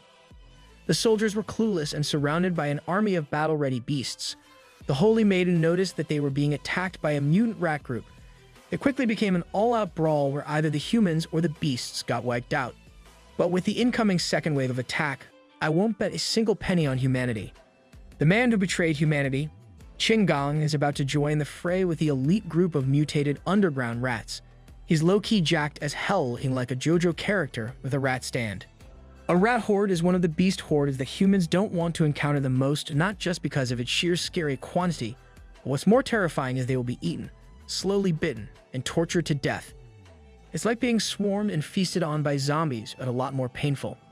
So now, Po Shu and the rest of this burgeoning alliance must fight and kill their way out of the ambush. It looks like this old lady has some decent combat strength with her wind manipulation techniques. Her wind blades managed to deal with some small-time rats in just a single go. Li Yanhu is built a little differently. His savage force perfectly suits his violent appearance and stature. Holy Maiden also has some moves as she gracefully dispatched multiple rats as if she were dancing. The figureheads of the human side are holding on for now, but the other soldiers aren't as formidable. And that's without Qinggong and his elite underground rat force's direct involvement yet. He has been lurking in the shadows and observing the power level of the enemy side. And there are only 3 people who stand out. At first glance, the Holy Maiden is a little on the weak side, but Qinggong knows that she shouldn't be underestimated. As for the Federation's soldiers and Shi City's elite guards, they aren't worthy of worrying about. Now that this muscle man has a decent grasp of the battlefield, it's about time for him to jump into the fray to get his hands dirty. Elder Po Shu is out here trying to prove that age is just a number with how well she moves. Even now, they can't even fathom how this hole has been dug. It is so deep that they can't even get out. For now, they just need to kill the mutated rats, and then they can worry about the exit. But a beam of elemental force is coming for them, and it sure as hell didn't come from some rat. A mass of earth power has manifested in the middle of the dark battlefield. Elder Po Shu was the first to fall with some sharp formation of sand making a hole in her body. Qinggong is literally the Sandman as he integrates his physical body into the earth itself. Holy Maiden just watched her longtime comrade at arms get stabbed by literal dirt. This is not just a sneak attack, this is a sneak slaughter. The second you get distracted by the main event in the middle, these ferocious rats will come and rip your face off. And that's exactly what happened to Li Yanhu. These rats want some superhuman meat for lunch. He's not facing some run-of-the-mill rat here, it's a transcendent rank 1 rat emperor. On top of that killer Mickey Mouse, he still has to deal with countless small fries trying to get a piece of him too. Around Holy Maiden, every one of humanity's supposed elite forces is getting chowed down bit by bit. This was truly a masterful trap set up by humanity's biggest and sandiest traitor. Everyone looked tough when they were above ground, and now, they are calling for their mommies in this horrifying beast hellscape. General Li's second disciple, Li Yanhu, passed away with his face becoming rat food. Qinggong might be a mid-tier fighter inside the forest, but he looks like a god against these weak humans. With these underground rats as his support, he towered over the only remaining survivor, the Holy Maiden. Exactly 3 days later, we set our sights on the snowy peaks of the Raya Mountains. Qinggong has brought the Holy Maiden alive in front of his master. Her real name is Ezia. This woman caught the attention of the god tree in just a single glance. He lifted her up to get a better look and a more accurate evaluation. She's one of the 3 holy maidens of the mysterious church. Even the Federation itself is afraid of their forces. Even while she's in a coma, she still exudes a terrifying spiritual energy. This girl is quite talented, and removing her mask, it's not the only thing that stands out. Whether you were a tree or a human, everybody would think her beauty is quite stunning. And not only that, let's just say that the god tree got some harder wood after seeing her body up close. Yuziyu is a man of culture. And with that, Azia's fate was decided as Yuziyu lifted his branch. She shall become the new slave of the god tree. The power of his branches quickly seeped through her mind to take control. As he was doing so, he was shocked by a burst of power out of nowhere. Azia's spiritual energy took the shape of a special leaf-like symbol. He has successfully infiltrated the Holy Maiden's core space. From here, he can gain insight into everything about her and control everything. Even if he must destroy her power's internal mark and take everything in the process, that might include her spirit and soul in the worst case. The dormant but vigorous force inside her body is quite powerful and shocking. Qinggong did not expect someone he just took in on a whim to hold such immense power. After the process, this transcendent rank 1 holy maiden with snake-style combat abilities has been successfully inducted through a blood contract. And in that description, there is something new and pleasantly surprising. The blood contract includes the possibility of providing evolution points to Yuziyu as the master. Until now, he's been earning every single evolution point through direct slaughter. He's already been stained with rivers of blood. But now, a subordinate can provide the points for him. Evolution points' passive income goes crazy if you think about it. He called on to Azia, and now she refers to him as master. The god tree wants to test out this new ability by letting her hunt some beasts. The beautiful holy maiden would gladly follow his every order and whim. This could be a big thing for his forces going forward. Azia quickly set out to fulfill her master's orders, hunting down an unfortunate wolf. And to no one's surprise, it granted the god tree some evolution points, 12 to be exact. He received only this much when it was supposed to be 60, but a 1/5 yield is better than nothing. For now, it's best not to make her focus on hunting. She can return to the church and serve as an inside woman instead. With the restraint of the 10-country union, the Federation will continue to be a headache for the beasts. Controlling the entire church with Azia's combat ability would be hard, and her death could possibly impact him physically as well. So for now, he has one more order for the Holy Maiden. The god tree will give her the 9-petal elemental flower to absorb, and absorbing this potent material is a do-or-die matter. But under the blood contract with the god tree, Azia will do it without any second thoughts. She went to work and attempted to absorb the energy gently. She hasn't even absorbed half of it, and its vigor is already manifesting as a fiery beam of pure flames. But after some time, it seems like there was no rejection, and the assimilation succeeded. She stayed at the same relative level, but now she possesses the elemental power of fire, giving her physical immunity and a blazing destructive force. With her talent and elemental power, she should be able to break through Transcendent Rank 2 soon. She needs to go to the Spirit Pond in Bayou Gorge where the God Tree will baptize her with life essence. Qinggong has done well this time by bringing in a new powerful member. He'll escort her to the pond and help her acclimate to this new way of life. In the blink of an eye, a few days have passed in these snowy mountains. The slow and uneventful days were interrupted by a sudden powerful earthquake. The cause is none other than the demon cow, and his gravitational power is going crazy. There is only one explanation for this surge of power. He is finally about to break through. The powerful frame of the beast exudes a ferocious force they've never seen before. His physical frame started undergoing rapid growth and raw strength.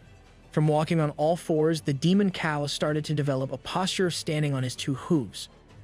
Shocks have been coming to the god tree one by one these days. The demon cow is now a transcendent rank 2 with all his abilities upgraded. He also gained an evolution direction towards a humanoid form. This cow has already looked like a headache to face before. Now he just looks like a final boss. But what Yuziyu cares about the most is the fact that this cow is heading towards an evolution towards a more humanoid form. This god tree desperately wants to know how to do just that. This demon cow might look more like a demon now, but UZU still wants to know how to spec in this direction himself.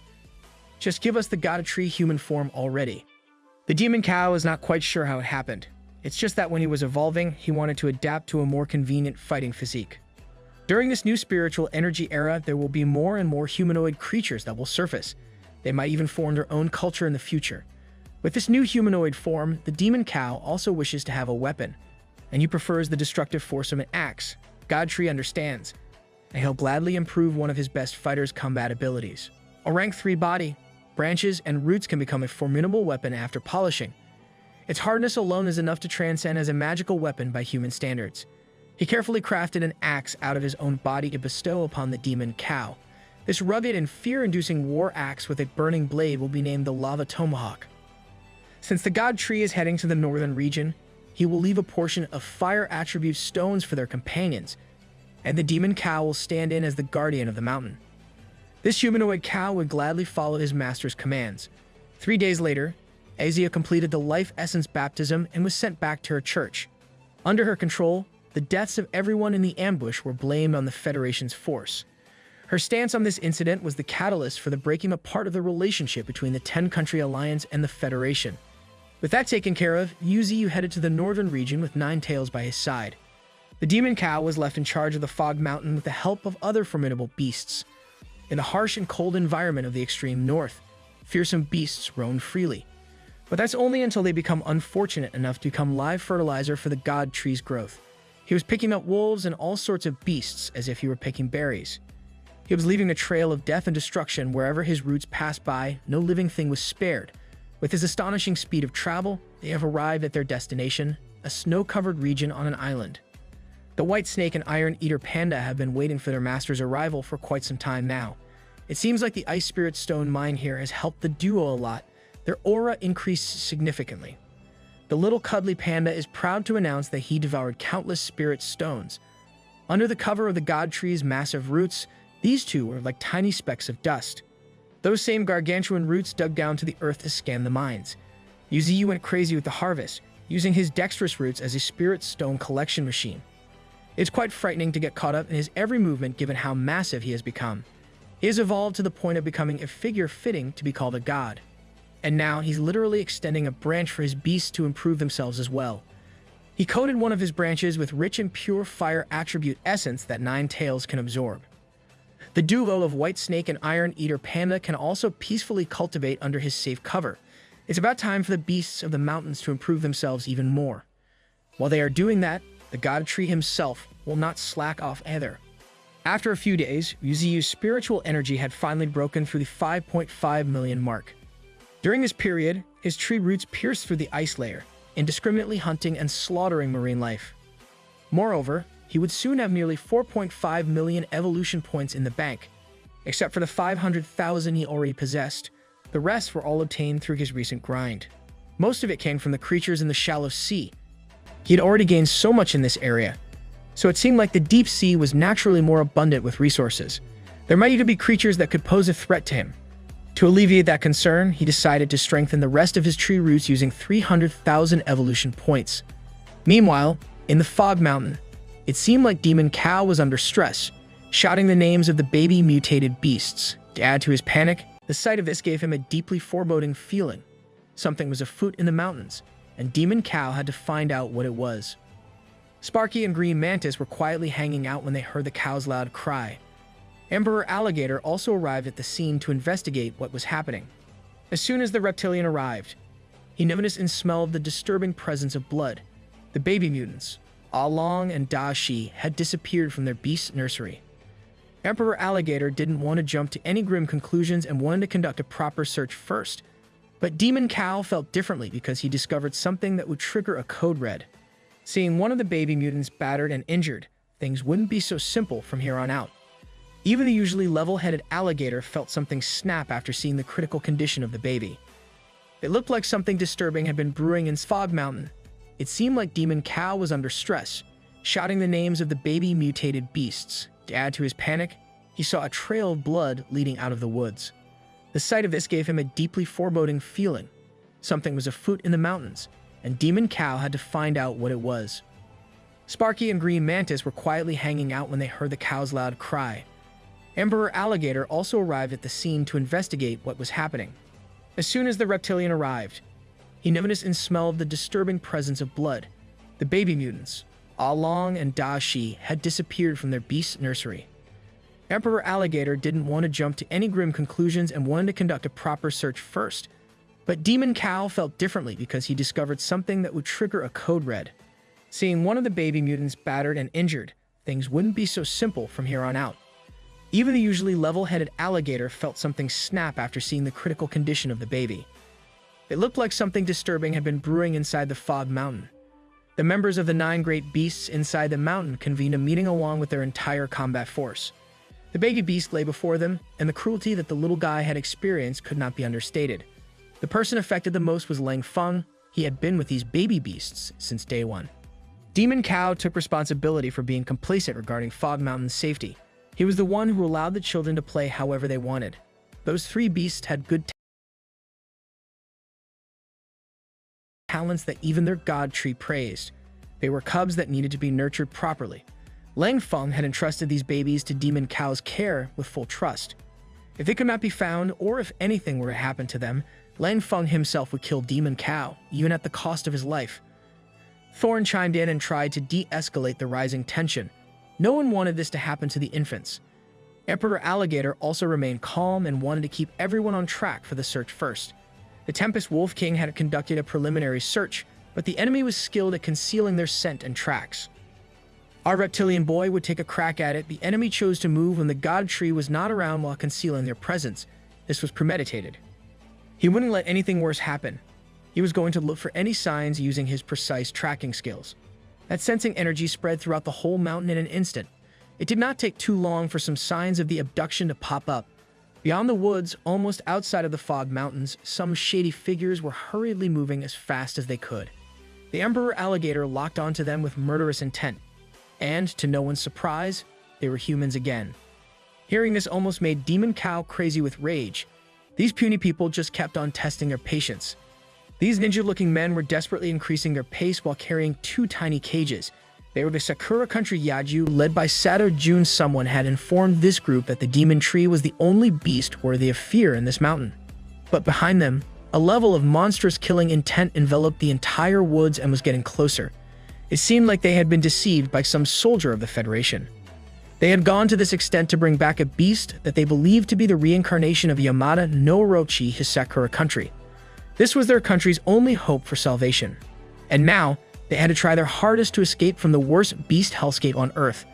With a fearsome energy coming after them, it was evident that they had been discovered. So, they planned to infiltrate Sunset City not far from here to let the city's soldiers assault the beasts while they escaped from the other side of the city gate. Doing this would undoubtedly bring destruction and casualties to Sunset City, but their mission was to bring back Yamada no Orochi. How many people died from the Federation was none of their business. That cursed soldier could just consider this as a consequence of lying to them in the first place. Sunset City had become one of the top 10 cities after the Federation's construction. They had a transcendent rank 2 super being, and 30,000 soldiers above beginner rank 7. Yaju Serotashi was the envoy sent by the Sakura country to the Federation. He was supposed to scout the Fog Mountain for a strategy mission, only to discover a 3-headed snake likely to be the reincarnation of a divine beast.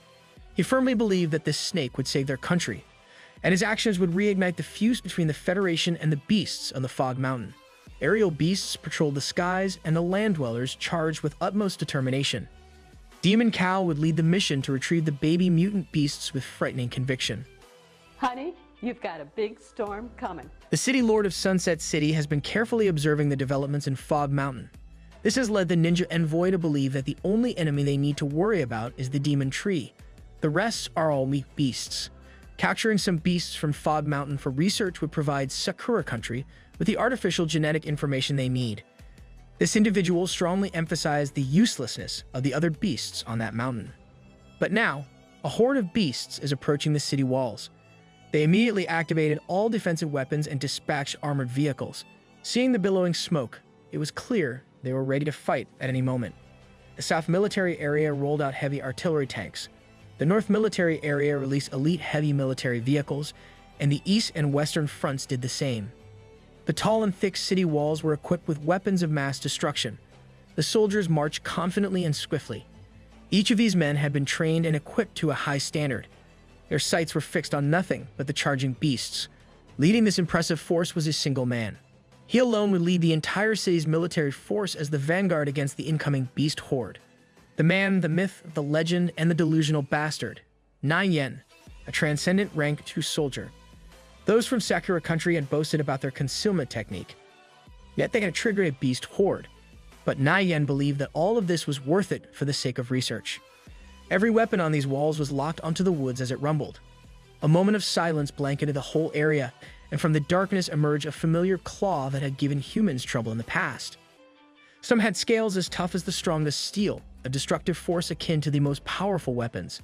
Some had majestic wings fit for dominating the skies.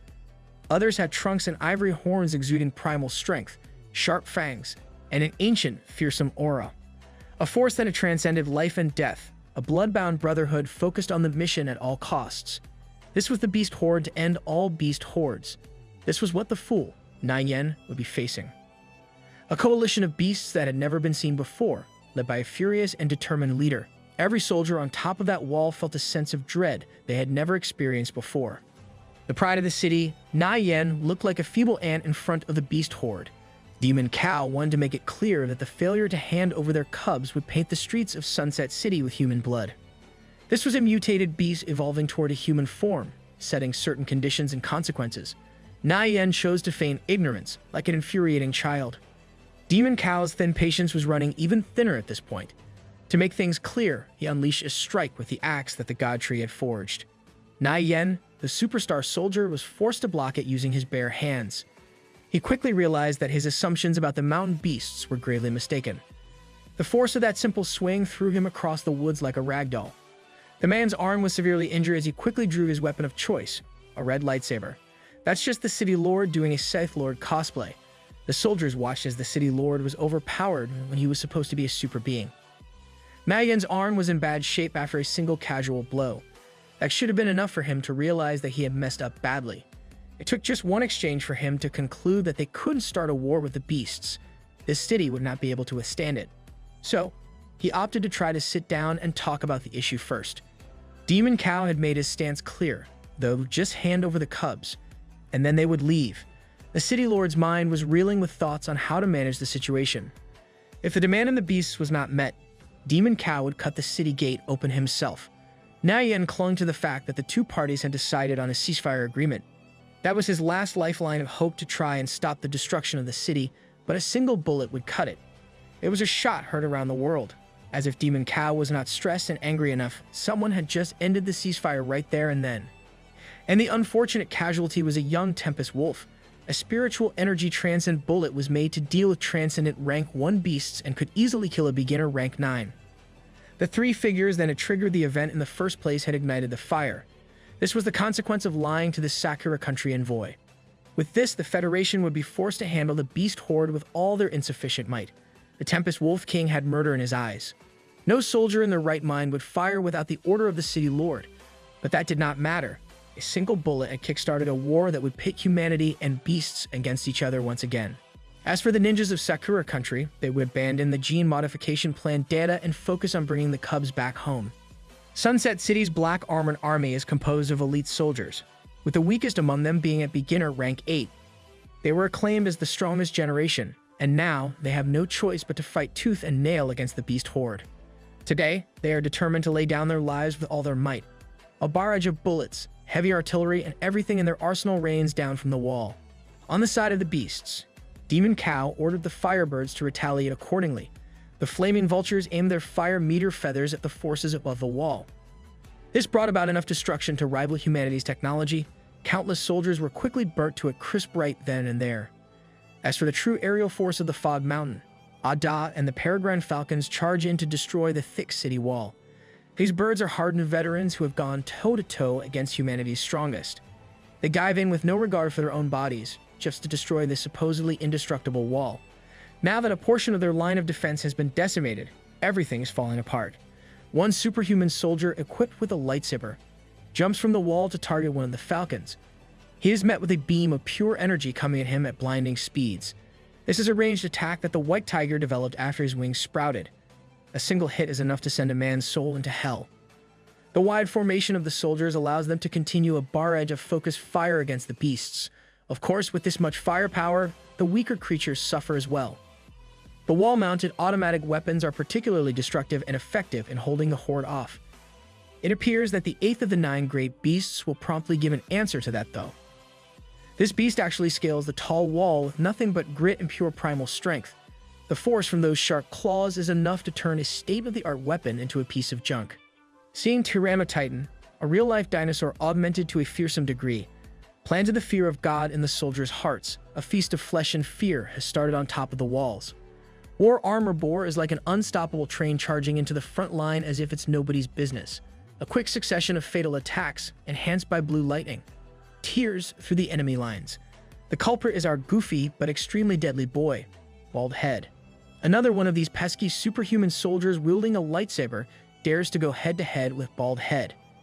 An attack from that green blade looks quite devastating at first glance. And it appears he's not alone. Another guy with a purple lightsaber jumps in out of nowhere for a two-pronged defense.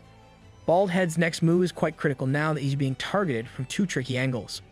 Thankfully, he has not slacked in his training and developed an area of effect attack called Thunder Resonance. Golden Silk Monkey is also going crazy with his trusty stick. These humans are no match against a small monkey with an ordinary pole. The Tempest Wolves exude a different air of ferocity, fueled by the shot that started this war. Some superhuman soldiers messed up and wound up in the middle of a colony of giant mutant ants. Their worldview has been completely shattered. This is not a level of combat ability that beasts should possess. The soldiers are resorting to bigger guns and higher-level weapons of mass destruction just to gain an advantage. But that might not even be possible with the threat of the vultures shooting fire meteor feathers relentlessly. The military's explosive weapons end up literally backfiring at them. The troops, dubbed as the strongest generation, appear as vulnerable amateurs in front of these beasts. Every single one of the city lord's black armor troops shouldn't be beaten by beasts of the same level in a one-on-one. But that's not the case here. They are like defenseless weaklings being mercilessly crushed by a cascade of pure savagery. And as for the city lord himself, the fool Nayen, he's about to get some too. Leader versus leader, the otherworldly demon cow versus Sunset City's premier defender is about to begin. This cow came here to clear something up. They are not normal beasts in any metric. Fear, anger, despair, and hopelessness engulf the haughty city lord due to his foolish actions. Wielding his red lightsaber, he refuses to go down without a fight against the demon cow. But even with all that, it is looking like it won't be much of a fight. Demon Cow simply grabs the blade of the lightsaber with his bare hands. He wants this human to look at him bleed, think, and rage. The two of them are not so different after all. Meanwhile, the inner Sunset City is slowly feeling the effects of the beast horde. In these quiet streets, Thorn, Qinggong, and Sparky have successfully sneaked in with the mutant ant's sensing technique. He's been using his antenna to pinpoint the location of the true culprits. A successful detection would only mean one thing for the unfortunate ninjas. A single armored vehicle drives through the empty streets of the city, clearly going above the speed limit. Inside this escaping vehicle is the primary objective of the beast horde. They are heading in the southwest direction to exit the city. Contrary to the inner city's peace and quiet in the middle of the night, the war between the beast horde and the black armor troops is reaching its forceful climax. A huge chunk of the impenetrable wall was brought down by the sheer strength of the beasts. Sato Jun and his cronies are in their getaway armored car, hoping that the military can last a few more minutes. These Sakura country morons failed to consider that there might be some superhuman soldiers stationed at the exit, and that cost them their fastest mode of travel in an explosion. This soldier in particular does not seem like run-of-the-mill fodder either. These ninjas are now facing another pursuer, but this time, it's another human. The Federation wasn't really planning to give them the gene modification data. They had a target on their backs as soon as they left Sakura, but Saber Jun will stop at nothing to bring the reincarnation of Yamada no Orochi back home. The superhuman soldier won't let that happen so easily, though. Suddenly, an elderly bald man with a flowing white beard materialized out of thin air. It's Elder Yeju himself. The Sakura and Void group also planned to steal the gene modification data from the start. And that's because these dumb humans just can't trust each other. With the explosion of the getaway vehicle, more soldiers jumped in to stop the advance of the envoys. The ninjas are ready to kill to advance under the leadership of Elder Yeju. Humans are fighting humans while the city's last line of defense is rapidly crumbling. Before these idiots could even start their pointless fight, the ground started to behave abnormally. Every party involved had their vision obscured by a thick dust storm. In the middle of this is Qinggong and his outstanding capability to control the earth. Old man Yaju shivered in his boots after seeing a person coming out of the dust storm. It was Thorn. She made quick work of Sunset City's finest using her deadly vines as she set her sights on the Sakura envoys. As for the first responders of the human altercation, their fates are also sealed with Sparky sneaking up from behind. And when this golden mutant ant is involved, heads will always fly. He is perhaps the most capable assassin in Godtree's roster of fearsome beasts. The remaining clueless soldiers just lost their captain. You could say they lost their figurehead. Old man Yeju sensed the hopelessness of the situation and ordered Sado-jun to bring the cubs back home. They just kept on struggling in the face of a hopeless situation as Thorn shot her vines forward. It seems like the elder can impressively hold his own against this attack. Grandpa is out here trying to complete the mission at all costs. He truly believes that this elite team from Fog Mountain is no match for him. Instead of focusing on the enemy that has killed their captain, the soldiers are still fixated on the escaping envoy. That is a mistake that the monstrous Qinggong would gladly take advantage of. He's jumping in with the might of Earth itself. Sado-jun is now on the run with the cubs. He's traversing the urban jungle on foot and gritting his teeth in hopes of survival. But it looks like the ninja has failed his mission. He was so close yet so far. Sparky's blades are upon him. There is literally nowhere to run in this scenario. Sado-jun tried his hardest, but Sparky was just a step ahead. Ants have more limbs after all. And on the front lines of the raging war, Emperor Alligator is displaying his might, just in case you forgot that he's built differently. This red reptile dove in with his whole scaly body and collapsed another part of the wall. With this much damage to their pride and absolute defense, the city wall has fallen, and Sunset City is officially open for the beast horde. The humans had to resort to using the artillery from the vehicles and tanks inside. Explosive rockets homed in on the Emperor Alligator. This type of attack is not new to him now. He can deal with this on his own, but Pillar of Flame shot in with the assist. The two reptilians and the 9 great beasts have formed an unbeatable team to decimate the militant force. Tyrannotitan is literally and figuratively cooking these noobs. Dinosaurs went extinct, and this one is taking his rage out on humans. That's just unfair. As for the city lord, the man who's supposed to be the strongest individual in this city, he's not doing well either. The demon cow towered over him in stature and in strength. A humanoid beast is just way too strong. But the pride of a leader burned with his lightsaber, refusing to lose. It's his special move, a sharp wide swing that covers a large area, the Desert Storm Slash. A mediocre move like that was child's play to block with a simple gravity manipulation by Demon Cow. This was an attack that used up all of Nayan's spiritual energy. If it wasn't apparent earlier, he's absolutely cooked right now. As the lava tomahawk descends upon the fool, there's no room for regrets now. Humans just kept on blundering time and time again. Mr. City Lord ate the full-powered swing of the axe forged by the God Tree to the head. The force was so immense that it shattered the ground below. Demon Cow is living up to his name. He looks like the devil's incarnate behind the billowing dust. The first and last bastion of hope for Sunset City has perished in dreadful fashion. This demonic humanoid beast brought hopelessness to his enemies on the battlefield. The elite soldiers of the city watched the City Lord they idolized fall in such a humiliating way. Nayan stood there with his mouth open and lifeless eyes. That's what you get for arrogance. The black armored army was supposed to be stronger than they had ever been. And yet, under the raw power and pure dominance of the Fog Mountain beasts, they were helplessly crushed. Demon Cow did not forget their mission, but Qinggong hadn't given the signal for retrieving the cubs yet. Just outside of the city, blood flies in a desperate attempt to flee. Sado-jun is trying his best to evade the beast's radar with only one arm. If he hadn't used the technique to conceal his aura at the right second, he would have already died. But no matter what, he will try to bring the reincarnation of the divine beast back to his country. But it looks like we just have to wish him better luck in his next life as Sparky finally catches up. This man thought he was safe with his ninja concealment mumbo-jumbo. Putting your guard down for just a little bit is enough for this golden mutant ant to pounce. These two had outstanding speed, and they traversed the woods skillfully. Suddenly, Sado-jun noticed that Sparky had menacingly stopped in his pursuit, and that's because someone else was waiting in the direction he was running to. It was none other than Xiaoling, and she didn't look happy at all. With her aura flaring up, Ninja Boy recognized her as the Federation's maiden, thinking that she had come to help the city. He hurriedly introduced himself as Sakura Country's envoy and reported the beast horde attack in Sunset City. This young woman just stared at him coldly and mercilessly. Jun pleaded to be saved, and seeing the magical fire coming from her put him at ease. Better luck next time, buddy. For now, get crushed by a piping hot flaming hand. This naturally confused him. She's not only a fellow human, but she's also supposed to be the Federation's pride. Instead, Xiaoling carefully retrieved the beast cubs from their cages. On top of that, the fearsome beast that had been relentlessly coming after him bent the knee. Sparky paid his respects to the Fog Mountain's young lady. Jun went from panic to relief and then to painful confusion in a span of a few seconds. Bro was running from the minions, then bumped into the mini-boss. She handed down the order for Demon Cow to rest and retreat as the Federation support would arrive soon. Sparky was the most loyal soldier you could ever get, so he swiftly complied. As for this envoy, he could just blame his luck and stupidity for daring to go against the Fog Mountain. And now, he would die under the Federation and Fog Mountain Maiden's fiery hands. The man tried to make his case one last time, but the fire just covered his yapping.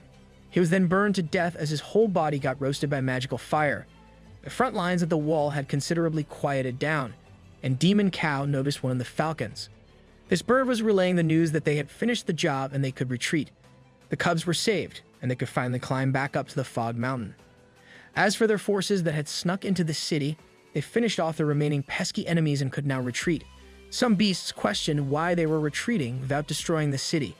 But these were Lady Xiaoling's orders. They had to listen to her as they would to the God Tree. Luckily, all the cubs were safe and sound. They wouldn't have had the face to explain what happened to their master otherwise. Emperor Alligator would oversee bringing those with light injuries to the Spirit Lake and those with serious injuries to the Spirit Pond. The outer layer of the supposedly impenetrable Sunset City was in bad shape.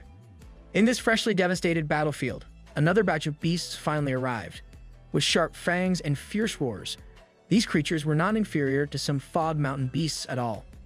Mounted on these familiar panda beasts were heavily armored soldiers who exuded power. They were the Iron Knights led by Lan Yi, a transcendent rank 2 practitioner. They were supposed to be the reinforcements for the war, but they had arrived too late. The results of this battle were obvious. The Fog Mountain troops were too strong to be ignored any longer. In the thick woods that surrounded the city, Iron Knight Lan Yi sensed something moving. It was coming from behind the trees and observing the humans intently. That presence was none other than Qin Gong trying to assess the Federation's backup. He slipped up, and now he was certain that he had been discovered. The leader of the Iron Knights immediately pounced on the area using the mobility of the panda beast.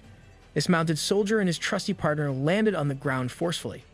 Just a simple and fast maneuver destroyed a decent portion of the surrounding area, but the results weren't really what he expected when he followed his gut. There was no one here when he was certain that there was a strange aura around. He must have just sensed it wrongly. But Lan Yu was on point, too terrifyingly on point that he injured Qin Gong severely with that jump. Luckily, Qin Gong retreated in the nick of time.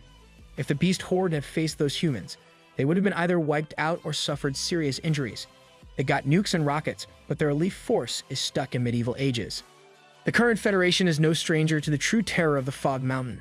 It's the nest of the strongest known beasts, and now the forces in this forbidden place have shown their fangs to a human city. This news shocked the entire Federation. Federation figureheads conducted an emergency meeting to ascertain Sakura Country's involvement in the incident. These were the reports submitted by Lan Yi. The beasts of the mountains simply wanted the cubs before starting the war. Marshal Ni, the patriarch of the Nai family, tried to insist that his son, a city lord, did not do anything wrong. But the investigators found the cage where the cubs were locked up next to the burned corpse of the envoy. Marshal Ni wants to send the Iron Knights and the Dragon Court Guard to attack Sakura Country.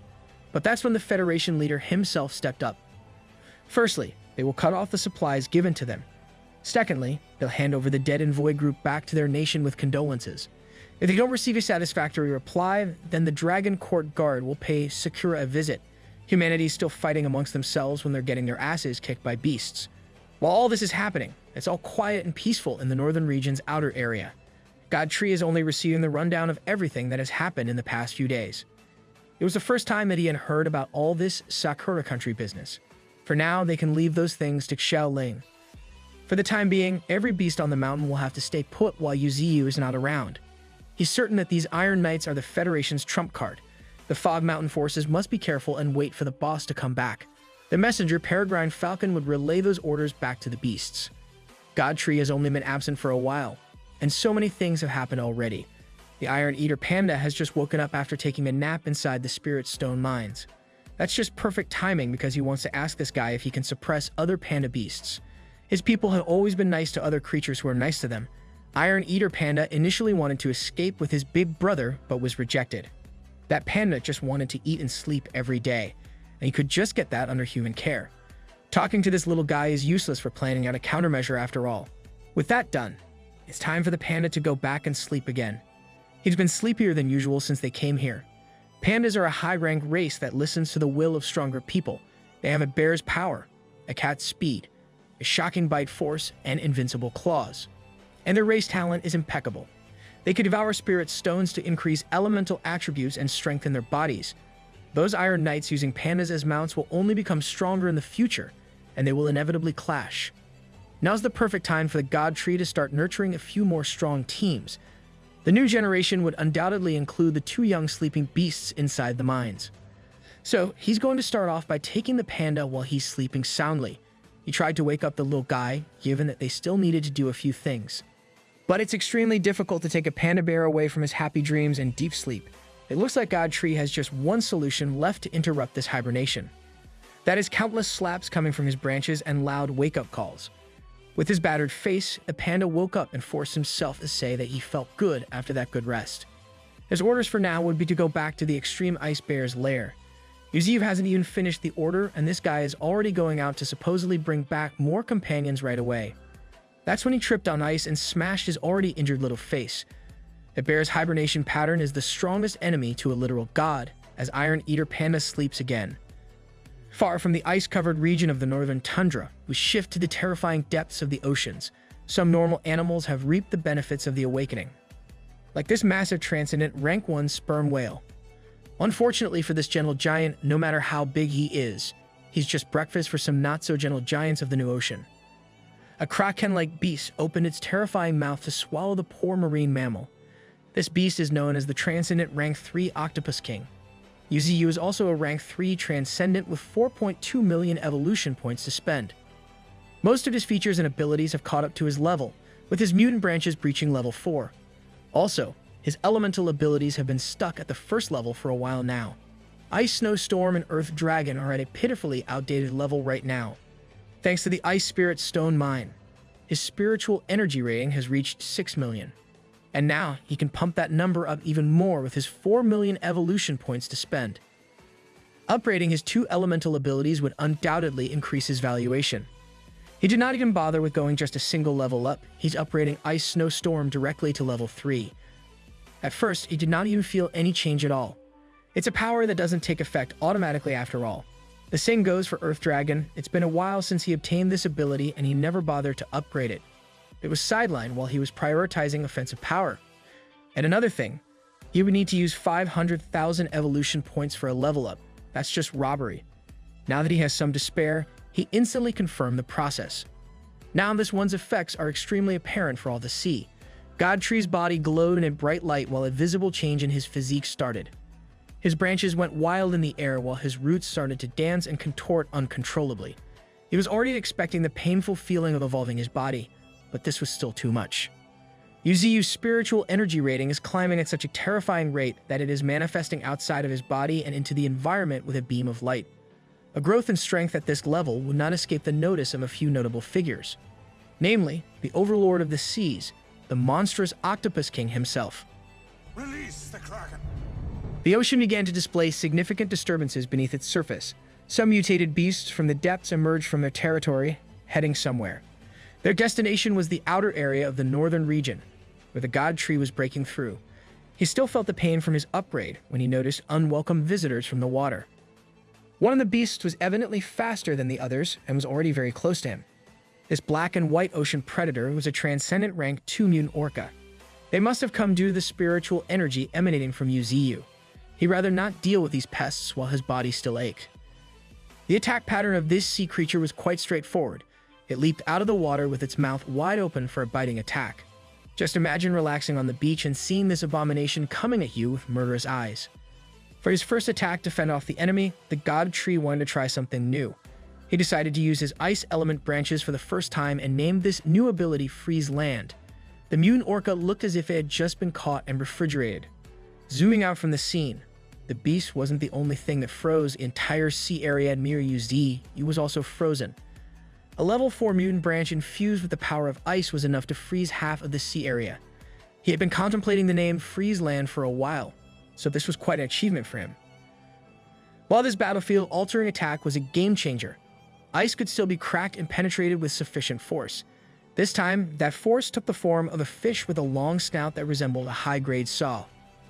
Yuzi was quite shocked by this sudden attack. Wait, weren't trees naturally weak against chainsaws? It seemed over for him. However, this fish failed to deliver a sneak attack due to his godlike reaction time using his branches. Even with a perfect sneak attack, this poor fish failed to penetrate the most impenetrable branch defense. Now, it was just 170,000 more evolution points to feed Yuzi's strength even more. This single creature yielded him the highest amount of evolution points in a single kill. Now, it was time for the main event to emerge from beneath the ice. The crystalline form of the ocean water shattered, revealing something unexpected to the god tree. A single tentacle rose, towering over his entire length. At a single glance, he already knew that this would not be like the battles he had experienced before. He was going up against a beast with a very similar fighting style to his. The Octopus King had already witnessed his capabilities, and now it was time for them to go tentacle to branches. This was a true beast, a creature that dwarfed the god tree in size. With its size came equal ferocity and bloodlust. Its mouth and fangs hungered for blood. This would be his first time fighting an overlord of the ocean. It was a perfect opportunity to see if a land creature was stronger against a sea monster. As this battle entered its starting phase, we shift to one of the watchtowers in Lu country. Everyone inside this building was on high alert as their systems detected spiritual energy levels exceeding their limits. Spiritual energy levels had never broken through their system's limits before. Now, 2 huge strands of spiritual energy had appeared along the coastlines. The person in charge began to panic, but they needed visual confirmation on the monitoring screen. Using their cameras, the scale of the situation seemed too vast to make sense of. Finally, they found a view that worked and saw the god tree and his dragon roots facing off against the terror of the depths, the Octopus King. Humans were no strangers to the Federation's demons, but this shouldn't be happening in this icy part of the world. That was the last thing they saw before the monitoring systems ultimately crashed. They needed to restore visual contact.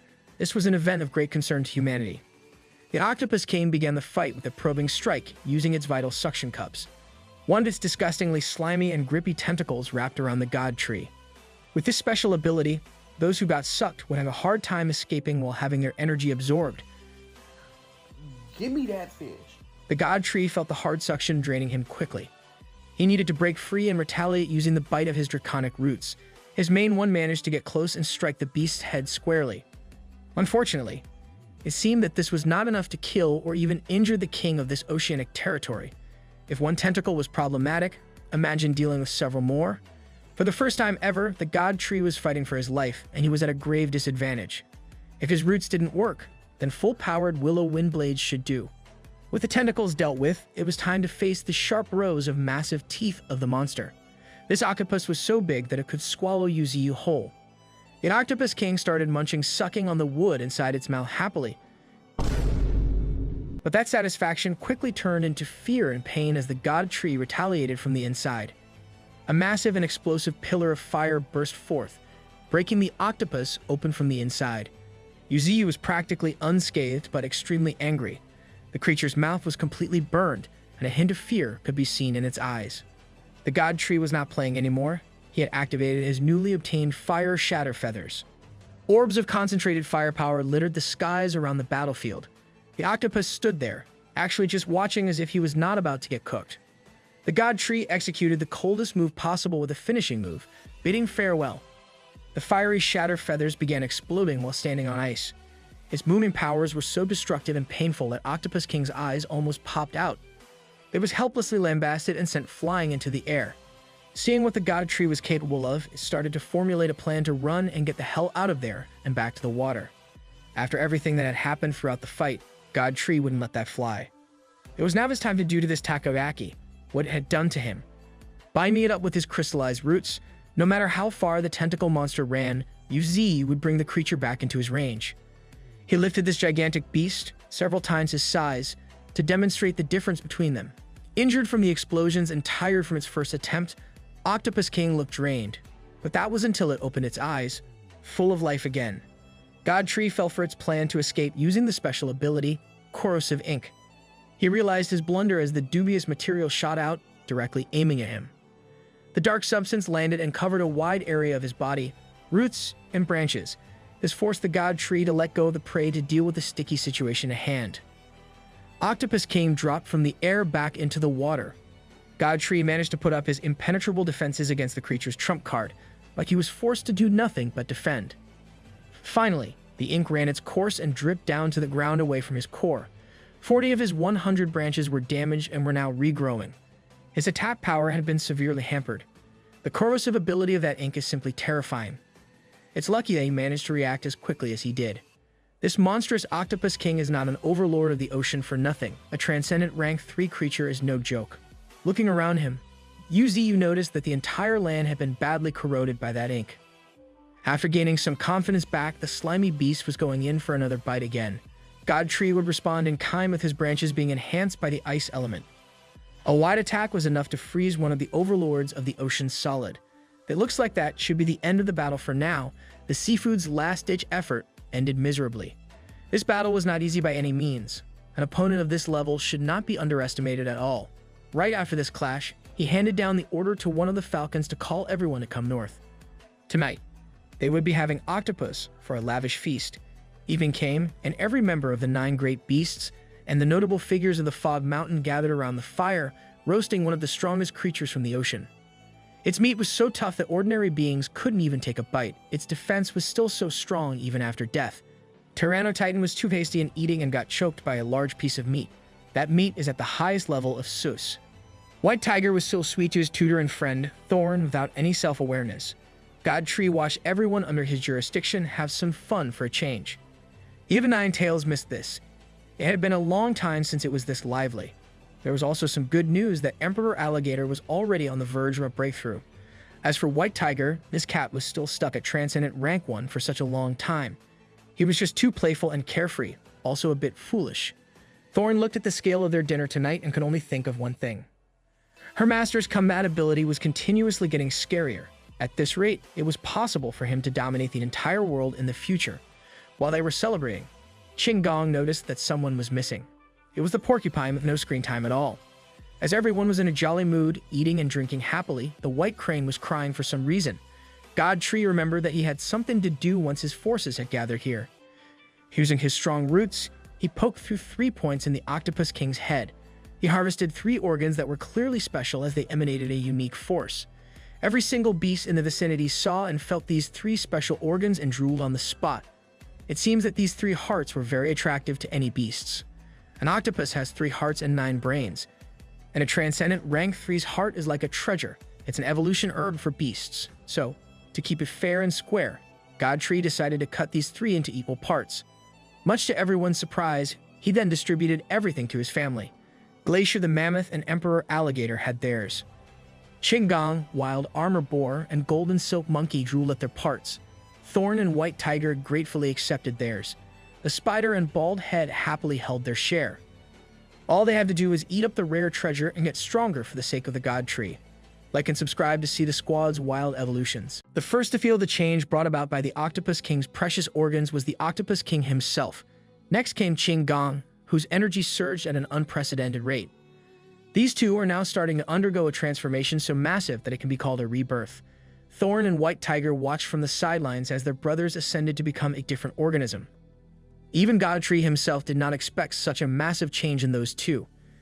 The Emperor Alligator shifted to a more draconic appearance as it achieved the second order of transcendence. Qing Gong also assumed a new form, resembling a beast more than a normal human with his earth element integration. It was a sight to behold, and God Tree was incredibly pleased with the results. Qing Gong's evolution is gradually surpassing the realms possible for humans. His aura has become increasingly vague due to the earth element inside his body. This man can feel the new improved spirit within him. Thorn praised her friend for becoming more handsome with his new beastly form. Qing Gong advised everyone to step aside so he could show what he's capable of now. He concentrated his earth power on his fingertips and started manipulating the ground below. God Tree, Sparky, Bald Head, Golden Silk Monkey, and Boar watched in shock. Qinggang controlled the earth element from the ground itself to conjure some sort of structure. He single-handedly built an array of castles and buildings just through element alteration. God Tree could not have asked for a better upgrade than this. Thorn was stunned. All Qinggang wants is to hear God Tree praise his impressive skill, but the tree was just thinking about how this servant of his could rake in the money if he went into real estate. That's an infinite money glitch. Everyone gave Qinggang their praise for such an impressive showing, but he got too exhausted after using up all his spiritual energy at once. Thorn was worried that this guy might just die after showing off. Qinggang reverted to his human form and fell from his castle. He was luckily caught by a scaly hand. The newly improved Emperor Alligator could only sigh in resignation after watching Qinggang overexert himself. If it weren't for this fourth brother of his, Qinggang might have really suffered such an embarrassing death. Emperor Alligator just gave him a disapproving look for a moment. God Tree observed that the reptilian beast is starting to resemble that of a giant dragon. Its evolution path might be steering near the path of becoming a true dragon. In addition to that, this monster was still suppressing its own spiritual power, yet there's an aura of sharpness continuously emanating. The Emperor has also gained the bloodthirsty tyrant ability. As he gets more injured and angrier, his speed, strength, and healing multiply several times over. God Tree knows that this awakening is truly terrifying if it were placed on the battlefield now. As they were busy evaluating their improvements, Thorn started feeling multiple auras coming their way. Yuziu followed her line of sight and spotted a very domineering sight. The little Iron Eater Panda is drinking his liquor, and that's a sign that things are going smoothly. He's casually leading a massive pack of fearsome Arctic bears to meet God Tree. New companions just arrived. In addition, each step of the little panda is producing some curious effects. Qinggang noticed it and called out the little panda. This Iron Eater little fella is actually freezing the ground as he walks. God Tree was quite curious as to how that development happened. Finally, the pack of bears led by the cuddly beast arrived to seek an audience with God Tree. You looked at the bears staring at him while holding their breaths and not making any sudden movements. Little Panda's mission has been completed. He successfully called over a whole tribe of fearsome ice beasts. Little Bro is just doing side quests. Arctic bears of all shapes and sizes marched forwards. Even the cubs came a long way to meet God Tree. In response to their efforts, God Tree flashed a forced smile to welcome the new additions to the team. Instead of feeling secured, seeing the crooked smile made the Arctic bear cubs tremble with fear instead. Iron Eater Panda called out his boss for scaring the poor young cubs when you just wanted to make himself look cute. If you take a head count of these very powerful additions, we can see that there are not one, not two, but 4 transcendent First Order bears in the mix. Yuziu counted a total of 120 Arctic bears, including 4 powerful ones. He also decided that the one that marched ahead of the pack, an Arctic bear with a gnarly battle scar on its eye, should be the leader. It was a mutated Arctic bear after all. It has broken through the second order of transcendence. On top of ice abilities, it also possesses a plethora of thunder techniques. God Tree became excited at the prospect of a giant bear with thunder attributes. They have bald head for thunder affinity, but this is on another level. However, he was extremely confused as to how Little Panda managed to bring a whole tribe so easily when the previous Arctic bears they encountered wouldn't even yield in death. This Iron Eater Panda may look dumb sometimes, but he can actually negotiate well. The bears agreed not to submit but to form an alliance with food and shelter included. God Tree approved of the business-savvy decision to integrate a powerful race without bloodshed and with just mutual benefits. The leader of the pack swears loyalty and assured them that the bears will be reliable allies. Yuziu extended his roots and shook the mutated Arctic bear's paws as a gesture of unification. They will have each other's backs from now on. To celebrate this beautiful alliance, Golden Silk Monkey hurriedly brought out the massive jar of booze. The beasts under God Tree's halo drank heartily for the sake of new companions tonight. Yuziu also tasked Qinggang to take the extra portion of the Octopus King's organ back to Leng Feng for consumption. He got so many things just for killing a transcendent third-order beast. 1.2 million evolution points and an additional 400,000 boost in raw spiritual power. The cherry on top is a new skill with high potential. Transference allows him to transfer his consciousness to a new plant, essentially making a new self. It might sound OP as hell, but God Tree worries that this would mean making multiple copies of himself, and it might not be as good of an idea as one would think. For now, he'll just forget it. This ability has no real use for now anyway. Just as that was happening, there's a fascinating thing happening somewhere far from the Misty Mountain. A plant with the colors of a rainbow just started sprouting and blooming to a beautiful hue.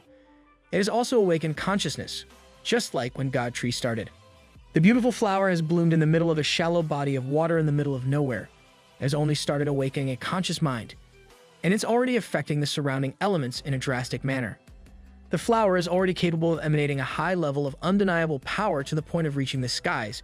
This phenomenon has caught the attention of the nearby human metropolis, the White Emperor City. The city's lord, named Wan Hao, a transcendent human inducted to one of the 10 great geniuses, was one of the first ones to sense the aura of an extraordinary treasure being born. He ordered his people to notify the Federation regarding the appearance of an extraordinary resource, as they must get manpower to make the first move. On the other side of White Emperor City was the equally prosperous and powerful Sea Guardian City. They just received news of the White Emperor Wang Hao's discovery and envied his luck for spotting such a treasure near his city's defense. Some people are fond of looking down on the White Emperor for being a commoner, a fool that doesn't even know what stroke of luck he just stumbled upon. Hearing those ignorantly arrogant words come out of his subordinate's mouth, the blue-haired lord immediately dished out a hard fist to the face. Sea Guardian City Lord Zhao Jiao, also one of the 10 great geniuses, doesn't need the commentary of low-level beings. Zhao Jiao is not letting this chance go by. He also wants to jump into the action and rush with his own manpower. Sea Guardian City's lord is a greedy man, and he's determined to obtain the extraordinary treasure for himself. The ones vying for this phenomenon are not just the White Emperor and Sea Guardian City. Other major metropolises like Yan and Most City are also mobilizing troops. Even some mysterious forces within the Federation are on the move. The human force is seething with hidden undercurrents. Meanwhile, Inferno City had also just received information regarding the upcoming treasure tug-of-war. The murmurs of another divine flower, no less than the God Tree appearing, have reached Shi Yaoling's ears. Her transcendent First-Order servant, Kylie Huoer, is giving her the rundown of the multiple cities and covert squads being deployed to the location. She knows that this is the type of thing that moves the power dynamic of the world. The seemingly united Federation is nothing more than scattered sand in the face of greed. But all of this doesn't matter. If the humans obtain the power of this divine flower, it would be bad news for her beloved Misty Mountain. So, Shi Yaoling ordered the mobilization of her genetic forces. They'll also be striving to seize the flower's power. The vampiric Kylie Huo are scattered into the wind with his thousands of bat forms. Shi Yaoling also sent a message to one of the peregrine falcons, Achi, to relay the information to the God Tree and the beasts. Achi is a fast-moving beast, so who needs internet and text messaging if you have a transcendent bird messenger? It's like Twitter, but using a literal bird. The Misty Mountains remained relatively peaceful and unaware of the massive world developments in progress. The first ones to receive the urgent news were the deadly squad of the Demon Cow. He was sitting on his throne, surrounded by his fearsome beast generals like the King of Hell. They cannot stay idle while there is news of a divine flower that just bloomed. Since he was holding down the fort at Misty Mountains, Achi still needs to go to the northern outskirts and inform the master. In the meantime, Emperor Alligator should come back to guard the Misty Mountains for now. Time is of the essence, so Demon Cow must take action before the humans get their grubby hands on a precious resource. He'll take his battle axe and assume the role of the first responder. He's going out to scout the site.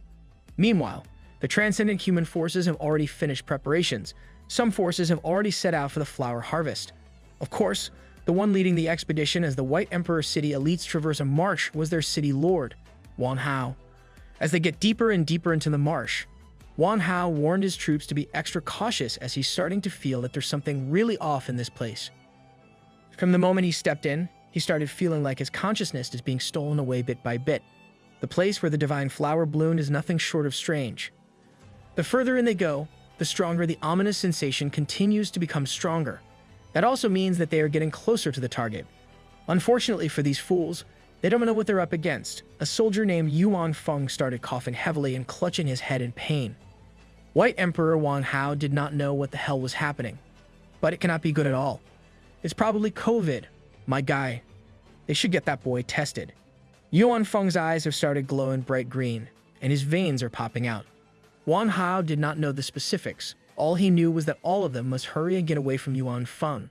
Speaking of the guy, he just pulled out his fiery sword and started hacking and slashing away at his fellow soldiers. You don't think that Yuan Feng has gone mad, attacking his colleagues like he's seeing his most hated enemy. But the mad soldier still has the capability to utilize his combat skills proficiently, evident by his masterful blade strike. Given that they've been fellow soldiers with this Yuan fungi, the other soldiers knew that this was bad news. That blade strike move can kill a first-order transcendent beast in one go. On the other side of the world, up in the northern outskirts, the god tree was just complaining about enduring agonizing pain while upgrading his roots to level 4. He was still reeling from the agony of getting multiple times stronger when Chi, the peregrine falcon, finally arrived with a news flash. Uzu was naturally curious and interested after hearing that there's a divine flower out there that possesses powers no less than his. He knows the implications of this phenomenon. It will shake the entire Federation. With so many people fighting over the potential power, every faction is taking a big risk. Demon Cow might have joined the fray, but he alone won't be enough. It's of the utmost importance to not let this flower fall into the hands of humans. With a job this big, Godtree only trusts his best general, the most powerful beast in his roster, the graceful Nine Tails. She's the only one that the God Tree can trust to secure that divine flower. The location that all forces in the world are vying for looks like a decrepit swamp with nothing special to note. The second battalion that arrived at the site was the Sea Guardian City troops, spearheaded by their transcendent second-order city lord, Zhao Jiyao. The blue-haired lord did not expect the sight that would greet them not far from the divine flower. The White Emperor Wang Hao was just dejectedly sitting on a piece of log instead of seizing the treasure.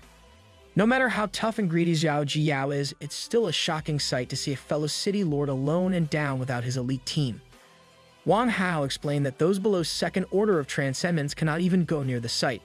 The divine flower can control minds, and being low level is a guaranteed death sentence. Zhao Jiyao is not buying it. He refuses to believe that Wang Hao is just waiting in the outskirts to tell him this info.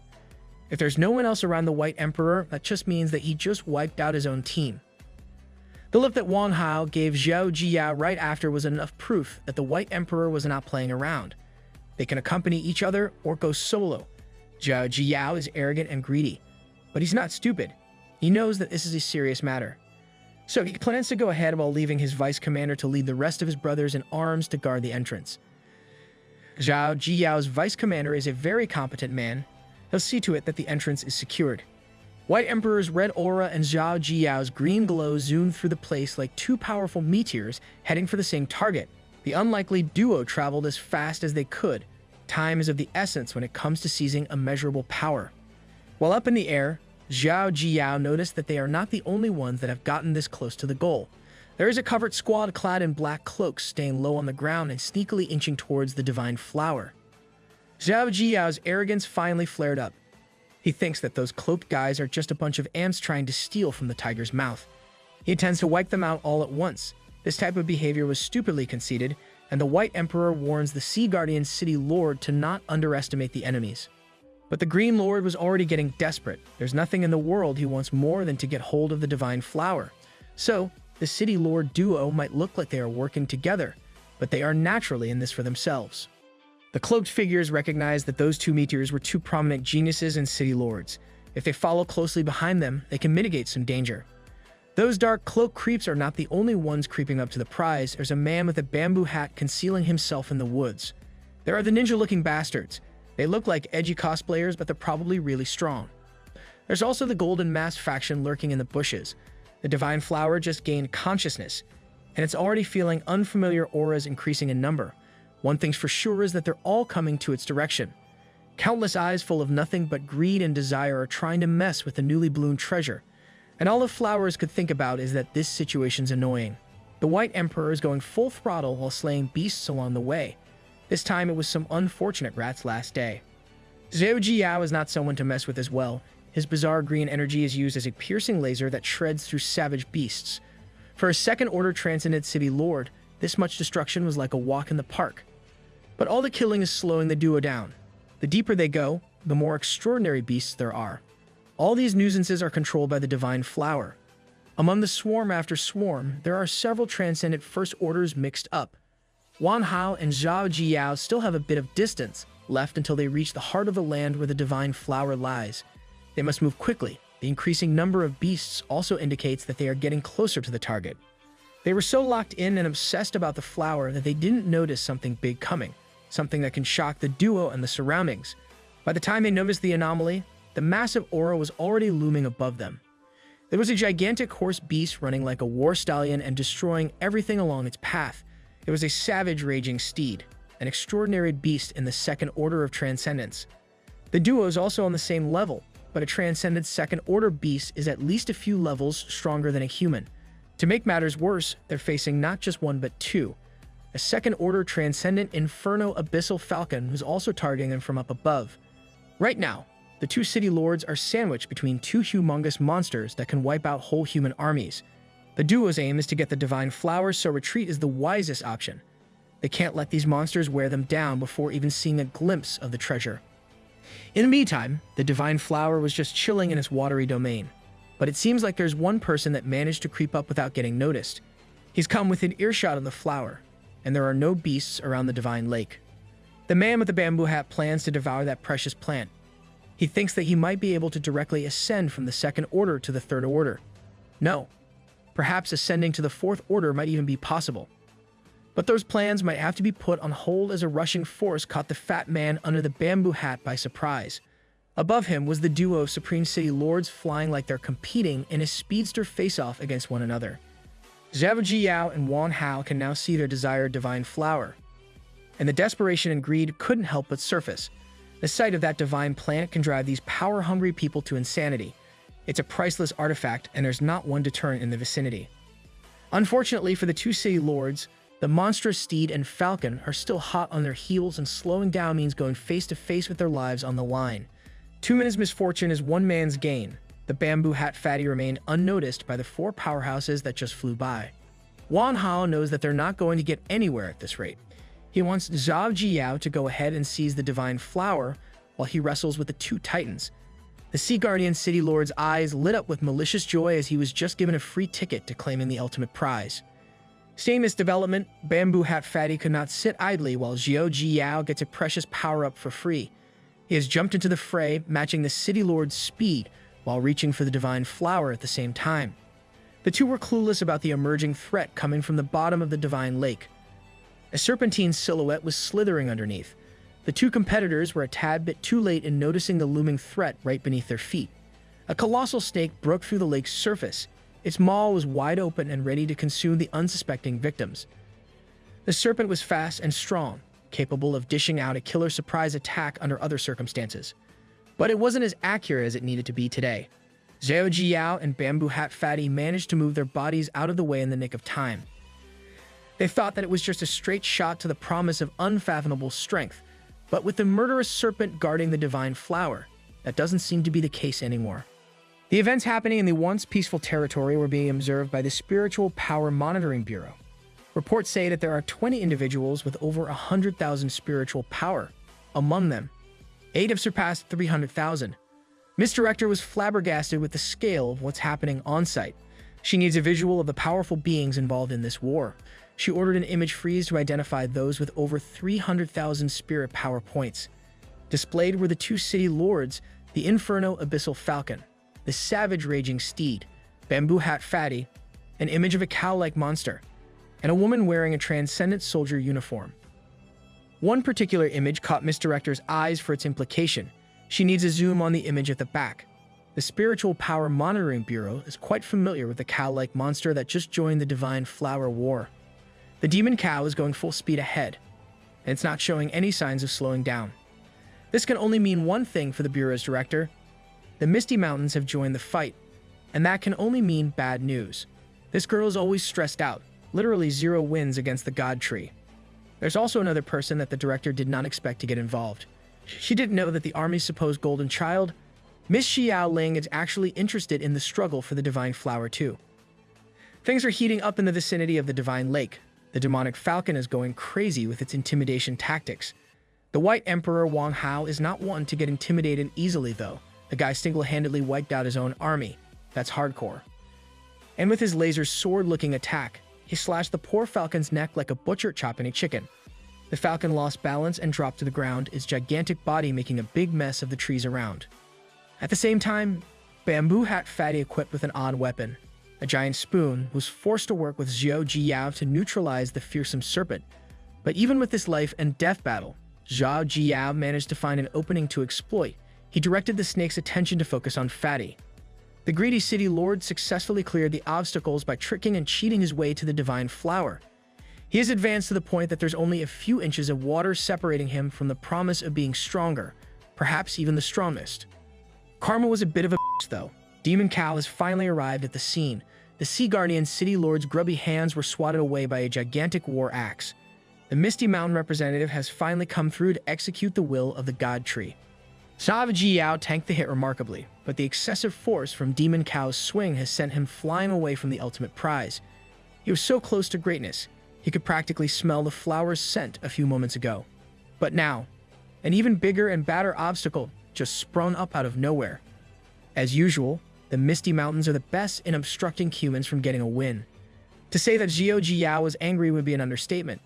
He didn't expect that humanity's enemies would appear, but he's pumped to fight all out now. It looks like the City Lord could possibly back up his words and greed with an impressive innate ability to conjure up a hell serpent.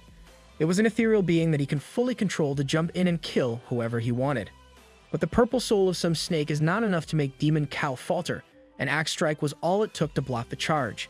The incorporeal body immediately started disintegrating after being hacked into two.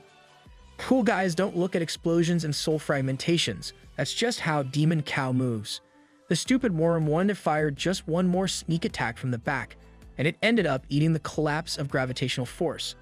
The snake's soul was nearing its end. It has gone down considerably in size, but it's still surprisingly tenacious enough to fight.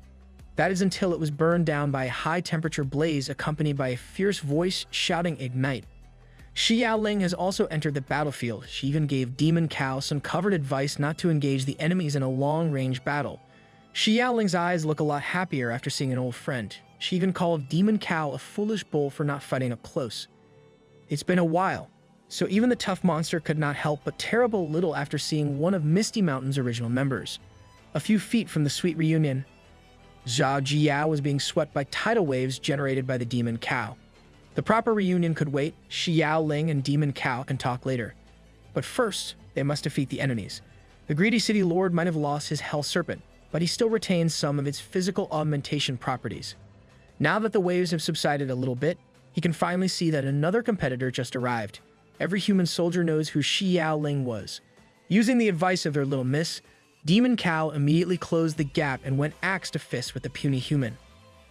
Zhao Jiao could not make sense of what was happening. The bullish beast was going for him while ignoring Xiao Ling's advance to the flower.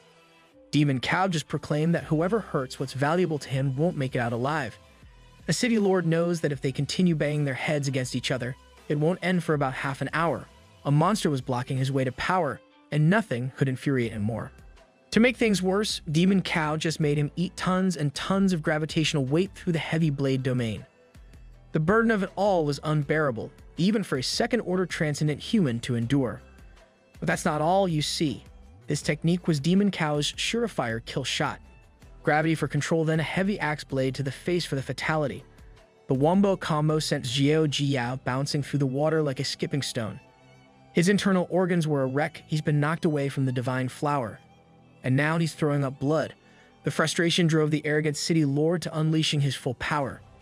Demon Cow was confident that he could play with this human, but he didn't expect a display of such a malevolent aura. A few meters from the ongoing battles, Xiao Ling has arrived a few feet away from the divine flower. She arrived last of the party, and she was still the first one to get so close so easily. Seeing the divine flower up close and personal stirred up some complicated emotions within the young woman. The flower actually chose to engage with her through a telepathic connection. The divine flower knew that Xiao Ling is not human, as both of their auras are identical. Xiao Ling conversed back, now knowing that this plant had already awakened its consciousness just like her master back then. Since that was the case, Xiao Ling decided to interact with the treasure using her true self, as Xiaoqing. Since the flower can control the bodies of living creatures, she wanted it to use her physical body, given that there are too many powerful individuals surrounding them and safety won't be guaranteed. With Xiaoqing's empty vessel, the divine flower can protect itself from the hands of human greed. This was a very thoughtful and effective plan, but the divine flower can't think of a reason why this girl was lending assistance.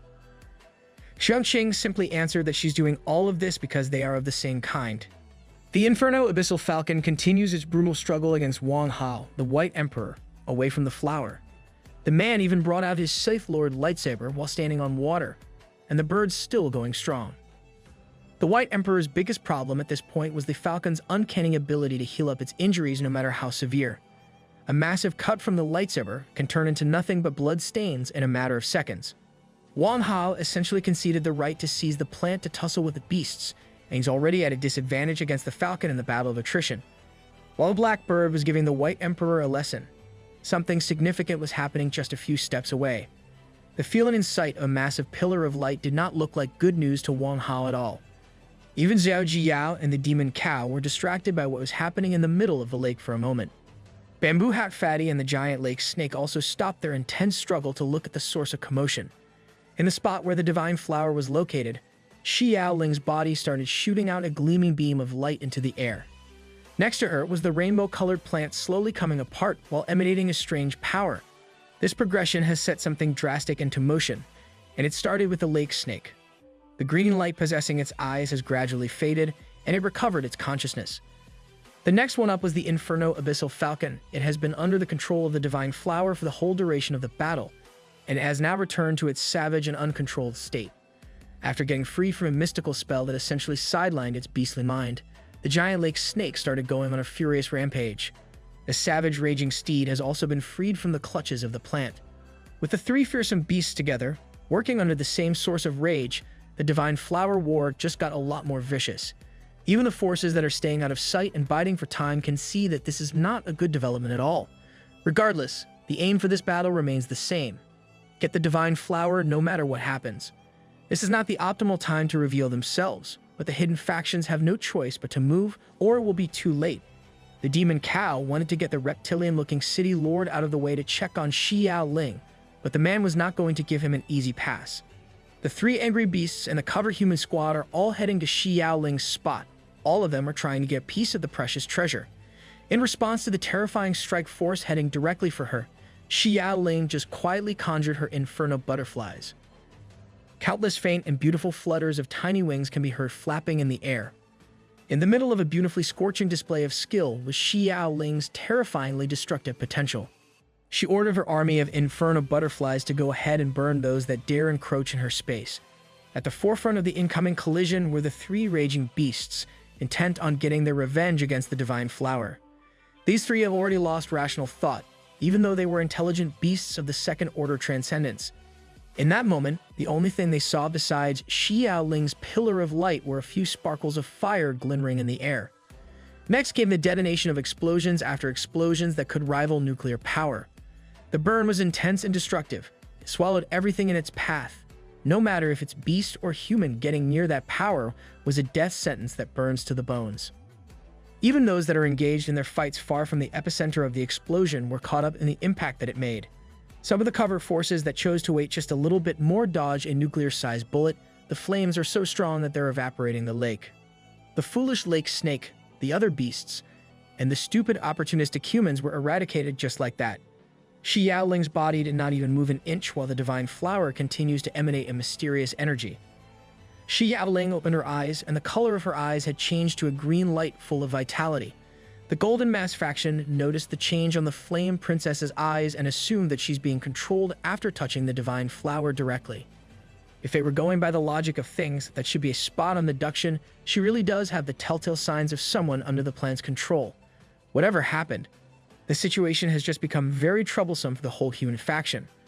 The Divine Flower is still up for grabs, but there's also the rise of a powerful enemy in the form of the Flame Princess. Her spiritual power can be measured at around 400,000 points. In truth, Xiao Ling's body really was under the control of the Divine Flower willfully. In direct vessel, the plant's soul can feel that it can get even stronger. This statement worried and caught Xiao Ling off guard. We'll call her Flower Xiao Ling for now, and she's jumping out of the lake for some experimentations. She started gathering energy like a character from Dragon Ball Z, screaming at the top of her lungs while her power level rises to a critical point. To complete the transformation, she even started emitting a golden beam of light once again. That's just full-on Super Saiyan at this point. Everyone stopped in their tracks and paused their battles at this point. All their attention was focused solely on the Flame Princess going full power. To those that can sense spiritual power intuitively like Wang Hao, Xiao Ling's state was simply incomprehensible. The White Emperor did not expect that the Federation Army's supposed golden child was this powerful. Just the excess aura that she's emitting was bending the surroundings around her. the water of the lake was evaporating and being blown away. Mr. Sea Guardian City Lord and everyone else have always known that she's strong, but no one expected her to be this strong. It looks like her power-up process has finally reached its cap. Shi Yaoling has attained a spiritual power of 700,000 points, a realm that no human should have attained at this point in time. Bamboo Hat Fatty was under the delusion that he could go against Shi Yaoling with his measly 320,000 points, and the only thing stopping him was the wrath of the Federation. Soul Xiaoqing did not expect that the flower can do something like this, but the enhancement is only temporary. Some auras are concealed, but there are still too many powerful individuals hiding and waiting for an opportunity nearby. Moreover, there are a large number of beasts heading their way, and retreat would be extremely difficult. But even if the divine flower can leave with the help of Shi Yaoling's body, it doesn't even know where to go. Soul Xiaoqing initially proposed going to the Celestial Mountain, an area that humans would not dare enter for its extreme conditions. The divine flower is essentially defenseless with just its base plant form, so that might be out of the question. Luckily, Xiaoqing knows a place somewhere else, a place that we know all too well. The divine flower can always just go to the God Tree's domain, the Misty Mountains. The divine flower inside Shi Yaoling's body had no clue what the Misty Mountains were and what they represented.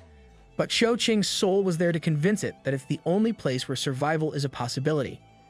She added that if the flower is willing, it can look for the beast in the shape of a barbaric cow, and that beast will serve as a guide. But before the flower does all that, it still has one lingering question in mind. It wants to make something clear first and foremost. It wants to confirm that Xiaoqing was from the Misty Mountains as well. She just gave the young plant soul an affirming and confident smile. In the middle of the divine lake's chaos, the flower needs a favor from the soul of the flame princess. Meanwhile, Demon Cow was still wielding his war axe against the full-powered Zhao Jiao and his multiple-headed hell serpent. His motivations align perfectly with his weapon of choice. He wants to send the cow to hell. They have been going at it for quite some time now, and the cow will not let that happen so easily. To make matters even bleaker for the city lord, Xiaoqing has chosen to intervene in the fight, dishing out a painful kick to the jaw. Zhao Jiao just can't stop taking L's. He has been bouncing around the divine lake every time someone interrupts his fights. Xiaoqing advised Demon Cow to hurry and take the divine flower vessel and leave the area immediately. She will now be taking over and holding the pesky humans off. Given that Demon Cow has been experiencing early signs of battle fatigue, he easily agreed. With the divine flower's soul inhabiting a premier vessel for power in the form of the Flame Princess, this much shouldn't be a problem. She started manipulating the surrounding temperature and conjured massive whirlpools of boiling water.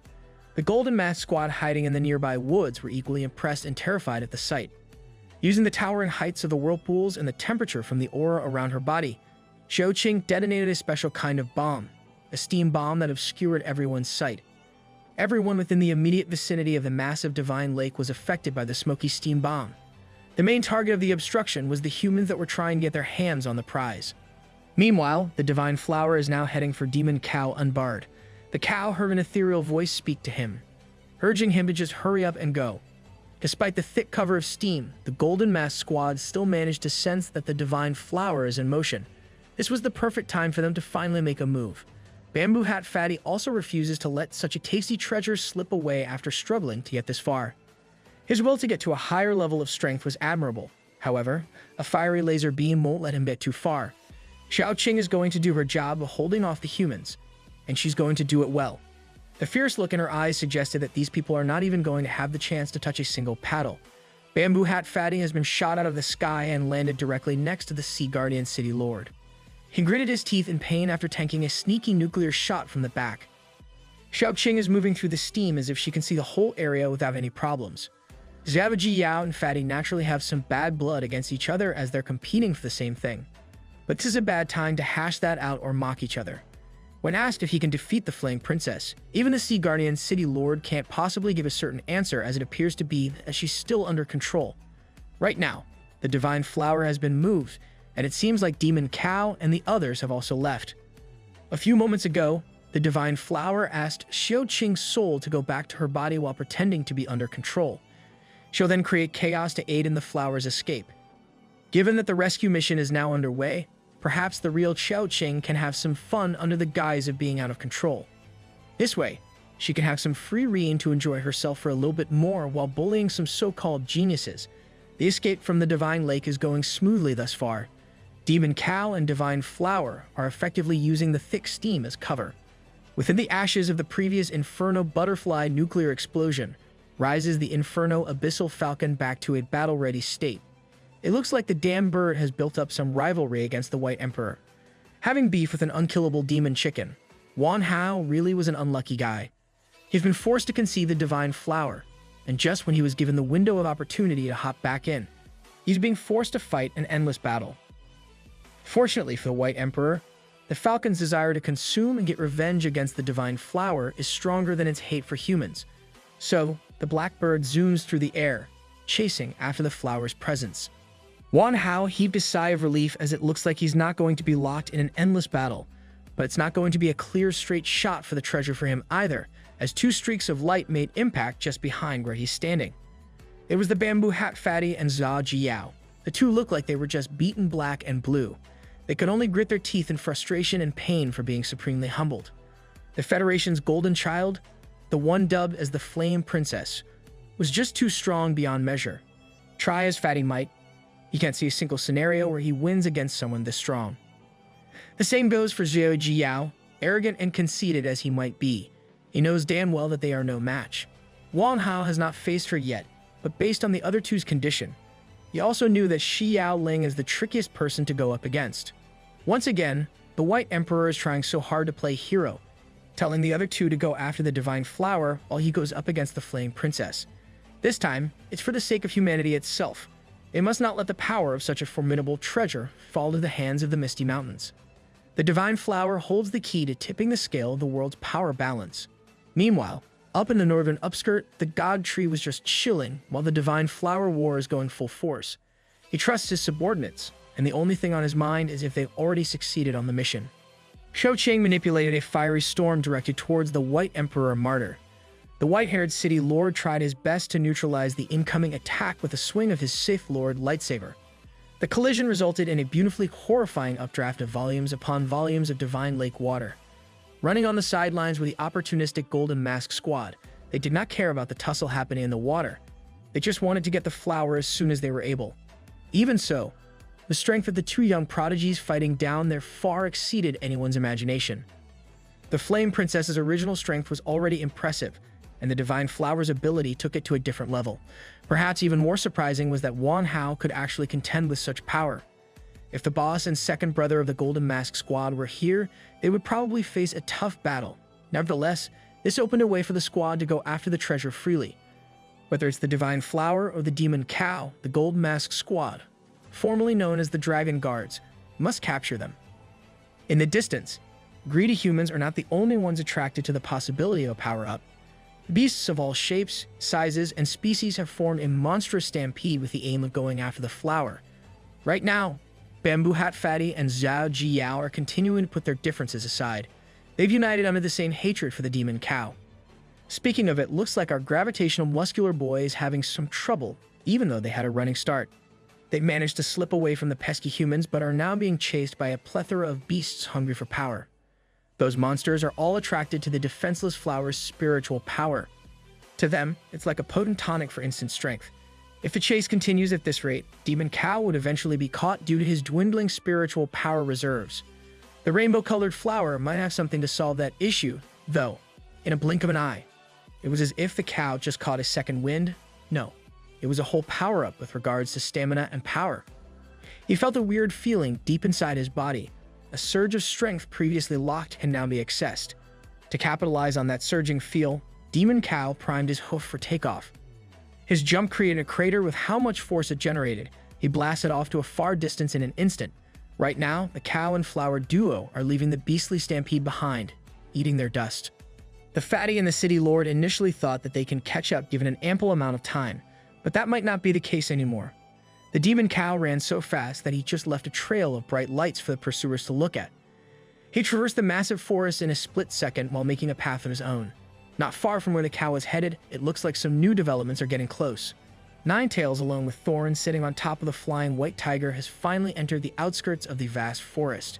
The fire fox upped her speed and urged the white tiger to do so as well. She senses a bad feeling nagging her. Thorn and the White Tiger promptly follow their senior's actions and kick the gear higher. To make sure that they get to the action on time, Ninetails pulled some strength from her newly upgraded spiritual power pool. The two monstrous reinforcements swirled around the air as they inched closer to the main event. Below them was the Iron Eater Panda. With no flight capabilities, the little guy could only look up helplessly. Thorn got a flying White Tiger, and all he had was the mutated Arctic Bear to use as a vehicle. Shingang was also stuck on the ground, swimming through the earth with his ability. Demon Cow is continuing to utilize the Divine Flower's supportive technique as best as he can. They've even pulled out to the point that there are no visible pursuers coming from behind. It looks like they've successfully shaken them off. But now would be a premature time to celebrate, as a golden arrow, almost as fast as them, is zooming through the air. Thankfully, the arrow's velocity was not quite enough to even touch a hair on the Demon Cow's luscious hair. The Dragon Guard archer was quite impressed with how fast the reaction and evasion was. The Cow and Flower duo might have managed to avoid a powerful attack, but it looks like they will be forced to fight at a disadvantaged angle. As the archer from the high ground gets the duo's attention, the Divine Flower sensed something coming and shouted caution. Two Dragon Guard swordsmen and their golden light blade have come out of nowhere, successfully hiding themselves and executing a fine ambush. The Dragon Guards work flawlessly with each other as they dish out a cross slash. The next thing you know, Demon Cow's blood has been spilled throughout the dirt. It was not enough to cut deep, but it hurts enough to make the demon bleed. Right now, it's a 3 versus 2. And those three are experts in preparation in their field. Now that Demon Cow can get a clear picture of the enemy, he noticed that these people have strong auras. Still, he believes that they are not strong enough to the point of being unbeatable yet. The bigger problem now is the large number of beasts that are rampaging closer and closer behind them. Demon Cow finally understood why the God Tree wanted his subjects to act together at times like this. The Dragon Guards proposed a deal. He just must hand over the Divine Flower and his life will be spared with no problems. Hearing that come out of the mouth of some random nobody deeply insulted Demon Cow. He turned his gravitational ability on, and the Dragon Guard swordsmen immediately felt the weight of the world on top of their shoulders. They have never experienced something quite as intense as this gravitational force manipulation. The Cow has got them in the ropes, and he's not going to hold back anymore. Try as they might, the swordsmen could not even move an inch as the downward force is forcing them to kneel. The Demon Cow has pulled out his trump card, the grin. He's turning himself into a celestial body while constantly increasing gravity. Even the Divine Flower was getting scared, as it does not know what the big guy was doing. Demon Cow was lost in the sauce. All he could think about was that this was not enough yet and he needs to be stronger. A lot stronger. He stretched his technique to the point of generating what looks to be a black hole where he was standing on. 3 high-ranking Dragon Guards have surrounded the Demon Cow, but now it looks like they're the ones on the back foot. This pause in running has given Zhao Jiyao and the Bamboo Hat Fatty some time to catch up. They come close to the point where they are feeling the fight happening up front, but the farther they go, the stronger the gravitational force is becoming. In the battlefield, it looks like it will go down as a battle of sheer will and brute strength. One of the Dragon Guards scoffed at the gravitational force. He insisted that this power is not beyond what his body can withstand. The Dragon Guard intends to contest Demon Cow's power directly to see whose body will be brought down first. Demon Cow ramped up the power even more in response to that.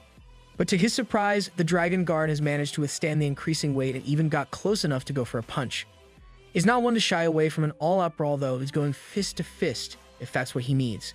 The swole Dragon Guard and the brutish Cow landed their respective punches at the exact same time. The golden-masked Mad Lad finds it more fun to use his fist when fighting with beasts. He even managed to go even with the first exchange against the Cow. Right now, it's like this anomaly of a human has broken free of the gravitational force as he activated his Supreme Ruler fist technique. He rained down countless punches like a JoJo character with his heavy mechanoid fist. Seeing how well his attacks landed, Dragon Boy had the audacity to talk trash to the Demon Cow about how much stronger he is. Before he could speak another disrespectful word, a blindingly fast fist was already buried deep into his face. It was an uppercut to end all uppercuts. It was the type of punch that would take a normal person's head off. The Cow's not done yet. The rage and disrespect he felt won't be corrected with just a single strike. So he's going for a downward body blow that would surely scramble the Dragon Guard's internal organs. Getting hit by that punch felt like catching a falling meteor at point-blank range with how vast the crater the impact created. His teammate was getting violated, so the Dragon Guard archer stepped in to shoot a demon-breaking arrow from his bow. It was an incredibly formidable attack, and the Cow can't just tank the hit, but he can certainly catch and stop it with his bare hands. In an effort to stop the deadly tip of that arrow from puncturing his face, Demon Cow was swept by its momentum, and while he was busy stopping one attack from the front, the other dragon guard was gearing up for a sneak attack from the back. The cow felt the swift presence behind his back a tad bit too late. A blade was already locked onto him. A purple glowing sword has lodged its sharpness throughout Demon Cow's back. Thankfully, the third dragon guard was a noob.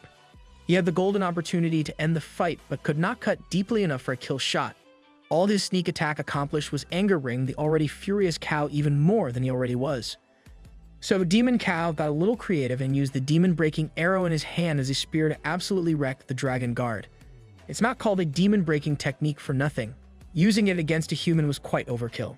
Even so, the failed assassin dragon guard still had enough juice to lift his purple blade and stop the arrow. But right now, his precious sword is out of commission. From the high ground, the archer watched as his 7th and 8th brothers suffered some convincing losses. He felt frustrated that none of their preparations worked, so he might as well just rain down golden arrows and hope that a few hits. Demon Cow has been depleted of energy and wounded all over the place. Now he needs to deal with a rain of arrows. A rain of golden arrows so packed and plentiful you would think that the stars in the sky were falling directly onto you. When the sharp rain came down, it came down hard and strong. A large-scale attack concentrated on a single target. The Golden Guard archer was not slowing down either. He just wanted to kill the beast, no matter what happens. It was a complete domination, demonstrating the importance of having the high ground and range advantage in certain battles. Divine Flower needed to step up, or it'll become defenseless once again. Free for the Dragon Guard's taking, so it utilized its energy to stop the volley. Flower tried to infiltrate the mind of the archer, and it certainly put a pause on the rain of golden arrows. But the controlling ability is not working at all. The Divine Flower's ability can only impose a bit of mental suppression against the archer. After getting stunned for a second, the Golden Guard knew that the flower tried to do some mind tricks against him. That quick second of stun and diverted attention was enough to spell a very grim fate, though. Demon Cow equipped his war axe while countless arrows are protruding from his body. He resolved himself that even if he has to die, he will take this irritating archer down with him. It was at that moment the archer knew he messed up. He could only curse himself for giving an opening for the opponent to exploit. The next second can be characterized as messy and powerful. The bloody and wound-covered Demon Cow has destroyed a portion of the cliff with his axe, but there's no dead archer to be seen in the rubble. He turned around to see what happened, only to spot that the 3 dragon guards have reunited. After an intense exchange of multiple attacks that would have destroyed an ordinary beast or human, the battle is back on square one. One thing's for sure is that the beast is downright terrifying. It's just a mere second-order transcendent, and yet it's on par with 3 dragon guard elites. Taking that slash to his back has left quite a slow-acting injury, and it's showing signs of effect with how Demon Cow is struggling to stand straight. As the Golden Brothers were thinking that they're now holding the advantage, the beast stampede along with the other humans have finally caught up. This is not a good development for either the Dragon Guards or Demon Cow. The unlikely duo of Zhao Jiyao and Bamboo Hat Fatty are deeply fixated on just taking the treasure and running themselves. The Beast Wave, on the other hand, is just operating on instinct at this point. Whoever gets to the Divine Flower first gets to devour its power. But it looks like everyone's plans are just about to be trounced once again. A pillar of pure flame shot down from up above. The Dragon Guard recognized the intensity of this unique flame. It came from Misty Mountain's #1 general, a pure spiritual energy with a blazing attribute. Ninetails has joined the fray, and she's ready to make some fried beasts for human. Mozilla Firefox is about to pop off. Ninetails has coalesced the pillar of fire into a sweeping wave of flames spreading out everywhere. Zhao Jiyao and Bamboo Hat Fatty were separated from everyone else. The fire has segmented everyone by their groups. The Beast Stampede has also been barred from advancing even further. The Divine Flower turned to the big fellow, afraid that they might have much more formidable enemies now. But Demon Cow just looked up in the sky with a meaningful gaze. He reassured the flower that it's fine, and that they are safe now. For the most formidable beast of the Misty Mountain has come out to play. Every transcendent human soldier worth their salt knows the monsters of the Misty Mountain, especially the Fire Fox. Bamboo Hat Fatty started deliberating his next move. They had worked so hard to force the mutant cow into a corner, so it's hard to give up now. Ninetails is floating up in the air, unbothered by the array of opponents that have their eyes all up on her. The Divine Lake Snake knows that the beast in front of them is not just someone to mess with. Still, once you see the Divine Tonic that can put you on a whole other level, instincts would just take over and the tunnel vision kicks in. That's exactly what happened to the Divine Lake Snake. Desire has taken over the creature, and it wanted a bit. a huge one too. To everyone's surprise, it wasn't fire that stopped the snake's charge. It was a gigantic palm made up of pure earth. The snake immediately retreated fearfully after banging its head on an unknown and strange soil formation. The hand then contorted and transformed to a wave that intends to swallow the confused beast wave whole. From an earthen hand, the formation has transformed into a sturdy dome that imprisoned countless fearsome beasts. Qinggang has arrived at the scene with his newly unlocked form activated. His control of the earth element has reached a different realm. He used to be just a guy that can strengthen muscles. Now he can bend a primary element at will. As that was happening, the muscular dragon guard wanted to take advantage of the chaos to mount a sneak attack behind Nine Tails. They've worked so hard to snatch the spirit flower, and they won't let some misty mountain beast stop them. He pulled out his best technique while Nine Tails was exposed, the super tyrant machine gun blow. The fox turned around calmly and declared that the man was seeking death as she fired off a counter full of disdain. It was punches versus infernal fire. Who do you think wins that one? The dragon guard felt his fists and arms burn up like they had never felt before. The temperature that the attack emitted was equal to its powerful pushing force. Everyone down below saw how fearsome the fox can be. The city lord and bamboo hat fatty were probably questioning their life decisions by now. The muscular dragon guard that Demon Cow went toe-to-toe with was brought down dead in just a matter of seconds. The remaining golden mask freaks started freaking out as they saw their eighth brother's corpse getting desecrated. Nine Tails, just like everyone in this war, is just at the second-order transcendence, but the gap is still too big. Just one move easily erased a Dragon Palace guard's life. Unfortunately for the human forces, there are still more beasts pouring in. The Misty Mountains cavalry. The dignified paws of a white tiger gently landed on the ground as he folded his angelic wings neatly. Thorn carefully dismounted and prepared herself for war. The elite attack force of the Misty Mountain beasts has come out to teach the humans the difference between their strengths. Divine Flower was delighted that this fresh force is the big fellow's friends. Every single one of them possesses an impressive level of spiritual energy. But there's still someone else missing from the party. Iron Eater Panda and his trusty Arctic Bear have run out of breath after trying and failing to catch up to the others. The arrival of new beasts might have sent the others to despair, but Bamboo Hat Fatty felt his heart skip a beat for different reasons. He knew that the first time he laid eyes on Thorn's beauty, that he was in love. That did not escape White Tiger's attention. It pissed off that big cat for some reason. He did not waste a single second and pounced on the Fatty with a murderous roar. Fatty was just staring and falling in love, and now he's suddenly getting attacked. In this world, simping is punishable by death through Tiger. White Tiger spoke in perfect human tongue that everyone should quickly head to the master's side, otherwise everyone will die. Fatty just became even more confused. He had no idea what this big cat was yapping about. He narrowly avoided getting Thorn assured by blocking White Tiger's claws with his big spoon. Meanwhile, Sea Guardian City Lord is suiting up with his Inferno Serpents to go up against Thorn. He conjured the maximum amount of serpent heads and ordered them to charge. Thorn promptly responded with a very fitting counter, a vine attack that can serve as both defense and offense. The two similar styles of combat collided in a very colorful display of power. The Dragon Guards are not going to let the killing of one of their brothers slide. They are going after Nine Tails. But that will not be a simple matter at all. Try as they might to exploit openings and blind spots, Nine Tails just has the superior speed. She's not one to pull back too. Dodging an attack opens the possibility to counter with her fire. The Dragon Guard with the golden blade was swallowed by a scorching heat. It took everything that Dragon Boy has to shield his body from being turned into nothing but ash. Just like what he did with Demon Cow, the Dragon Guard archer is taking advantage of other combats to launch his rain of arrows. In just a few seconds, the archer managed to fire a lot of golden arrows only to be blocked by a thick layer of earth. The dome below their feet can easily be molded to whatever Qinggang wants, and now it's serving as a shield. Qinggang's next action was to contain the long-range threat on an earthen cell of his own once and for all. Where there is fire, there is Qinggang. In the narrow sphere made of soil, he's taking on the archer in point-blank range. While all that was happening, Iron Eater Panda was still heaving for air a few miles away. He wonders if the war is over. He thinks that his allies won't win without him, so he needs to go lend help. There are fights happening all over and at the top of Qinggang's earthen dome right now. Divine Flower complained that Big Fellow's friends just came to fight as soon as they got here. No one's even protecting them at this point. And with Demon Cow being severely injured, the incoming neighing of the savage raging steed is even more ominous. Flower did not expect that the dumb horse is not dead yet and it's charging straight for them. While the divine flower was freaking out, Demon Cow just sat unmoving while saying that he doesn't care.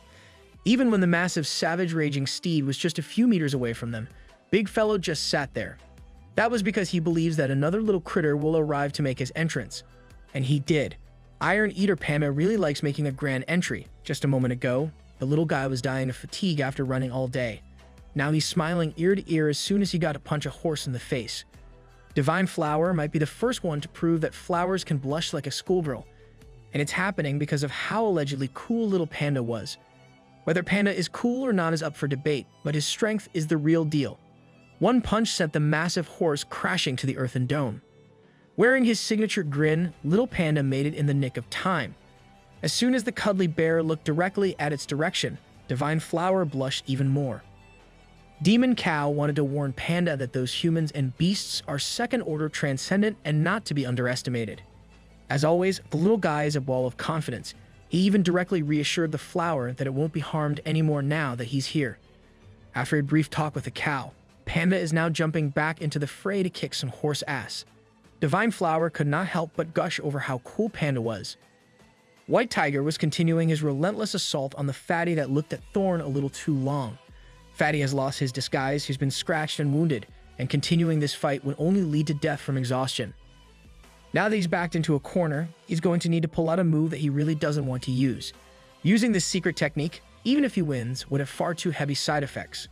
He has the ability to store an abnormal amount of matter inside his belly, and his weapon of choice was stomach acid.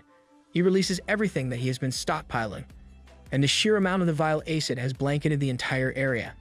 Definitely in the top 10 nastiest special moves of all time. Any living thing not strong enough to withstand the corrosive effect of the acid was met with a terrible fate. There was so much of this deadly viscous liquid that it even coated Ching Gong's earthen dome. After releasing his most powerful move, Bamboo Hat Fatty has turned into a sickly-looking boy with no meat on his bones.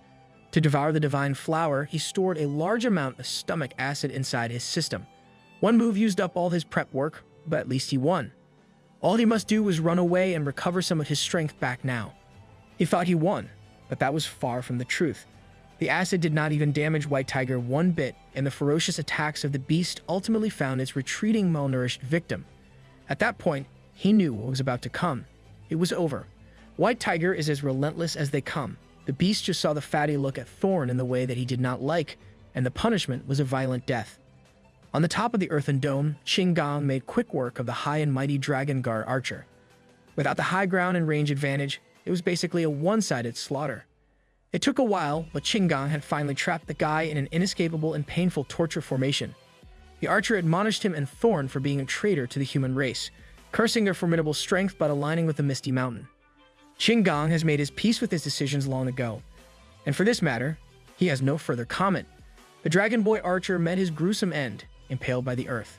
There's only one more Dragon Guard left alive, and he just watched his 9th brother perish. Fortunately, or unfortunately for him, he might be following his brothers very soon.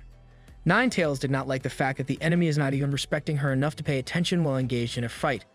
The fox was about to go in for the kill shot, but the Dragon Guard was surprisingly gathering energy for a big dazzling attack.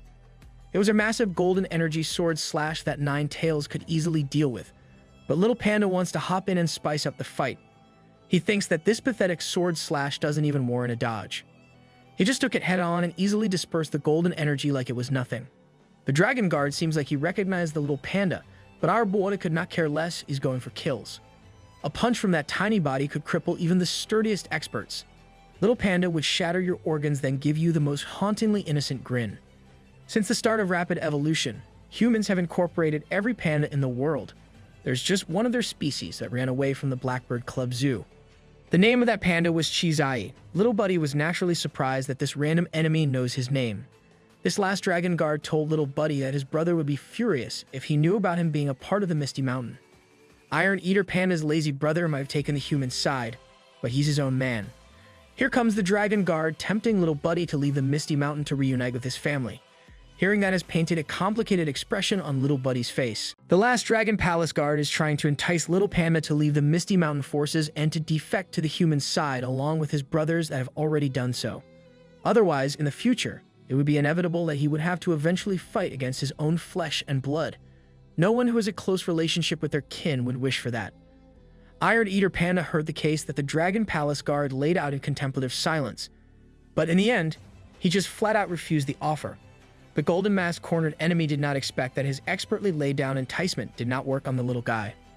Little Panda does not want to betray the God Tree at all, but he also does not want to fight against his brothers. But if that day really comes, he will gladly lay his life down and fight with all that he has against his brothers. Knowing that negotiations have completely broken down, there's nothing else better to say. The last Dragon Palace guard conjured up his energy blade and threatened to unleash his strongest move to end this farce. He knows full well that he will die in the process, but he was hell-bent on making these beasts pay a hefty price as revenge for his fallen brothers. The man really was emitting an abnormally strong aura that tickled the beasts' instincts to get out of the area as soon as they could. It is evident that even if they were able to somehow dodge this incoming attack, they won't be unscathed. No matter if they take it head-on or try their best to dodge, it'll be a losing situation. The preparations are done, and the Dragon Palace Guard's final gambit is ready to be served. This is the final counterattack of a transcendent rank 2 practitioner with no more regards for his own life and safety. The purple energy sword swung down. Heaven's slash was about to be unleashed upon the world, and it was so sharp that it could cut down mountains. But the Beast faction has the Polar Bear King's sheer weight. He might be a late addition to the team, but this guy's timing is just too godly. Ninetails and Iron Eater Panda watched in awe and shock as this cuddly giant bear just ended their problem with a simple maneuver. The two might be prodigies when it comes to offensive combat power, but even they were sure that they could not do what the bear did just now. To make things worse for the poor Dragon Palace Guard, the Polar King Bear did not even mean to do that. He just tried to get into the fight as fast as possible, and just happened to kill the enemy. On the other side of the battlefield, Thorn has been giving the Sea Guardian City Lord a tough time with her deadly vines. Zhao Jiyao knew that he was in the worst-case scenario now. Everyone has been wiped out, and if this goes on for much longer, he's certain that he'll die too. He tried his best to focus on his vision to at least have some semblance of a chance to dodge and survive to find an opening to escape. But Thorn turns into a completely different beast in the face of her enemies. Her gentle demeanor disappears, and what takes over is a brutal killing machine.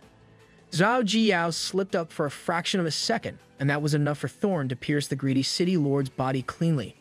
The Divine Flower turned to the recovering big fellow Demon Cow as they watched the Beast faction win all their battles.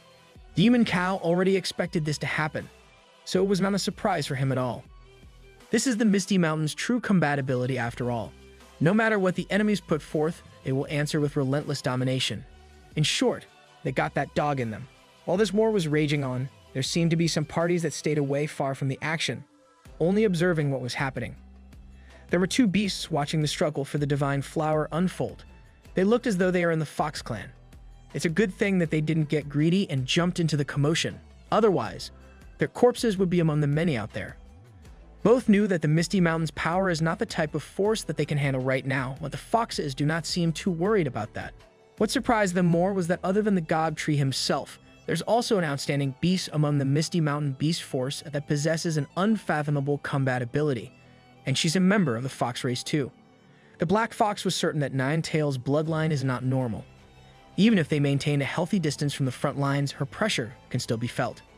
White Fox took this as motivation to become as strong as that Fire Fox too. Near the Divine Lake, the entire topography of the area has been destroyed and altered from all the intense fights. Wang Hao, the White Emperor, is sitting on the rubble with various injuries all over his body. He looked up to see the one responsible for putting him in this miserable state. It was the Flame Princess Xiao Ling. Wang Hao was still under the impression that this girl was still under the control of the Divine Flower. Little did he know, she's just playing with him for the fun of it. He tried to talk her down now that she is slowed down, thinking that the manipulation of the Divine Flower has finally stopped. He wanted to appeal to her human side, saying that this is not like her at all to be controlled by the Spirit Flower, as if she knows Xiao Ling on a deeper level. She insisted that this was just a small accident. Yes, a small accident that essentially got everyone killed. Wang Hao himself had to use 50 years of his lifespan as spirit energy just to try and contain her. The White Emperor kept on yapping and yapping about how big the price he had to pay to bring back Xiao Ling's sanity when she had it all throughout the fight. Now she's just wondering if Demon Cow and the rest have successfully escaped, not paying attention to Wang Hao's rants. She then turned around and walked while making an excuse that she'll go check if there is a chance to snatch the Divine Flower. With his horribly aged face and depleted spirit energy, Wan Hao kept on proclaiming that he saved Xiao Ling's life and in exchange, she must marry him. You're not that guy, pal. Trust me. You're not that guy. He said all that only to get ghosted by the girl that was just messing with him and having a fun time in battle. The other city lord wasn't as fortunate to keep his life. His corpse was now littered alongside the Dragon Guard palaces. Due to his greed and refusal to yield the treasure to a stronger force, his life has now been forfeited. But it looks like it's only his physical body that has perished. Zhao Jiyao had the secret ability to separate his soul from his physical form, a rare and useful ability for situations like this one. He never thought that the Misty Mountains reinforcement would be this strong. Even the other parties vying for the divine flower were slaughtered. Even though he lost his body, he still has the possibility to restart with his soul intact. Just as he was thinking about that, a corporeal being the same as his soul suddenly appeared out of nowhere, and its target was locked in on the poor sap. Zhao Jiyao was as vulnerable as he can be in this form, and he did not even see the threat until now. At the end of the day, even his only hope of starting over was devoured by the spiritual form of a centipede. Of course, that centipede belongs to none other than Xiao Ling. Zhao Jiyao is double dead now, in body and in spirit. All of his remaining life force and spirit energy has been transformed and spat out as a tiny orb of pure power. With that, the war for the divine flower has officially ended. It is over. The next day came, and the news of this excursion shocked the entire Federation. Experts that went to snatch a precious treasure were wiped out. No one survived. Dragon Palace guards ranking 7, 8, and 9 have been confirmed dead. Genius Zhao Jiyao and the Food City's city lord died in battle. The Federation also suspected that the Flame Princess Xiao Ling was dead, but her remains aren't found in the scene. The same goes for White Emperor Wan Hao. Apart from everyone that has died in battle in brutal ways, their whereabouts are still unknown. Right now, the human forces are in shambles, and the entire Federation is in dire straits. They just cannot stop catching Ls one after another. Not only has there been an outbreak of rats, and this is not your typical rats, they are rat beasts that grow up to the size of a damn building. Even the wolf packs have also come out of the woodwork to attack and wreak havoc on numerous grassland tribes. At the moment, the relentless beast invasion coming from all angles has amassed a death toll that totals 30,000 and still counting.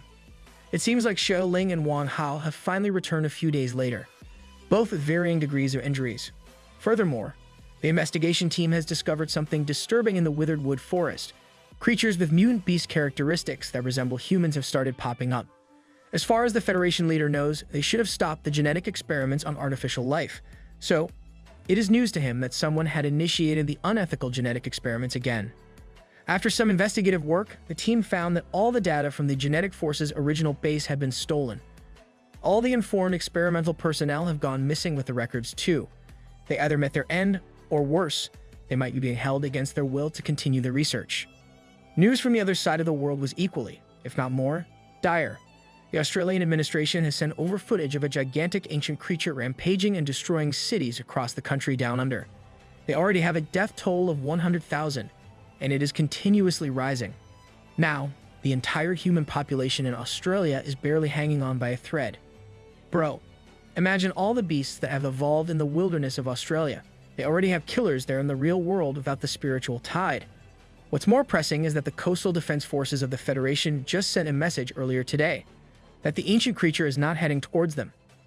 It is traversing the vast oceans with the land of the Federation in mind, and in a month it will make its inevitable landfall.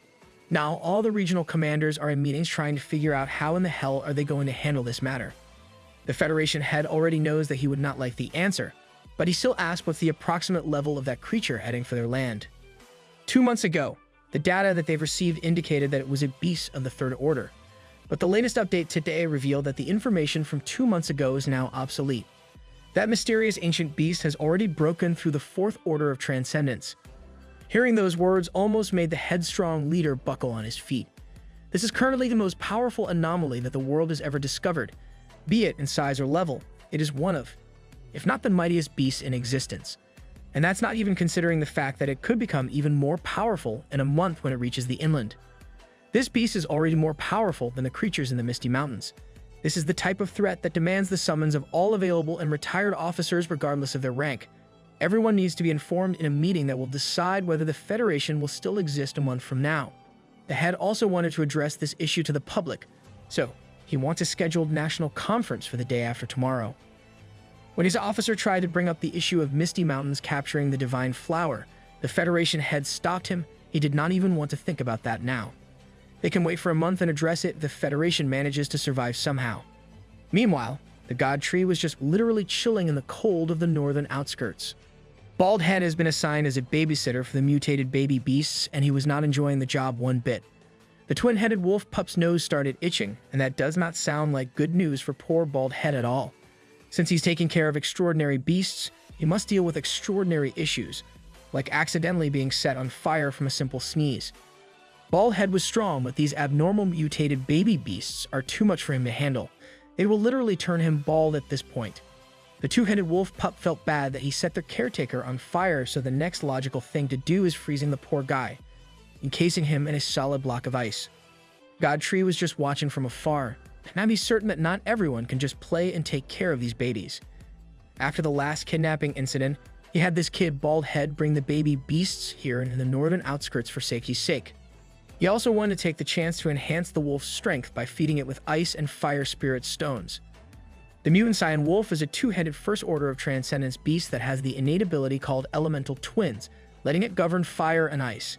It also sports the special abilities of savage bite for physical prowess, glacial flow, and blazing fire for elemental attacks, and each of its heads can think independently with multiple consciousness. As for the giant mutant green snake, a three-headed first-order transcendence beast, it possesses the innate ability of immortality. It has the venom, scaled armor, and abnormal growth special abilities too. But what piqued the God Tree's attention is the special ability of aquatic combat proficiency. He thinks that for the sake of better development, the mutant green snake should be in the sea. To make that happen, he immediately called onto the orca. The orca that dared to mount an attack to him all those days ago has now been inducted to the beast force. Ever since the God Tree tamed this creature last time, it pledged allegiance to him along with its whole clan.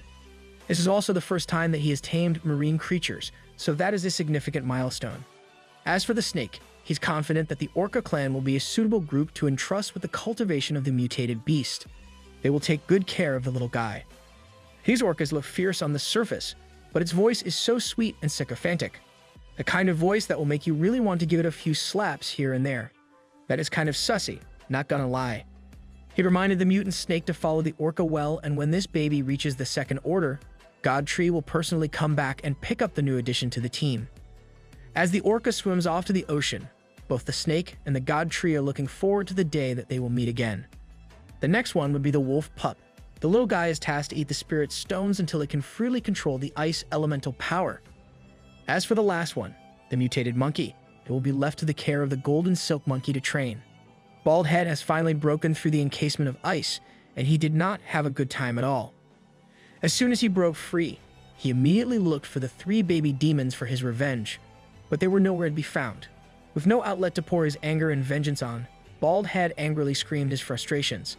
When he finally calmed down, the roots of the God Tree tapped him from behind. Yuzi has decided that he will personally train this troublemaker. Both the monkey and boar's strength have already far surpassed Bald Head's due to sheer laziness. His progress has fallen through a crawl, and he was not progressing nearly fast enough. If Bald Head continues to be such a lazy ass, God Tree might seriously consider killing the unruly honey badger. The trading has already started, and the new beasts watched in fear as their God Tree basically tortured Bald Head. They went at it for basically a whole day, not stopping even when the sun has set, the dark has settled in, and even when the morning shine has come back. 5 days of non-stop combat training later, Bald Head has trimmed off all the fat in his body and achieved a frame of a bodybuilder with steroid issues. These 5 days have been excruciatingly exhausting, but the rascal has kept up. Luckily, the hellish training was not in vain. Now it is certain that anyone below First Order won't be Bald Head's match anymore. After that, one of the Peregrine Falcons just arrived in time to deliver news. It seems like the party that they have been waiting for has finally come back. Bald Head was feeling prideful. He was excited to let everyone see the results of his special 5-day training. He has achieved the peak of First Order transcendence after all. The group that slaughtered several experts from the human side and succeeded in the divine flower retrieval has finally arrived at the northern outskirts to report back to the God Tree. White Tiger and Thorn are now at the peak of First Order and can break through to the second anytime now. While Demon Cow, Ninetails, Qinggang, Polar Bear King and Iron Eater Panda are all at the second order of transcendence, miles ahead compared to Bald Head. Now that he's looking at it, the 5-day special training was hardly anything to be proud about when compared to the other beasts of the Misty Mountain. Bald Head's inflated ego took a big hit, and he was now back to his old self. The God Tree's eyes were locked in on the colorful petals of the divine flower, though. Now that everyone has gathered, it's time for the God Tree to receive the complete account of what happened. His eyes could not move away from the colorful divine flower that everyone was fighting for, to the point of costing some of them their lives. He used his system to open the attribute panel as curiosity got the best of him, wanting to see just how extraordinary the flower really is. When the attribute panel opened, he was blinded by the bright lights it started emitting. Even just a supposedly simple attribute panel is so extraordinary, God Tree could not wait to see its contents. The divine flower's name is the Celestial Earth's enigmatic flower. It's only a transcendent first order for now. It has the unawakened innate ability called momentary, the ability to freeze time at a cost of a cool 1 million spiritual energy in an instant. It has the special abilities of allure to attract and control living beings within a radius of thousands of kilometers. It can bestow the blessing of spirit power to another being. It can command both spirit flowers and spirit herbs to thrive. And finally, it can gather spiritual power at an abnormal level. Yuziyu was stunned by the flower's capabilities as he read it line by line. The ability to freeze time in particular made him sweat. The abilities of this tiny flower are actually related to time of all things. That can be huge. After seeing such a cool rundown of abilities, the God Tree could not help but blurt out that he was so envious that the flower could control time. He was now only realizing that he might have come off too intense. The divine flower proceeded to hide behind the big fellow, while the demon cow tried to reassure her not to be nervous as no one in this place will have any ill intentions.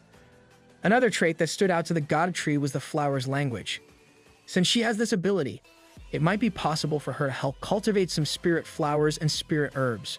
She confirmed that with ample energy, she can aid them to mature in half a month. But she'll also need to absorb 1/5 of the spirit flowers and spirit herbs as food.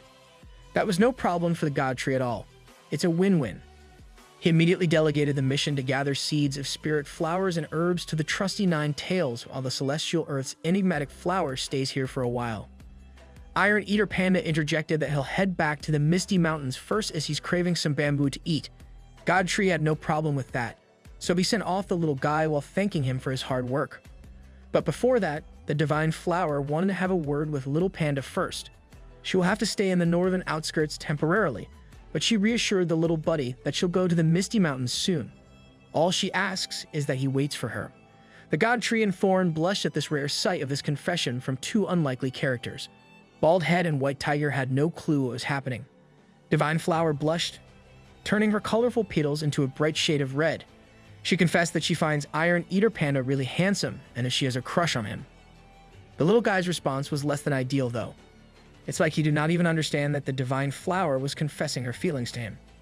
He just gave her the cold shoulder with an equally icy remark, "Don't bother me." The bystanders at the back could not take their eyes off the scene in front of them. It was like watching a car crash. Divine Flower went back to the group. She had no eyes, but she was crying somehow. The little panda just outrightly dumped her. Times like this, God Tree becomes introspective. He reckons that love always comes with bitterness.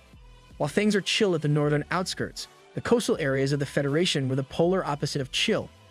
Aircraft carriers, fighter jets, naval ships, and everything that the Federation can spare has set out to the ocean. They intend to surround the ancient creature that terrorized Australia right here and right now before it could even set foot on the inlands where it can freely decimate everything. At first, it was like the threat of everything that human technology can muster did not even register to the monster's radar. But then its beady red eyes started moving around, scanning the vicinity, ready to strike at any moment. The Federation did not spare any effort nor budget in mobilizing this impressive fleet with all that they have. The naval force has finally gotten close enough to the ancient creature to lock their sights onto it. It's time to prepare for battle. Once the order to fire was issued, everything that they have from low-caliber bullets, high-caliber bullets, explosives, missiles, and everything else were let loose. The fighter jets dropped all their loads in sync with each other to maximize the force of the resulting blast. In the duration of that seemingly endless barrage, the peaceful ocean looked like a sea of fire and smoke while the ancient creature just stood there, unfazed. The intensity of the blast and firepower kept on creeping up from one level to the next until the ancient creature's massive body has been surrounded by the color of humanity's will to survive. They have pushed forth so hard that they have finally forced the creature to make a different new move as it starts opening its disgusting upside-down mouth from the middle of its dark body. From that circular hole surrounded by sharp teeth, a sonic boom blasted out into the direction of the naval forces. The force behind that sonic blast was so strong that it detonated all the incoming attacks prematurely and continued moving forward without losing any momentum. Fighter jets and bomb carriers were not safe from that sonic blast too. It essentially blasted all the aircraft in the vicinity from inside out. The ancient creature had no concept of mercy. It continued letting out the booming noise to the point of reaching the battleships and aircraft carriers at the rear. To hopefully get out of this increasingly bleak situation, the Federation has authorized the preparation and use of intercontinental ballistic missiles.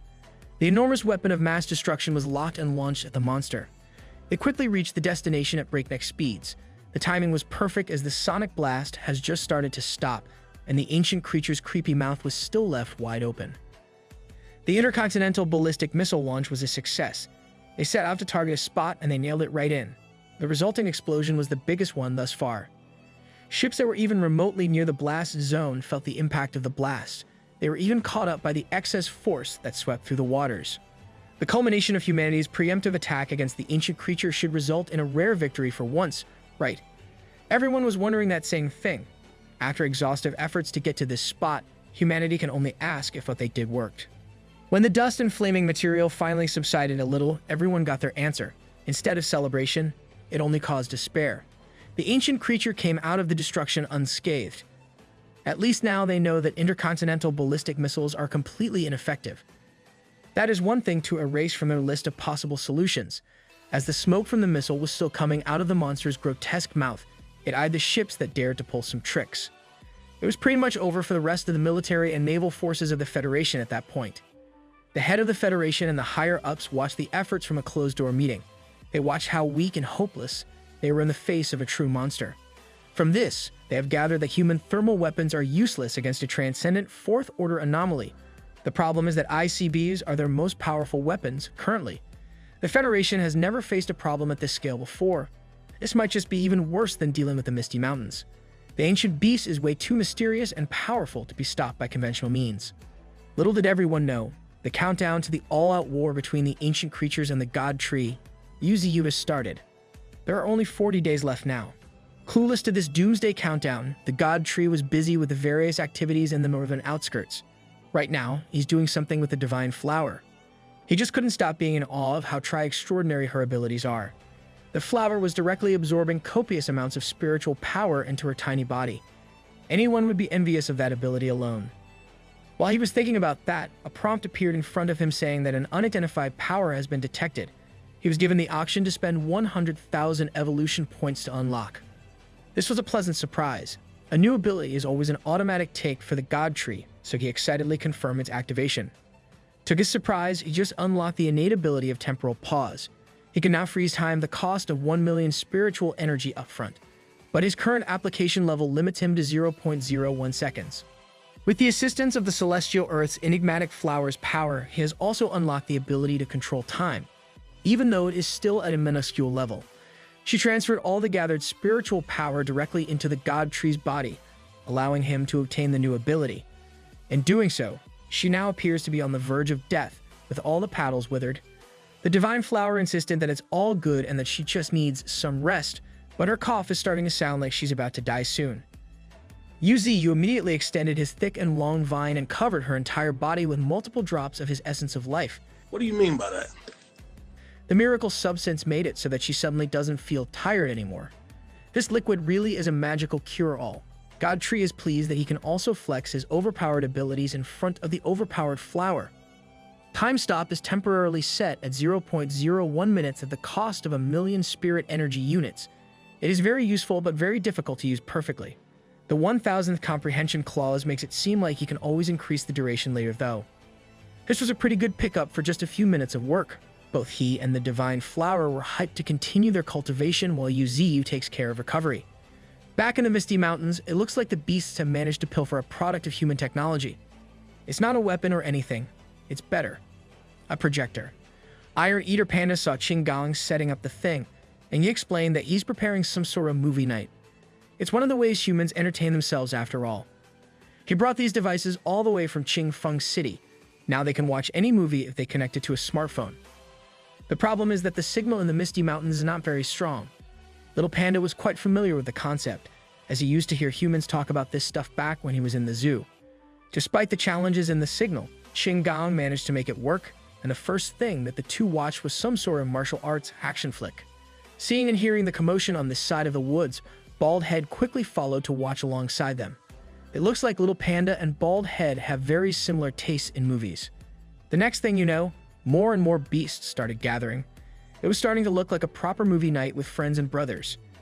Qinggang noticed that these beasts are even way more excited than he is. When the next film entered its climax, it was like a whole mountain has come down to watch. All their attentions were engrossed in the main character's dramatic monologue. The little Iron Eater Panda even wept at the powerful dialogue and acting that he just watched. But their quaint movie night was interrupted by a tab of breaking news opening. It was a nationwide broadcast of Jiaer City being under the looming threat of an ancient creature. The city has already declared a level 1 emergency alert in response. This breaking news immediately caught Iron Eater Panda's attention for some reason. He told Qinggang to take a closer look at the news, and he obliged. A transcendent fourth order anomaly has appeared in Hua Xiao's waters, and it will make landfall in Jiaer City within 28 days. A level 1 emergency alert has already been issued almost a month prior to the actual disaster. All citizens will be evacuated to the nearby Chao Sun City for safety. The newscaster announced it once more to emphasize the need for everyone in the nearby area to evacuate the cities near Hua Xiao's waters. In the middle of the broadcast, Iron Eater Panda saw something or someone that made him ask Qinggang to pause the video for a moment. When the footage was put on pause, his eyes darted around and eventually focused on a woman with peach-colored hair running away from the chaos with the rest of the city's citizens. Qinggang noticed that there was something wrong with the little panda, that he might have seen something in the news broadcast. The always-present smile on the cuddly and overconfident panda has vanished, but he told Qinggang that nothing's wrong. He kept insisting that it was just nothing, but his beady little eyes were focused on the running peach-haired woman. His mood has taken a whole 180-degree shift from his usual jovial self as he walked away from the supposedly fun-time movie night. Qinggang and Bald Head just stared at each other, confused as to why that little panda just changed so drastically. At the northern outskirts, Thorn and the Mantis ant duo were relaxing at the little spiritual pool made by the God Tree. It is the epitome of comfort. White Tiger was also at the edge of the pool, visibly eager to join in on the relaxation. But the God Tree strictly forbids the oversized cat to go in the waters. But White Tiger is to go to the forested area of the northern regions and return only when he finally reaches the second order of transcendence. He knows that this dumb kitty would protest and would not move on his own without being urged to do so, so Yuziu spanked his behind with a vine whip to kickstart the training arc. After bathing in the spiritual pool for a while now, Sparky emerged from the pristine water feeling something coming, a feeling that he is very familiar with. God Tree had also seen this scene many times before, if he was not mistaken. Sparky is evolving again. It was a quick and painless process that made Sparky a lot more chiseled and menacing. His second order transcendence enhanced his power, overturned innate ability, enhancing his raw strength and potential. He also gained strength absorption, strength multiplication, and the flashy dark golden wings for an increase in speed. Thorn swooned at how handsome the golden ant has become. Sparky's body has also significantly increased in size. For just being a landlocked assassin, he has gained access to a whole new playing field with the addition of the ability to fly. Sparky faced the God Tree and respectfully proclaimed that he has become stronger yet again. Looking at the skill description of strength multiplication, it allows Sparky to consume a large amount of spiritual to convert into strength that doubles every 10 seconds until his body can no longer bear it. This effect will disappear once hit by an enemy. This is the kind of ability that is just way too good on paper, and I'll have to test it out. Sparky immediately activated the newly acquired technique. He distributed the increasing strength throughout his whole body as he unleashed a punch to the ground. The results were amazing. Just one strike, and it almost looked like a tiny meteor with abnormal force has hit the heart of the icy northern region. As of now, he can only strengthen himself 2 times in the span of 20 seconds. Anything higher than that is already pushing it. He knows that his body would not be able to handle it yet. After that test, Iron Eater Panda has surprisingly arrived back at the northern outskirts. His wide smile has returned as he hiked back into this mountainous region. The celestial earth's enigmatic flower immediately felt consciousness now that the guy that she deemed handsome has arrived unexpectedly. While she was blushing profusely, Little Panda saw Sparky's current state, and he praised the ant for evolving and not only getting stronger, but becoming even more attractive and chiseled as well. Complimenting your homies for becoming more attractive. Little Panda is a real one. As much as the little panda would like to test out Sparky's new strength in a fight, today is not the day for that, as he came here specifically for the fox. Ninetails has been lounging around the god tree's branches, awaiting any of her master's orders when the little panda started challenging her in a match out of nowhere. The proud fire fox listened to that declaration of spar and just raised her chin while thinking of a response. She then jumped down to the ground and faced the panda eye to eye. That must mean that it is on. You did not stop this fight from happening. On the contrary, he even encouraged it as he asked the bystanders to place their bets. The odds for Ninetails winning are quite good, and the same cannot be said for the little panda. The Iron Eater has waited for a long time to have an opportunity to challenge the strongest beast within the god tree's generals. He has always wanted to know what it feels like for a proud and powerful warrior like Ninetails to be stepped on by a humble, cuddly little panda. Ninetails remained unfazed by the smack talk though. Instead of being taunted and provoked, she just stood her ground. Because she has also thought about that same thought regarding the overconfident panda. She's not going to take this fight easy. She's going full force, activating the scorching heat of the blazing surge right off the bat. The same goes for Iron Eater Panda. He entered his fiery form without hesitation. God Tree saw this and immediately took all the nearby audience under his roots and activated the pure defense of crystallization. They should not get close to this fight. It could be life-threatening to even just watch this.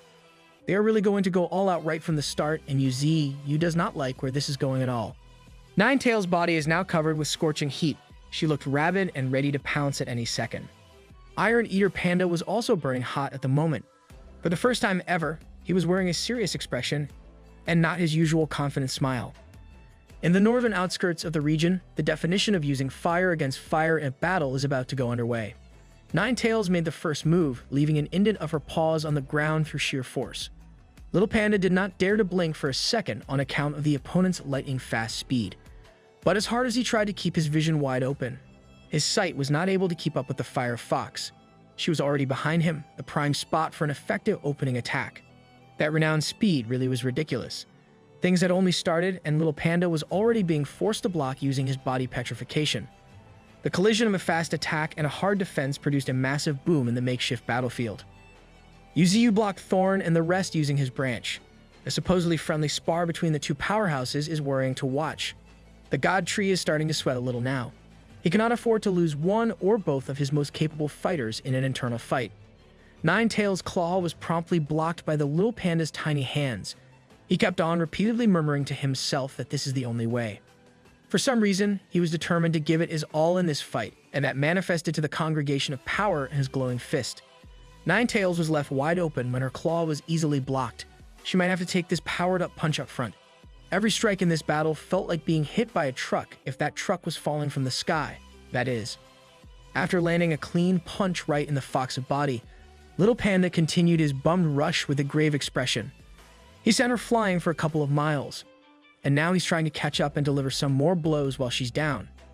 He has come so close to closing the gap only to get halted by the sudden increase in spiritual energy activity where the fox was supposed to be lying down injured. Little Panda's plan to wrap this up quickly does not seem to be going well at all.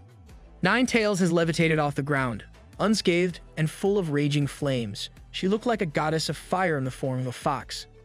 No words were needed to be exchanged, she just animalistically growled at the little panda.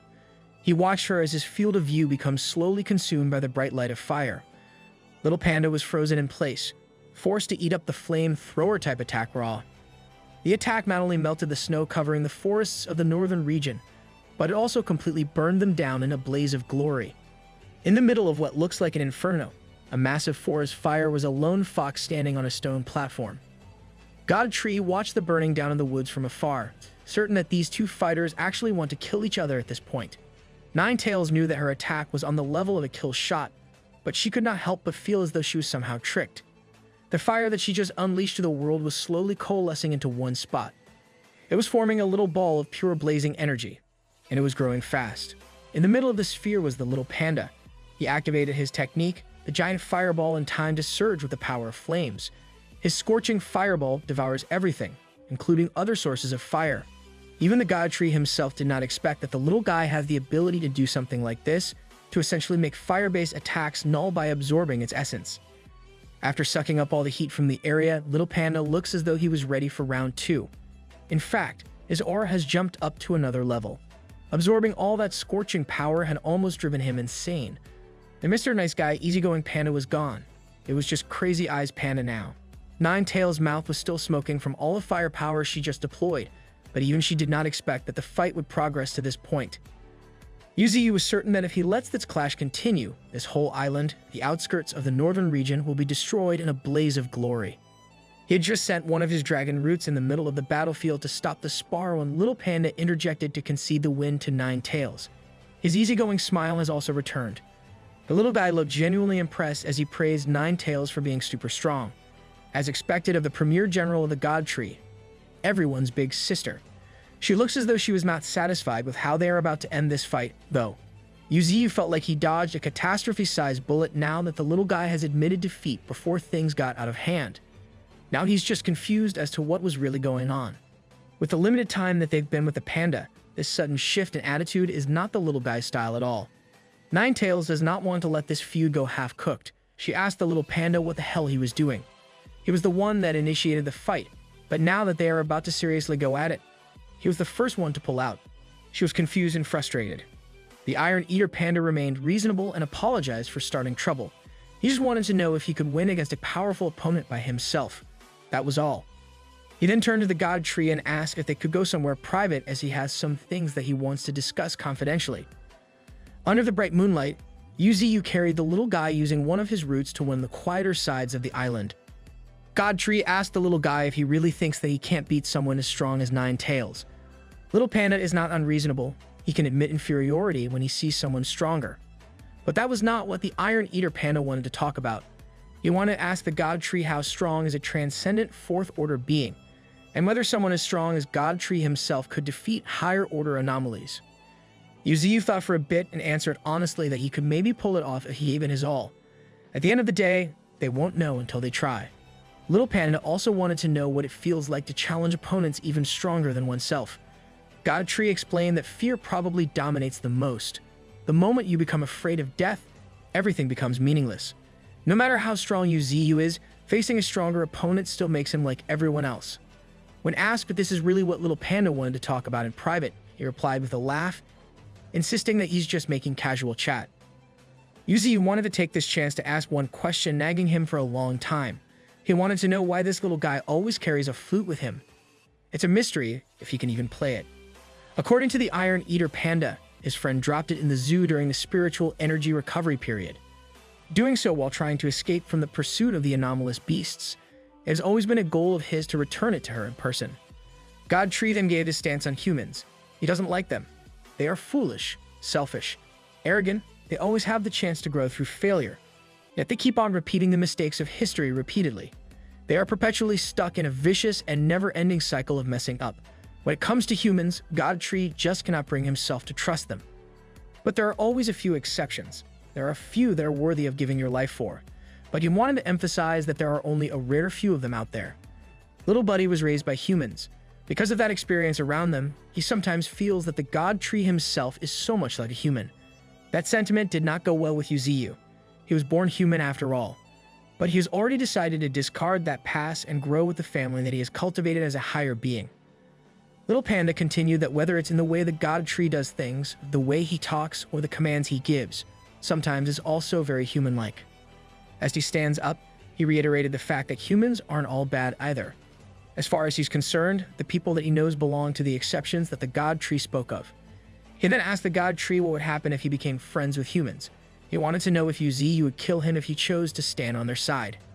God Tree just looked at the little panda with contemplative eyes for a moment. Then he shot him a glance of shock. After a few more moments of contemplation, Yuziyu had an answer to the little panda's heady question. No, he would not kill him simply for the fact that they had become friends, family even, and the God Tree knew that it was not in the panda's nature to outrightly harm them. Hearing that very human answer to his question stunned the little guy for a bit. Somehow, he was already expecting something along those lines, and a genuine smile crept up on his furry face. He pulled out the flute and asked the God Tree if it liked listening to music. Without waiting for an answer, he placed the flute in his mouth, preparing to play it for the first time in a while. At that moment, the little panda looked as though he was glowing with the light of life itself. The Iron Eater Panda played a beautiful tune that made the surroundings brighter and full of life. Yuziu closed his eyes, experiencing the beauty of the Iron Eater Panda's music throughout his gigantic body. It was not only him who was affected by the beauty of the music. Thorn, Sparky, and the Mantis were sitting on the God Tree's roots when they heard the gorgeous tune. Ninetails and the Polar Bear King stopped in their tracks to enjoy the hymn full of vitality. Who would have thought that the cocky little brat could play the flute in a way that could move the emotions of beasts? Under the bright moonlight of this ordinary night, the northern island was filled with sounds that made everyone feel something deep in their hearts. After that moving concert in the night, the Iron Eater Panda went on his way, walking on the paved path of the snowy region. He had moved quite far from where he was. Now he glanced at the place where the God Tree had rested its roots at the moment. Memories of his adventures with the members of the Misty Mountain flooded his mind. He could not help but feel a little emotional as he quietly bid farewell to everyone. But as he was about to continue his journey to go somewhere else, an unlikely beast cut him off.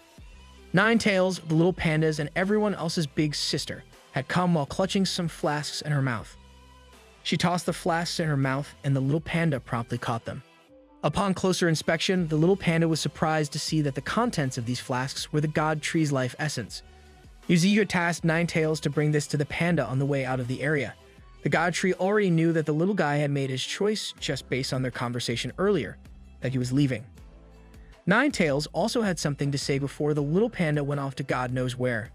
In her mind, their battle earlier did not count. So, no matter what happens, they should have another match someday. The little panda fell silent for a moment, feeling the weight of his big sister's words and the thought behind God Tree gifting him some precious life essences. This did not make his decision to leave waver. It made it even stronger. It was as if there was an unspoken trust between him, the God Tree, and Ninetails that no matter what happens or what decision they make, their bond would never be broken. While little panda was going on his solo mission, let's turn our attention to the wreckage of a sprawling coastal metropolis. The once prosperous city was now a hellscape of fire, debris, dust, and destruction. This type of scene had been becoming a lot more common these days. Humans just could not catch a break at all. No matter how much they prepared, how many panzer tanks they deployed, how many transcendent soldiers they cultivated, nothing worked against the might of transcendent anomalies causing mayhem in their cities. This time, it was not just your run-of-the-mill overgrown beasts that were responsible for all the devastation. It was the fourth-order transcendent ancient anomaly that had finally made its landfall. It literally made its own runway by mowing down skyscrapers and roads along its wake. To make matters worse, something with the ability to control the tides had also come out of the depths, conjuring an impromptu tsunami in the process. The waves were so massive that they managed to overrun and flood high-rise buildings that were supposed to be flood-proof. The ancient beast was not the culprit for this destruction. Something else was causing a different type of obliteration, and humans were taking the L as usual. Now that the Bay Area of the once prosperous city had been flooded with floods so high they swallowed every building in sight, the culprit could now emerge from the ocean. As if one anomaly was not bad enough, another fourth-order transcendent had emerged to cause chaos. This time, it was the colossal Leviathan monarch. Surprisingly, its target did not seem to be human settlement. It was eyeing its fellow fourth-order being, the ancient beast. This time, the monster did not hesitate to open its gaping maw immediately. The Leviathan monarch leaped out of the water for a kaiju battle. For some reason, these two powerful beings wanted to murk each other, and their chosen battlefield was a human city. For a change, the chaos of war was not focused on the Misty Mountain area this time around.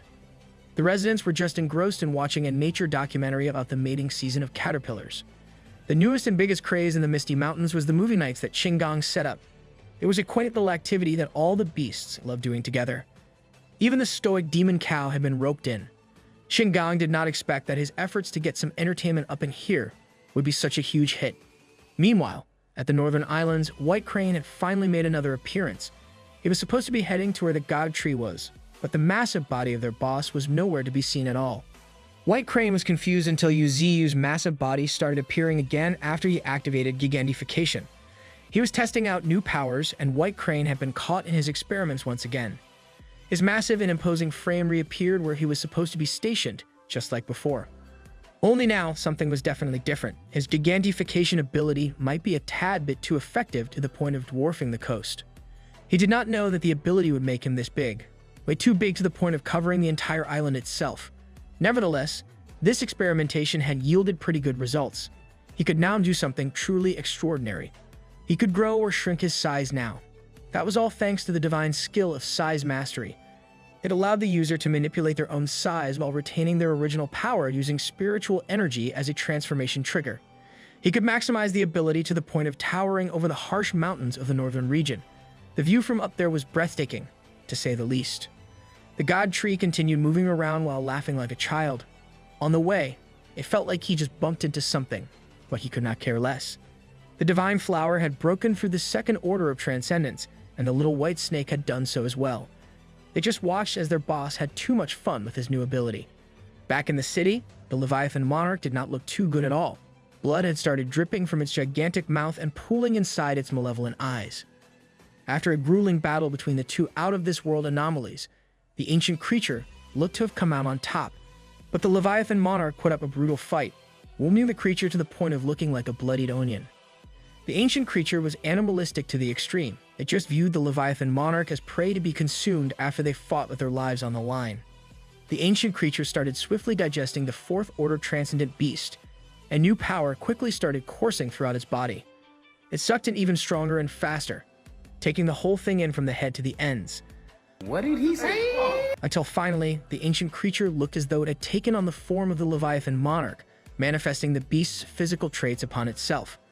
It had broken through to the point of attaining the peak of transcendent fourth order, just a few steps away from the fifth.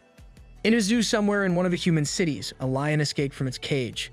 Every zoo personnel quickly scrambled to get the tranquilizer gun before anyone was harmed. Back then, the Iron Eater panda was just a baby panda bear, innocently gnawing on some bamboo shoots. He was just living his life until the loose lion showed up in his enclosure, immediately activating his fight or flight response. Flight prevailed. The lion was angry and hungry as it roared at the top of its lungs. As the young Iron Eater panda was about to be an accidental lion lunch, a woman with peach-colored hair stepped up to guard him with her body. Fortunately, the zoo personnel found the tranquilizer gun on time to put the loose lion to sleep before anyone was hurt. With the lion down for the count, the zoo staff were finally able to jump in and make sure that everyone was alright. Peach-colored hair woman might be brave, but the intensity of that situation almost scared her to death. The strength from her legs was drained after that encounter. But instead of worrying about herself, the first thing she did was turn to the tiny helpless panda, thinking that the little guy must have been so terrified. That panda's name was Chi Z. Now he goes by Iron Eater Panda, and he is on a mission. He walked from the northern region up to where he is right now. Little Panda is now approaching his hometown, Jiaer City. All they asked in a silent prayer is for that woman to survive, for Xiao Ai to stay strong. She means a lot to the little guy. And right now, Jiaer City is under the threat of an anomaly that humans have never experienced before, which means Xiao Ai is in mortal danger. It took Little Panda a month to reach his destination while God Tree stayed and handled business on the extreme weather of the Northern Islands. White Tiger has finally come out of the harsh mountains of the area. His human tongue still needs a lot of work. The only phrase he can speak was hurry, find master or everyone will die. A phrase he learned back in the Misty Mountain War. Now that he has the nerve to fly back to the side of the boss, that must mean that White Tiger has broken through.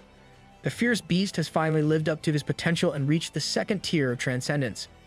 Yuzu praised the kitty cat for achieving an impressive feat after putting his mind into it. White Tiger is a sucker for compliments like that. Sparky was also there to congratulate the tiger in his own unimpressed and competitive way. Even the newest member of the group, the Divine Flower, easily and accidentally broke through the second order while White Tiger had to endure the harshness of the wilderness. To beat up the already bruised ego of the White Tiger, the little white snake has also broken those second tier easily. Polar Bear King doesn't even see the second tier as something special. Every sentence coming out from these monsters with better potential than him was like punch after punch in his confidence. Even God Tree felt bad as the kitty cat flew away with his spirit crushed. This month has been good for them. Everyone has experienced a qualitative leap, and their overall strength has increased by a lot. He himself has awakened a brand new mini-divine skill too. With Ice Age, he can instantly freeze the land, ocean, and skies. He also broke through the 8 million mark of spiritual power level. They've nearly absorbed all the minerals underground, and the last few remaining ones can be harvested for the younger beasts. Right now, the Gorilla Legion is guarding the northern borders, and when the time comes, the Arctic White Bear Legion can take their place. It's also time for the God Tree to return to the Misty Mountains after this brief excursion in the north. Little Panda has been gone for a month. You could only wonder if the little guy found his friend. He used to annoy Godtree so much, but now he strangely misses the rascal. He can only hope that the troublemaking panda doesn't run into danger, but his hopes were in vain. Little Panda is in a world of hurt right now. He's gritting his teeth in pain, but the situation has been getting grimmer by the second. It's only natural, though. The lone Iron Eater Panda decided to go 1 versus 1 against the 4th Order ancient monster after all. And even though he was constantly on the back foot, he managed to make the godlike being bleed. In the Misty Mountains, Qinggang has embraced the role of providing everyone entertainment. Right now, everyone in the stronghold has come to appreciate the projector. At the moment, they're watching funny cartoons. They haven't watched cartoons in a while, but Bald Head is out here requesting that they watch Animal World instead. While looking at his phone, Qinggang saw another breaking news about the major outbreak that has reached Jia City. He suddenly remembered that this was the news that Ninth Brother Panda was concerned about before. Qinggang immediately clicked the article to see what's up. It was a broadcast of the situation in the city. It looks like someone is trying to save the people of the city only to get captured.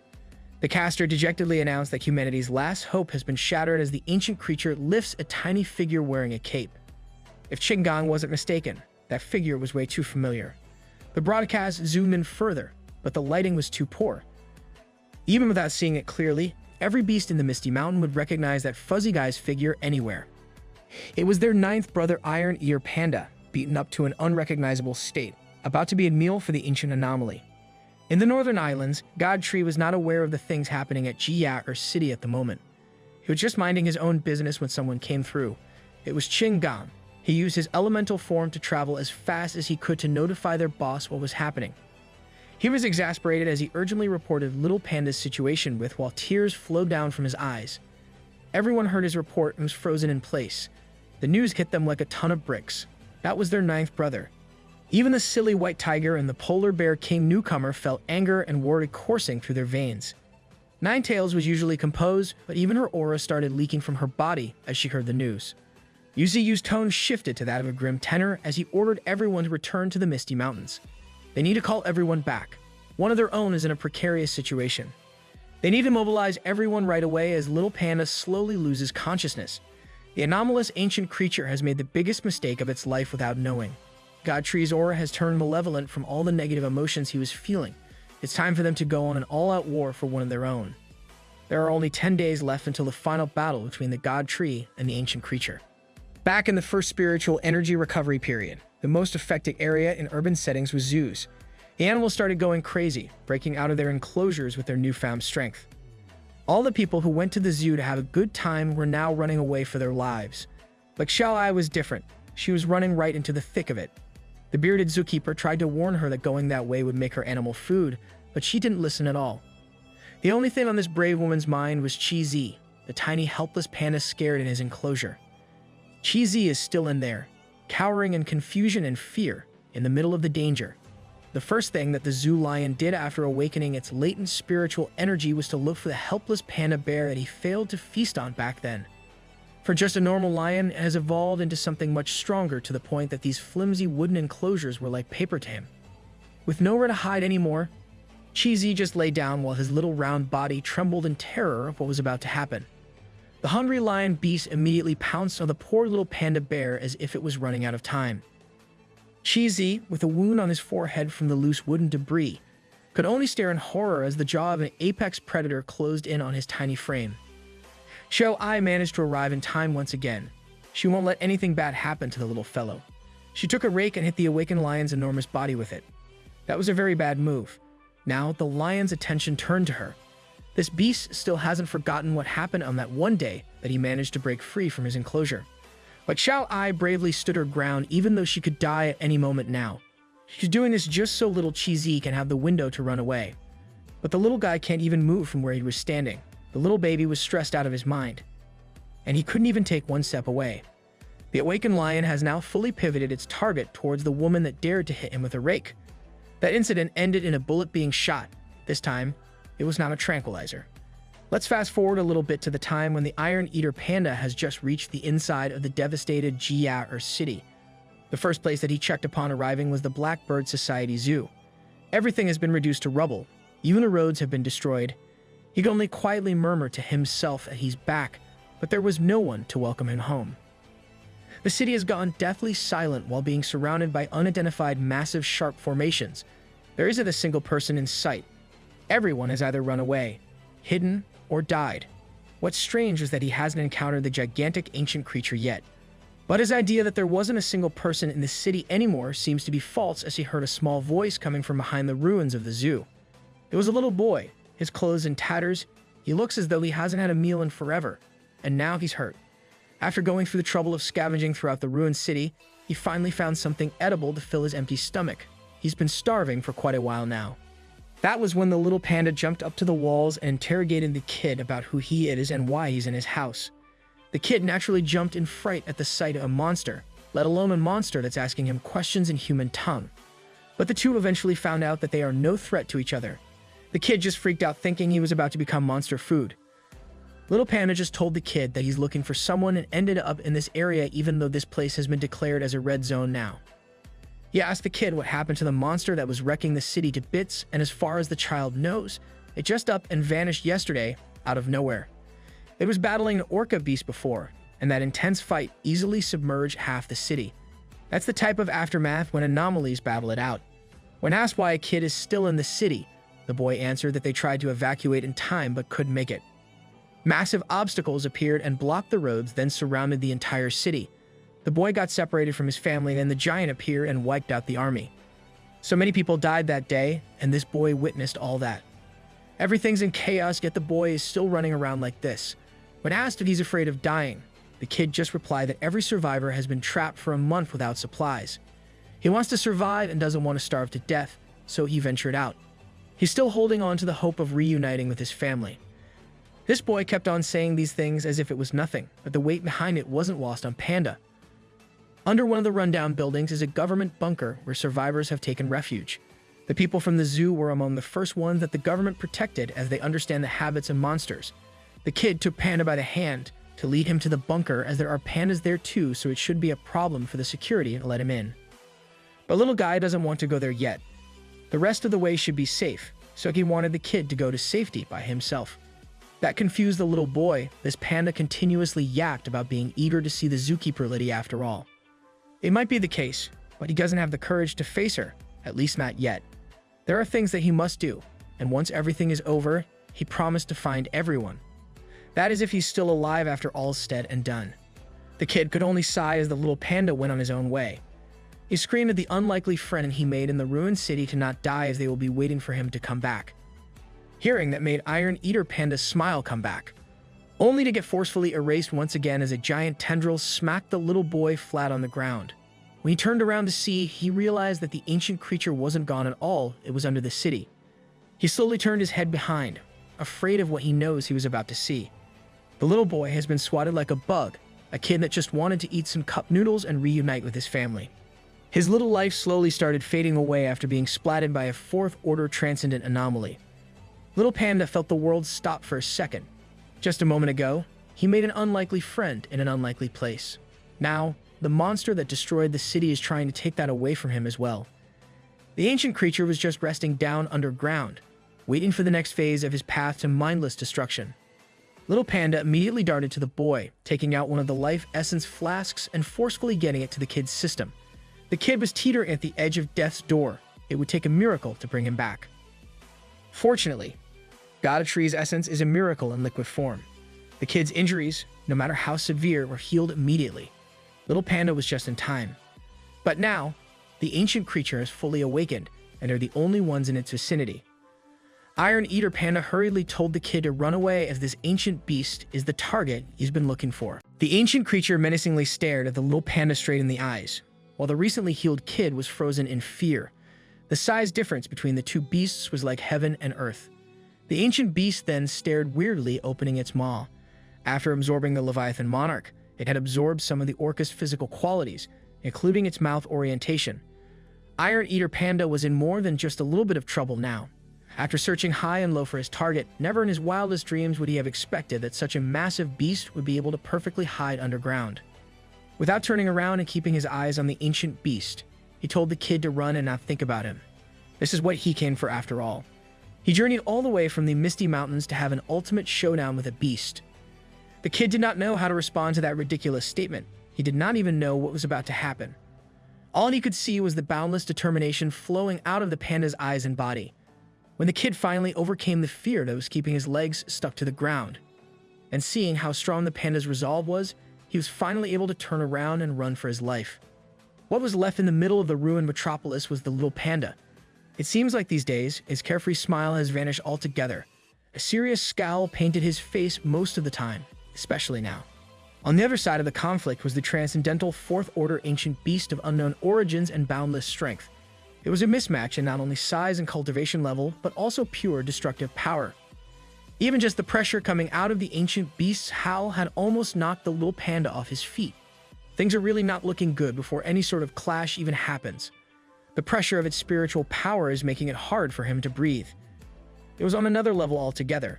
It was even stronger than what he felt from his boss, the God Tree.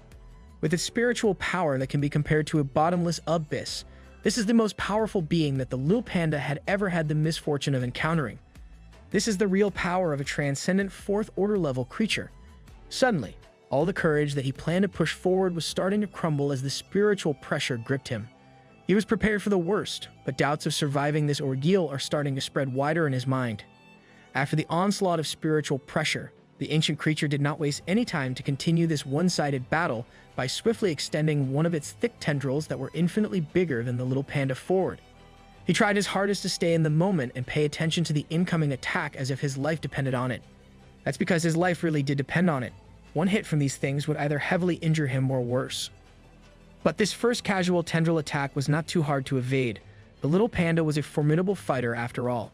Dodging the first salvo was easily achievable. The real problem comes at the second incoming attack from another one of the monster's countless thick and wide tendrils, ready to go to Pound Town. He was stuck in midair with no platforms or surfaces to use as a pivot point. The little panda was pretty much a sitting duck against the lightning-fast strike. So he wanted to do the next best thing, blocking while activating the petrification ability, turning his body into stone and improving his defense by a ton. This was the little panda's best move. Taking this tendril on with just grit and determination would have likely sent him to the hospital or worse.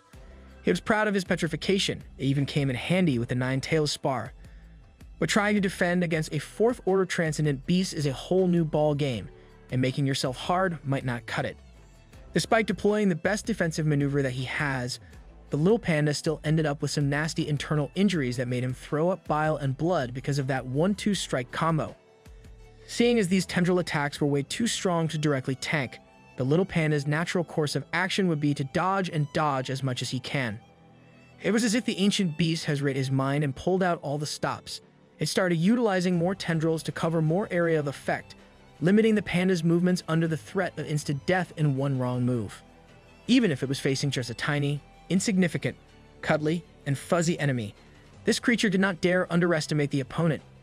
It was going ham with all the tendril attacks, piercing the already ruined ground of the metropolis in hopes of landing a kill shot. Away from all the action, a two-man media team had bravely emerged from the rubble to cover the latest ancient creature updates. The cameraman was hesitant to go closer in fear of getting spotted and killed, but the newscaster has already locked in to get the perfect shot for the exclusive scoop material. When the camera started rolling, she started explaining what was on the frame. The colossal creature that has been lying dormant for the past few days has reappeared to seemingly engage in combat with another beast for unknown reasons. The leading speculation was that the fight is territorial in nature. After the dust settled out in the middle of the battlefield, the camera finally captured the brave little panda going up against horrors beyond human comprehension. The newscaster hyped up the sight of an iron-eating beast as this panda species is not foreign to humans, especially Jia or City. Under all the ruins of the once sprawling metropolis was the evacuation center, where those that were lucky enough were being sheltered. They were watching the broadcast as the caster assumed that the country has finally sent a rescue squad, but that wouldn't make much sense as there's only one panda in the scene. One of the panda caretakers and an injured panda beast were also watching the broadcast, asking themselves which team that little beast was from. The regular folks that have been seeking refuge in this facility watched as another battle raged on. But the hopes in her eyes have already dwindled to minuscule levels. From what they can see, the little panda does not stand a chance. In terms of size alone, it already looks like a hopeless endeavor. Some were outraged thinking that the country would only send such a tiny creature to get them out of this dire situation when they have more powerful and capable characters on their roster. The sight of the little panda is just not cutting it. On the other side of the shelter was two familiar-looking individuals. The older gentleman could not believe his eyes as he called to the peach-colored hair Xiao Ai to look at the broadcast.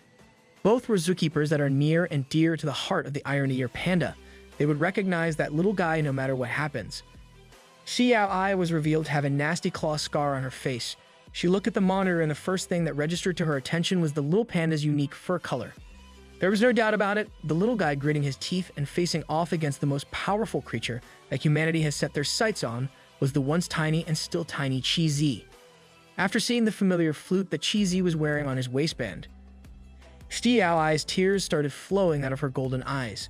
That scaredy cat panda was back, and he is trying to protect everyone. It was about time to stop using defensive and evasive maneuvers. He had gotten used to the speed of the tendrils, and it's about time to go ball mode and do some damage to the ancient beast. Traveling at unbelievable speeds, little panda looked like a cannonball meteor heading directly for the monstrosity. His movements were too fast and the momentum he had gathered in a short amount of time was staggering. His ball attack eventually culminated in an attack that managed to stretch the monster's thick skin. But that was as far as he could go. All that velocity and force was not even enough to pierce through the outer layer of the monster's thickness. Little Panda's ultimate attack ended up in an embarrassing bounce out. And to make matters worse, this ancient creature really was not pulling any punches just because the enemy is in a vastly different weight class. It actually pulled out the sonic attack it used to wipe out a Federation naval fleet. As a result, Little Panda experienced the devastating vibrations inside his body while leaving multiple cuts on the outside.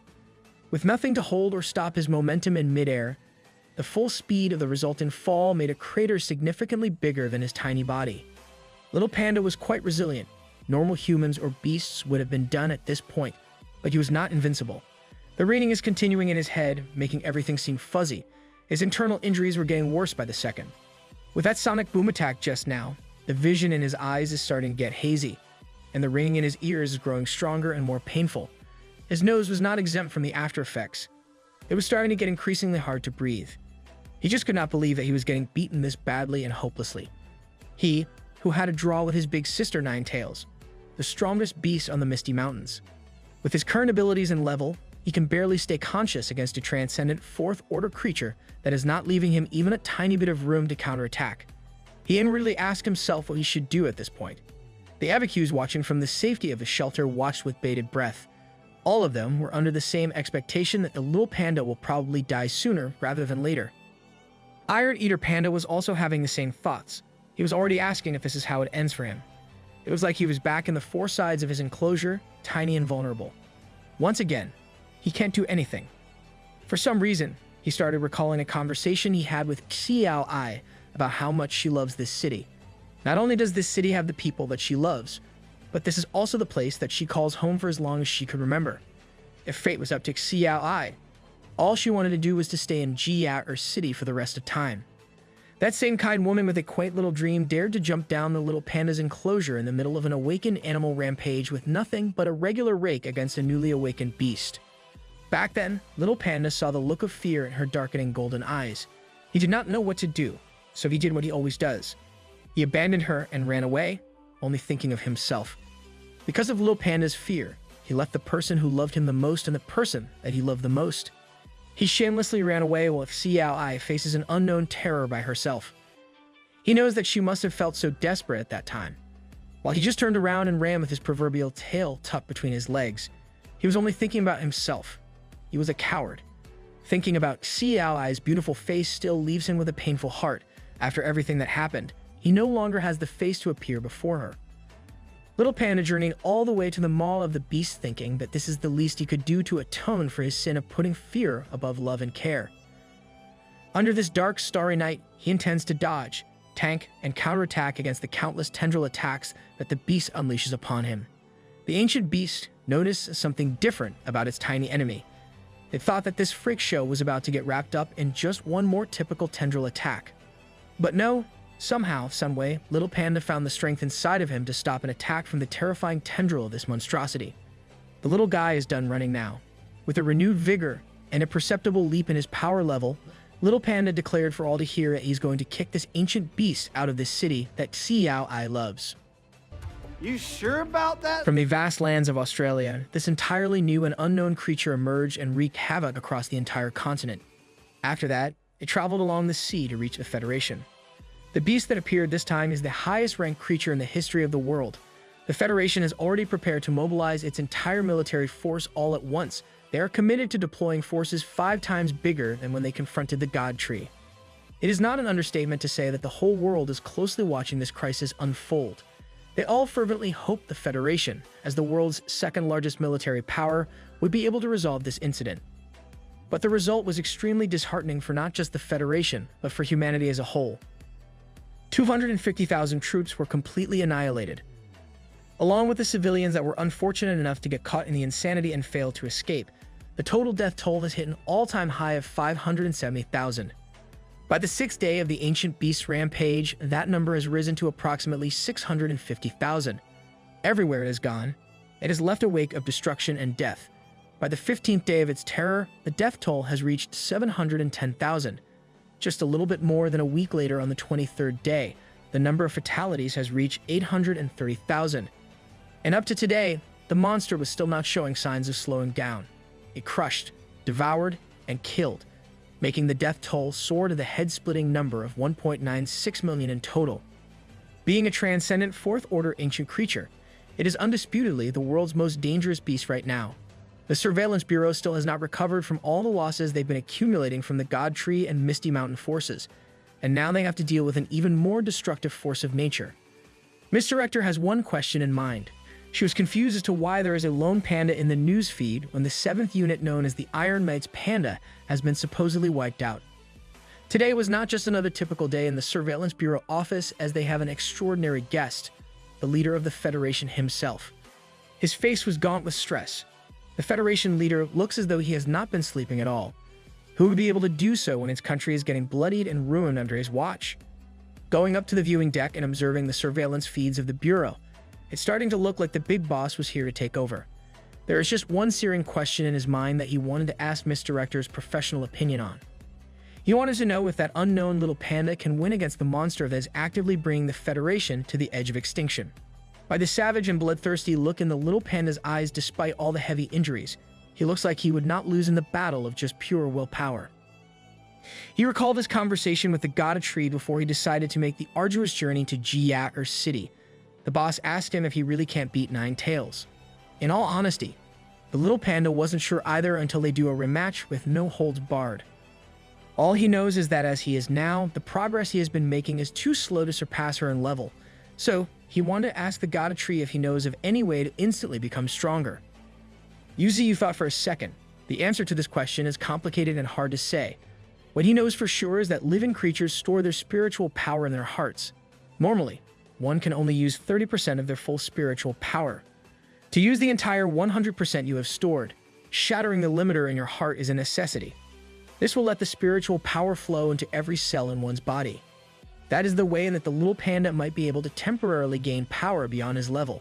But the God Tree warned him that it can be very dangerous and not to ever try it. At that time, the Iron Eater Panda just flashed his usual playful and confident smile while reassuring his boss that he won't ever go beyond his limit. He even promised to never use that lethal technique even if he died.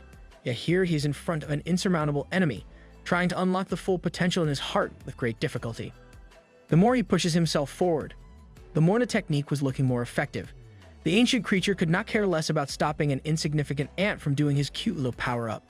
But there came a time when even the most powerful beast has started feeling that there is an abnormal surge in power on the enemy's side. With blood flowing out from his various wounds and out of his mouth, the little panda has gone all out. Regardless of injuries, he's at peak strength form. 4 tendrils immediately came flying out to test and maybe even stop the fuzzy beast altogether. From 4, it turned into more. The ancient creature wasn't playing. It wanted him dead. That was when the Iron Eater Panda exhibited another one of his bizarre abilities. He froze the tendrils solid from the ice manipulation he got for eating a ton of spirit crystals. He followed this surprise crowd control technique with another one of his meteoric air times. When he finally got enough altitude, the little guy went at it again. Using his own body as a weapon, a cannonball of some sorts, he rammed against the beast. This time, he didn't just bounce off pathetically, he actually made the strongest beast in history bleed internally, throwing up blood in the process. This scene nearly made every human watching the broadcast erupt in cheers. The iron-eater panda wasn't satisfied with just inflicting some minor internal bleeding that can be shrugged off, so he scraped up just right below the monster's mouth. In the surveillance bureau, the one in charge of spiritual power monitoring alerted everyone that the Iron Eater's level is rising rapidly, from 90,000 to 97,000 in a blink of an eye, with no signs of slowing down. They can only grit their teeth, not daring to blink lest they miss something as the fight was raging on. They hope that the panda can win somehow. Right now, this is not just a Federation issue. The entire world is watching their every move. The survival of humanity largely depends on this battle. The ancient creature was quite limited in its arsenal, so it kept on coming back to its trusty tendril attacks. This time, the panda won't just awkwardly dodge or petrify himself to deal with the incoming attack. He wanted to meet it with his own fist. The result shocked everyone. The first time in the fight, the panda was on top in a contest of limbs. He might have wounded the tendrils gravely, but it came at the cost of injuring his attacking arm. The physique of a transcendent fourth-order creature cannot be underestimated. Its toughness is simply out of this world. Its toughness was only one of the traits that you need to worry about. You also have to keep the volume and speed, which it can dish out damage in mind. The Iron-Eater panda is in war mode. There is no playing defense here. He was down to fight a fence with a fence of his own. And even when up against a few tendrils, he still managed to redirect and neutralize them into multiple directions. Its tendrils being neutralized were the least of the beast's worries. The little panda had gone nuts and shredded the tendrils, leaving stumps and wounds. It took a lot from the tiny panda to accomplish this impressive feat. His body was covered in bloody wounds, and fatigue is starting to catch up. To make matters worse, the creature is even up on the tendril plan. It's time to throw all tactics away and just go with the good old bite and chew method. It gnawed down on the little panda, making the ground and the nearby buildings collateral damage from dealing with such a little guy. The evacuees watching the broadcast did not dare to speak at that point, as their expressions collectively darkening. They think that the panda beast has been killed by that chomp. In the surveillance bureau, the first one to notice that something was amiss is the Federation head. It was true that the ancient creature has swallowed the tiny panda in one gulp, but once you observe a little closer, a mass of bright energy was starting to glow from its insides. And then, the next thing you know, the Iron-Eater panda was already blazing out into the sky, burning the creature's insides and mouth in the process. That daring escape plan was quite effective. The creature's eyes has turned completely white, either in pain or something else. The Iron-Eater panda has gotten off scot-free from almost being eaten whole. That was all thanks to his Crimson Lotus solar flare sphere reaching its maximum temperature and intensity. The brave two-person media crew that dared to film this fight were speechless. The newscaster tried her best to console herself, but the only way she could describe what was happening up front was that it looked like the sun has descended. Panda yelled at the creature to count itself lucky to witness such a technique in its last moments. What he has in store is a technique even the Nine Tails didn't have the chance to experience. Today, he intends to make this overgrown freak have a taste of what looks like the wrath of the sun itself. Little Panda continued accumulating scorching energy that rivaled that of a star. His injuries thus far were grave, but that's not stopping him from shouting at the ancient creature to go and die. When he finally unleashed the ungodly amount of fiery energy, the ancient beast blew once again. This time, he had combined his spinning attack with his accumulated blaze in a powerful attack. From one side to another, the beast could not keep up and kept on getting wounded and cauterized. Little Panda had never pushed himself this hard, but the little fellow looks like he might really do the impossible. After he had finally gained enough momentum, Little Panda went wild and pierced through all the beast's thick skin in multiple angles. Blood and skin flew all over the place as the disastrous beast lets out a painful howl. This is the first time in months since the monstrosity has been forced to such dire straits. They had no room to fight back at all. Even humans watching from afar were starting to think that victory might be within grasp. No one dared to divert their attention from the screen. The hope of mankind lies in this decisive battle. From being hopeless to seeing a glimmer of being saved, every human watching could not help but cheer to Little Panda on. They want more attacks to the point of killing the creature. They wanted beasts to do their job and chase it out of their land. Some watched on their smartphones, gritting their teeth. Some watched the online stream like the zookeepers cheering on Cheesy. At this point, all that they could see was the creature failing to defend or evade against the meteor-like attacks of the little guy. Blood continued to be drawn. It was starting to look worse for the ancient being. Iron-Eater Panda held one sentiment in his heart throughout all this. Jia or City was very pretty in the past, and this overgrown monster shouldn't have come here. Despite having some bad memories in the past, the little guy wanted to protect this place with everything that he has, even if that meant using his own body as a weapon while he outduels the beast. Little Panda jumped up into the sky. He started looking more like a star in the middle of the night sky.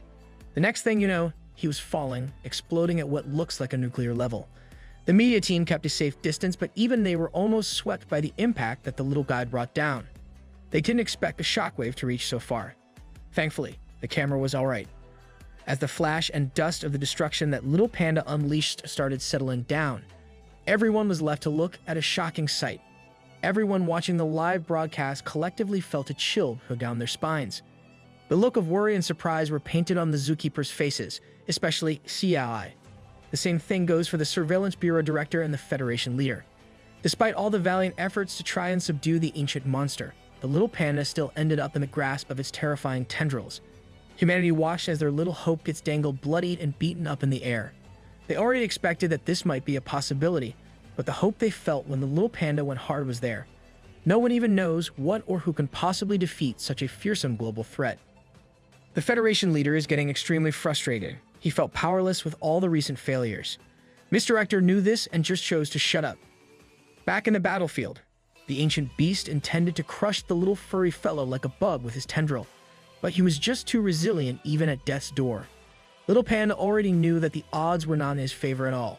Right now, he doesn't even know how many of his bones have been broken. He had also exhausted the life essence that God Tree has given him. He started thinking that this must have been what the human force felt when they went up against the boss. He felt devastated and powerless in front of such an ungodly creature that seemed indestructible. Meanwhile, the little kid that he saved and managed to run all the way to the media team, the cameraman instinctively turned the camera to the child. The boy started crying and begging for anyone and everyone to save that panda somehow. That little guy saved his life, and all the little panda wanted to do was meet his old friend. He doesn't want to die at all. That message might not mean much to everyone else, but it meant the world to Xiaoi. Now that she knows that her old friend was going this far just to be with her again, she desperately screamed at the screen for little panda to run away. Even though her pleas wouldn't reach little panda's ears, she just wanted him to be a little selfish at this time and run. His old feeble and helpless self was surfacing back up again. He kept internally repeating that if he doesn't run, he will surely die. But when he remembers the beautiful and brave zookeeper calling out his name, he felt unstoppable. He's no longer the weak and cowardly panda that would run at the slightest sign of danger. He knows that Xiaoi has been watching this battle, and he wanted to prove that this time was different. This time, the fire in his heart has not and will never be extinguished. He will not run away. This time, little panda won't give in to the nagging feeling of weakness like he's always done. He'll do this for the sake of saving Xiaoi and the city that she loves. Even every single bone in his body shatters, he will fight on. Little Panda screamed out, letting his voice be heard by his friend. With blood spewing from his mouth with all the internal damages, he vowed to never run away again. Xiaoi's tears started pouring out. It was as if the little panda heard her pleas and replied with a stronger conviction. When spirit energy appeared, humans started the widespread massacre of beasts. 2 years later, they witnessed a beast willing to risk its life in a fight to the death with the most powerful threat in the world with their own eyes. Little Panda remembered the aftermath of the first lion attack. He remembered sobbing at the sight of Xiaoi's injured arm. She explained that when someone is trying to protect something important, they always spread their arms unconsciously. They do it even if it means sacrificing one's own life without hesitation. Xiaoi finally understood that she's the one that the tiny helpless panda wanted to protect. Even with all the wounds and broken bones, Cheesy has raised both arms, prepared to take on the most powerful being on the planet. Reports say that at 5:30 p.m. of that same day, the little panda has been defeated, life or death unknown. At the last moments of the fight, Cheesy could not help but remember all the times that he and Xiaoi stared at the sunset while he listened to her talk about everything. At the moments when it looked like his consciousness had left him, Cheesy still held his arms open to protect what's important to him. He knew full well that this is as far as he could go.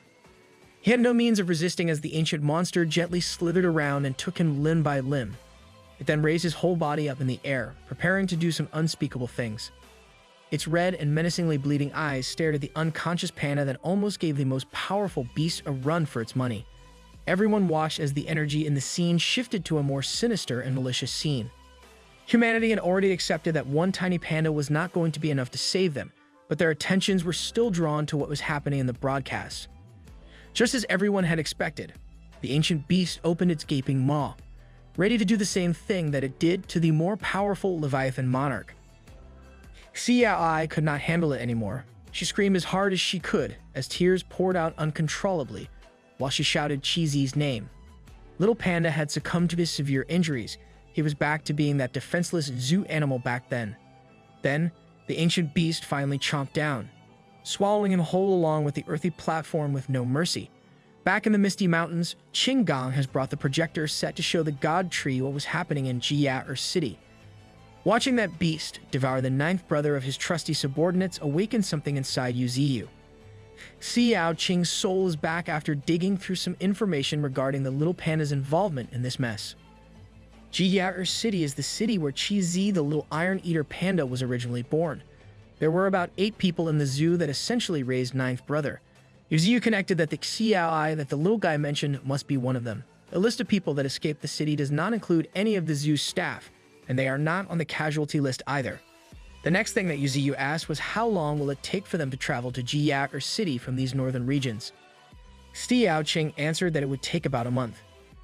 Considering the time of Qizi's departure a month ago, the timing of the fight with the ancient being was consistent.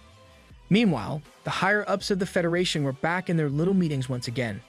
They were talking about how the little panda that fought valiantly wasn't a member of the Iron Corps, but an escaped panda from Jia City instead. His shouting caregiver, Xiao Ai's name, was confirmation of that. The Federation leader couldn't believe that a beast would go that far to save a human. Everyone was thinking about one thing only: the progress of the rescue operation.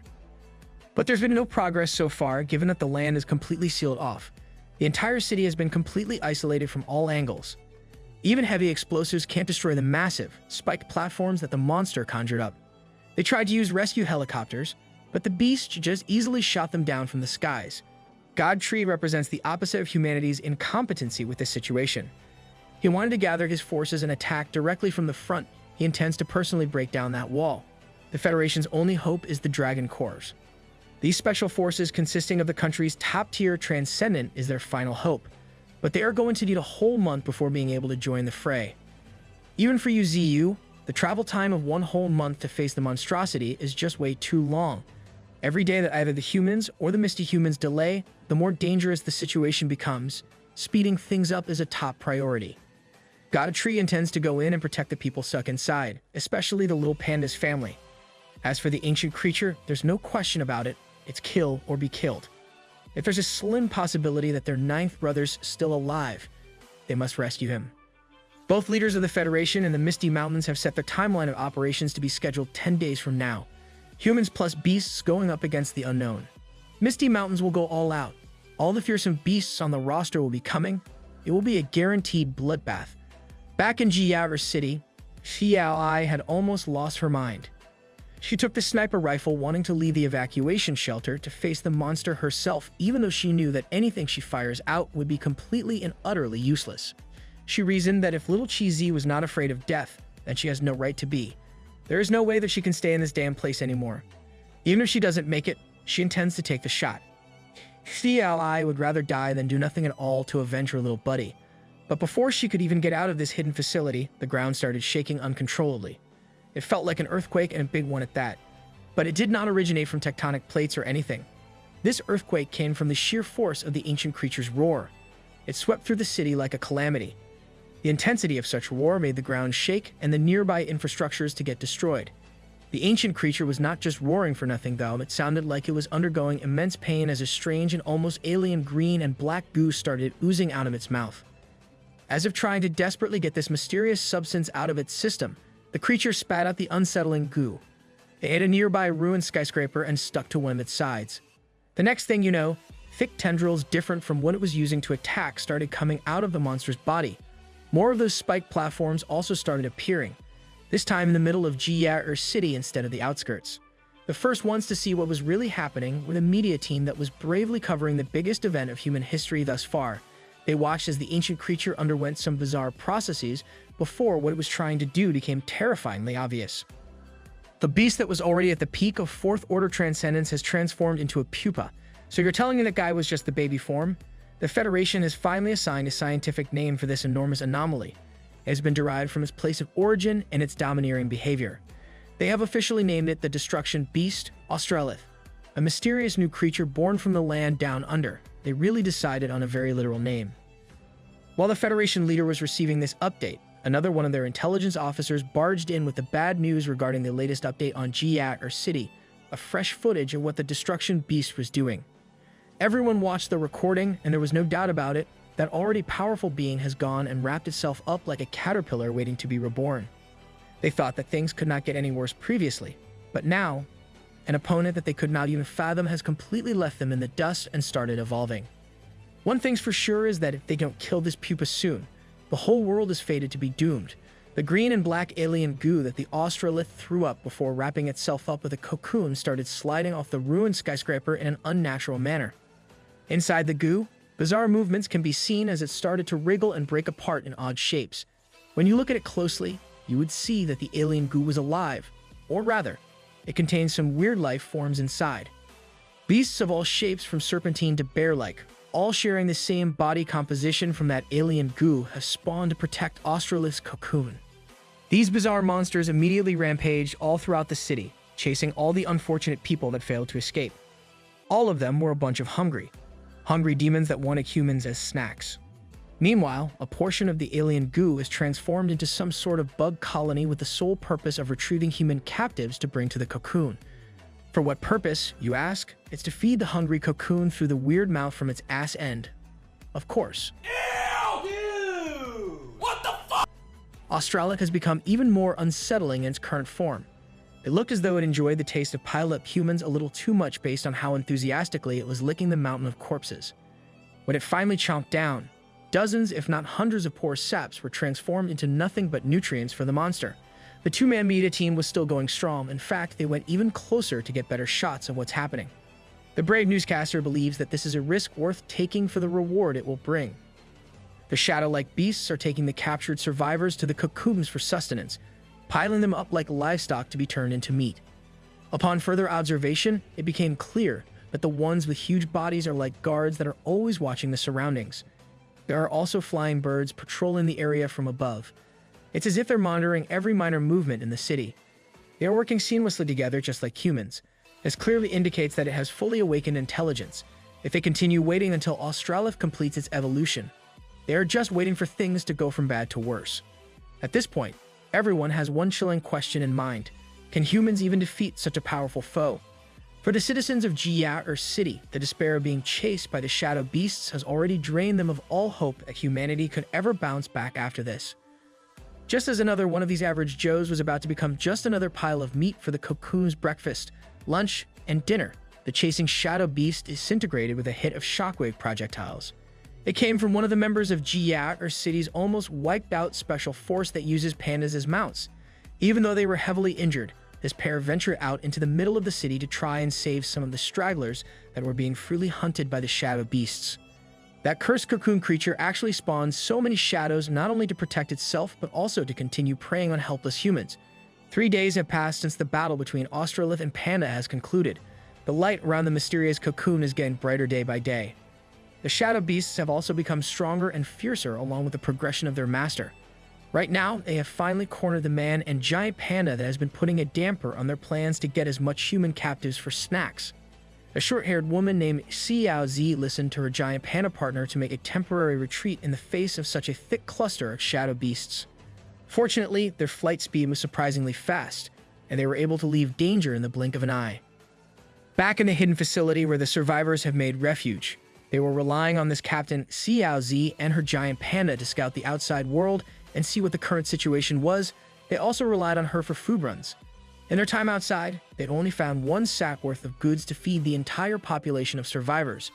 Finding food has been getting increasingly difficult these days. Xiao Zi and Xiao Ai greeted each other. It seems like they know each other quite well. They went to their hangout spot, and the captain confessed that the outside has been completely overrun by shadow beasts now. If they don't find a way of escape soon, even if they don't get eaten, they will starve to death. The signals have been jammed. They've been cut off from the outside world. They don't even know if the Federation is making rescue efforts. But Xiao Ai was determined to survive. She realized that Cheesy's sacrifice would be in vain if she didn't. The captain steeled her resolve and vowed to protect all the remaining survivors. Just as they were exchanging those heavy sentiments, the intruder alarm of the facility started blaring out. Everyone's attention was focused on the red lights and loud sirens. One of the lookouts hurriedly called everyone's attention to see what was happening outside for themselves. Somehow, some way, a large number of shadow beasts has managed to find their base and are now right outside. It looks like they know exactly what they are doing and where they are going. This is not good news for Captain Xiao Z and Xiao I at all. The shadow beasts immediately lined up and started shattering all the windows of the facility with fearsome roars. It only took them a few seconds to completely break through and render all the protection efforts useless. The next thing you know, the survivors were getting picked up and taken away by the loyal subjects of Australith one by one. Some were unfortunate or maybe fortunate enough to die in the hands of the beasts instantly before getting fed to the insatiable cocoon.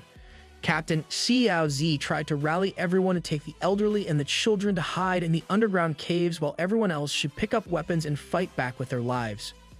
It looks like that will not be happening though. Most of these people are just ordinary citizens, not soldiers or transcendent warriors. They are equally defenseless and terrified. Still, there are some that stood out among the crowd, some that even with insufficient combat prowess, still managed to pick up what they can and push back. It was the elderly zookeeper and his trusty gun. His stun of firing a single high-caliber bullet was wholly useless. It even worsened the situation as the shadow beast has locked onto him with renewed rage. He just moved without thinking. He did not consider that these monsters might have been impenetrable by ordinary bullets. Xiao I, on the other hand, was quick on her feet. She served as the guide for all the lucky ones that managed to run and hide in the underground caves. Captain Xiao Z was their main fighting force, and even her position looked less than ideal. She and the giant panda has been surrounded by these shadow freaks in all angles. The giant panda was still aching from all its injuries due to the initial struggle against the Australith, but it was not letting up, and he was showing these shadow beasts the difference in their raw strength. The big guy is named Sun Bao, and fighting is starting to become too much of a strain on his wounds. The kid that Chi Z saved a few days ago and found himself back in the evacuation shelter and now in the underground cave. He was urging Xiao I to hurry inside as well. But her role down here has already concluded. The brave woman had already decided to stay behind and fight the shadow beasts with her rifle. So she closed the entrance to the underground cave and steeled her resolve to join the fray. Xiao I has not even finished preparing herself for the war when a rogue shadow beast just pounced from behind, not giving her any time to even think of dodging or defending. Thankfully, the layout of the underground entrance is just a tad too narrow for the massive shadow beast to move around freely. It so desperately tried to reach her with its nasty green teeth and nuclear wasteland-looking mouth. Staring directly into the monster's non-existent eyes, she vowed to never let herself get eaten by the likes of this creature. She was the iron will to survive. Looking through the sights of her sniper rifle from point blank, she yelled her resolve to survive this ordeal no matter what. One well-placed bullet on the shadow beast's weak spot was all it took to end the terror in the underground level. Stuck between the winding pipes and narrow halls, one of the monstrosities has perished. Xiao I took a deep breath. She was just getting started. In some remote area somewhere between Jia City and the Misty Mountains, you see some hippos chilling in the cool water of a river.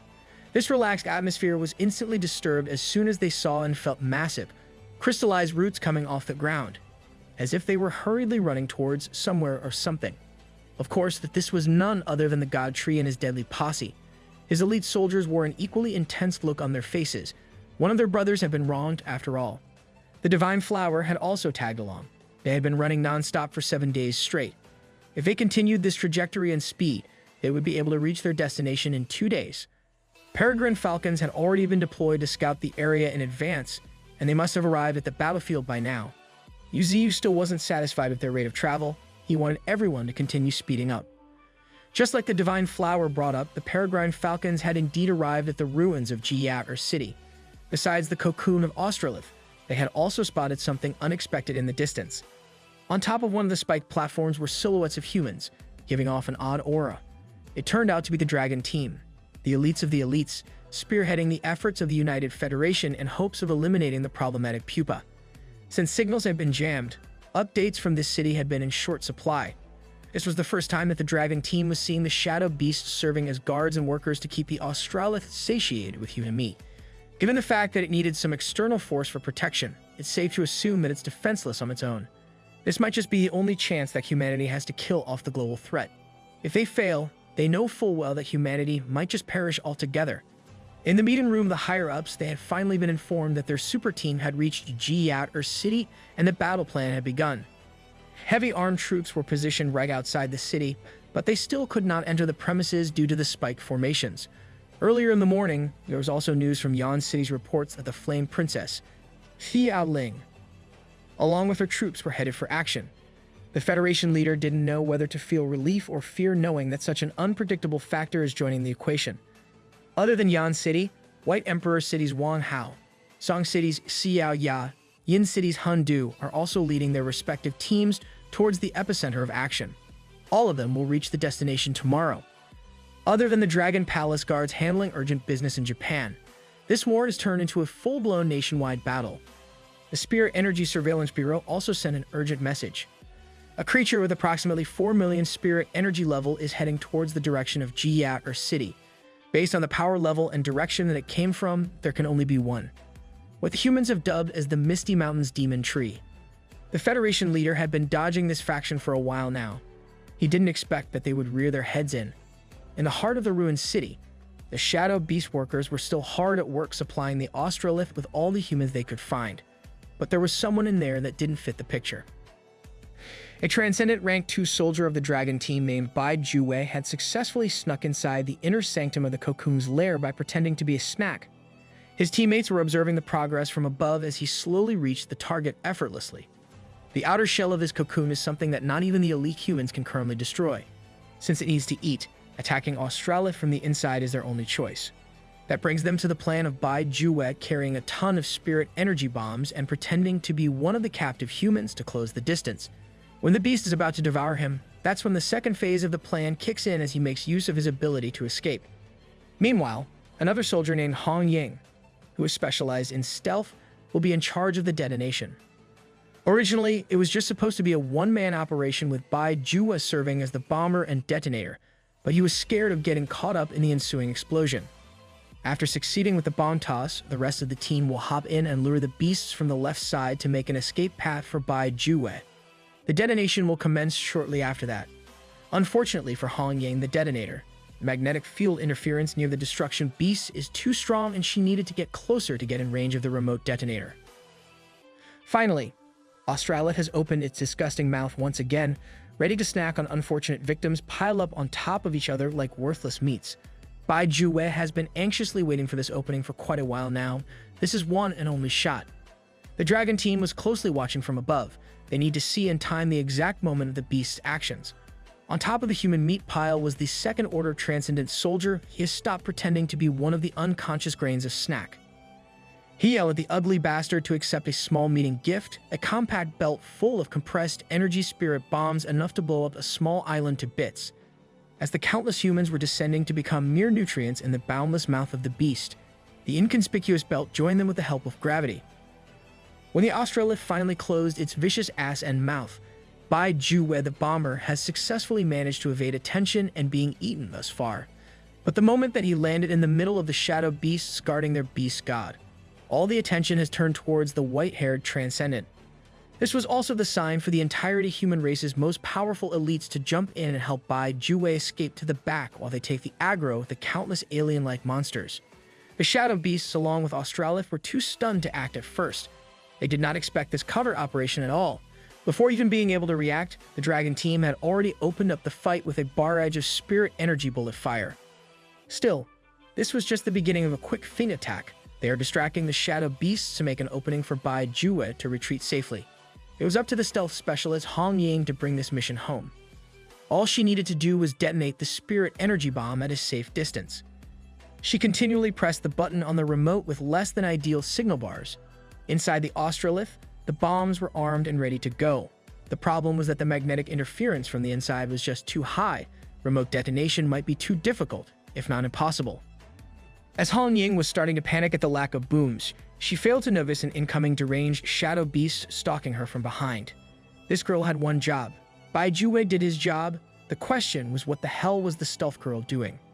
The white-haired soldier let his attention slip for a moment, and it looks like he might pay the ultimate price of losing a head for it.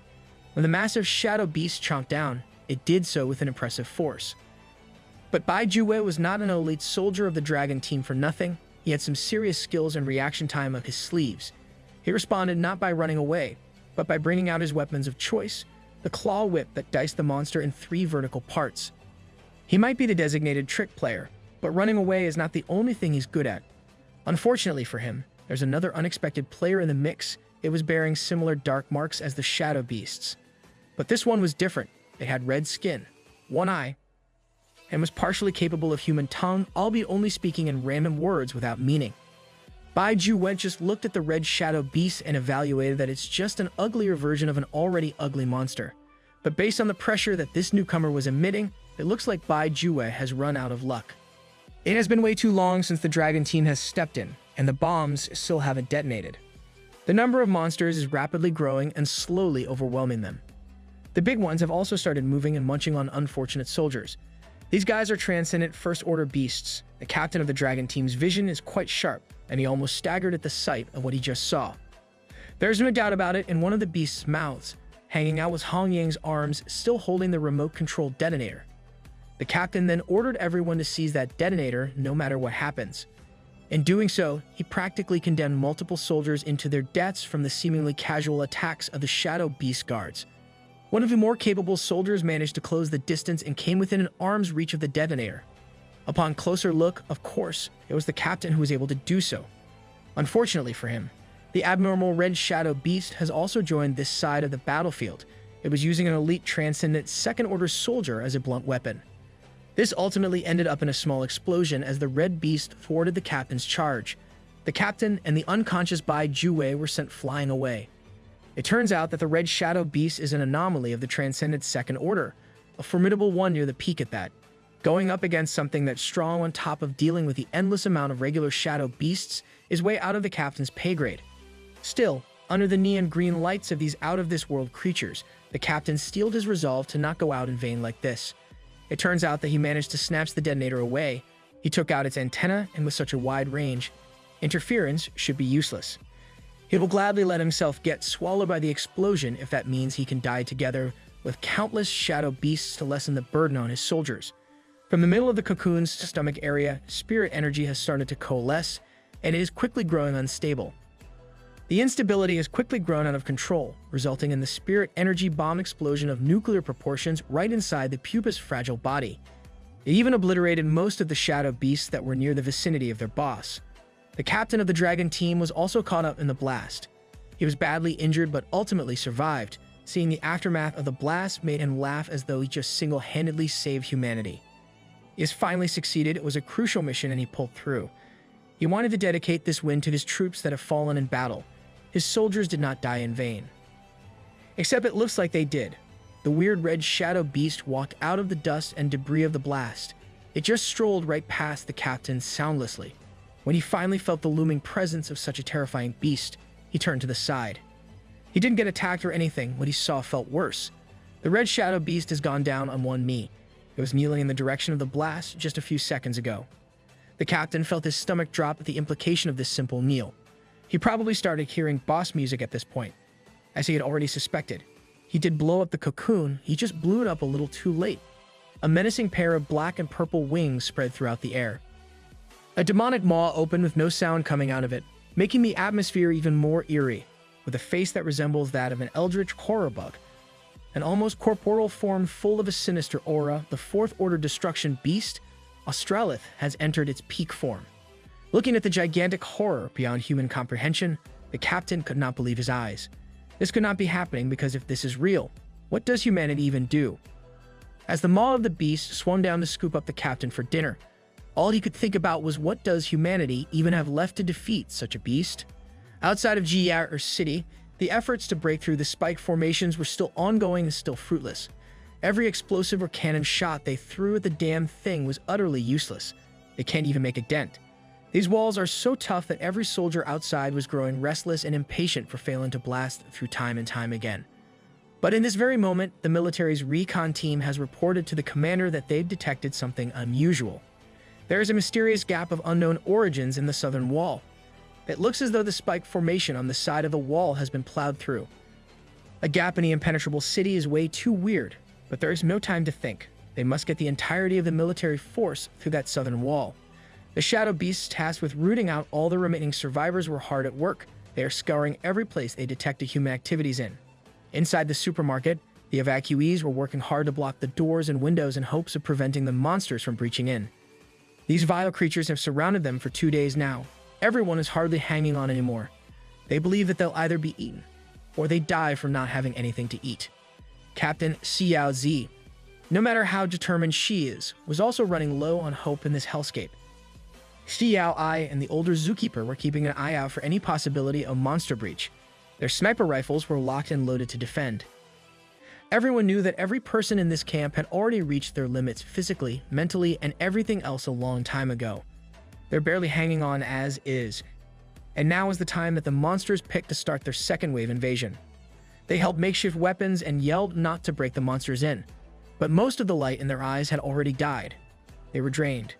A shadow beast managed to make a hole big enough to sneak its head in and took a bite of one of the survivors' brains. It was too fast. Xiao Ai did not even have the chance to look down her sights, let alone fire a round. Captain Xiao Zi and Sun Bao geared up and got ready to fight and defend the people. From just one pointed breach, too many shadow beasts are now starting to pour in. At this rate, the death of every survivor is all but guaranteed. Just like before, another earthquake shook the shelter. The last time they felt the ground move this heavily was when the Australith started evolving, so this quake cannot be good. But this time, even the shadow beasts seemed utterly confused while the ground shakes vigorously. And in another bizarre twist, these same hungry and merciless monsters actually turned around and started running back to where they came from. But before they could even get far, a scaly foot of a beast started stomping them down like nothing. This time it's none of that alien goo beast nonsense, it's real flesh. Another one tried its best to get away only to get hacked down in two by a familiar battle axe. Next came the annihilation of multiple shadow beast workers in a dance of fire and explosions.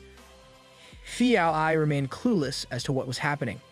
But now, the tremors have stopped completely. The next thing you know, there were thick and massive tree roots growing right out of the ground. The peach-colored hair beauty could not believe her eyes. Everyone in the Federation knew who these newcomers were. They've seen this group vilified to the high heavens. The full force of the Misty Mountains, led by the God Tree, has finally arrived and has joined the battle for Jiyaer City. Yuziyu towered over the makeshift evacuation shelter, a supermarket that the survivors converted to be a haven from the ancient creature's devastation.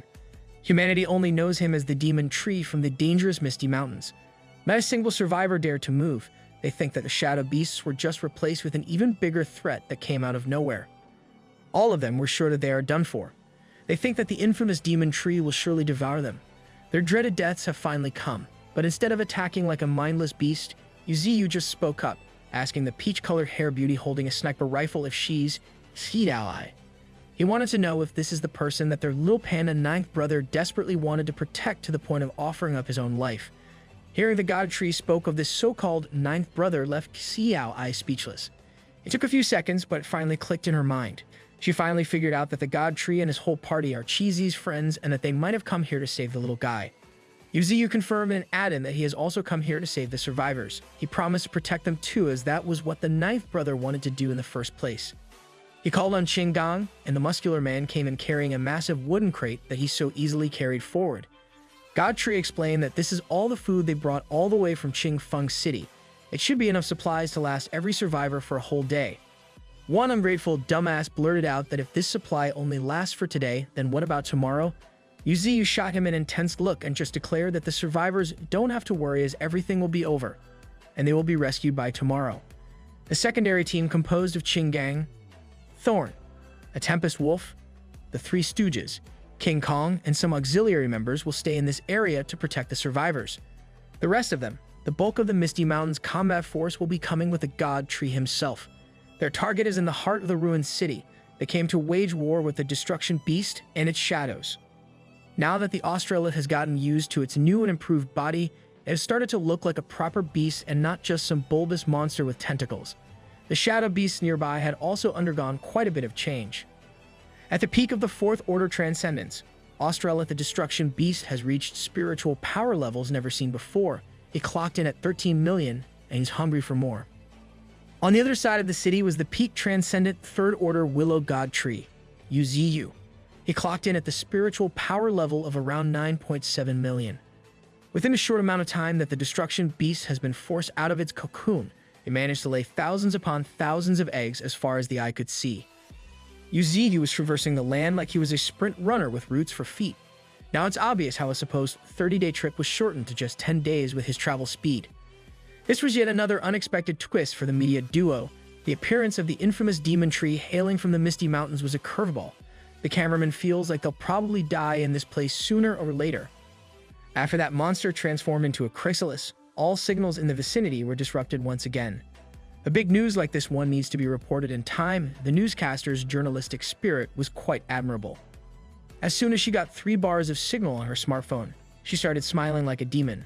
All she wanted to do was cover the biggest news in the history of journalism. She's got that grind set. I respect that. She got so overexcited that the cameraman had to remind her to shut the hell up if she doesn't want the both of them to die an untimely death. On the way to the heart of the city, Yuziyu started activating the spiritual field all around his area of effect. Meanwhile, the remaining operational broadcast station near Jiya City has received the footage coming in from the center of the world event right now. As soon as they opened the video file, the astonishing events of the war in Jiya left the director and his associate speechless. As I said earlier, not a single citizen of the Federation could ever forget the name and the appearance of the demon tree from the Misty Mountains. The director ordered his subordinate to inform the team of what was happening while getting ready for a live broadcast on the field. It's a bit iffy towing the line of whether they can or can't show footage of such a massive event without the supervision of the Federation. They might get in hot water for this, but the director knows when to push and when to pull. Today is the day to push and put the damn broadcast on the airwaves. If that demon tree wins, he will take responsibility for everything later. And if it loses, they won't be able to survive the destruction beast anyway. Above everything else, everyone in the world has the right to know what's really happening in that cursed city. This is the moment of humanity's survival or extinction, and everyone has the right to see a glimpse of the future. It did not take long for the emergency broadcast to reach the screens of everyone in the Federation. The news of the demon tree joining in the insanity of Jiya City came as an absolute shock to everyone. Some think that this might just be a fight over territory between 2 terrible beasts, but everyone thought that the best-case scenario for humanity is that both of these Herculean creatures just died together fighting each other. No one had a clue as to what will become of this world after this decisive battle. Some hardcore occultic congregations see this news as a sign that they are guided by the gods as humanity heads for destruction. Both sides are monsters unafraid of nuclear-level attacks. The higher-ups turn to the Federation leader for their next moves, but the leader is coming up with blanks. Godtree and Australith just looked at each other from a distance for a while, seemingly sizing up each other's strengths, where the two have come close enough to start exchanging blows. Not one of them made any sudden movements. With fights on this level, the mental battle is as important as the physical. The Nine Tails came to her master's side and informed him of something weird.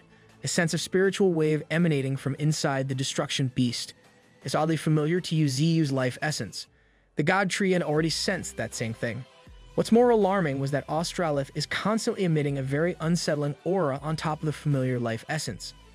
This beast that has never spoken before finally opened its terrifying maw, welcoming God Tree. Yuziyu did not expect that it has gained intelligence up to this level already.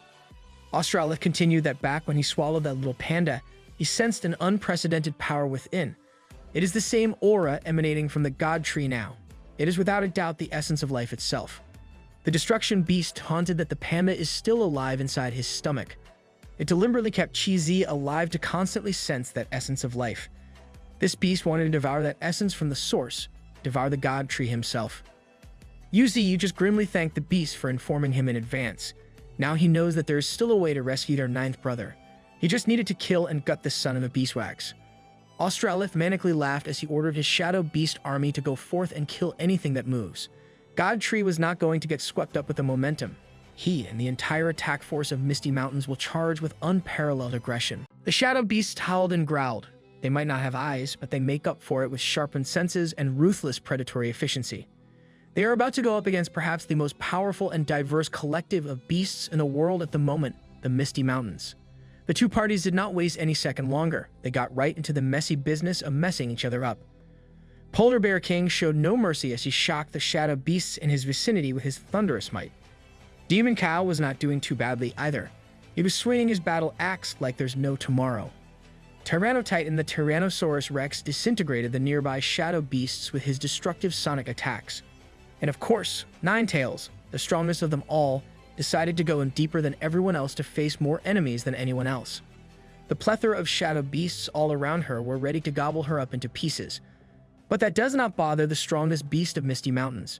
She just calmly primed a fiery attack of her own. When she had finally unleashed the Inferno Blast, countless shadow beasts melted right where they were standing. It was not a bloodbath. It was more like a cookout. In the middle of the burning masses of shadow beast meat stood Ninetails, unwavering and seemingly untouchable. On the other side of the city, the main event was entering its initial stages. Tree tried to sneak in some fast root attacks, but Austrolith, the Destruction Beast, is a fourth-order transcendent beast that can't go down that easily. They are only starting the fight, yet one of Yuziu's primary modes of attack had already been proven to be useful. He just can't penetrate through Austrolith's thick skin. And that Destruction Beast's defense was not the only thing that he needs to worry about. It also boasts a terrifying offensive side with its tendrils. Yuziu quickly succumbed to the piercing power of these purple tendrils. They were just too fast. After piercing through his hardened body, the tendrils even went forth, not losing their momentum and hitting the Misty Mountain beasts behind. Tree knows that fighting in this place is a very bad idea. If they continue doing so, it will undoubtedly affect his troops.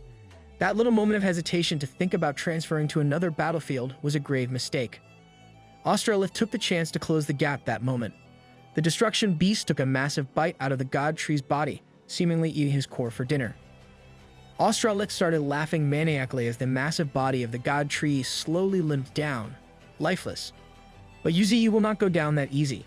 But you can't blame Austrolith for being fooled. He was under hallucination after all. Tree has a few tricks up his sleeves, and this is just one of many. That hallucination has given him an opening to attack with his roots again. For the first time in a while, Yuziu gave this attack his all to the point of grunting. There are very few enemies that could push him to this state. Even though there is a chasm of difference between their quantitative strength, he still managed to push the Destruction Beast back. He might not have caused too much damage, but it was enough for Austrolith to take him a little more seriously now. That root attack also took the battlefield out of the middle of the city and into a mysterious field of what looks like eggs. Tree assessed that these overwhelming numbers of chrysalises here should have come from the Destruction Beast himself. These moth guy explained that all these eggs, as far as the eye could see, are his offspring, and soon they'll hatch. At that point, all the creatures in this world will become his food. The order of the food chain is not only going to change, but it will also be reprogrammed. The only purpose of this world's existence will be to serve Austrolith and his offspring. The Destruction Beast knew that Yuziu deliberately dragged him out of here because of the fear of harming the Misty Mountain beasts. But in the eyes of Austrolith, this was a meaningless struggle. He believes that his subordinates will absolutely annihilate the Trees. And it will start with the anomalous red shadow beasts, as they have the strength of second-order transcendent beings. As for the boss himself, Austrolith plans to devour him to become nothing but just a source of strength. Austrolith is already counting his chickens before they hatch. Against a menace like the Tree, the Destruction Beast could not be more wrong. Misty Mountain beasts are not weak to the point of being defeated by mindless shadow beasts. Even if there's a gap in strength, the beasts hold the edge when it comes to harnessing their strong emotions. Also, there's one more thing that Austrolith did not get right. Tree did not drag him this far because of some fear of harming the other beasts. As Yuziu's body slowly transforms into a foreign form, he explained that confronting a transcendent fourth-order being requires the use of full firepower. He already knows that he'll kill this pesky Destruction Beast one way or another, but he can't guarantee another thing while he's doing so. With stalwart branches behind his head, a fearsome face that spells death, a menacing crimson aura of devastation, Tree has finished transforming into his ultimate combat form. That's a freaking Gundam Tree on demon time. Since his narrow win against the humans, he has been contemplating the most effective combative stance that he could implement. Sure enough, he has come to this form as the best practical choice. Austrolith was speechless. It looks like he was not the only one capable of changing forms in this city. As fireballs started manifesting around Tree's new body, he warned the Destruction Beast that he can never reach the pinnacle of this world. His descendants will not live in this world. Yuziu himself will annihilate every one of these bugs. For the first time in this battle, Austrolith looked genuinely upset as it screamed for the Tree to stop what he's about to do. But it was too late. Multiple explosions of nuclear proportions started littering the ground where the defenseless chrysalises were awaiting their hatching that will never come. Every beast out on the other side of Jia or city felt and saw those massive blasts. The heart of the city was plunged into hellfire, but it's better to have a few more destroyed skyscrapers instead of 1,000 destruction beasts roaming the world. Australic himself was not too harmed by the explosion. He definitely hates the fact that his offspring were literally cooked, though. God Tree turned to the destruction beast in surprise of this extremely emotional response. He thought that this guy was the emotionless type. He never expected that Australic would mourn his dead children. This beast that mercilessly killed countless people and destroyed everything in its path can feel anger too. Right now, he just wanted to kill the God Tree no matter what. Yuziyu was ready for the worst that is yet to come. An explosion of speed collided in the middle of Jia or city. The fearless Mia duo kept themselves hidden while trying to get the best shot of the fight. It's finally time for combat. Unfortunately for them, a single wandering shadow beast just happened to spot their hiding place. It looks like this will be the end of the Jia or City War broadcast, unless it's not. The shadow beast has been repelled by some unknown force. It was none other than Captain Xiao Zi and her trusty giant panda mount coming to the people's rescue. Meanwhile, the evacuation efforts are being stifled by other shadow beasts, and the only line of defense that the humans have are Bald Head and his crew. Bald Head has never been one to back down from a fight before. Not that he has gotten stronger from training with a God Tree. The same thing goes. Shadow beasts versus beasts made of flesh and blood that have undergone countless evolutions. Who will win? Bald Head and the crew might come out on top when it comes to individual strengths, but there were just too many shadow beasts to keep track of, and their target is locked onto the humans. No matter how hard they try to escape this horror, some will succumb to the relentless beastly chase. Just as the humans were about to get picked off one by one, not leaving a single survivor behind, something came into view from the rubbles of the city. There is a giant monster ahead. Its face has been obscured by darkness. This is the Monkey King. The survivors have stopped running for their lives. They were slowly accepting that today will be the day that they die, but they don't want to die. Monkey King lifted his muscular arms casually and aimed at the approaching shadow beasts. He then started pounding the ground, making minced meat out of the disgusting innards of the shadow beasts. The next thing you know, this single powerful monster has driven out and destroyed the approaching horde of shadows. Each of these loathsome beasts that came from Australic's vomit were dismantled. Each kill was more gruesome than the last. After the preliminary assault of the Monkey King, the gaggle of monkey beasts started pouring into the city like it was their personal playground, and the shadow beasts are their toys. Apes and monkeys versus otherworldly shadow beasts. Just from the vitality and intensity of the primates alone, the results were already obvious. The humans that were saved from the maws of certain death were still shaking in fear. They think that these new beasts just see them as food, worth fighting over for. But when the Monkey King at the front started speaking human tongue and asking if anyone among them worked at the zoo, the survivors felt confused. Imagine being a human in the middle of a war-torn city crawling with mindless beasts, then suddenly, a massive monkey started speaking clearly. On the other side of Jia or city, the conditions were not looking too good environment-wise. But thanks to the praying mantis' efforts, the humans in this area have been located and are ready for a seamless evacuation. They might look like savage beasts, but they will ride or die when it comes to the God Tree's orders. When their boss tells them that ensuring human safety takes priority, including the rescue of zoo staff, they will follow suit. The wingnet units have also been deployed to take care of the unconscious survivors, taking them to safety. Qinggang has been monitoring the entirety of Jia or city, sensing every movement of the earth in his pedestal. He serves as the connective hub of the evacuation efforts. Thorn contacted him that all surviving humans in the city have been finally located. The next step is to get them out of the city immediately. They just need to do this right, and the rest will depend on the God Tree and the 9 great beasts in the front lines. Qinggang's squad and Ant Queen's team are on the north side. Praying Mantis Queen's team and Wild Boar King's group are flanking Nine Tails and her combat team. Monkey King's team is coordinating the rescue at the south near where the God Tree and the Destruction Beast are having their showdown. Speaking of Nine Tails and the combat team, it sounds like she was not having a great time fighting against the anomalous Red Shadow Beast.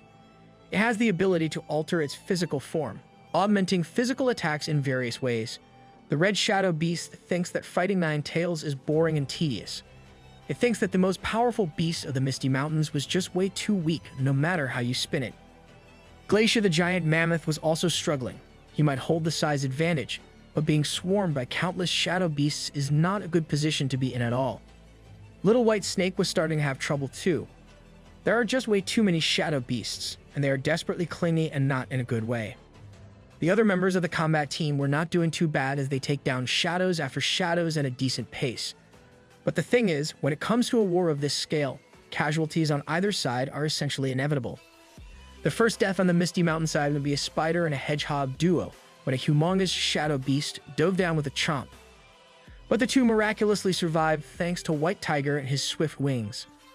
It looks like even up in the air, you won't be entirely safe from the assault of these vomit beasts. White Tiger was caught off guard and was sent flying to collide with a broken down building. But the shadow beast that snuck in a hit suffered a much more painful fate. Cuts from head, its long neck, and throughout its entire body. The culprit was none other than the new and improved Sparky and his lethal blades. These vomit beasts might be big, but sometimes it's not about the size. Sparky observed that their enemies are wholly different from humans. These are killing machines utterly devoid of emotions. They have no fear whatsoever. All of them are charging forward without caring about their lives. There are avian shadow beasts too, and the battle up in the air was just as fierce as down below. The Misty Mountain avian beast force was not well equipped enough to stop the charge of endless waves of flying shadow beasts. Demon Cow has graduated to ripping out these vomit beasts from limb to limb with his bare hands.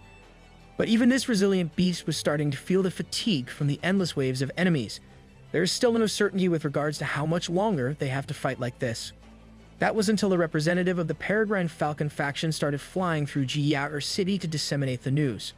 Given his superior speed, this Peregrine Falcon was the most efficient message carrier to tell everyone that there are no humans left in the area anymore. With this piece of information, they can finally stop holding back and start giving it their all in the fight. There's no more stalling and no more using just defense. Finally, the beasts of the Misty Mountains can finally act as beasts with no need to hold back their animalistic tendencies. They have endured for far too long, and they deserve a bloodbath. Tyrannotitan unleashed his Echo Wave with maximum firepower, effectively ripping through the flesh of countless shadow beasts. Demon Cow has also activated his gravitational force, essentially rendering all nearby enemies useless. On top of that, his gravitational control extended to the ruined skyscrapers, raining them down as meteoric weapons heading for the ground, leaving shadow beast stains on the concrete. Little White Snake has no slouch either. After feasting on spirit stones for quite a while, this beast was now capable of glacial flow, icebound domain to encase every enemy in sight in spikes of frost. On the contrary, Tyrannotitan roasted every enemy on the way with his Inferno Ray Beam. The fire traveled so far and so fast that it spread through the winding streets of Jiyaer City, erasing every enemy along the way. Meanwhile, Ninetails and the anomalous Red Shadow Beast are still locked in a staring contest. Her mind was not in this fight at all. Ninetails couldn't care less. She just kept on thinking about how crazy their ninth brother, Little Panda, was for undertaking this perilous task alone. She took it as he did not trust them to be of help. So, after all this is over, something needs to be done. The Red Shadow Beast did not even stand a sliver of a chance once Ninetails got the permission to stop holding back. She is definitely going to teach that Little Panda a lesson once they finish up here. For now, she intends to take all this frustration out and teach this unsuspecting victim the lesson that she so desperately wanted to impart. Flame Body created a blazing sphere of death that essentially deleted all forms of life within its radius. That is a let her cook moment. The environmental disruption that the Flame Body technique unleashed upon the world disrupted the human efforts to get closer to the battlefield. Military and media teams were trying to cover what in the world was happening, but now they fear getting shot down. Thinking that the beasts were busy fighting each other, they pushed forth. They wanted to do that, but the fear and confusion for what's happening in this historic battle was evident on their faces. Glacier, the battle mammoth, finally has the green light to mow down tons of enemies with rapid collision. The Polar King Bear and his elite squad of Arctic bears were also cleaning up their area with vicious thunderclap roars. Of course, Sparky was not one to get overshadowed by his oversized comrades. He sliced and diced through a mountain of shadow beasts with strength amplification. His triple strike was particularly terrifying. It beheaded and dismembered not only enemies but also freaking skyscrapers that just happened to be on the way. The Air Beast Strike Force was also doing their part, simply cooking the shadow beast from the safety of the skies. Peregrine Falcons have a different way of killing. They just simply use their beaks and unstoppable force to cleave through shadow beasts. The King of the Jungle was also showing the world that he's not just a dumb white tiger. I dare you to tell that to his face while he's standing on a literal mountain of corpses. People from all over the globe witnessed just how powerful these beasts from the Misty Mountains really are. Jiyao City is on the brink of annihilation now. If they looked overwhelming on the screen, then they are 1,000 times more imposing even if you're hundreds of feet in the air. Another odd thing was that some shadow beasts have seemingly transformed to a different hue and are now fighting amongst themselves. The mastermind behind this development was none other than the new addition to the team, Celestial Earth's enigmatic flower herself. And she is pissed off the highest level. She will not forgive the destruction beast for injuring and kidnapping her beloved little panda. Out in the broadcast station, they just received the news that the Jiyao media team was back online after being rescued by the surviving members of the Iron Knight pandas. It's hard to even put into words just how brutal the war raging on the city really was. What's even weirder was that the city residents are being gathered and escorted out of the city into safety by the monsters of Misty Mountains. Not only that, but there are also numerous monsters ahead blocking the shadow beasts from hunting down the survivors. It might be hard to digest by the humans were being protected by the beasts that they feared. The Federation leader was also notified of this bizarre development. No one expected for things to go this way. This was a bad look for the Federation, and they are now in uncharted territory when it comes to human-beast conflict. Still, this does not change the fact that the demon tree is only a transcendent third-order being, and that the destruction beast is of the fourth order. The difference in strength is too vast. Even though safeguarding more lives is crucial, it is meaningless in the grand scheme of things if they don't defeat Australith. Humanity's only hope is to rely on their sworn enemy, the demon tree. But if the strongest monster on their side fails, their next moves would determine everything. The Federation head had to make the call. He needs the spiritual missiles ready to launch at any moment. He has been ready for a while now. They have one missile more powerful than the ones they used against the demon tree in the previous war. They gathered the spiritual power of the entire nation's transcendent beings in a single load. The leader decided that the moment the demon tree goes down, they will fire the spiritual missile directly at the destruction beast. It was just ironic that what they once wanted to destroy could now possibly become their sole savior. Humanity can only place all their hopes on the new combat form of the so-called demon tree. Speaking of his new combat form, Yuziu's Zephyr Willow Strike has turned into an even more lethal weapon. In point-blank range, Australith knows that he could not possibly take all that sharpness unharmed, forcing him to a winged shield. But right after guarding against all the wind blades, this muff beast started unleashing some fire-scale powder. Godtree looked at the surroundings and saw the odd lights starting to surround him. Without any warning, these lights immediately detonated all over Yuziu. Australith boasted that he already knows the Godtree's obvious weakness and all that. He was so proud of busting out his surprise fire-based skill. But all that yapping just earned him a jab of a strong root straight through the body. Godtree would like to protest about that obvious weakness this bug was talking about. If he really was weak to fire attacks, then why didn't he feel anything under that intense explosion? Australith clicked his tongue. He had a bad read against the big boss. Godtree might be made of wood, but it's not your typical flame maple wood. To add even more insult to his face, particles of fiery light also surrounded Australith. The scene was way too similar to what he did just earlier. Godtree just laughed at the bug's stupidity. If it's fire-based skills they are talking about, then he could bust out one of his own too. A tree might be made of wood, but a bug should be vulnerable against fire too. This is getting increasingly worse for Australith. Just as the explosion was on the verge of reaching its crescendo, the destruction beast pulled out another ace. He had to use pure spiritual power just to dispel the quickly coalescing burst of blazing force. Now, this bug beast really was pissed off. All he could think about was killing and tearing this tree limb from limb, bark from bark. And to do that, Australith pushed his speeds to the limit, seemingly vanishing out of thin air. Unlike Godtree, the destruction beast might possess some fire-based skills, yet he's still vulnerable to its fiery onslaught. This ridiculous weakness loophole that the Australith has is an exploitable one. It's not looking good for the bug. With the enemy's secret weakness out in the open, all Yuziv had to do was catch him with a possible scorching kill shot. Under the threat of being burned alive, Australith forgot to account for the Godtree's plethora of attacking moves, and now he has another hole in his body with a root stab. For the first time in short life, the destruction beast has coughed up blood and felt the pain of being outplayed. Godtree was not aiming for the enemy's vitals though, it wouldn't be that easy. Instead, he was hunting for a blue orb inside. Inside this blue orb was the slumbering, injured little panda. Godtree's primary goal was the retrieval of the ninth brother after all. Realizing that he just got punked again, Australith immediately released scale powder into the air once more, only to get interrupted by multiple root strikes.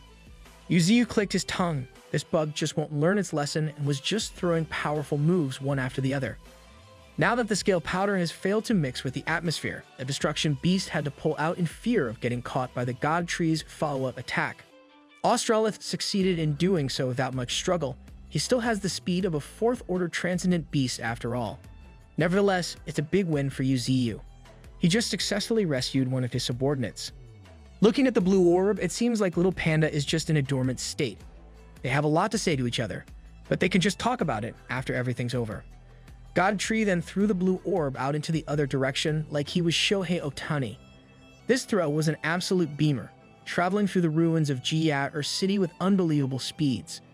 If you are observant enough like Ninetales, you would see a mini blue meteor traveling right above. She immediately turned to Demon Cow. They did not even have to exchange words.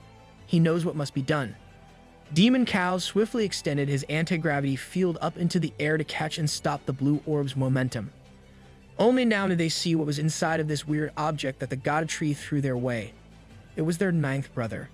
Ninetales ordered the attack force to get their ninth brother out of here, out of harm, while she holds down the fort by herself. The little white snake was the best fit for the job with her lithe and fast movements across the ruins of the prosperous human city. Even with her agility, it wasn't enough to go to safety without any stoppages. The number of shadow beasts lurking everywhere was still an issue. Seeing little white snake and the slumbering little panda get jammed up by countless shadow beasts alarmed Ninetales. She immediately left her ongoing fight, exploding into thunderous speeds. Ninetales was not just built for raw power, she was built for speed. But while she was on the way, the problem at the other side of the field was already resolving itself one tiny punch at a time. Little Panda has woken up from his slumber. He just broke free from the blue orb, and he's already breaking jaws. One punch from the little fellow deleted a shadow beast's head into an empty mist. He was still heavily injured from fighting solo against the destruction beast, but that did not stop him from showing these grunts who's boss. Now that his consciousness was back, he started grappling with the fact that he thought he died. But the sight of his brothers and sisters from the misty mountains appearing before him added to the confusion. The little panda felt powerless, but his pride just wouldn't let him ask these guys for help for his personal matters. Ninetales had to explain that after he was swallowed whole by the destruction beast, their master came in running for the save. He did not even think about the possibility that the God Tree was also here for his sake. Ninetales continued that it's not just the master and the core team. Everyone was here and right now, and they are desperately putting their lives on the line on the battlefield known as Jia City. They are protecting what their ninth brother holds dear. They are protecting what the little panda wanted to protect. Ninetales shot her basically little brother with a frustrated glare. She was glad that he's alive, but it shouldn't have gotten to this point in the first place. She could not endure it any longer. She had to smack this little brother of hers just a little for being so stubborn. Demon Cow and Little White Snake watched in horror as Little Panda already has life-threatening injuries in his body. Little Panda looked up to his big sister, not knowing the words to say. She just wanted to know why in the world this little troublemaker did not call them for help. Panda tried to state his reasoning, but he could not really come up with any reasonable ones. Ninetales continued to scold him about going rogue and doing something so dangerous all alone. She asked him if they are not worthy enough for him to rely on. Little Panda could not let out a word at all. His emotions were running high like it has never been before. Ninetales asked another even more hard-hitting question. Is it possible that deep within their little brother's heart, he doesn't fully trust his family at the Misty Mountains? But that really was not the case for Little Panda. He just does not want everyone to die for his sake. He wants everyone to live, so he wanted to take on the burden by himself. Ninetales understands where he's coming from, but she felt offended. She asserted that they will not die. Based on the determined body language of the other beasts, they wanted to echo out the sentiment of their eldest sister. Even the beasts that were not in the upper echelon had the aura of monsters that would not go down so easily. When they pool their terrifying strengths together, they are a fearsome force that one can lean on. A force that their ninth brother could ask for help when it comes to anything. At this moment, Little Panda could not help but let go of the emotional baggage that he was carrying for far too long. Tears and snot cascaded down his face.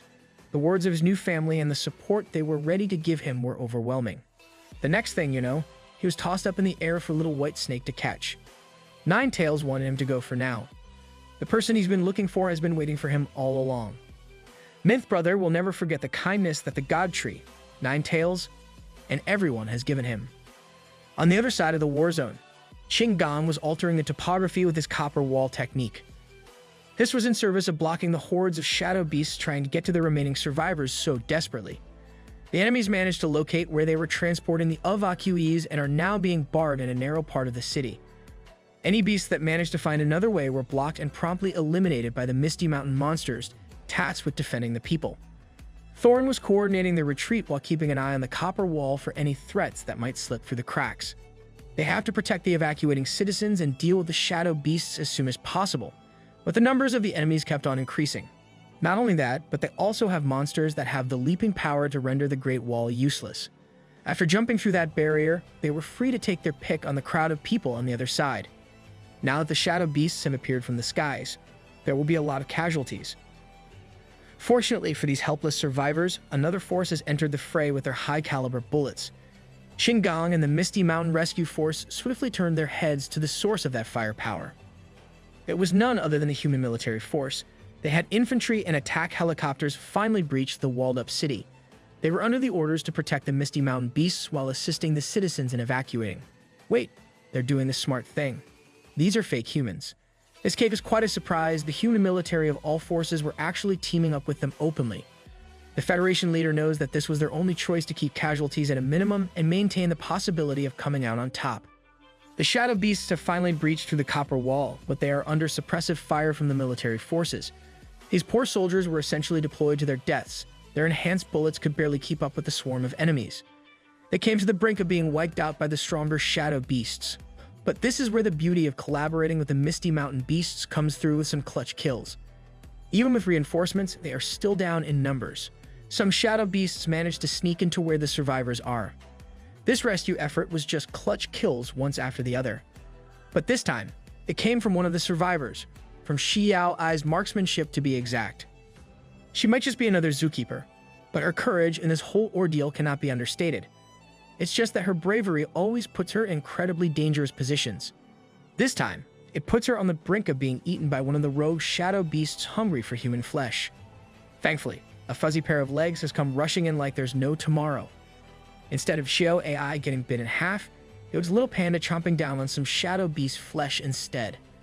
With his limited bite force, the little guy bit as hard as he could to save a person that was very near and dear to his heart.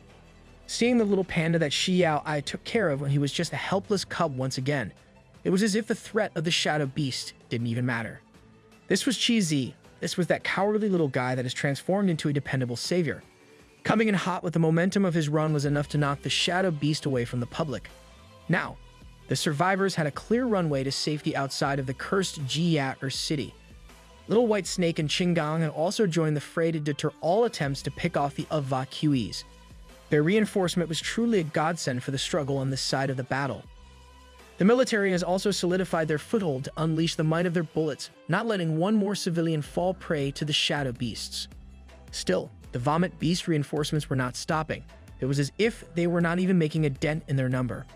This is when the military force decided to bring out the big guns, the RPG explosives, their ultimate deterrent. These loads of pure explosion were quite effective in neutralizing their targets in bulk. The second wave of RPG explosives was unleashed in hopes of wiping out the enemies. But the shadow beasts did something unusual. They were quite fast when it comes to adaptation. The girthy RPG load actually got swallowed from head to its base. What do you mean by that? Then the shadow beast that throat, that rocket opened its mouth again and sent the freaking explosive back with a vengeance. Its target was not the Misty Mountain beasts or the military forces. It was the civilians running for their lives. Qinggang saw this and tried to help, but he was just too far and he can't possibly block it in time. Thorn was also not in the position to intervene. They could only watch helplessly as the rocket heads for the clump of helpless survivors. Among those that are about to get turned into dust was Xiao Ai. It was at this moment that a being with heavenly white feathers descended from the heavens above. Its talons gripped the rocket, not minding the propulsion that it has. It's none other than the forgettable white crane of the Misty Mountains. The military was shocked. Thorn and the other Misty Mountain beasts were even more surprised. White Crane threw the explosive back to the shadow beasts. It was basically a game of hot potato with RPG loads. Cool guys or cool birds do not look at explosions. Another crucial save from the unsung hero of Misty Mountains. Qinggang and Thorn cheered for the White Crane. That bird is usually inconspicuous, but he's always been useful in critical moments. Hearing these backhanded compliments did not sit well for the other beasts listening. Even more so in White Crane's ears. He could not help but shed a single tear for his unrecognized heroism. Now that the civilians have evacuated at a safe enough distance, the military could finally up the gear and maximize their firepower output. But the problems just kept on going even now. The shadow beasts have figured out a way up into the rooftops of the ruined buildings and are now leaping down to attack. This type of suicide attacks took out a lot of military infantries on the floor. But that won't be too much of an issue for too long for the White Emperor's sword it's about to descend on the battlefield. Wang Hao, the loser White Emperor, has entered the fray to deliver these shadow beasts to their deaths. He is also quite popular when it comes to the infantry or to the whole Federation for that matter. With the White Emperor was the next set of reinforcements that just told the ordinary military forces to rest well now. The transcendent human forces will take it from here. Even they had never thought that they'd see the day when they team up with monsters on a mission. But the transcendent soldier with the big guns thinks that this team-up was a joke. He thinks that humans got this. He has the utmost confidence when it comes to his big guns and his spiritual cannon technique. It is quite destructive, deleting dozens if not hundreds of shadow beasts in one go. The other transcendent soldier with him was also doing quite well. He was all smiles while cutting up shadow beasts from left and right. The White Emperor was the flashiest though. Anywhere his blade goes, shadow beasts were sliced and diced neatly. With the addition of 3 transcendent soldiers, the efforts to push back the enemies got a whole lot easier from this point on. The military infantry idolized these city lords that are the pinnacle of human capabilities in their eyes. They are in a completely different league from normal humans. Those sentiments can easily go to someone's head and inflate their ego, especially for jackasses like this one with the big guns. He unleashed the spiritual cannon in all directions with no mercy and no regard for friend or enemy either. Bald-headed felt that something was not quite right, and when he turned his head, a scorching heat and bright light slowly closing and surprised him. That guy with the big guns was actually lighting up the whole battlefield even if it was under the control of the Misty Mountain beasts. He laughed maniacally, making it obvious that he doesn't differentiate targets. When he sees a beast, shadow, or otherwise, he will fire and send them to hell. Ding, ding, ding, we have a winner for the Dumb Ass Human Award. A lot of shadow beasts were sent to the Shadow Realm, but a lot of Misty Mountain beasts also joined them. Big Guns kept on laughing maniacally. In his tiny piece of brain, he was just slaughtering the enemies of humanity. Shingang was not about to let that slide, though. He immediately raised the Earth's grand terrain. Structures of hardened and spiked Earth formations started to gather around Big Guns, threatening to take his life right then and there. Shingang was smart enough to just warn Big Guns that if another shell lands on one of his comrades, then Big Guns could say bye to his pitiful life. Big Guns knew that Shingang was not joking around, and he promised to tone it down.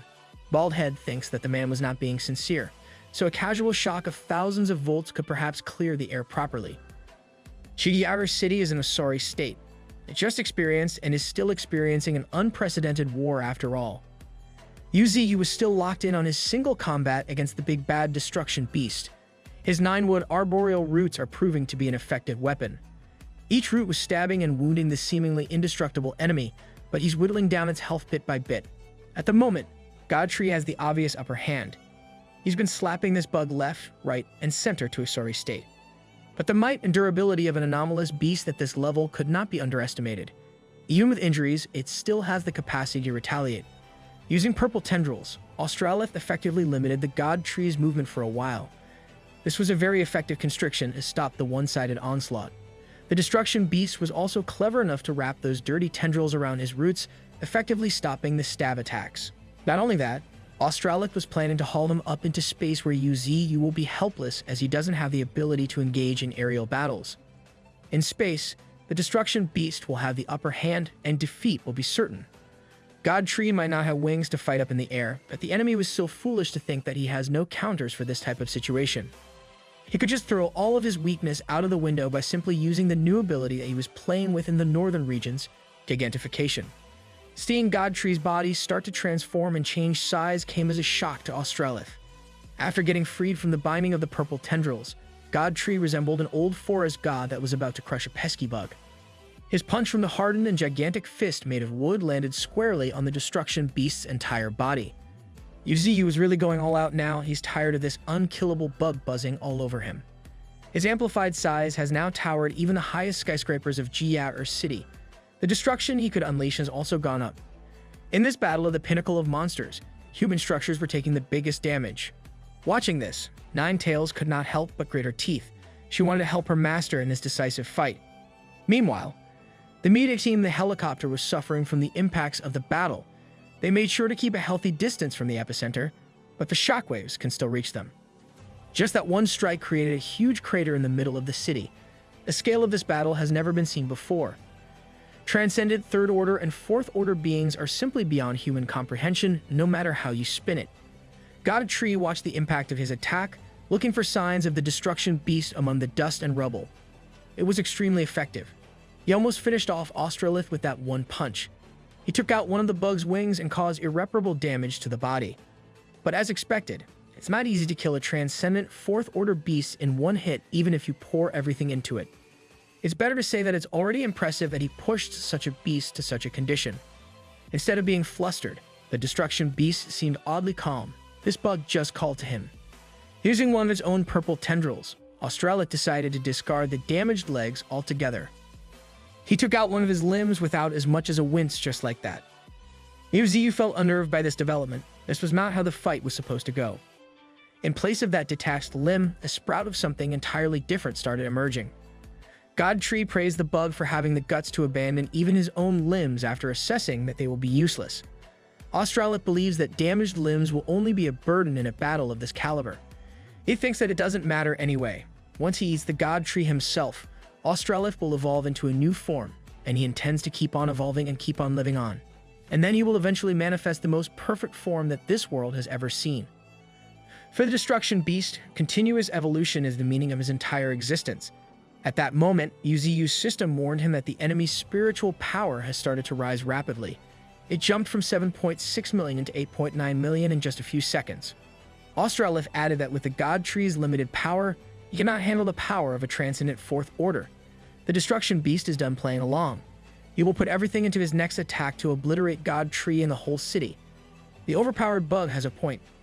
Compared to his paltry 3.3 million points of remaining spiritual power, Australith was just way too powerful. And all that power was channeled into a beam of light that threatened to eviscerate anyone unfortunate enough to get targeted. Yuziu braced himself and activated crystallization on his arms in an effort to possibly stave off the incoming beam. Thankfully, the texture of his crystallization was enough to redirect the powerful attack up into the skies. That did not stop it from going forth in a seemingly endless stream of pure spiritual power, though. The beam eventually concluded in a gigantic explosion far from the city, an explosion in the scale that has never been recorded in human history. Try as they might, the media team struggled to keep the helicopter steady from the winds of decimation coming off the explosion.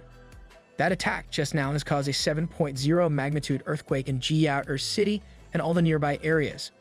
If that attack had detonated in the middle of the battlefield, it would be akin to an extinction event.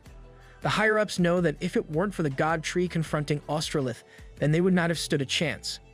It's likely that the entire city would have been razed to the ground and the whole Federation would have come next. The earthquake in Jiao City caused the countless ruined infrastructures with damaged foundations to topple. Thankfully, Qinggang was alert enough to build an earthen haven to protect everyone inside. They know that the fight of the Titans caused this. Yuziu didn't expect that this overpowered bug would hide his strength for a critical moment like this. He probably used the same trick to catch the Leviathan Monarch off guard before. In order to redirect that attack away from this city, God Tree paid the price of losing almost half of his entire body. Australith is the first opponent to reduce him to such a state. Seeing God Tree in this condition, the Federation leader handed down the order to prepare the spiritual missile. Once the God Tree is defeated, or even just shows signs of being beaten, they can't afford to hesitate any longer. Humanity must be decisive and ruthless. They must launch their final card at the opportune moment. Oh, brother, this guy stinks! The overpowered bug praised Yuziu for withstanding a blow that even the Leviathan Monarch failed to withstand. From 8.9 million spiritual power, Australith climbed up even higher to 9.2 million. It is ridiculous that such a powerful move can actually be used twice in a row. And this time, Godtree doubts that he could effectively guard again. This time, the scale and power emanating from the new attack looked and felt a lot bigger. The pure spiritual power needed to even manifest this thing was ridiculous. To prepare for what's about to come, Yuziu, with half of his body torn up, beckoned the earth element to build him the best earth shield that he could muster. The Destruction Beast was living up to his title with the onslaught of his extinction-level beams. Now he's really in a pinch. Godtree must find a way to tank the hit with just his most powerful defensive move available. The weight bearing down upon his barrier was enough to break even the strongest transcendent being, but Yuziyu persevered. He cleverly angled the earthen formation to the perfect angle to eventually redirect the destructive beam once again. This time, it went up into the air. Australith did not mind that at all. This overpowered bug has a ton of techniques in his seemingly unlimited bag of tricks. Right now, it's ghouls coming out from inside his body. Every single one of these ghouls was the same as the anomalous red shadow beast that he summoned to give Nine Tails a tough time. Now, all of them are swarming the injured and spent Godtree as fast as they can. Overwhelming him with numbers when he was this exhausted was the right call, but the Godtree is not alone in this fight. Coming from behind was the Flame Princess herself, Xiaoqing. She just arrived on time to act as reinforcement for her master. The Flame Princess did not even waste a single second and pulled out her blazing flame sword, overflowing with burning spiritual energy. One slash has dashed away the lives of countless red shadow beasts, effectively foiling Australith's plan to overwhelm the Godtree with numbers. This slash was not just your ordinary slash too. It was explosive to the point of plunging the heart of the city with hellfire in all directions. An attack of that level was just a one and done. Xiaoqing has evaporated her blade in one go, but easily neutralized the immediate threat. Even the Great Flame Sword developed by the Spiritual Power Research Institute can only withstand one full power strike of hers. She's going to need a better weapon. The broadcast of the fight stayed up even with all the destruction. The human media team is the real MVP. Because of them, everyone saw just how powerful the Flame Princess really was. She came to back up her master, but she also came bearing news that the higher-ups are planning to launch a spiritual missile here any second now. Godtree figured as much, but the launch of a missile in this position would only mean one thing. At that moment, Yuziyu just thought of a plan so ridiculous that it might just work if done properly. He asked Xiaoqing if there is any way for him to contact and speak directly to the higher-ups, to the man in charge of the entire Federation operation. A few moments later, the word quickly traveled to the office of the Federation head. He could not believe the words coming out of his associate's mouth. The Godtree wanted to talk. Xiaoqing gave Yuziyu the device to contact the leader of the Federation as he has something to say, and that foolish leader must hear him out loud and clear. The head still could not believe that he's talking with the supreme enemy of humanity just a few months ago, but it really was the Demon Tree's voice. Yuziyu cut straight to the chase. If he's being honest, dealing with a transcendent being nearing the Fifth Order is more than just extremely challenging, and they are going to need to work together here. Xiaoqing's flames were still raging on, effectively hiding what they were doing from the sharp sight of the overpowered bug. But she knows that this fire alone won't be enough to buy enough time for the Godtree to do his thing. So, she decided to tag in for the 1 versus 1. Activating Inferno Butterfly commanded the raging flames from all around the area to coalesce into a tsunami that burns down anything it comes across. She is strong, but her flames were not strong enough to deal significant damage to someone as powerful as the Destruction Beast. After swiping the flames away, Australith retorted that after dealing with a bizarre tree, maybe it is time to deal with humans now.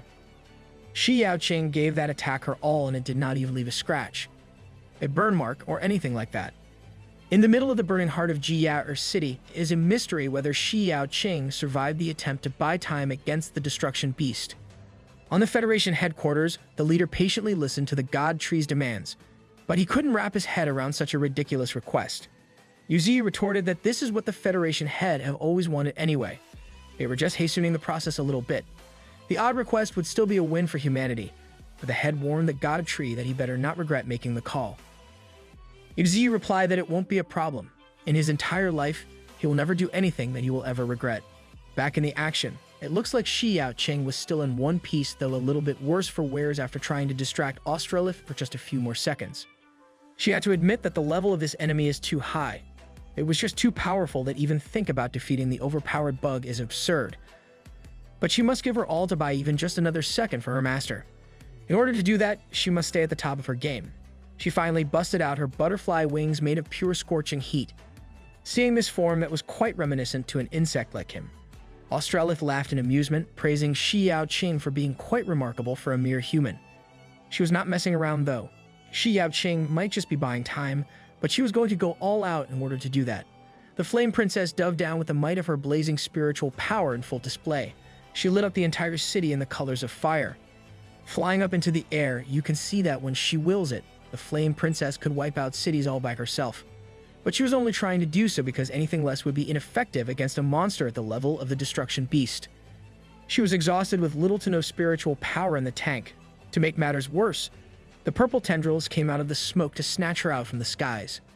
If there is something that the Destruction Beast hates with a passion, it's humans buzzing around like flies. It doesn't take a fight expert to evaluate if this is bad. Her position was abysmal with nowhere to go. She was almost certainly done for if not for a powerful force launching out from a distance and heading for Jia City at breakneck speeds. Of course, it was the culmination of human transcendence studies, their new and improved spiritual missile. Australit has no knowledge of what that thing coming for him was. He has no concept of just how hard humans tried to perfect their craft after their defeat from the God Tree's hands. Just to secure the plan even further, strong roots started bearing down on the Destruction Beast's whole body. God Tree has perfectly timed his action to slowly choke out every joint in the bug's body in order to prevent any movements. No matter how much Australith struggled, God Tree's binding was just too tight and secure to shake off in just a few seconds. While he was trapping the Destruction Beast, Yuziyu has also stolen Shi Yao Qing away from the enemy's tendrils. She needs to hurry up and get out of this place now.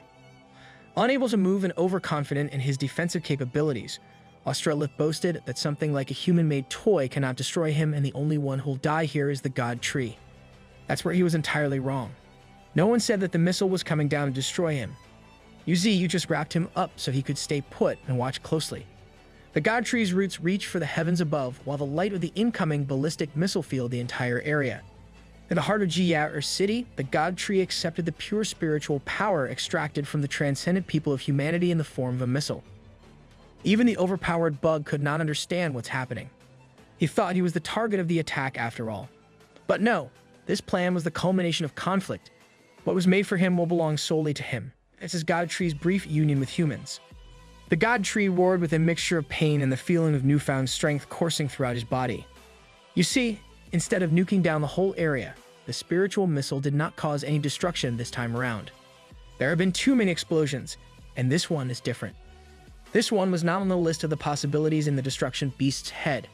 Instead of a destructive boom, it was more like a controlled but sudden burst of spiritual power coalescing into a single point in the heart of Jia City. After all the lights faded and all that's left was the dust of what just happened, Yuziyu stood firm, still in one piece. All Australith knows was that the missile was not your run-of-the-mill weapon. It brought the God Tree's power on a different level compared to before. Feeling the renewed power in his branches, roots, and entire body, Yuziyu could not help but admit that humans are indeed the most troublesome creatures. His body is healed up. It was like he was restored back to his prime self in combat form. No, he has become better and stronger by a mile. The Destruction Beast undoubtedly sensed that change. He was the closest one near the God Tree after all. But Australith refused to take this as a legitimate threat. In his point of view, depending on insignificant humans is a hateful and shameful act. But the God Tree was in this war to win it all. He's going to take the most reasonable edge he could get and run away with it. Just like now, with the help of the man-made weapon, he has been empowered to the point of being able to block a point-blank beam from a fourth-order transcendent powerhouse. He did not just block it, he freaking caught it with his strong hands. And as if he was playing baseball, he threw it right back to where it came from, the Destruction Beast's ugly bug face. Australith managed to dodge that one, but this is not looking good for the overpowered wingless moth. This beam, just like the ones that came before it, contained a powerful detonation that could raise a significant portion of the city. And the God Tree just used it as a power play, a bait to conceal his next move to come in and take a literal bite out of the enemy. This actual attack landed without any resistance. He caught the Destruction Beast off guard, and this bug would pay the price for inattentiveness.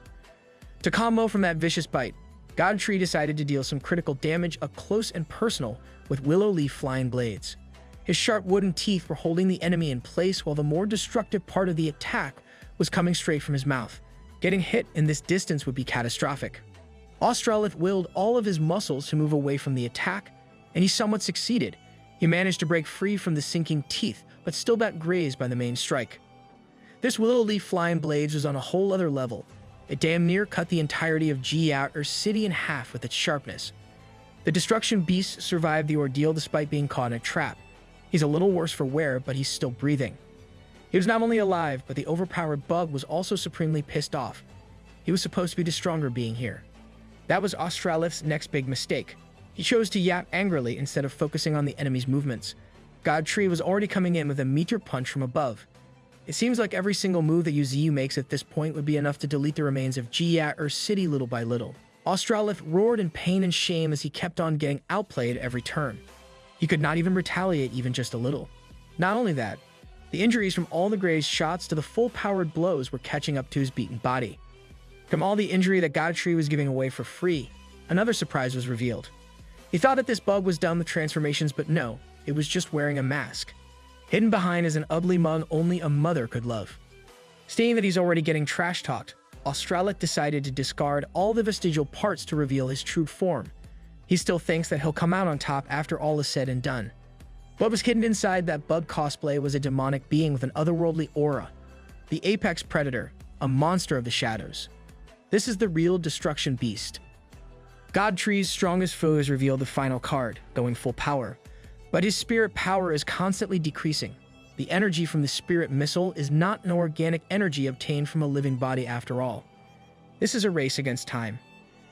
And if you know Yuziu, you know that he'll try his hardest to make the most of this limited time frame. The destruction beast will not sit idly too. Both of their lives are on the line. Both of them will fight like it. With both of their full potential in effect, it has become an all-out brawl for two of the most powerful beings on the planet. Now that Australith has shed his bug skin, it opened up room for some new attacking tools like a claw. This claw was as fast as lightning and as sharp as it was fast. It tore through Godtree's thick and supposedly indestructible body. Of course, Yuzi would not lose most of his left side prowess without exchanging for a damage trade.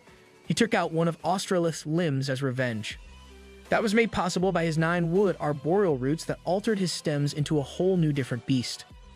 With a new form comes new defensive skills for Australith. Now he has a magnetic shield that could repel powerful physical attacks. The destruction beast has also picked up a few tricks after consuming the Leviathan Monarch. He could command water to rage as a tsunami. Godtree has the picture-perfect counter for that though, the ability to freeze everything in sight. Ice Age. Suddenly, the heart of Jia City has turned into a frozen tundra. It was like a gigantic ice sculpture of a world-ending calamity. Water did not work, so Australith immediately jumped to his next attacking option, using his grating voice for a sonic attack. This time, Godtree chose to bust out a defensive move of his own, activating crystallization to weather the storm of sound waves. It was just enough to stave off the more destructive property of the sonic attack. The surrounding buildings, the few that were left, were not safe from the collateral damage. Despite all the chaos, Godtree was not forgetting his mission to drive this destruction beast out of the city dead or alive. That was what Lil Panda wanted to do. This was the perfect moment for a surprise attack coming from below the ground with the use of Yuziu's earth element manipulation. That one really hurts just based on Australith's growl. And now, Godtree has enough strength to coil his branches on literal buildings to use them as blunt weapons. It was like Yuziu was beating up the beast with the ruins that Australith tore up in the